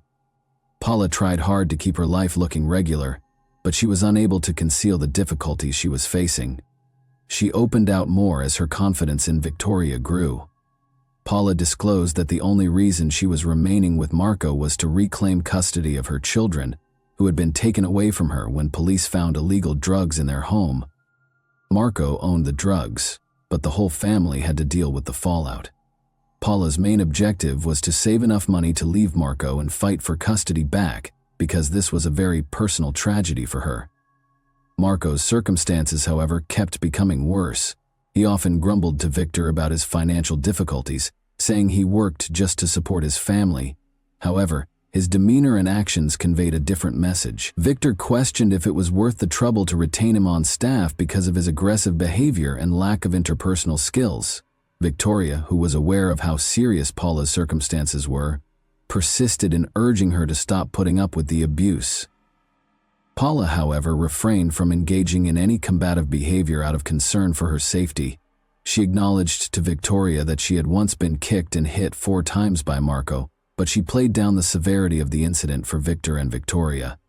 This was unmistakable proof that Paula's condition needed immediate attention.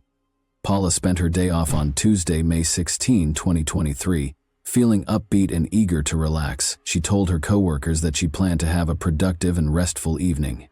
Victoria, Paula's co-worker and close friend, was curious about her evening on May 17, the next day. However, at roughly 11:30 a.m. that morning, the day took a gloomy and unexpected turn. Although Paula and Marco frequently argued, the shouting that came from their apartment this time sounded much more furious. Paula's voice was clearly calling for assistance. Victor, Paula's employer and landlord, who happened to be nearby, could hear the disturbance so loudly that they were obviously worried. He and another restaurant staff hurried toward the residence. The 2 men arrived at the door and started yelling and knocking in an attempt to figure out what was going on. They heard mild sobbing coming from inside, but it quickly stopped. Marco opened the door a few moments later, his calm manner reassuring them that everything was well and that Paula had just gone to bed to sleep. But Victor felt really uneasy because Paula's voice was no longer audible. Recent occurrences added to the situation's alarming nature. Victor had dismissed Marco from the restaurant a few days prior after a string of concerning events, including the mysterious disappearance of a kitchen knife. Victor wanted to prevent more issues because he had become more and more suspicious of Marco. Marco was now at the epicenter of another worrying incident. While the other employee phoned the police, Victor went to get an extra key to the apartment. Marco acted unexpectedly and without explanation, but he seemed to be aware that the situation was getting worse. He walked out of the building and out of the flat. The flat was locked when the police got there. The mystery grew by the fact that everything inside looked as if the occupants had just departed.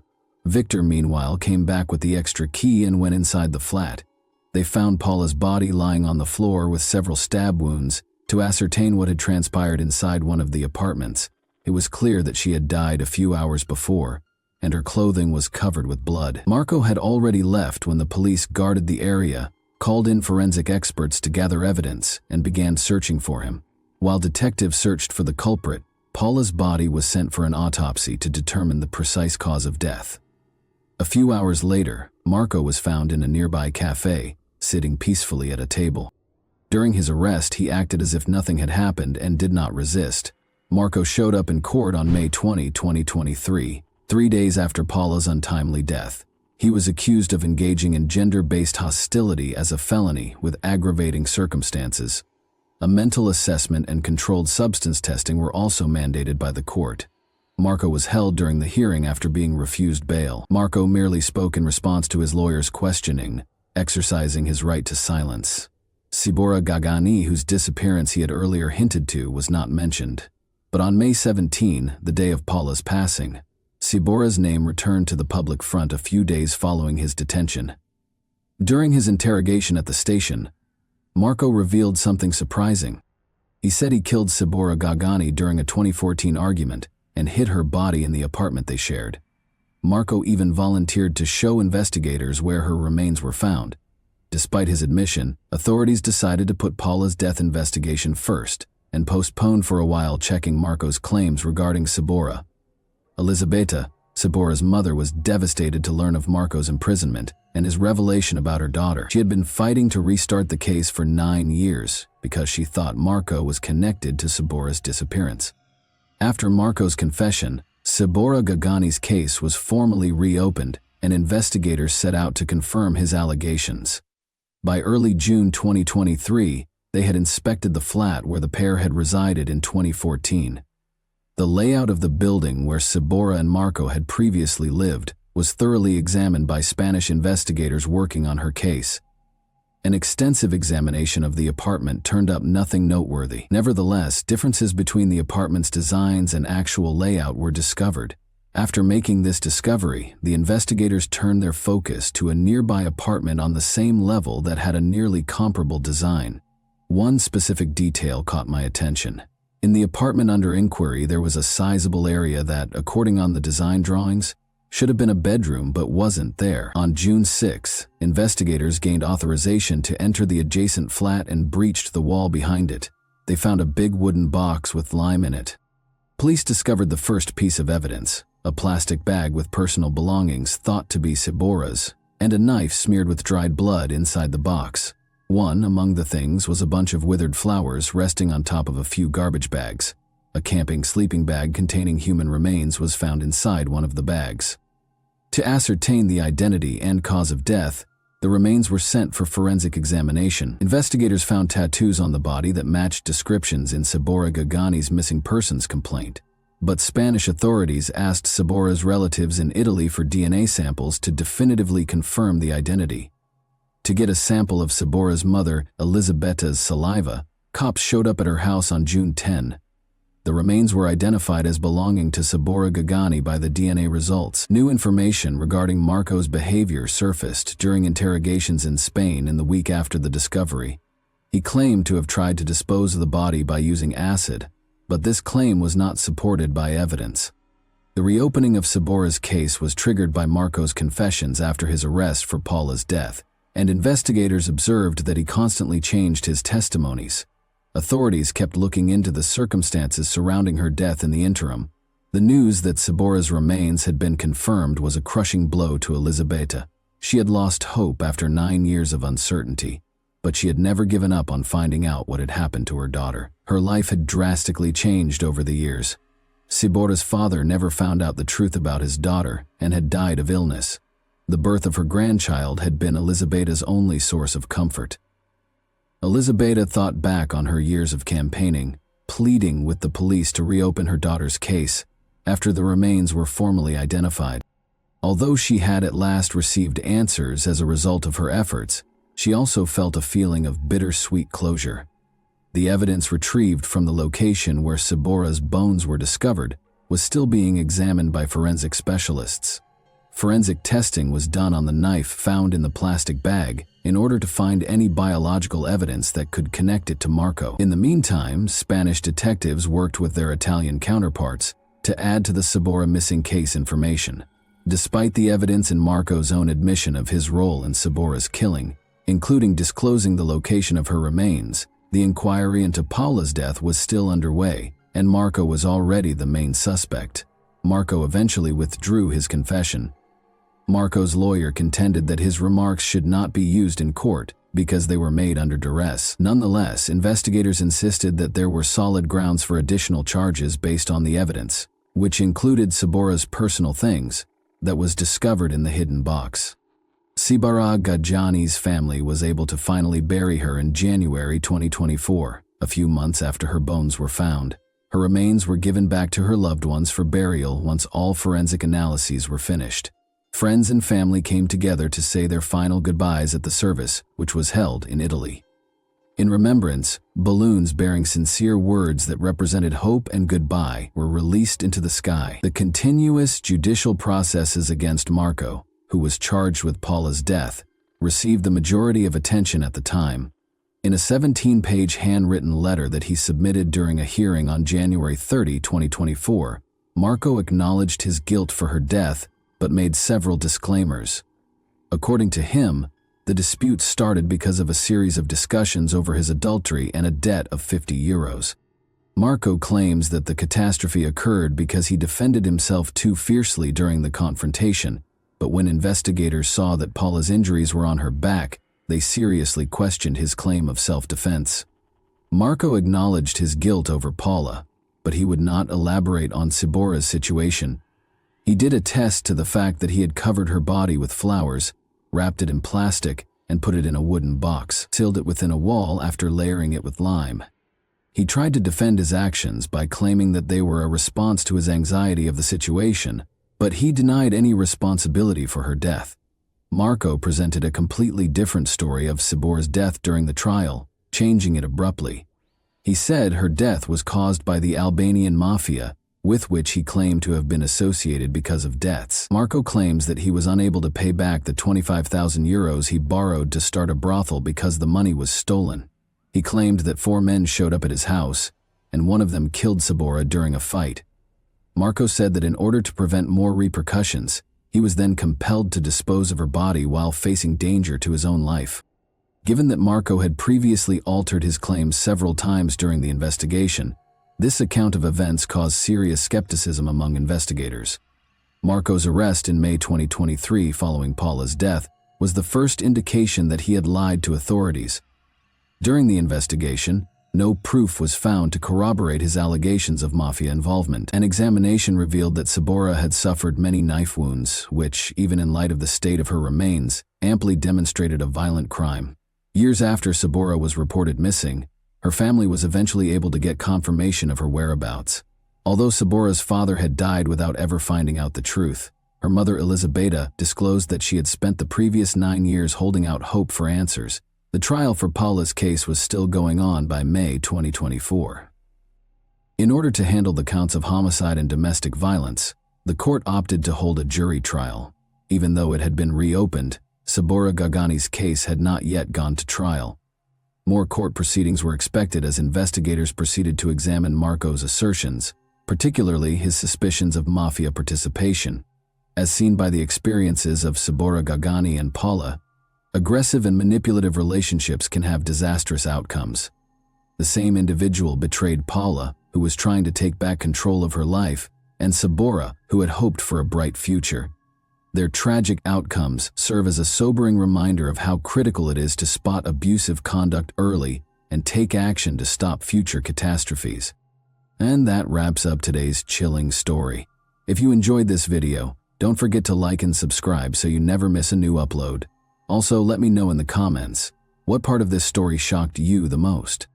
Thank you for watching, and I'll see you in the next video. Hey guys, welcome to my channel, and today we're going to take a look at another horrible case with you. No case, no body. There is no body in our story, but there is a case on a November morning in 2011, which was mentioned in English law following the captain's miracle. 3 years after returning home to her leased apartment on Ubarovicha Street in Vladivostok, Galina Kolyadzinskaya vanished. Her parents still think Galina is alive and are waiting for her return in April 2024. Her boyfriend Victor Cohen was found guilty of her murder, although no tangible proof of her purported death was shown at the trial. Following Victor Cohen's release from jail, The matter gathered traction and split the public in two directions. Some people think Victor's sentence for murder was too light, while others think he was sentenced for a crime that never happened.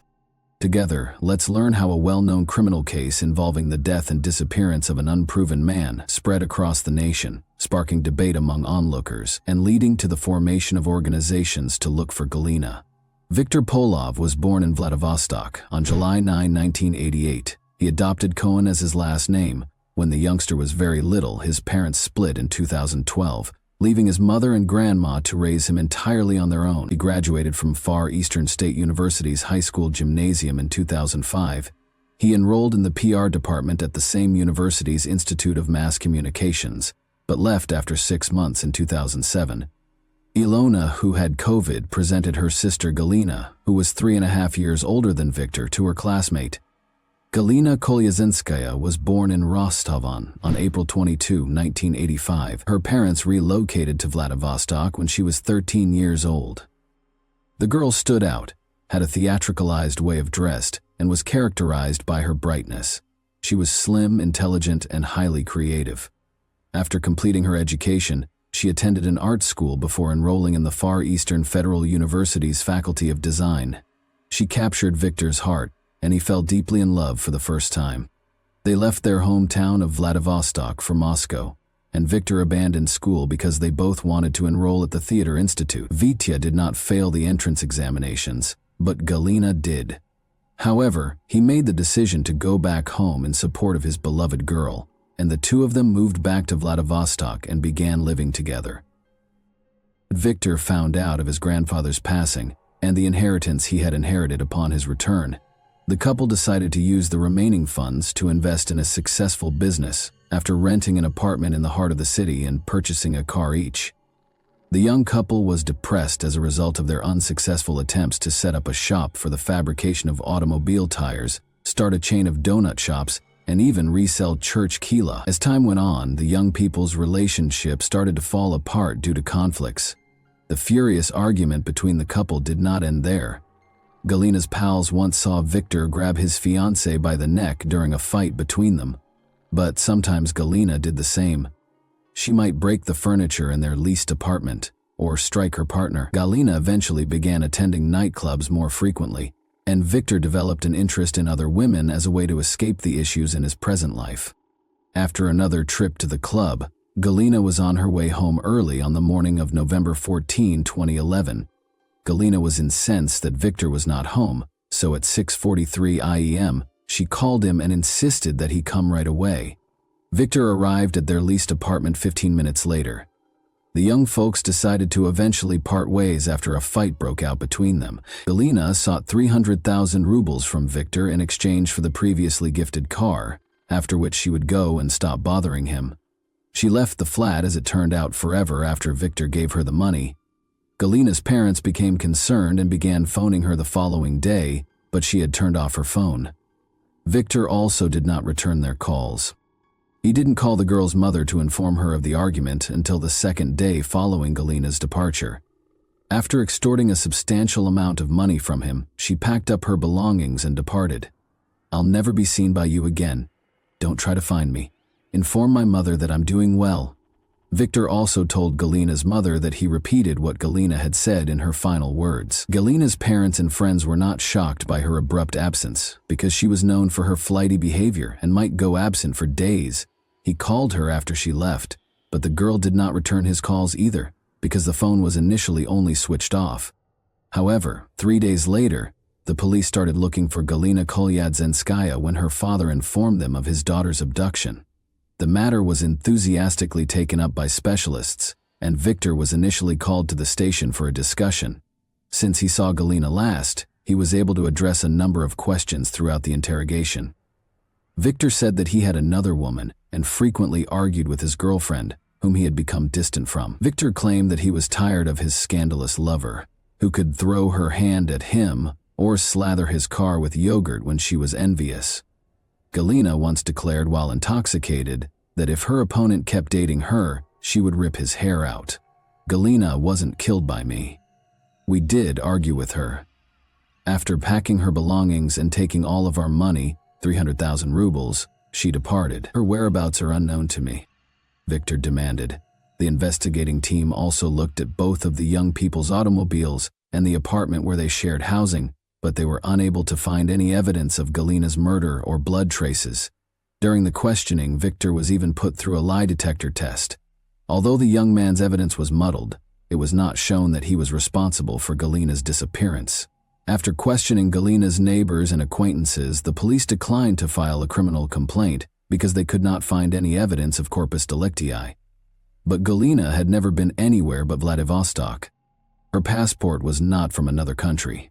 Victor moved in with his new girlfriend, Tatiana, and began a new life after gathering Galina's possessions and giving them to her parents. Young people's affections were so intense that they made the decision to get married in 2012. Victor finally shed his father's last name, which had burdened him since he was a young boy. His future wife, who heard the lovely last name in one of the films, suggested the Cohen option, which he found appealing. The vanished Galina Kolyatsinskaya was forgotten. For a number of years, a young married couple has been married for 3 years. Cohen flew with great joy. They had a calm and collected life, visited the mountains, and traveled frequently. However, once Galina vanished for 3 years and the case was reclassified as a murder investigation, everything changed. At first, Elena Kolyadzinskaya, Galina's mother, was not overly concerned. She was aware that her creative and erratic daughter could go far based solely on her mood. The fact that no one demanded in June 2014, based on the materials of the inspection of the fact of Galina Kolyadzinskaya's unknown disappearance, that a criminal case under the article of murder be started, may help to explain why the case did not become a criminal case for nearly 3 years. Employees of the Crime Investigation Department started to piece together different explanations for Galina's disappearance after she was placed on the wanted list as missing. These included murder and traveling overseas to work as a model.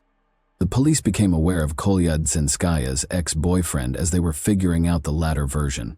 As it happened, Cohen and Galina were frequently at odds. His relationship with another lady caused him to feel jealous of the girl. Additionally, it was said that when Galina was younger, she was organizing a trip to Korea. She had previously worked as a model in China and planned to stay in this line of employment. Since he was the last person to see Galina alive, ex-boyfriend Victor Cohen was named as the primary suspect.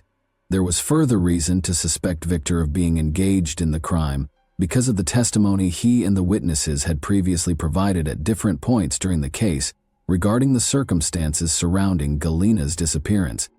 After being called in for interrogation on July 23, 2014, Victor was arrested and brought to the investigation unit. He admitted there that he had strangled Galina following another argument on the morning of November 14, 2011, then dismembered the body in the restroom, placed the remains in 3 plastic buckets, and transported them to a wooded area close to the Variag factory. There, he built a fire with tires, burned the body, and scattered the ashes in various locations.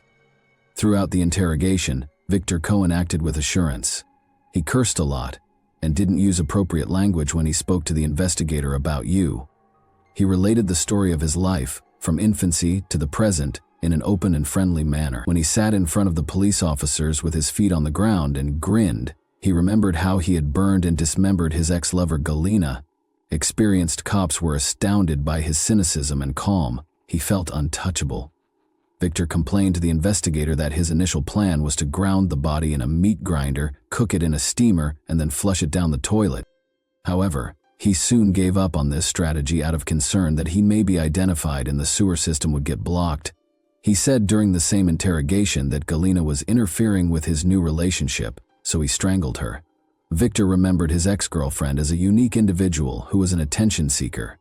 Her fierce temper might produce a huge scandal at home, and she frequently vanished in nightclubs. Galina frequently stated in chats that she would want a lovely life as an escort model, but she also refused to accept the claims that such job is impossible without the supply of intimate services.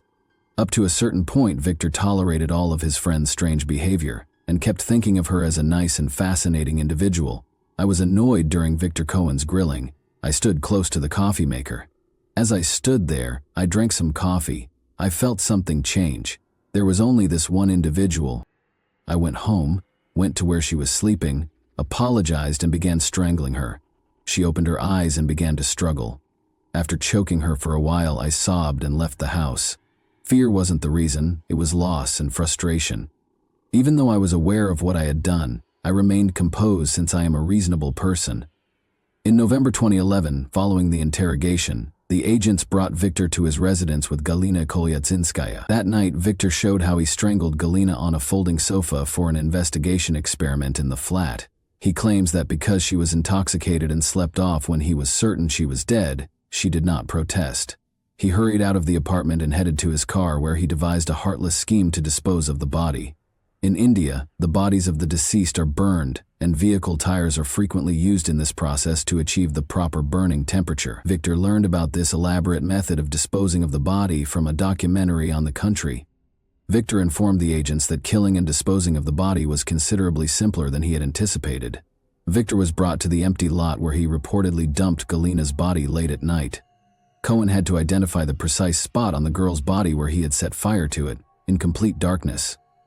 Human rights advocates claim that he was brought to an area devoid of CCTV cameras and traffic, making it impossible to establish his innocence. Important information were also missing from the case. As Victor himself frequently noted, it was unclear how and what he used to carve up the body, because a regular kitchen knife could not be utilized any further. It was unclear how he was able to place Galina's remains in 3 buckets, how he transported them out of the door where everyone could see them, and why no one noticed. The Bygalovs, who rented the apartment to Galina and Victor, were then questioned by the inquiry. When they found out that the cops were in the apartment, they acknowledged that they couldn't get in touch with Victor. They discovered the apartment was empty when they got there to inspect their accommodations. The ceiling was free of occupants and their possessions. They discovered black streaks on the wallpaper, which were probably caused by storing automobile tires, and brown splatters that the couple believed were from coffee or tea. However, Victor Cohen, the captive, was unaware that a video camera was recording his interrogations. He later withdrew his testimony after realizing he had said too much on camera. He claimed that during his interrogation at the Karbasheva Street Operative Investigation Unit, they used illegal interrogation techniques to coerce confessions from him, and that Victor was threatened with harm if his wife Tatiana visited the same station. He went on to say that the operative cops had made up the tale he told during the hour-long interrogation, and that his phone billing from that evening was used to pinpoint the location where the bodies were burned. However, does the CCTV footage from the investigation unit actually show torture? At 6 o'clock in the evening, Tatiana Cohen drove up to the building. She was not permitted inside, so she remained outside. Around 6:30 p.m., Tatiana also entered the facility, and 20 minutes later, Victor was taken in for interrogation. At 6:38 p.m., the questioning began to be recorded. After 8 minutes of torture, he quickly produced a confession and conjured up a vivid, gory tale in great detail. Following the initial court hearing on August 11, 2015, Victor Cohen was found guilty of Galina Kolyatsinskaya's murder. According to the court's August 11, 2015 verdict, he was given a sentence of 9 years and 10 months in prison, which he was to serve in a strict regime penal colony. Tatiana, Victor Cohen's wife, became his most devoted defense attorney after he was accused of murder because she believed he was innocent. Every inhabitant of Vladivostok kept up with the news and even attended Victor Cohen rallies. People separated into accusers and defense. Even after hearing the heartbreaking news that her husband would have to serve nearly 10 years in prison, Victor's wife remained steadfast in her defense and refused to back down. During the court session, the revealing footage that was retained in the criminal case was revealed. Victor claimed that interrogators used torture and threats to get confessions out of him during court procedures, which led to the case becoming well known. Victor was discharged from the hospital with a diagnosis of ear barotrauma and concussion. His lover had been burned, dismembered, and strangled in cold blood by a young, attractive man with large brown eyes. Nobody was able to accept it. A man with charisma could pursue a career in acting. In fact, he was admitted to the Theater Institute of Moscow. Victor refused to study, as we already know, and he was characterized favorably by friends, classmates, and even casual acquaintances. Attorneys based their case on the fact that no human DNA was detected at the location where he burnt the body, or in the flat where the crime was allegedly committed, according to the inquiry.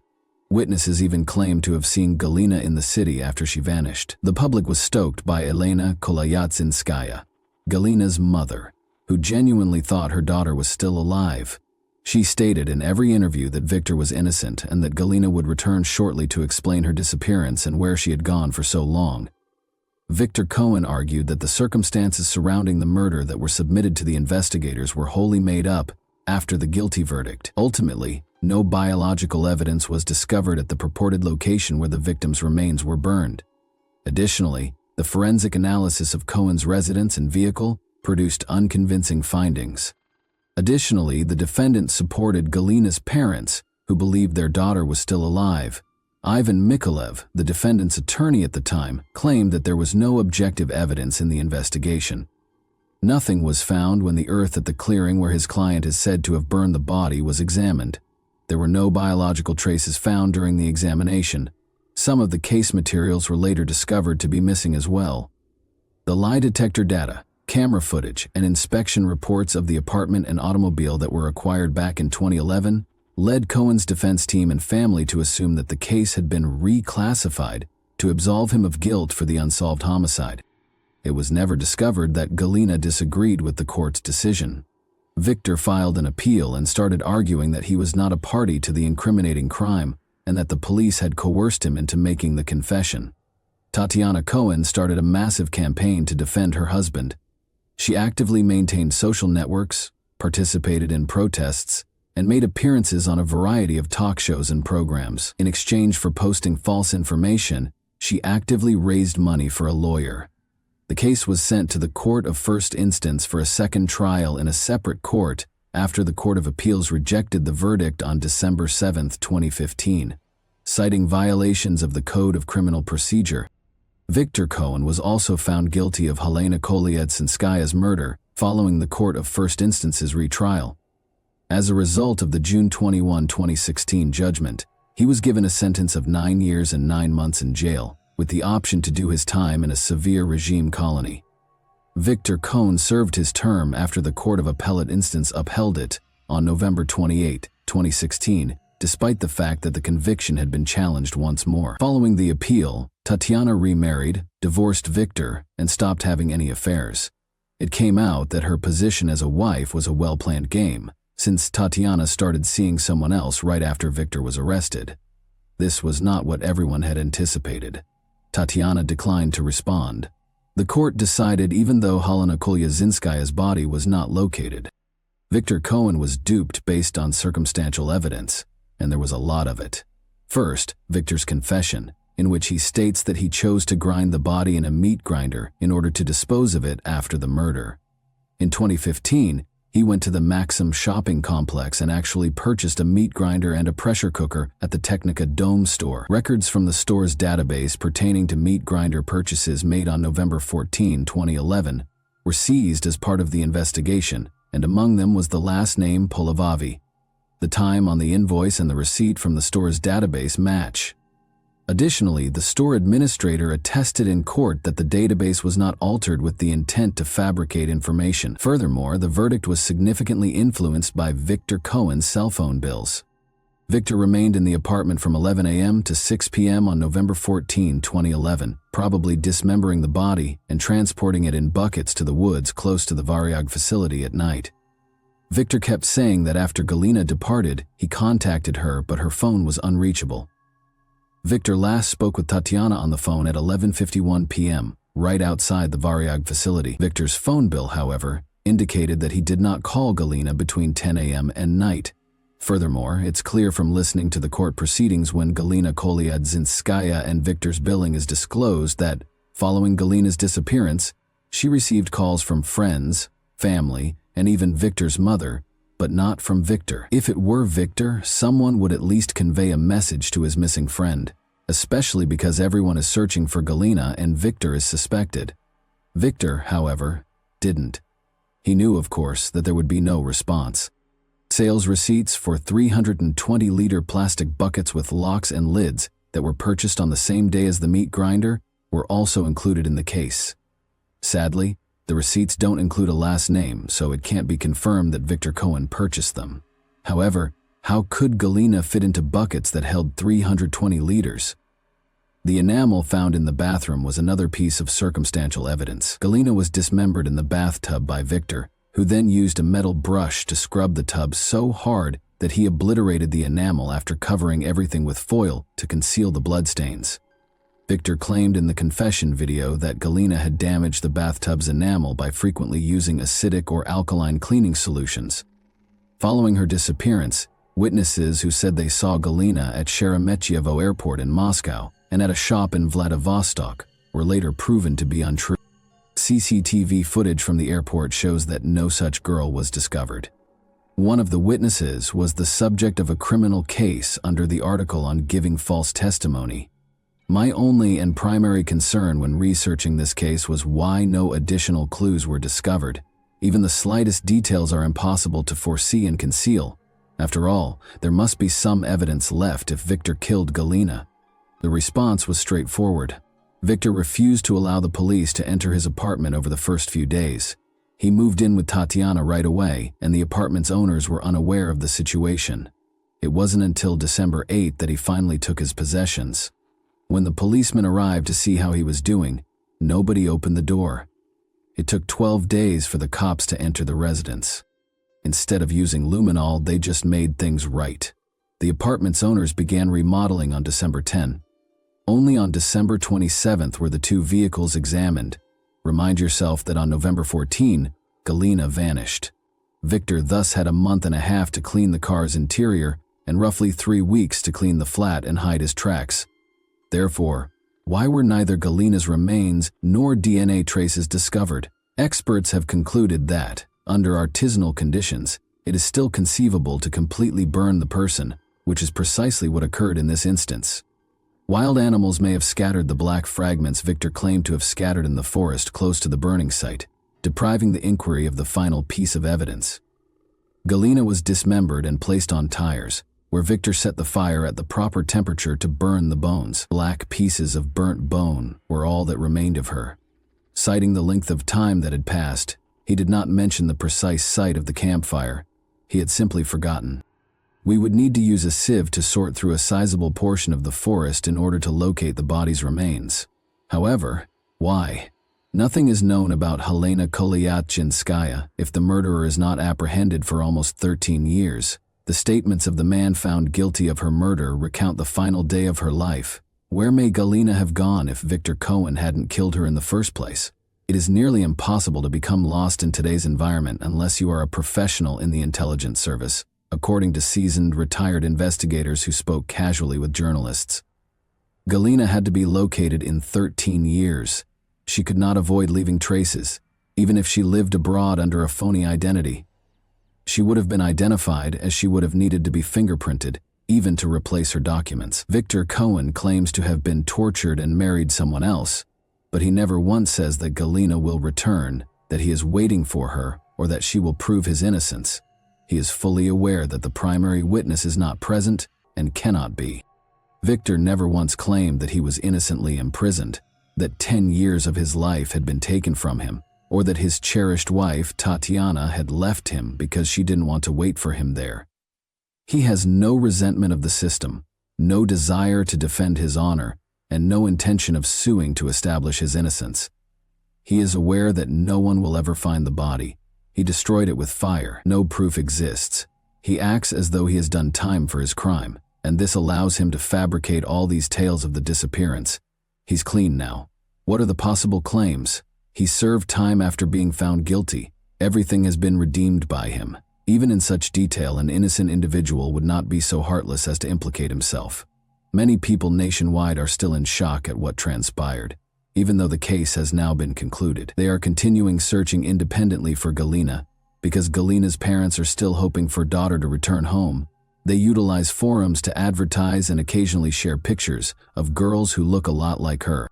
And that wraps up today's chilling story. If you enjoyed this video, don't forget to like and subscribe so you never miss a new upload. Also, let me know in the comments, what part of this story shocked you the most? Thank you for watching, and I'll see you in the next video. Hey guys, welcome to my channel, and today we're going to take a look at another horrible case with you. The seemingly stable world of the Craig family from Colorado took an unexpected and devastating turn in March 2023. Amid the everyday routines of family life. Once seen as the epitome of stability, Their marriage and careers started to fall apart as long-kept secrets and a lack of trust came to light. New information created even more questions as friends and family tried to make sense of the situation. What actually transpired in this seemingly ideal family behind closed doors? On March 15, 2023, at approximately 11 a.m., Angela Craig was taken to the hospital due to severe headaches, nausea, and dizziness. She was admitted to the hospital for the third time in 10 days, but this time the circumstances were much more concerning. In an attempt to stabilize her condition, which was rapidly declining, medical personnel put her on life support. Her family, including her husband James, was in disbelief at how quickly and abruptly her health had deteriorated. Angela was born in Dodge City on April 15, 1975, and from a young age she had played a significant role in her family and community. Despite having allergies, she grew up in a big family with 10 siblings and fell in love with animals.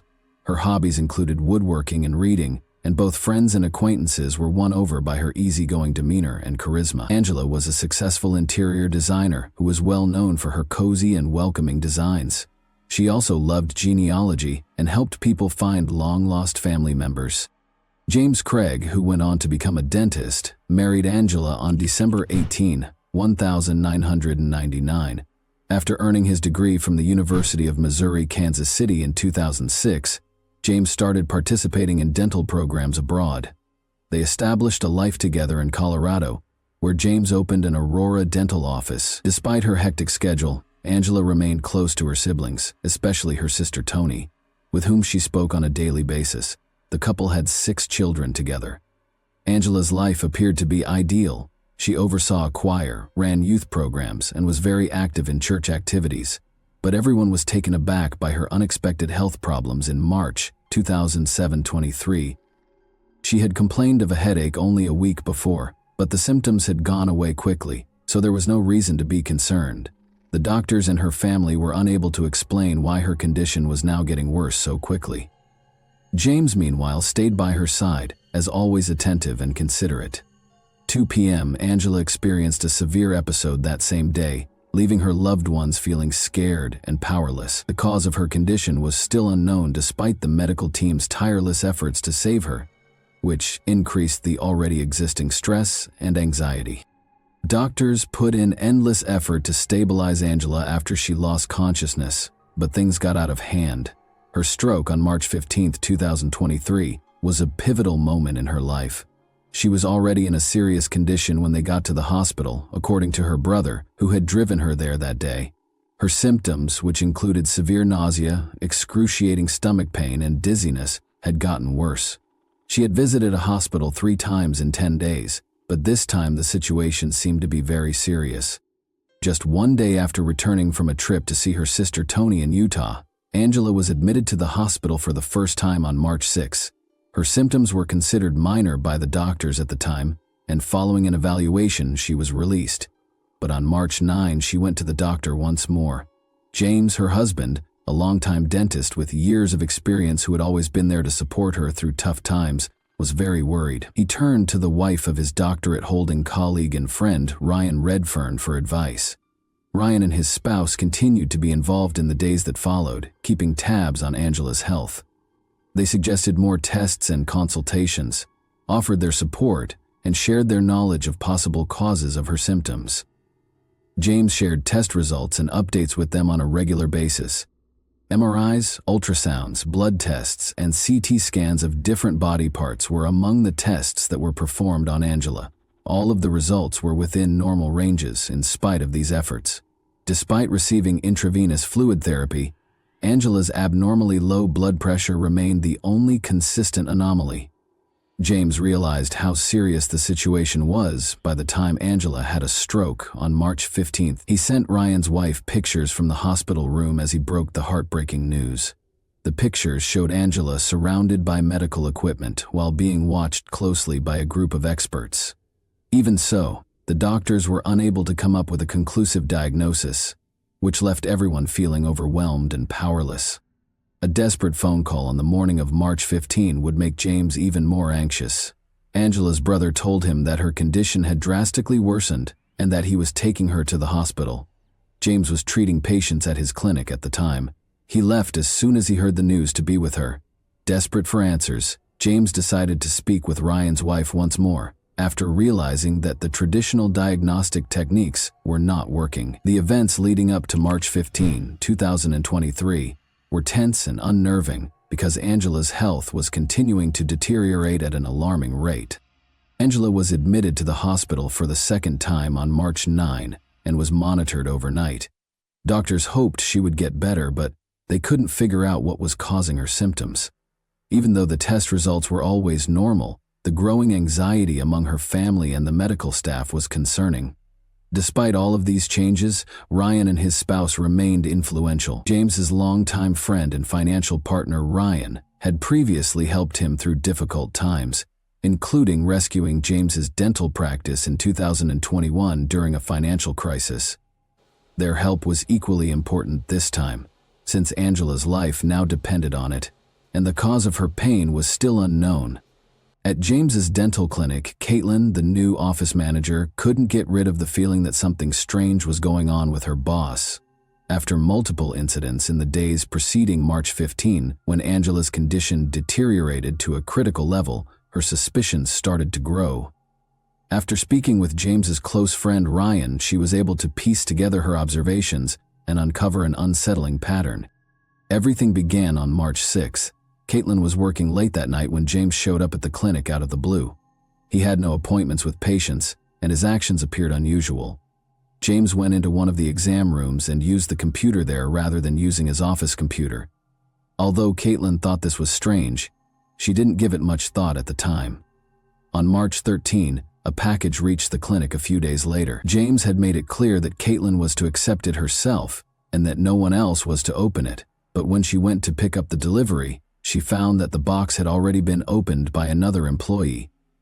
A cylindrical container bearing the warning label "hazardous materials" and the words "potassium cyanide" was found inside. Startled, but aware of James's instructions regarding confidentiality, Caitlin promptly resealed the package and gave it to him without question.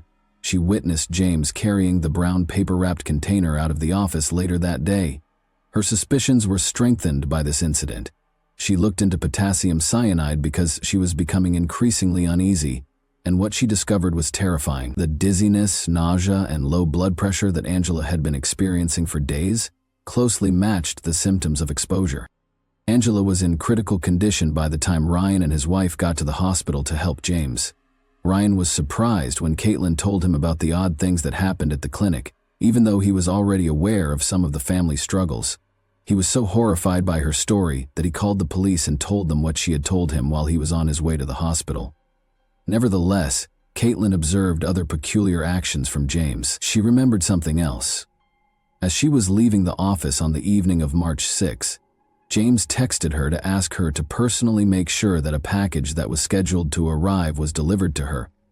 This request appeared to be merely a formality at the time, but in the context of later events, it became more significant. Ryan made the decision to speak with James when he got to the hospital.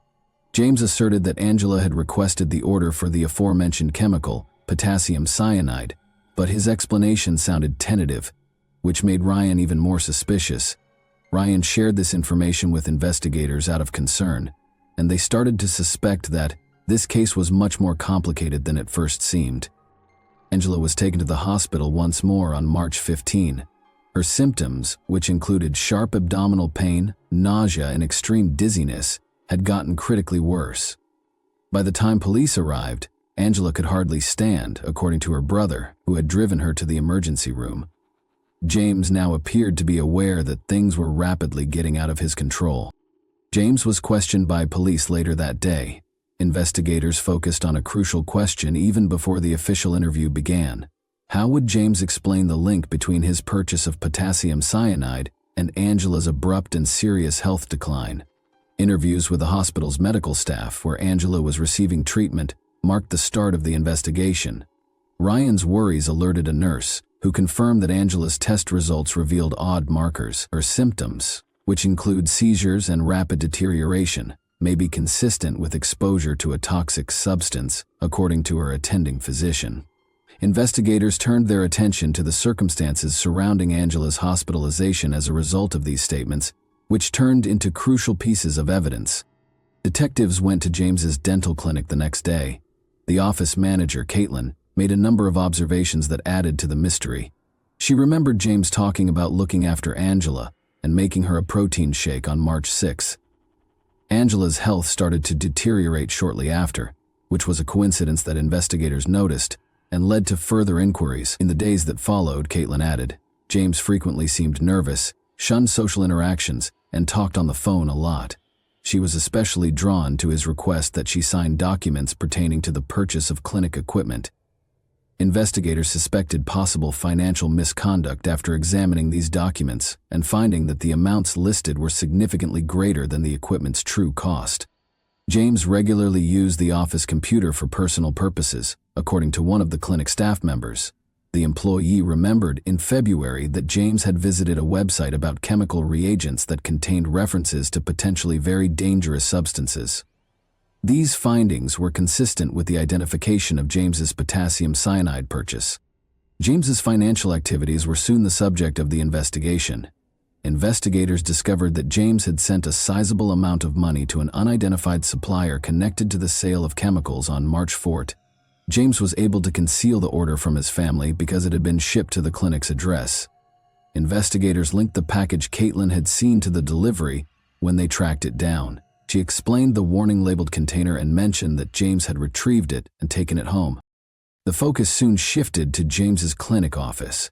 James has been locking his office door during lunch breaks, which is not something he usually does, according to another employee. Investigators discovered traces of packaging materials that seemed to match the delivery of the potassium cyanide while searching the office. Hospital personnel persisted in trying to save Angela's life in the interim. Doctors ruled out accidental poisoning because of the high levels of toxic substances in her system. The foundation for additional accusations against James was established by this crucial detail. In the hopes of discovering more evidence connecting James to Angela's declining health, detectives secured warrants to search James's house and car. In her additional testimony, Caitlin noted that Angela's symptoms were consistent with those of potassium cyanide poisoning, which include nausea, vomiting, and low blood pressure. She added that even in tiny doses the chemical could be fatal. Investigators' suspicions grew stronger with each new piece of evidence, which led them to believe that intentional actions caused Angela's health crisis. James's computer was examined as part of the inquiry. Detectives discovered notes on it that listed the times and dates that Angela's symptoms worsened. The nature of the record suggested that James may have been using them to track and control her condition, even though the entries seemed to document her health problems. Further information was uncovered by looking through the couple's messages. Angela thanked James via text on March 6, 2023 for making her coffee. She reported feeling weak and lightheaded shortly after. In response, James advised her to take her blood pressure. During the same conversation later that day, James mentioned strong medications and blamed her symptoms on possible triggers, which investigators later saw as an effort to avoid suspicion. James' longtime friend and business partner Ryan revealed that James had confided in him about significant marital and financial difficulties in 2021. James was even thinking about getting a divorce at the time. James subsequently stated that Angela had been experiencing extreme depression and related an instance in which he allegedly prevented her from hurting herself. Their 6 children's testimonies, however, ran counter to these assertions. They characterized Angela as a lively, upbeat individual who displayed no symptoms of depression or odd conduct. Investigators also investigated James's divorce demand in December 2022. He had mentioned Angela's mental health in conversations, but he did nothing to get her professional help. James's habit of hiding important information and this inconsistency increased suspicions that his actions might have been a part of a premeditated scheme. Additional evidence was found during the search of James's house and car. Investigators discovered pieces of packaging thought to be connected to the cyanide delivery in his home office. Traces of a powdery substance were found in his car and sent for examination. As the evidence grew, investigators were able to concentrate on James's possible double life. Even though he presented himself as a loving family man, he was starting to show signs of secretive behavior and hidden problems. A clearer picture of what might have been going on behind the scenes was emerging from the financial difficulties, marital strife, and thorough notes about Angela's symptoms. One of the most important aspects of the investigation was the history of James and Angela's marriage. According to Angela's sister, Angela had often confided in her about feeling pressured and manipulated by James. According to her, he could talk about his issues for hours on end without taking responsibility or demonstrating any desire to change. According to reports, Angela felt stuck in the circumstance and lacked the strength to escape. These reports corroborated remarks made by James's co-workers, who observed his repeated grievances regarding family issues. James once remarked that life would be simpler without all of these responsibilities, according to one co-worker. Throughout the investigation, Angela's medical records were extremely important.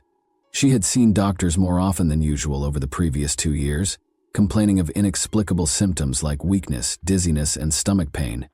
Investigators suspected a potential link between her health problems and James's behavior, because these visits fell during times when their relationship was more tense. James's search history showed meticulous preparation. He had studied the uses of toxic substances, such as cyanide and arsenic, and discovered ways to cover up their taste in food and beverages. Articles about avoiding suspicion in poisoning cases also piqued his interest.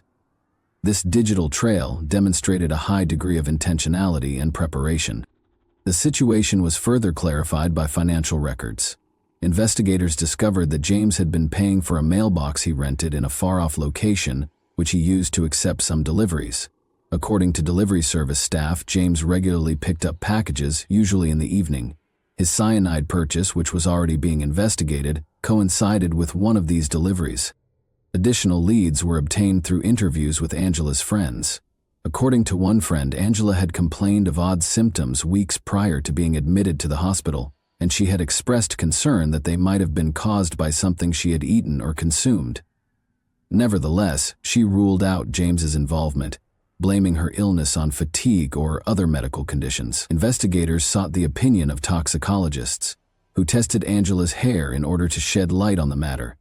Traces of arsenic and other harmful substances were found during the analysis, suggesting that the person had been exposed to poisons for a long time. These results clearly indicated that Angela's declining health was not a coincidence.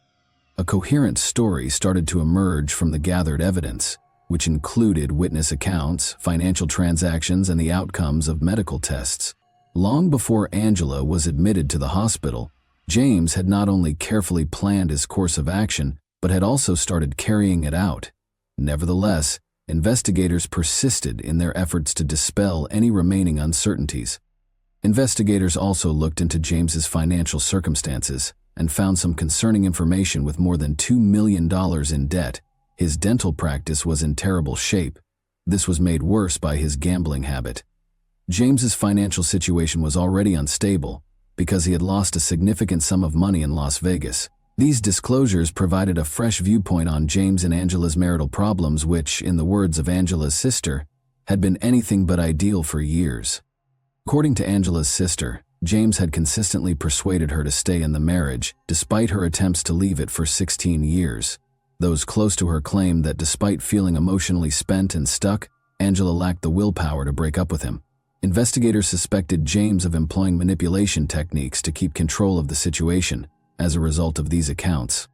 Another aspect of James's life was illuminated by emails discovered during the investigation. An intimate relationship that started in 2022, when Karen, a Texas orthodontist, filed for divorce, was disclosed in correspondence with her. Investigators were drawn to one specific detail. James had purchased airline tickets for Karen on the same day he was issued an arsenic order. Karen apologized for not being with James in an email on March 16 and said she hoped to see him soon. Investigators looked into life insurance plans that were obtained in Angela's name in the interim. They found 3 policies that paid out a significant sum of money. This discovery heightened concerns that James might have included money in his purported scheme. At 4:29 p.m. on March 18, medical professionals pronounced Angela clinically dead. James was charged with first-degree intentional homicide a few hours later. Investigators claim that on March 6, 2023, James, who regularly made protein shakes for his wife, tried to put arsenic in her beverage. After that failed, he told the supplier that he needed potassium cyanide for a medical procedure and ordered an expedited shipment. James was arrested the next day. He was charged with several offenses, including tampering with evidence, at his first court appearance. The judge imposed a $10 million bail amount. Prosecutors charged James Craig with solicitation of murder and solicitation of perjury shortly after. An Aurora police detective was the alleged victim, according to Aurora police spokesperson Joe Moylan, even though the indictment didn't say who James was supposed to hurt. The trial of James Craig has been postponed indefinitely. Craig is scheduled to appear in court with a new lawyer after entering a not guilty plea. Craig was also accused of surreptitiously delivering a jail letter to a fellow prisoner who was freed on bond with the help of an adult daughter. The letter, according to the prosecution, included a request to produce a fictitious video that allegedly showed Angela Craig requesting that James get her some toxic substances. Angela's family made the decision to donate her organs after she passed away on March 18. Knowing that her life could save others gave her loved ones some small comfort in this choice. Her family wrote her obituary, which omitted the terrible circumstances of her death and instead highlighted her generosity, love for her family, and commitment to helping those around her. Angela's 6 children were thrown into the middle of these terrible circumstances in the meantime. Angela's family took custody of them after James was arrested in an effort to protect them from the consequences of his alleged behavior. During this trying time, Angela's family put in a lot of effort to make sure the kids got the help and attention they required. The dark secrets that James Craig had meticulously hid behind the facade of a prosperous career and an apparently contented family life were exposed by this case. The tragic result of his painstakingly planned actions devastated not only his own life, but also the lives of his loved ones, family, and children. This story is a sobering reminder that appearances of success and stability can conceal deep conflicts and hidden agendas, leaving many lives forever altered and many questions unanswered. And that wraps up today's chilling story. If you enjoyed this video, don't forget to like and subscribe so you never miss a new upload. Also, let me know in the comments what part of this story shocked you the most. Thank you for watching, and I'll see you in the next video. Hey guys, welcome to my channel, and today we're going to take a look at another horrible case with you. Even if the opposite of goodness might occasionally have irreversible effects, people nonetheless carry out nice deeds without waiting for gratitude in return. In our tale, a selfless deed committed years before led to death as well as a radical transformation in the lives of all the heroes. On March 2, 2018, at 4:45 a.m. a woman called Travis County, Texas police officers to ask for assistance. She claimed that the likely shooter was still inside the house when she heard multiple gunshots while hiding in a closet. The dispatcher instructed the woman to wait for police officers who were en route to the house and not to come out of hiding during the phone call. Police had already roped off the residents a few minutes later, and the woman in the closet was identified as Corey Shaughnessy, a local. The woman was in a really depressing state. In the kitchen, Corey was terrified and unable to comprehend what had occurred. Her husband, Theodore Shaughnessy, was lying close to the table in a pool of his own blood. Take a seat back because we are working together to investigate another unfortunate case today. Born on February 7, 1963, Theodore Shaughnessy was the youngest member of a large family. Shaughnessy, who grew up in Arizona, close to Phoenix, has a deep passion for fast vehicles and all things related to them. He literally fantasized of sports cars as a teenager. Growing up, Theodore was a fearless man who believed that the greatest way to be happy and enjoy life was to get some adrenaline. Still, he was a good son, a good friend, and a nice upbeat man. Ted met Corey Garman in a nearby arcade when he was 20 years old.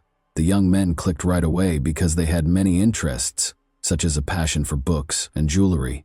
They were married in 1989 when their sympathy swiftly evolved into deep love. Following their marriage, the Shaughnesseys relocated to Austin, Texas, where they established Gallery Jewelers, the family business, and soon settled in. Together, the Shaughnessy family created a high-level business. Corey, who worked as an appraiser for Ted, the family business, was passionate about diamonds and fine art. However, he was the store's public face. People were drawn to him and energized by his energy because he had a gift for connecting with them. He was highly gregarious and active, since he became the company's lifeblood wherever he went. This trait was very beneficial to his business, since it allowed him to communicate with clients and partners in a common language and work out the best terms for everyone. The family fortune was eventually believed to exceed $8 million, 0 cents, due to the business's considerable success. Yet Theodore never wavered in his generosity or consideration for others. He frequently donated to charitable foundations and purchased food for the less fortunate. The couple bought a lovely new house close to their store as the family business grew. The pair seemed to be the ideal match and complemented one another. In fact, everything appeared to be nearly ideal, except for the fact that the couple was childless. Ted and Corey made the decision to grow their family in tandem with the jewelry business. They took a 16-month-old boy from a Ukrainian orphanage in 2000, making a decision that would change their lives. It was simply love, unconditional and immediate. Nicholas was the name of the young boy with the gray eyes. The Shaughnessy family's lives was finally completed by this long-awaited event, as they now had all they needed for complete happiness. Nicholas was an energetic and well-behaved child growing up. Like his father Ted, who frequently took the youngster to the racetrack, he had a deep affinity for both vehicles and animals. Around addition to riding sports cars and going karting together, the father and son frequently just walked around the park together. Nicholas developed an interest in car disassembly throughout his high school years and even started a small business. The young man recruited pals and used his parents' money to purchase the required equipment. Nicholas met Jackie Edison at the same time. They were attracted to each other right away when they first met the young people, but they disliked the young woman after meeting Nicholas's parents. She didn't seem like the right fit for Corey. However, nobody stopped youngsters from dating in order to stay in touch with Nicholas. Jackie eventually gained their approval and began spending so much time at the Shaughnessy home that they allowed her to move in. Jackie left his parents in August 2017 to begin a new life in College Station. His parents provided financial assistance for him as a day trader while she was in school. Every weekend, the young guy traveled the 2 hours to Austin to see his parents, whom he was quite connected to and tried not to distance himself from. Nothing in his life appeared to be a sign of trouble, and everything seemed to be going smoothly. Ted and Corey were awakened by their dog's persistent barking at 4:30 a.m. on March 2, 2018. Since the animals frequently responded aggressively to tiny creatures that would inadvertently come onto the family home's yard, this was typically a common occurrence. Ted made the decision to investigate, but Corey believed there was nothing to be concerned about and that the dogs will stop barking in a short while. He proceeded to inspect the house after arming himself with his .40 caliber handgun. Corey quickly fell back asleep after resting her head on the pillow. However, she heard a gunshot in the kitchen a few seconds later, followed by several more rounds. Fearful, Corey reached for her revolver, which was normally by the bed, and left the bedroom to assist her husband. However, as she was leaving, she noticed that her favorite dog Bart had been shot at the doorway. A dark, ominous figure suddenly materialized in it. Fearing that he would be discovered and killed, Corey shot randomly, directing all 6 bullets toward the door, unloading the revolver and hiding in a closet. Fortunately, Corey managed to reach for her cell phone and notify emergency authorities that someone had broken into the residence. She claimed to have heard groans coming from the room and to have shot one of the assailants. The terrified woman repeated to the operator that she heard someone groaning, but she wanted to make sure because she didn't know who was making the noises. She was calmed down by the dispatcher, who advised her to wait for the police and not leave the shelter. She was notified that the cops had reached the residence 15 minutes later. Eventually, the groans subsided and the house fell into a funeral silence. After exiting the closet, Corey made his way to the front door. She noticed her spouse in a pool of blood as she passed the kitchen. Shells littered the area around him, and he appeared to be lifeless. She was so terrified that she went to the door and opened it, but nobody was there. It just so happened that the officers were in the incorrect house. The officers on her neighbor's doorway were attempting to determine which side of the street the gunfire were coming from because of the peculiar precinct arrangement of this neighborhood. After settling down, they hurried to the Shaughnessy residence. A trembling Corey, her life utterly destroyed, was waiting for them on the doorstep. She had no idea what had transpired. After entering, the police officers made every effort to soothe the woman. Corey reported the attack to her son over the phone.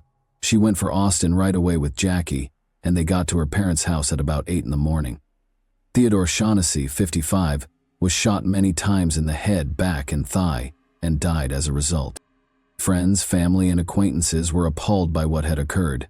Nobody had any idea that they could have homicidal adversaries who could be shot at close range in such a heartless manner in the middle of the night in their own house. In order to assist Corey and help with the inquiry, Nick and Jackie remained in the house with her after the tragedy.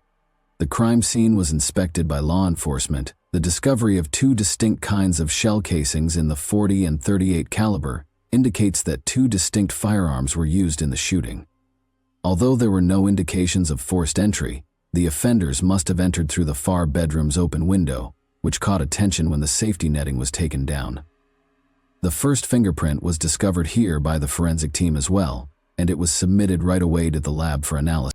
A number of neighbors were questioned by police on the Shaughnessy family and whether they saw anything unusual.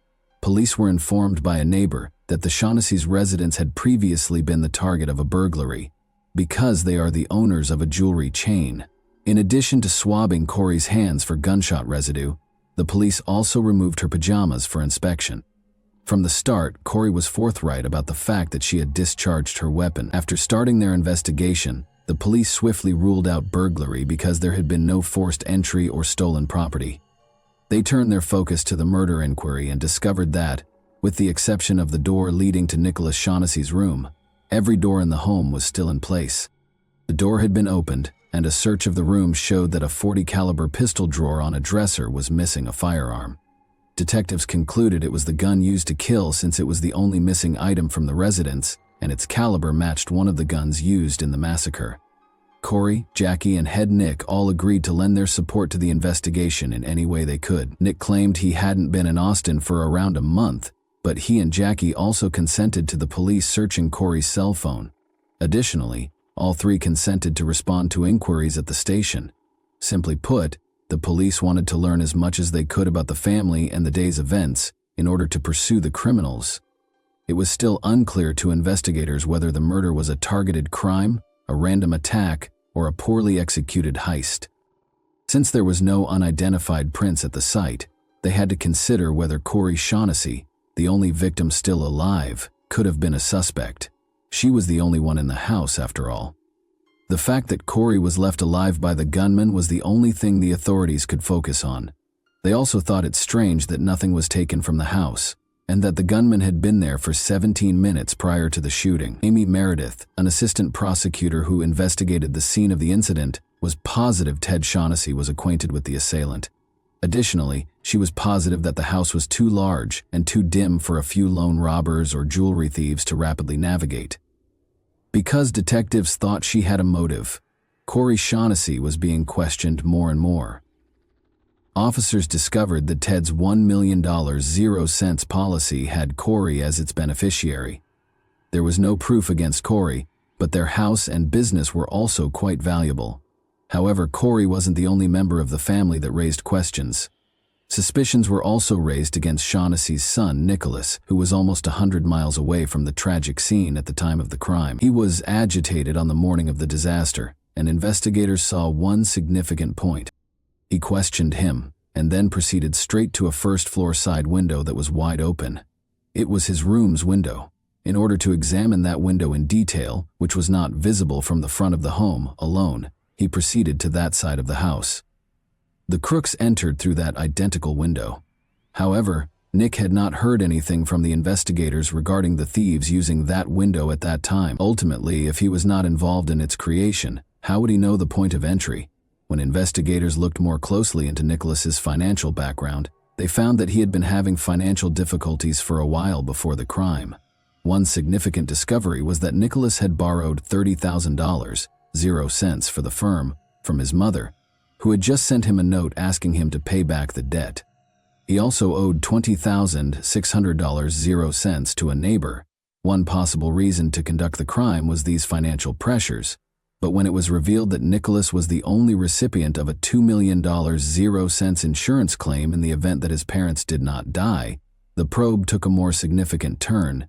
Nick became a prime suspect in the eyes of the police as a result of this detail, which increased their level of inspection. The investigator also noticed an app on Nicholas's phone that allowed him to access his parents' home alarm system. Corey informed them that, although the system was turned off that evening and the family frequently opted not to arm it, police discovered something in the account's history. According to Corey, they only activated the alarm when they weren't at home.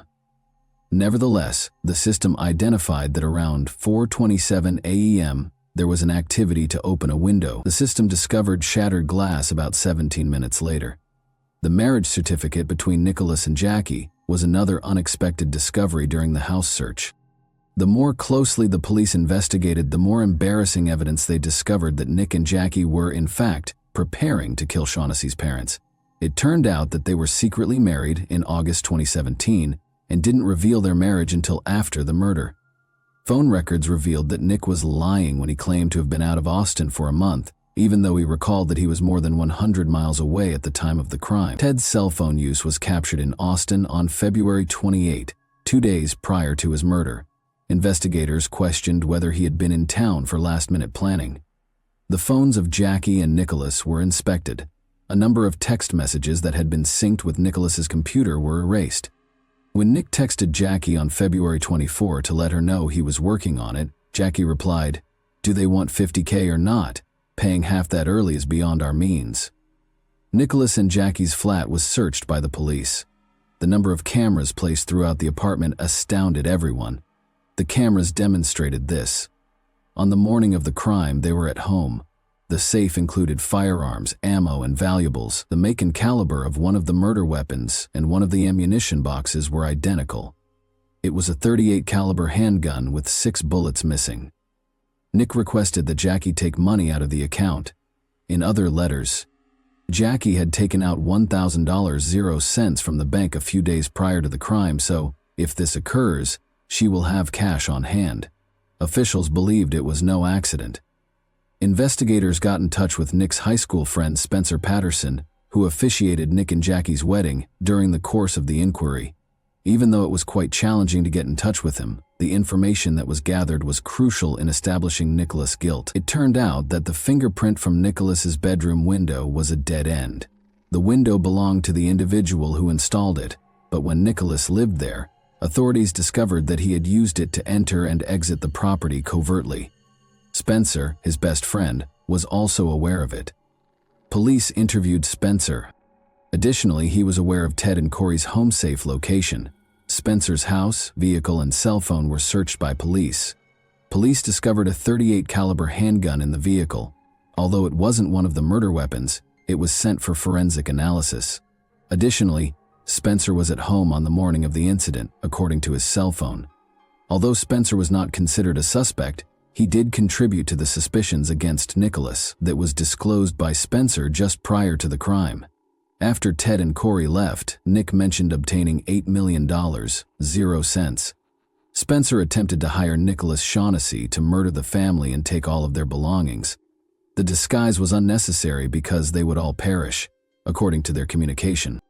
Nicholas Shaughnessy and Jackie Edison were arrested by police on May 29, 2018. For criminal solicitation, Nick wrote. Corey was incredulous.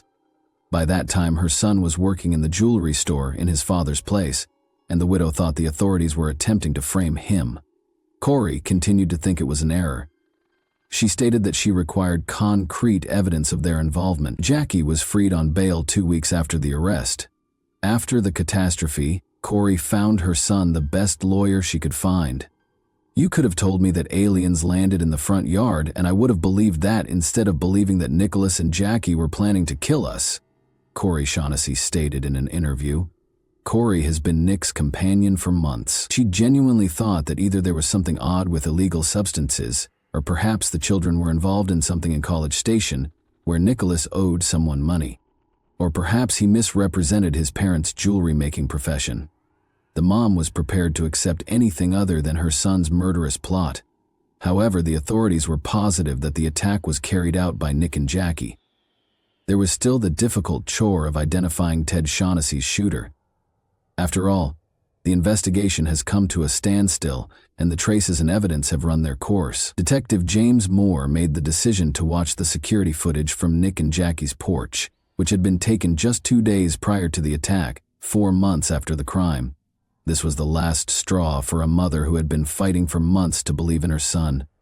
Too much had transpired to suggest that Jackie and Nicholas were involved, and Corey was horrified to learn that she had harbored the same individuals who had plotted Ted's and her murder that night for months. The case took a significant turn when surveillance footage from the house's front porch was discovered. Nick Shaughnessy can be seen greeting 2 men at the front entrance in the video, which was taken just 2 days before to the incident. Anderson is printed on a green t-shirt that one of them is sporting. To find the individual on the tape, detectives hurried to the Anderson Window Company. Although he wasn't home that day, his wife swiftly attracted their attention by answering the door. His name was Cameron Vosmek. She claimed that her husband had been approached to kill someone for money a few months prior by a man named Johnny Leon. But Cameron had refused. Vosmek was not considered a suspect by the police. During his subsequent interrogation, Johnny Leon acknowledged that Nick had attempted to hire him for $100,000, 0 cents, but that he had turned him down. After being taken into custody, he disclosed that he had driven to Austin with Nicholas just days prior to the incident. He claimed that they had stopped in front of Shaughnessy's residence. After walking to the residence, Nicholas returned and stated he was unable to enter. After that night, Johnny said he had nothing to do with the incident, but his cell phone indicated that he was in Austin the morning of the crime. Johnny provided the second shooter's cell phone number, but not his name. Arian Smith was a man he had communicated with. Smith asserted that his girlfriend could give him an alibi and that he was with her. According to his lover, Arian abandoned her in a motel room early on the morning of the crime. She called him multiple times after he departed in her car, but the boyfriend did not pick up. After the crime, Arian's girlfriend informed authorities that he had been carrying a .40 caliber handgun for a few days. The firearm was found in Smith's family. Arian Smith was taken into custody. Additionally, police found that both guys had prior arrests. Actually, they had previously been arrested together for illegal narcotic trafficking. Capital murder charges were brought against Nick Shaughnessy and the 2 suspected murderers. The new district attorney, Jose Garza, took over as assistant district attorney in the spring of 2021 after Amy Meredith resigned. His office offered the criminals a chance to avoid a potential death sentence by entering a guilty plea to a lesser charge of murder and serving 35 years with the possibility of parole. Smith and Leon concurred. Corey offered to accept the plea deal in a letter to Nicholas. A 35-year sentence with the possibility of parole in April 2021 would be imposed. In exchange, Nicholas agreed to be released on his 36th birthday. Nicholas Shaughnessy entered a guilty plea and received a sentence of 35 years in prison during a hearing in April 2021. After completing 20 years of his sentence, he will be eligible for parole. Johnny Leon and Arian Smith received sentences of 35 years in prison, with the chance of release.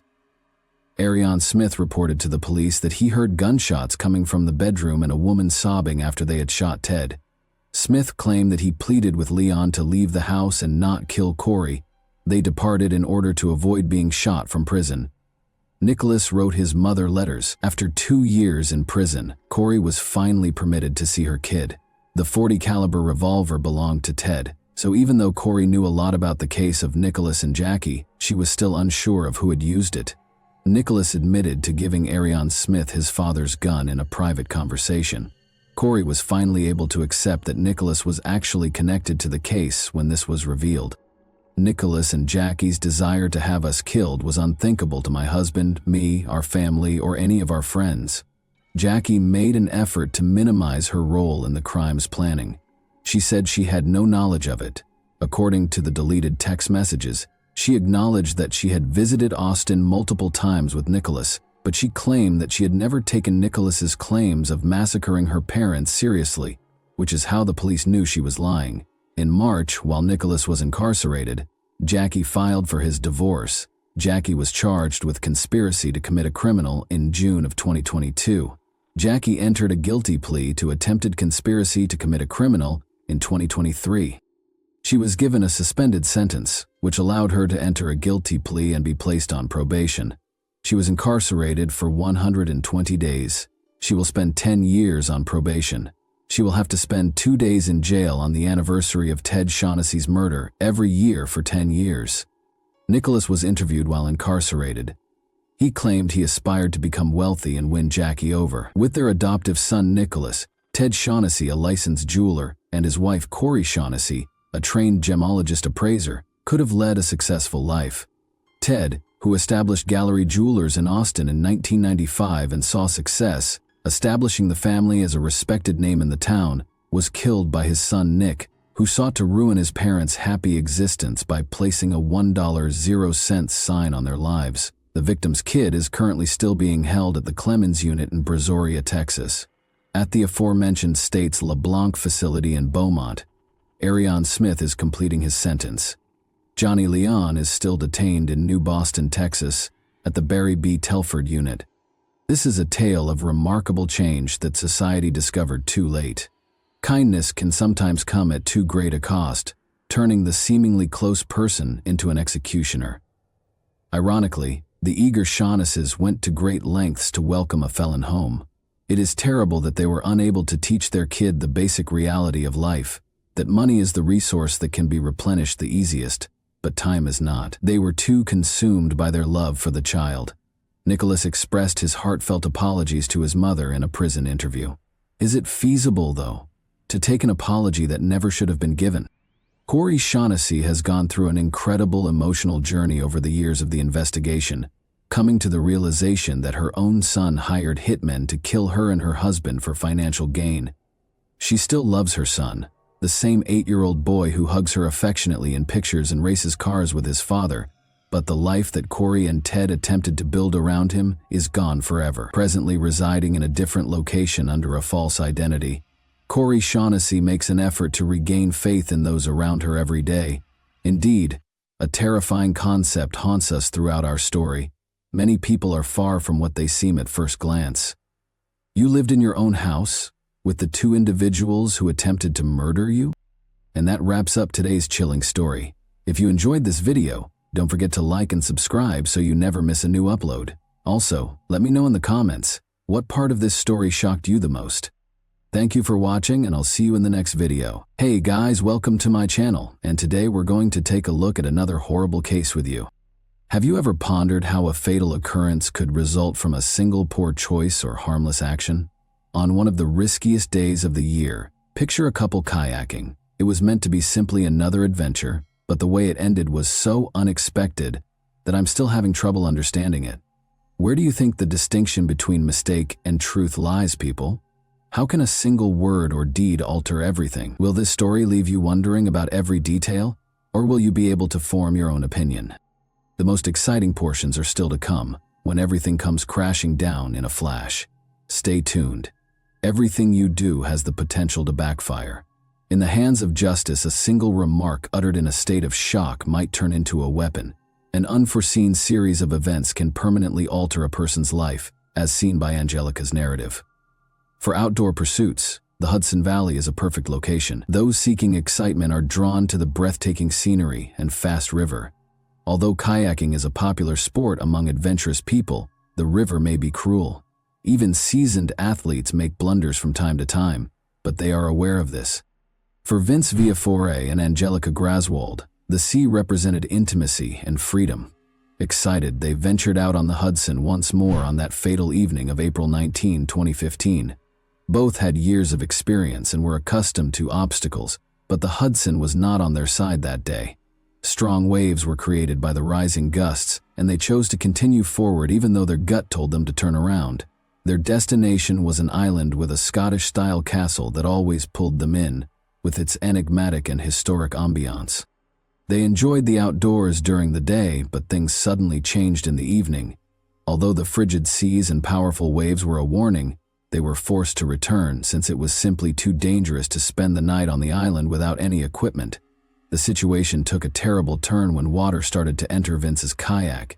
Vince was in the chilly water without a life jacket, and he was in danger.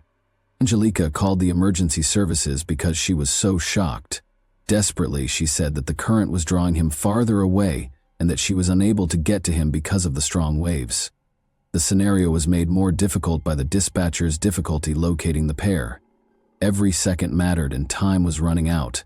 Rescuers arrived at the scene too late, but by the time they got there, Vince was already sinking beneath the wave. From the coast, Vince was nowhere to be seen, and the event's solemn atmosphere was only heightened by the sky's growing darkness. Let's take a closer look at Angelica at 35. Angelica was a woman who had big plans. She was interested in photography and thought it would be her career. Her true name, though, was Latvian-born Angelica Lips. After 2 marriages and 2 divorces, she continued to pursue a better life outside of her native country. Her goals were to establish a career, get a work visa, and reside in the United States. She was fortunate. She moved to the United States and got a work as a nanny. But when she met Vince at age 46, things really started to shift. Despite their different ages, Vince, who had gone through 2 divorces, was successful in the construction industry, and their relationship developed swiftly. Let's examine Vince in more detail now. Vince was a giving individual. He collected people, threw parties, and lived an active and vibrant life. He and Angelica first met at one of these events. She moved into his house in the little New York town of Poughkeepsie a few weeks later. Their relationship progressed quickly. Conversations about marriage and kids became commonplace. However, there were problems simmering beneath the surface, and they only got worse the day before the terrible incident on April 18, 2015. Vince and Angelica attended another party the day before the catastrophe. While Vince and his pals were enjoying themselves, Angelica left early, saying she wasn't feeling well. She appeared aloof and hardly engaged with people. The tension between them became apparent to Vince's friends, and it eventually turned into a small but noticeable argument. But there was nothing noteworthy that night. That evening, they parted ways and didn't get back together until the next morning. At that point, Vince revealed his kayaking ambitions. He was adamant that they reconcile and go out on the Hudson River to enjoy some time together. There, let's revisit that fateful day. Angelica accepted the plan in spite of the chilly weather and growing wind. For a photo shoot, the pair intended to go to Bannerman's Castle, which is situated on an island in the middle of the river. In the hopes of getting some amazing pictures, Angelica packed stylish attire for a variety of photographs. The wind was getting stronger, and it seemed to portend problems, but by noon they were at the water's edge, ready for another adventure. Around them, huge waves swelled, and every movement was stiffened by the cold. Even though Angelica could see that the weather was getting worse, they continued because of Vince's intransigence and love of adrenaline. Angelica would never forget what Vince said before they left. "This will be your life's journey." The meaning of those phrases would become hauntingly new. The trip to the castle proceeded without incident a few hours later. To set the tone, Angelica informed the cops that they had had a few beers together before leaving. Since they had to return, they both understood they had to maintain their sobriety. On the way back, however, everything changed. As the waves rose higher, Vince began to lag behind. He yelled that his kayak was absorbing water, and Angelica turned to see his boat sinking. The tidal tide pulled her toward the coast as she attempted to turn around. She contacted emergency services as soon as she landed, but Vince had already vanished into the chilly Hudson River. The night of April 19, 2015, marked the start of a search that continued into the following day and into the night. While a sonar-equipped boat fought fog and choppy waves, divers dove into the murky Hudson to find Vince's body. They searched the region with rescue helicopters, but to no avail. As they struggled to deal with the catastrophe, Vince's family was in a state of shock and panic. Even though they realized the chances were poor, his friends and family clung to the hope that he had somehow survived the icy water and powerful current. Ironically, Angelica seemed the most composed of all the worried individuals. As if nothing had happened, she kept updating her social media accounts with pictures and videos. Vince's family was really offended by this behavior because they thought it was improper and even suspicious. Her statements did not strike a chord with the distraught family members, despite her assertion that she was clinging to hope and waiting for her fiancé to arrive. Angelica had to return to the police station for additional interrogation 10 days after Vince vanished. It was all because of a remark she had made in her first exchange with detectives that seemed casual. On the way back, she may have unintentionally taken the drain plug out of Vince's kayak, she said. The investigation's trajectory was significantly altered by this minor detail. The idea that Vince's death was just an accident began to lose credibility, as there were suddenly more questions than answers. Angelica also informed the cops that Vince's paddle was broken. It was challenging to row correctly since it had missing a locking ring. The detectives' suspicions were only heightened by this, and they began to think about the possibilities of foul play, a broken paddle, and a missing plug. Investigators were worried by these details. When taken together, these minor details led the authorities to believe that Angelica might have purposefully created the conditions for Vince to drown. However, why would she have done this? The whole picture felt lacking without the motive, which was still a mystery. Investigators began contacting those who knew both Vince and Angelica in an attempt to learn more about her potential motivations. Angelica had lived with Michael Coven for a number of years before the police got in touch with him. Although Michael acknowledged that he couldn't totally rule out such a scenario, he was astonished to hear of the accusations surrounding Angelica. He disclosed that there was a darker side to her cool-headed and collected exterior. At times, especially after drinking, Angelica would become combative and initiate disputes, which Vince, Michael claimed, quietly put up with. But only a few weeks prior to the catastrophe, Vince told a buddy that he was seriously considering getting married to her. He characterized her as aggressive and manipulative, particularly when she became unruly when being questioned. Although Angelica acknowledged that there were disagreements in the partnership, she insisted that they were only about their personal lives. The detectives were put on hold by her evasive remarks and imprecise wording. Fauci, an increasing amount of evidence suggested that Vince's death might have been a premeditated tragedy rather than an accident. The motivation proved to be more important than first thought. In addition to interpersonal problems and resentment, Angelica had a particular financial incentive. She was the principal beneficiary of Vince's roughly $500,000 life insurance policy. It was a substantial amount that could provide her with a new beginning and resolve her financial issues. Since Angelica didn't have a job at the moment, this money may have a significant impact on her future. Due to these fresh disclosures, Angelica was no longer the heartbroken fiancé but rather the main suspect. She insisted on her innocence in spite of this. Nevertheless, she was arrested on charges of second-degree criminal wrongdoing and released on bail of $9 million, 0 cents, which, considering her foreign nationality, she could scarcely afford. Angelica was kept in detention pending trial because investigators were concerned that she could try to escape. According to Angelica's defense, her remarks during the 11-hour interrogation were not legally enforceable. Since Vince's body had not yet been found, her lawyer maintained that it was impossible to verify any foul play or deliberate crime in the absence of forensic proof.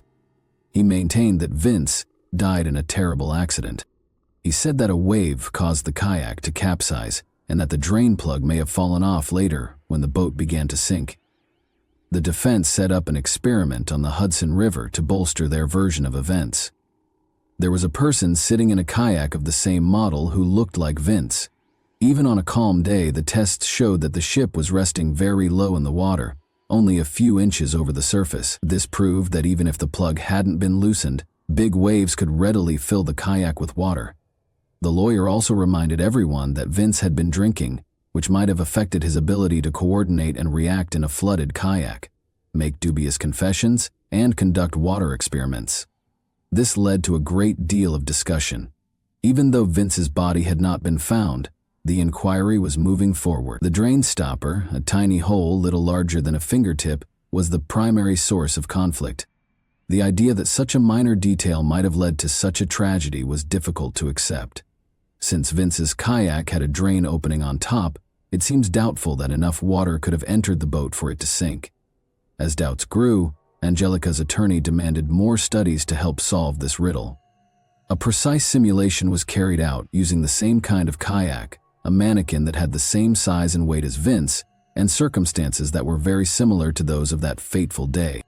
According to the studies, the kayak didn't fill with water fast enough to capsize even after the drain plug was removed. Only a few droplets of water were able to enter through the drain hole, far too little to have resulted in a deadly situation.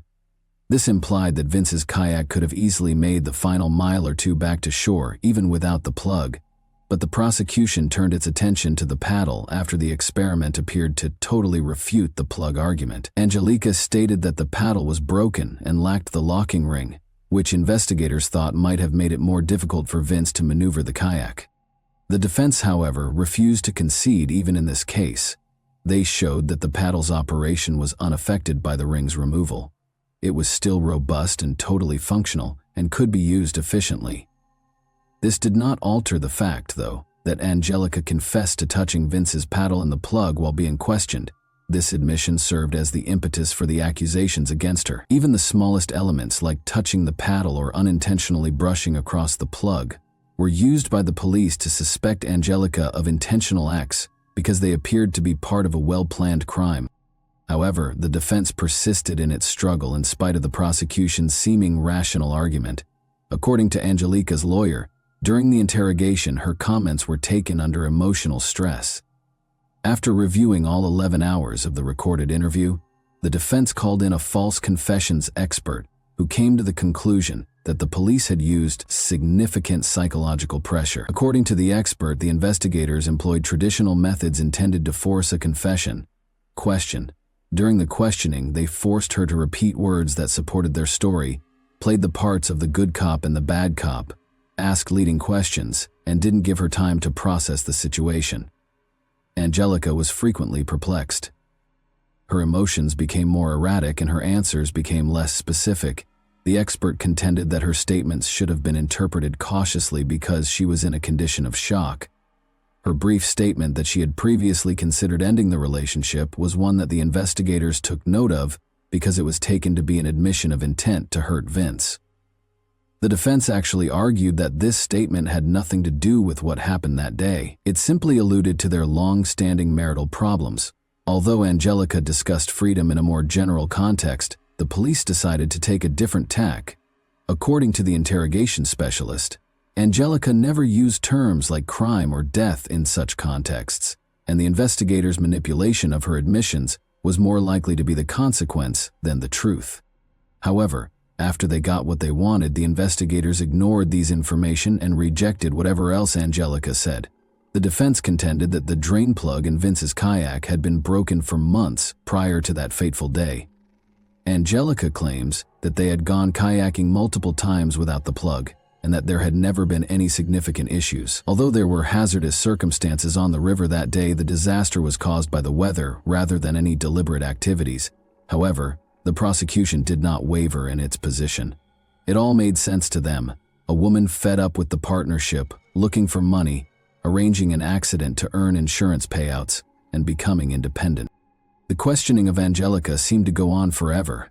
She felt trapped and had lost all sense of time. She initially made an effort to resist, but her determination waned as the officers kept bringing up the drain plug problem. Her account of the plug, whether it was present or not, got confused, which the investigators decided to take advantage of. The pivotal moment occurred when a tired Angelica requested to go home to feed her cat. The moment the investigators had been waiting for came when tears filled her eyes. They increased the pressure since they could feel how vulnerable she was. Despite the fact that she never explicitly admitted to a crime, the police persisted in asking her a series of leading questions. According to an expert who later watched the interrogation video, Angelica looked worn out, overburdened, and obviously unable to think straight. Her erratic answers were the usual outcome of emotional exhaustion rather than a deliberate admission of guilt. The expert claims that she only wanted to get away from the constant interrogation, which caused her to provide a number of evasive responses that served as the foundation for the case against her. Vince's body, meanwhile, was still unaccounted for. His friends and family were left in limbo, their suffering getting worse every day. His body was not found in the Hudson River, close to the same Bannerman's Island the couple had visited on the day of the tragedy, until the morning of May 23, 2015, over a month after he vanished. Drowning was verified as the cause of death by the autopsy. There were no indications of struggle or foul play. There were traces of alcohol in Vince's blood, but not much, indicating that the severe weather and the cold water temperature had the biggest effect on him. A few days after the body was discovered, Vince's kayak was found. As expected, the paddle had no locking ring, and the drain plug was gone. However, its functionality remained unaffected by the ring's absence. None of these circumstances by themselves could have caused drowning, the defense argued. It was a confluence of factors, including the chilly water, high winds, absence of a life jacket, and drinking. The catastrophe was brought on by this combination rather than anything Angelica did. But the prosecution wasn't going to back down. They concentrated on the contradictions in Angelica's claims. interpreting them as proof that she was responsible for Vince's demise. They had a simple theory. She purposefully damaged the kayak in order to put Vince at danger of dying. But Angelica's attorney maintained that Vince's own carelessness was to blame for the regrettable mishap. Under the influence, he decided to go out on the sea without a life jacket and, in bad weather, he took that gamble even though he knew he had little chance of surviving in the icy water. Even though Angelica insisted she was innocent, the case changed course when the prosecution saw that charging her with willful injury would not stand up. It was insufficient to persuade a jury that breaking a paddle or pulling out a drain stopper were simple crimes. In addition, the defense made strong arguments and experts attested to the possibility that such a disaster might occur in given conditions. The prosecution reached a standstill and made a plea offer to Angelica. She consented when they suggested that she enter a guilty plea to involuntary manslaughter, which would only carry a few years in prison rather than a life sentence. Angelica was found guilty of involuntary manslaughter and given a 4-year prison sentence. She only had a few months left to serve, though, given the time she had previously spent awaiting trial and throughout the legal proceedings. As part of the plea agreement, Angelica spent less than 4 years in jail, 32 months, before being released on parole in December 2017. Although she was given a 4-year sentence, she actually served less than half of that amount because of time served and early release. Therefore, the parole system permitted her to become released earlier in late 2017, even though her term was legally 4 years. Tensions persisted, even after she was freed. The result was too difficult for Vince's family to accept. They were outspoken in their displeasure with the light sentence, believing that Angelica was the cause of their son's death. However, Angelica insisted that the truth was known only to her and to God. She insisted that Vince's death had been a terrible accident and that she was not to blame. She encountered fresh difficulties after being freed. She had trouble finding work and faced deportation. Angelica's guilty plea prevented her from claiming Vince's insurance benefits. She was compelled to return to her own country 16 months later, where she started to reconstruct her life and put the trauma of those incidents behind her. She claimed to be completely recovered from the experience, enrolled in a university, obtained employment, and carried on with her life. People, this is a story with many unanswered questions that may never be resolved. A complicated and intense picture is painted by Vince's passing, Angelica's actions, and the contradictory testimony. In these circumstances, it's simple to be influenced by the narrative of the prosecution or by public opinion, but it's crucial to keep in mind that the truth isn't always clear. In my opinion, the legal system is capable of errors. Particularly in situations such as these, false confessions can result from coercion, psychological weariness, and interrogation techniques. Angelica was in a predicament where she was disadvantaged by both the external factors and her own blunders in speech and behavior. However, was she really to blame for Vince's passing, or was it really a terrible mishap that turned into a nightmare for all those concerned? I want to now address you, the audience. Which do you believe is more significant in this tale, chance or guilt? Has a judge made a mistake in Angelica's case, or is she really involved in Vince's demise? If you were in her shoes, what would you have done? More significantly, can we always rely on judgments based on contradicting evidence? I want to know what you think. Stories like this one make you wonder about the thin line that separates accusation from truth. And that wraps up today's chilling story. If you enjoyed this video, don't forget to like and subscribe so you never miss a new upload. Also, let me know in the comments, what part of this story shocked you the most? Thank you for watching, and I'll see you in the next video. Hey guys, welcome to my channel, and today we're going to take a look at another horrible case with you. We're delving into yet another horrifying situation today. You can't truly know what goes on in someone's house behind closed doors. Even the closest friends or family members might be clueless at times. Behind the scenes, what appears to be a picture-perfect family may be concealing a fatal threat. Many times, people are too afraid to talk about their problems for fear of upsetting or burdening their loved ones. It's more comfortable to deal with difficulties alone rather than to include other people in your suffering. However, what occurs if domestic violence is the problem? What if the partner already instills fear and submission in their significant other because they feel untouchable? Victims in such circumstances frequently experience a fear of physical abuse that is on par with their fear of their partner abandoning them. When Yulia Fireman, a well-known young businessman, killed his wife in January 2013 and attempted to make it appear as though she had committed suicide, the whole city of Samara was startled. When it was discovered that the offender received no punishment at all for his crime, the issue sparked popular indignation. Alexander Fairman was convicted guilty of killing his child's mother. However, the investigation's conclusions inexplicably changed, and the incident was attributed to a brief episode of insanity. 11 years later, Yulia's family continues to strive for justice and the punishment of her perpetrator. Alexander and Yulia, a tale of love. On August 21, 1986, Yulia Sergeyevna Fairman née Naumova was born in Samara in the Russian Middle Volga area.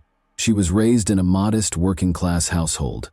Her mother, Ludmila Naumova, was engaged in the food service sector, while her father, Sergey Naumova, was a driver. Despite Yulia's difficult upbringing, her parents made every effort to make sure she never went without. They were committed to providing her with the greatest education they could afford and a decent upbringing. Yulia began attending Samara's public school, number 67, in 1993 and received her diploma in 2003. She continued her education in management at Samara State Academy's Faculty of Economics and Management. After receiving her degree in 2007, she quickly found employment at VIP Auto, a significant local auto dealership. This is where she first met Alexander, a young man, and their romance started. Samara was also the birthplace of Alexander Mikhailovich Fairman. He came from a wealthy family in 1985. His father, Mikhail Fairman, made a fortune in farming throughout the 1990s, raising cattle, owning factories that made dairy products distributed all over the country, and operating beekeeping operations to sell honey and other bee products.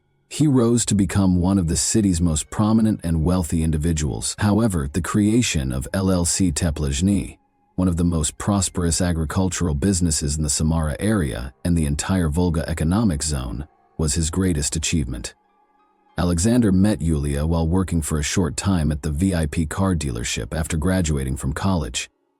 He started courting the young, attractive woman as soon as he saw her. Regretfully, Yulia reacted to his attention, and they began a fast-paced romance that initially seemed like a fantasy.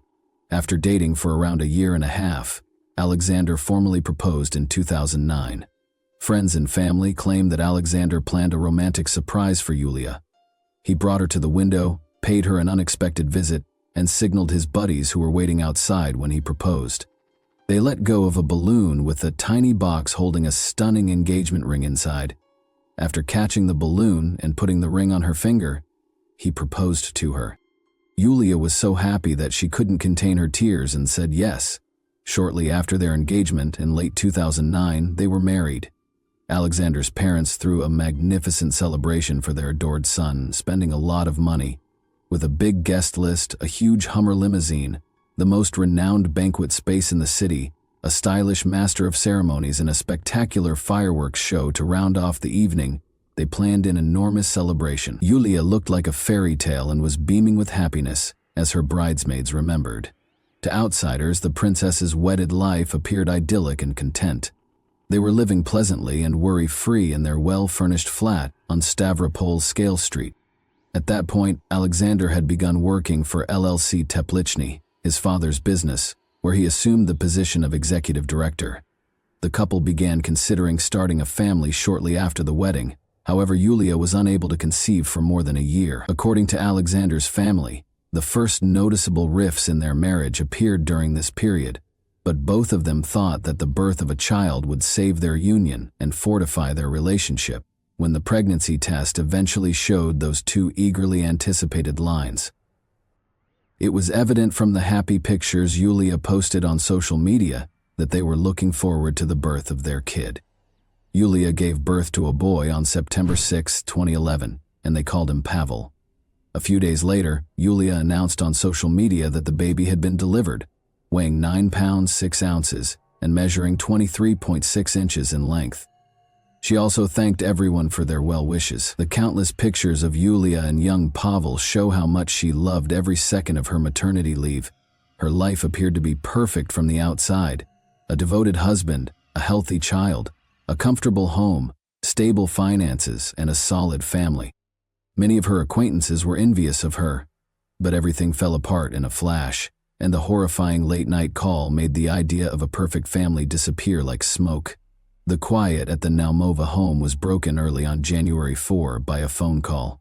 Ludmila Naumova answered the phone half drowsy, not quite understanding what was being said.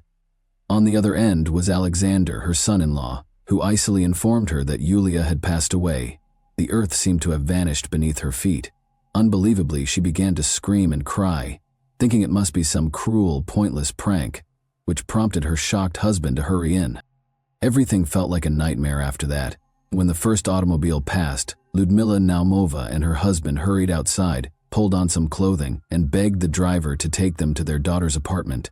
An ambulance was already parked close to one of the entrances when they reached the building on Stavropol Sky Street, which was about 15 minutes away. Ludmila, barely conscious of herself, rushed to the paramedics, but they simply shrugged, expressing their sympathy and informing her that there was nothing further they could do. Elena Fairman, Yulia's mother-in-law, was outside with their 1.5-year-old grandson Pasha. Ludmila rushed to her, desperate for answers, but all she could infer from Elena's statements was that Yulia was no longer there. When the mob finally reached the apartment, they were met with a terrifying sight. Inside, the floor near the bathroom had light bloodstains, and their daughter's lifeless body lay on the floor near the entrance. Her face was covered in blood and her hair was matted and twisted. Her mother was too shy to come close. She had to be taken into another room as she began to lose consciousness. After Ludmila Naumova had calmed down, Alexander, her son-in-law, rushed up and shoved a phone in her face, demanding that she look into what her daughter had done. He persisted until she took the phone, even though she was having trouble understanding everything around her. She struggled to concentrate as she read this message, which contained an odd farewell note. According to reports, Yulia admitted to cheating on her spouse 6 months prior and claimed she was unable to forgive herself. She said that if her actions damaged her family and the life of their child, she didn't know how she could continue. According to Alexander, Yulia had committed suicide, making the murder scene initially strange. He claimed that she had been so overcome by remorse over her supposed affair that she was unable to handle it any longer. He claimed that she had behaved oddly that night, and they quarreled before Yulia entered the restroom. She had been in there for too long, he realized after a while.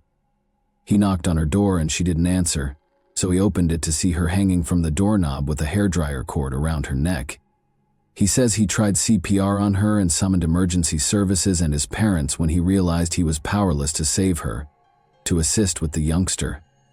Alexander didn't phone his mother-in-law to let her know what had happened until paramedics confirmed Yulia was gone. He spent the entire time in the flat, conversing with the law officers and medical staff who came to the site. But Alexander did not act like a widower in mourning. He appeared uncomfortably composed, but he became obviously agitated when Ludmila Naumova showed in. He didn't feel sorry for her. Indeed, he appeared determined to exacerbate her suffering. The condition of Yulia's body, however, was what really drew the investigators' attention. Not Alexander's strange behavior. On her neck, forensic specialists found 2 ligature marks. One was quite noticeable, as if she had been strangled. The second mark showed after she had passed away, although it was faint and at a different angle, suggesting hanging. Her body also had a lot of other wounds that were healing in different phases, but more on that later. Another oddity is that Alexander called his parents and a hospital worker relative first, rather than the emergency services, after finding his wife's dead. Their arrival at the scene preceded that of the paramedics. What was wrong with the message of farewell? After losing her daughter, Ludmila Naumova was in a state of shock and was hardly able to process anything when her son-in-law first gave her the message on her daughter's phone. She had reasonable suspicions from the beginning that her daughter had not authored that note. First of all, Yulia had never texted her mother before, understanding that she didn't read texts at all because of her terrible vision. Secondly, Yulia never spoke to her mother in the manner described in the parting message. Third, Ludmila had no doubts whatsoever that her daughter would never abandon her kid. He was the center of her existence. Furthermore, scientists concluded that Yulia's heart had already stopped beating when the message was transmitted, Alexander clarified this by saying that he may have mistakenly sent his wife's last message to her mother while attempting to contact for medical assistance, and that Yulia may have typed the message and left it in drafts. Yulia's phone also showed a conversation she had with a close friend in which she disclosed marital issues and her husband's aggressive actions.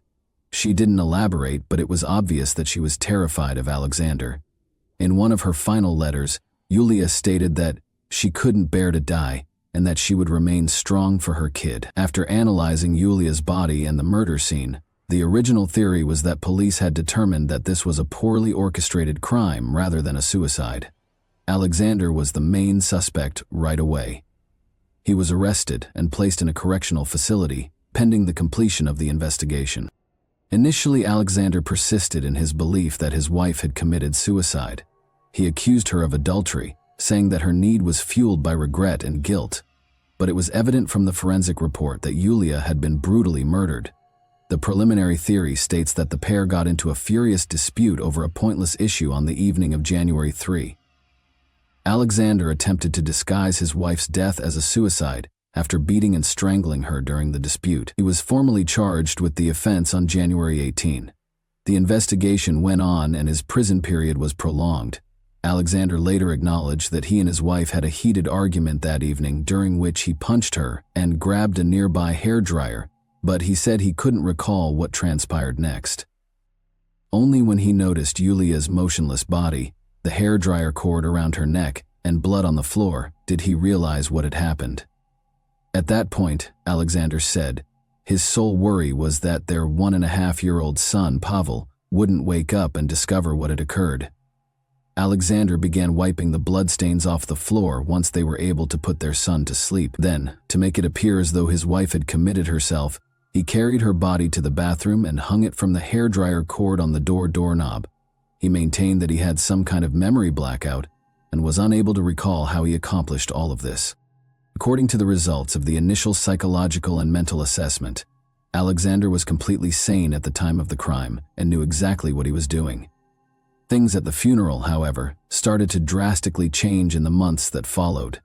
Yulia's body was taken home from the morgue on January 5 in order to get ready for her funeral. After a custody dispute, on the same day, Alexander's parents visited the Naumov flat and begged for as much forgiveness as possible for both themselves and their son. They then departed, and neither they nor any other member of the Fairman family showed up for the funeral or memorial service. The following day, January 6, the funeral was held. Not a single member of the Fairman family attended the more than 100 guests who gathered to honor the young woman who was taken too soon. Ludmila Naumova started the process of requesting custody of her grandchild a few days after she had begun to accept her loss. She went to the appropriate authorities, who told her what paperwork she needed to collect. She saw physicians, psychologists, and other specialists for weeks. But when all the paperwork was prepared, Ludmila was abruptly turned down. Due to their affluence and ability to give him a more comfortable living, the child welfare authorities chose to leave little Pasha with his paternal grandparents. Ludmila and her husband were only permitted to take their grandson on weekends, which they did as frequently as they could. The small boy now resided in a spacious suburban villa in the Volsky area. Who, then, was actually unfaithful. As previously mentioned, Yulia's husband, the murderer, wrote and sent the farewell message discovered on her phone after she had passed away. There was no question about it, even if Alexander denied it over and over again. He only invented a fictitious lover to present the tragedy as the result of an unfaithful, guilty wife's regret. He made the text up as he went along and typed it. Yulia had no affairs and couldn't have had any, according to the results of a comprehensive inquiry and witness testimonies. She was totally focused on her son once he was born, spending every moment with him and hardly leaving him. In the hopes that things would improve in the future, she was even prepared to put up with her violent husband's abuse in order to keep the family together. Alexander wasn't so innocent for the sake of little Pash. He didn't even bother to conceal the fact that he had been having an affair. He was frequently spotted with a young woman who lived close by, and it was obvious that their relationship went beyond simple friendliness or neighborliness. Elena, Julia's cousin, claims that she saw Alexander and this woman cuddling in his car just before the catastrophe. But she just told her mother about it, and she subsequently had confirmation from her. After arguing with his wife on New Year's Eve, Alexander went out to celebrate with friends and Yulia, the same woman. She confided in her best friend, whom she could always rely on, rather than telling her parents about it to avoid upsetting them. Everything was altered by the new assessment. In May 2013, a second psychological evaluation came to the unexpected conclusion that Alexander was temporarily insane at the time of the crime against his wife.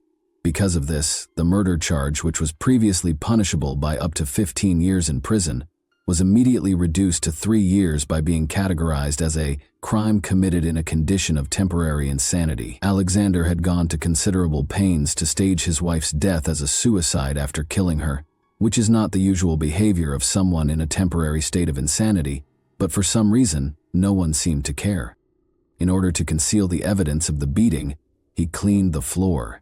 He even emailed Yulia's mother a phony farewell message posing as her, regarding the lawyer's actions and the custody dispute. By the end of May, Alexander was freed on a travel restriction order, which basically allowed him to move around and carry on with his life as he awaited trial. Alexander's attorney had sought to modify the terms of his client's detention almost away. Devastated by this ruling, Yulia's parents filed an appeal with the prosecutor's office, requesting a third psychological assessment. This time, experts from Moscow's Serbsky State Research Center for Social and Forensic Psychiatry were consulted, and the results took roughly 3 months to obtain. The psychiatrist did, however, only confirm that the accused had acted while temporarily insane. Regarding the initial assessment, which said that Alexander had been fully aware of the crime and had purposefully attempted to conceal it, it was argued that the experts had merely misunderstood the accused's conduct and actions. Alexander, meanwhile, kept changing what he was saying. That evening, he was in a state that sounded like the definition of temporary insanity from a textbook. The trial starts. On January 22, 2014, the Kirovsky District Court in Samara hosted the initial hearing in the Fairmont case. Alexander claims that the issues in their relationship started when they moved in together before the wedding. He asserted that Yulia had high standards and an entitlement complex, expecting nothing less than the best. He claimed that he and his parents responded to her desires, which included the lavish wedding, the pricey limousine, and all the extravagance. According to Alexander, Yulia and he tried in vain for more than a year to conceive after the wedding, which strained their relationship and even led to Yulia discussing divorce. Nothing changed after the birth of their son, Pavel. According to the defendant, his wife only cared about his paycheck and was totally preoccupied with the baby. Alexander's parents supported his allegations by calling their daughter-in-law materialistic and avaricious. Alexander spoke of an oppressive environment at home that was constantly getting worse, claiming that his wife, who he had once adored, had become aloof and that he had no one with whom to discuss it. The young businessman claimed that on that particular night, he and his wife got into a heated argument once more, during which she raised the subject of divorce once more. He said she became irate and threatened to kidnap their son and keep him from seeing the boy. Alexander said that he then blacked out after feeling his tongue dry out and his ears begin to ring. Yulia was already dead when he regained consciousness. He did not provide an explanation for his decision to stage her death as a suicide, but he acknowledged that he brought her body to the bathroom and cleaned the blood off the floor to prevent frightening their son. Additionally, the defendant insisted that he had never hit his wife, blaming the multiple wounds and bruises on her body on rough play with their child. Alexander and the lawyer his rich father had hired had obviously done their homework. According to the defense lawyer, his client committed the crime while suffering from a cumulative state of temporary insanity. This indicated that he had been subjected to long-term psychological stress as a result of Yulia's alleged insults, humiliations, and oppressions. To put it another way, they were effectively holding the victim responsible for her own terrible destiny. The prosecutor first requested an intentional manslaughter penalty of 8 years, but Alexander's maximum punishment was reduced to 3 years in a correctional colony, a slap on the wrist for a killer, after the seasoned defense lawyer swiftly succeeded in having the charge dropped back to a crime committed in a condition of temporary insanity. Several strange things happened during the trial. First, the first panel's forensic psychologist, who had determined that the defendant was completely sane and had acted with intent, abruptly disappeared and never showed up in court again. Then, as if they had never been mentioned or were somehow considered unimportant. Any reference to the victim's cuts and bruises appeared to vanish. At each hearing, however, the victim was gradually presented in an unfavorable light. Alexander Mikhailovich Fairman received a sentence of only 2.5 years of probation after being found guilty of a crime committed while temporarily insane on August 8, 2014. That is to say, he was not imprisoned. His only penalty upon returning home was to pay Yulia's parents 1 million rubles in moral damages and to be required to check in with the Federal Penal Service on a regular basis. The court considered Alexander's alleged remorse, including the fact that he had apologized to his in-laws and that he had a young boy to maintain, even though the prosecution had initially asked for 3 times that sum. But right once the Naumovas declared that they would appeal the punishment, even going so far as to appeal it to the Supreme Court. However, their appeals were denied, and they were unable to contest the decision at the cassation instance of the Samara Regional Court. The sentence didn't change. Ludmila Naumova noted that animal abuse has a more severe penalty under the Russian Criminal Code, which includes actual jail time. The distraught mother is still holding out hope for justice, since she couldn't see why her daughter's life was worth even less than a stray dog's. The incident occurred more than 11 years ago, but the lawsuit has not moved forward. There was never any, according to Galina Kislyakova, Fairman's attorney. There is proof that the crime was planned, so the court's decision is upheld. She believes the victim's mother's grievances are unfounded, solely sentimental, and devoid of any legal merit. And that wraps up today's chilling story. If you enjoyed this video, don't forget to like and subscribe so you never miss a new upload. Also, let me know in the comments, what part of this story shocked you the most? Thank you for watching, and I'll see you in the next video.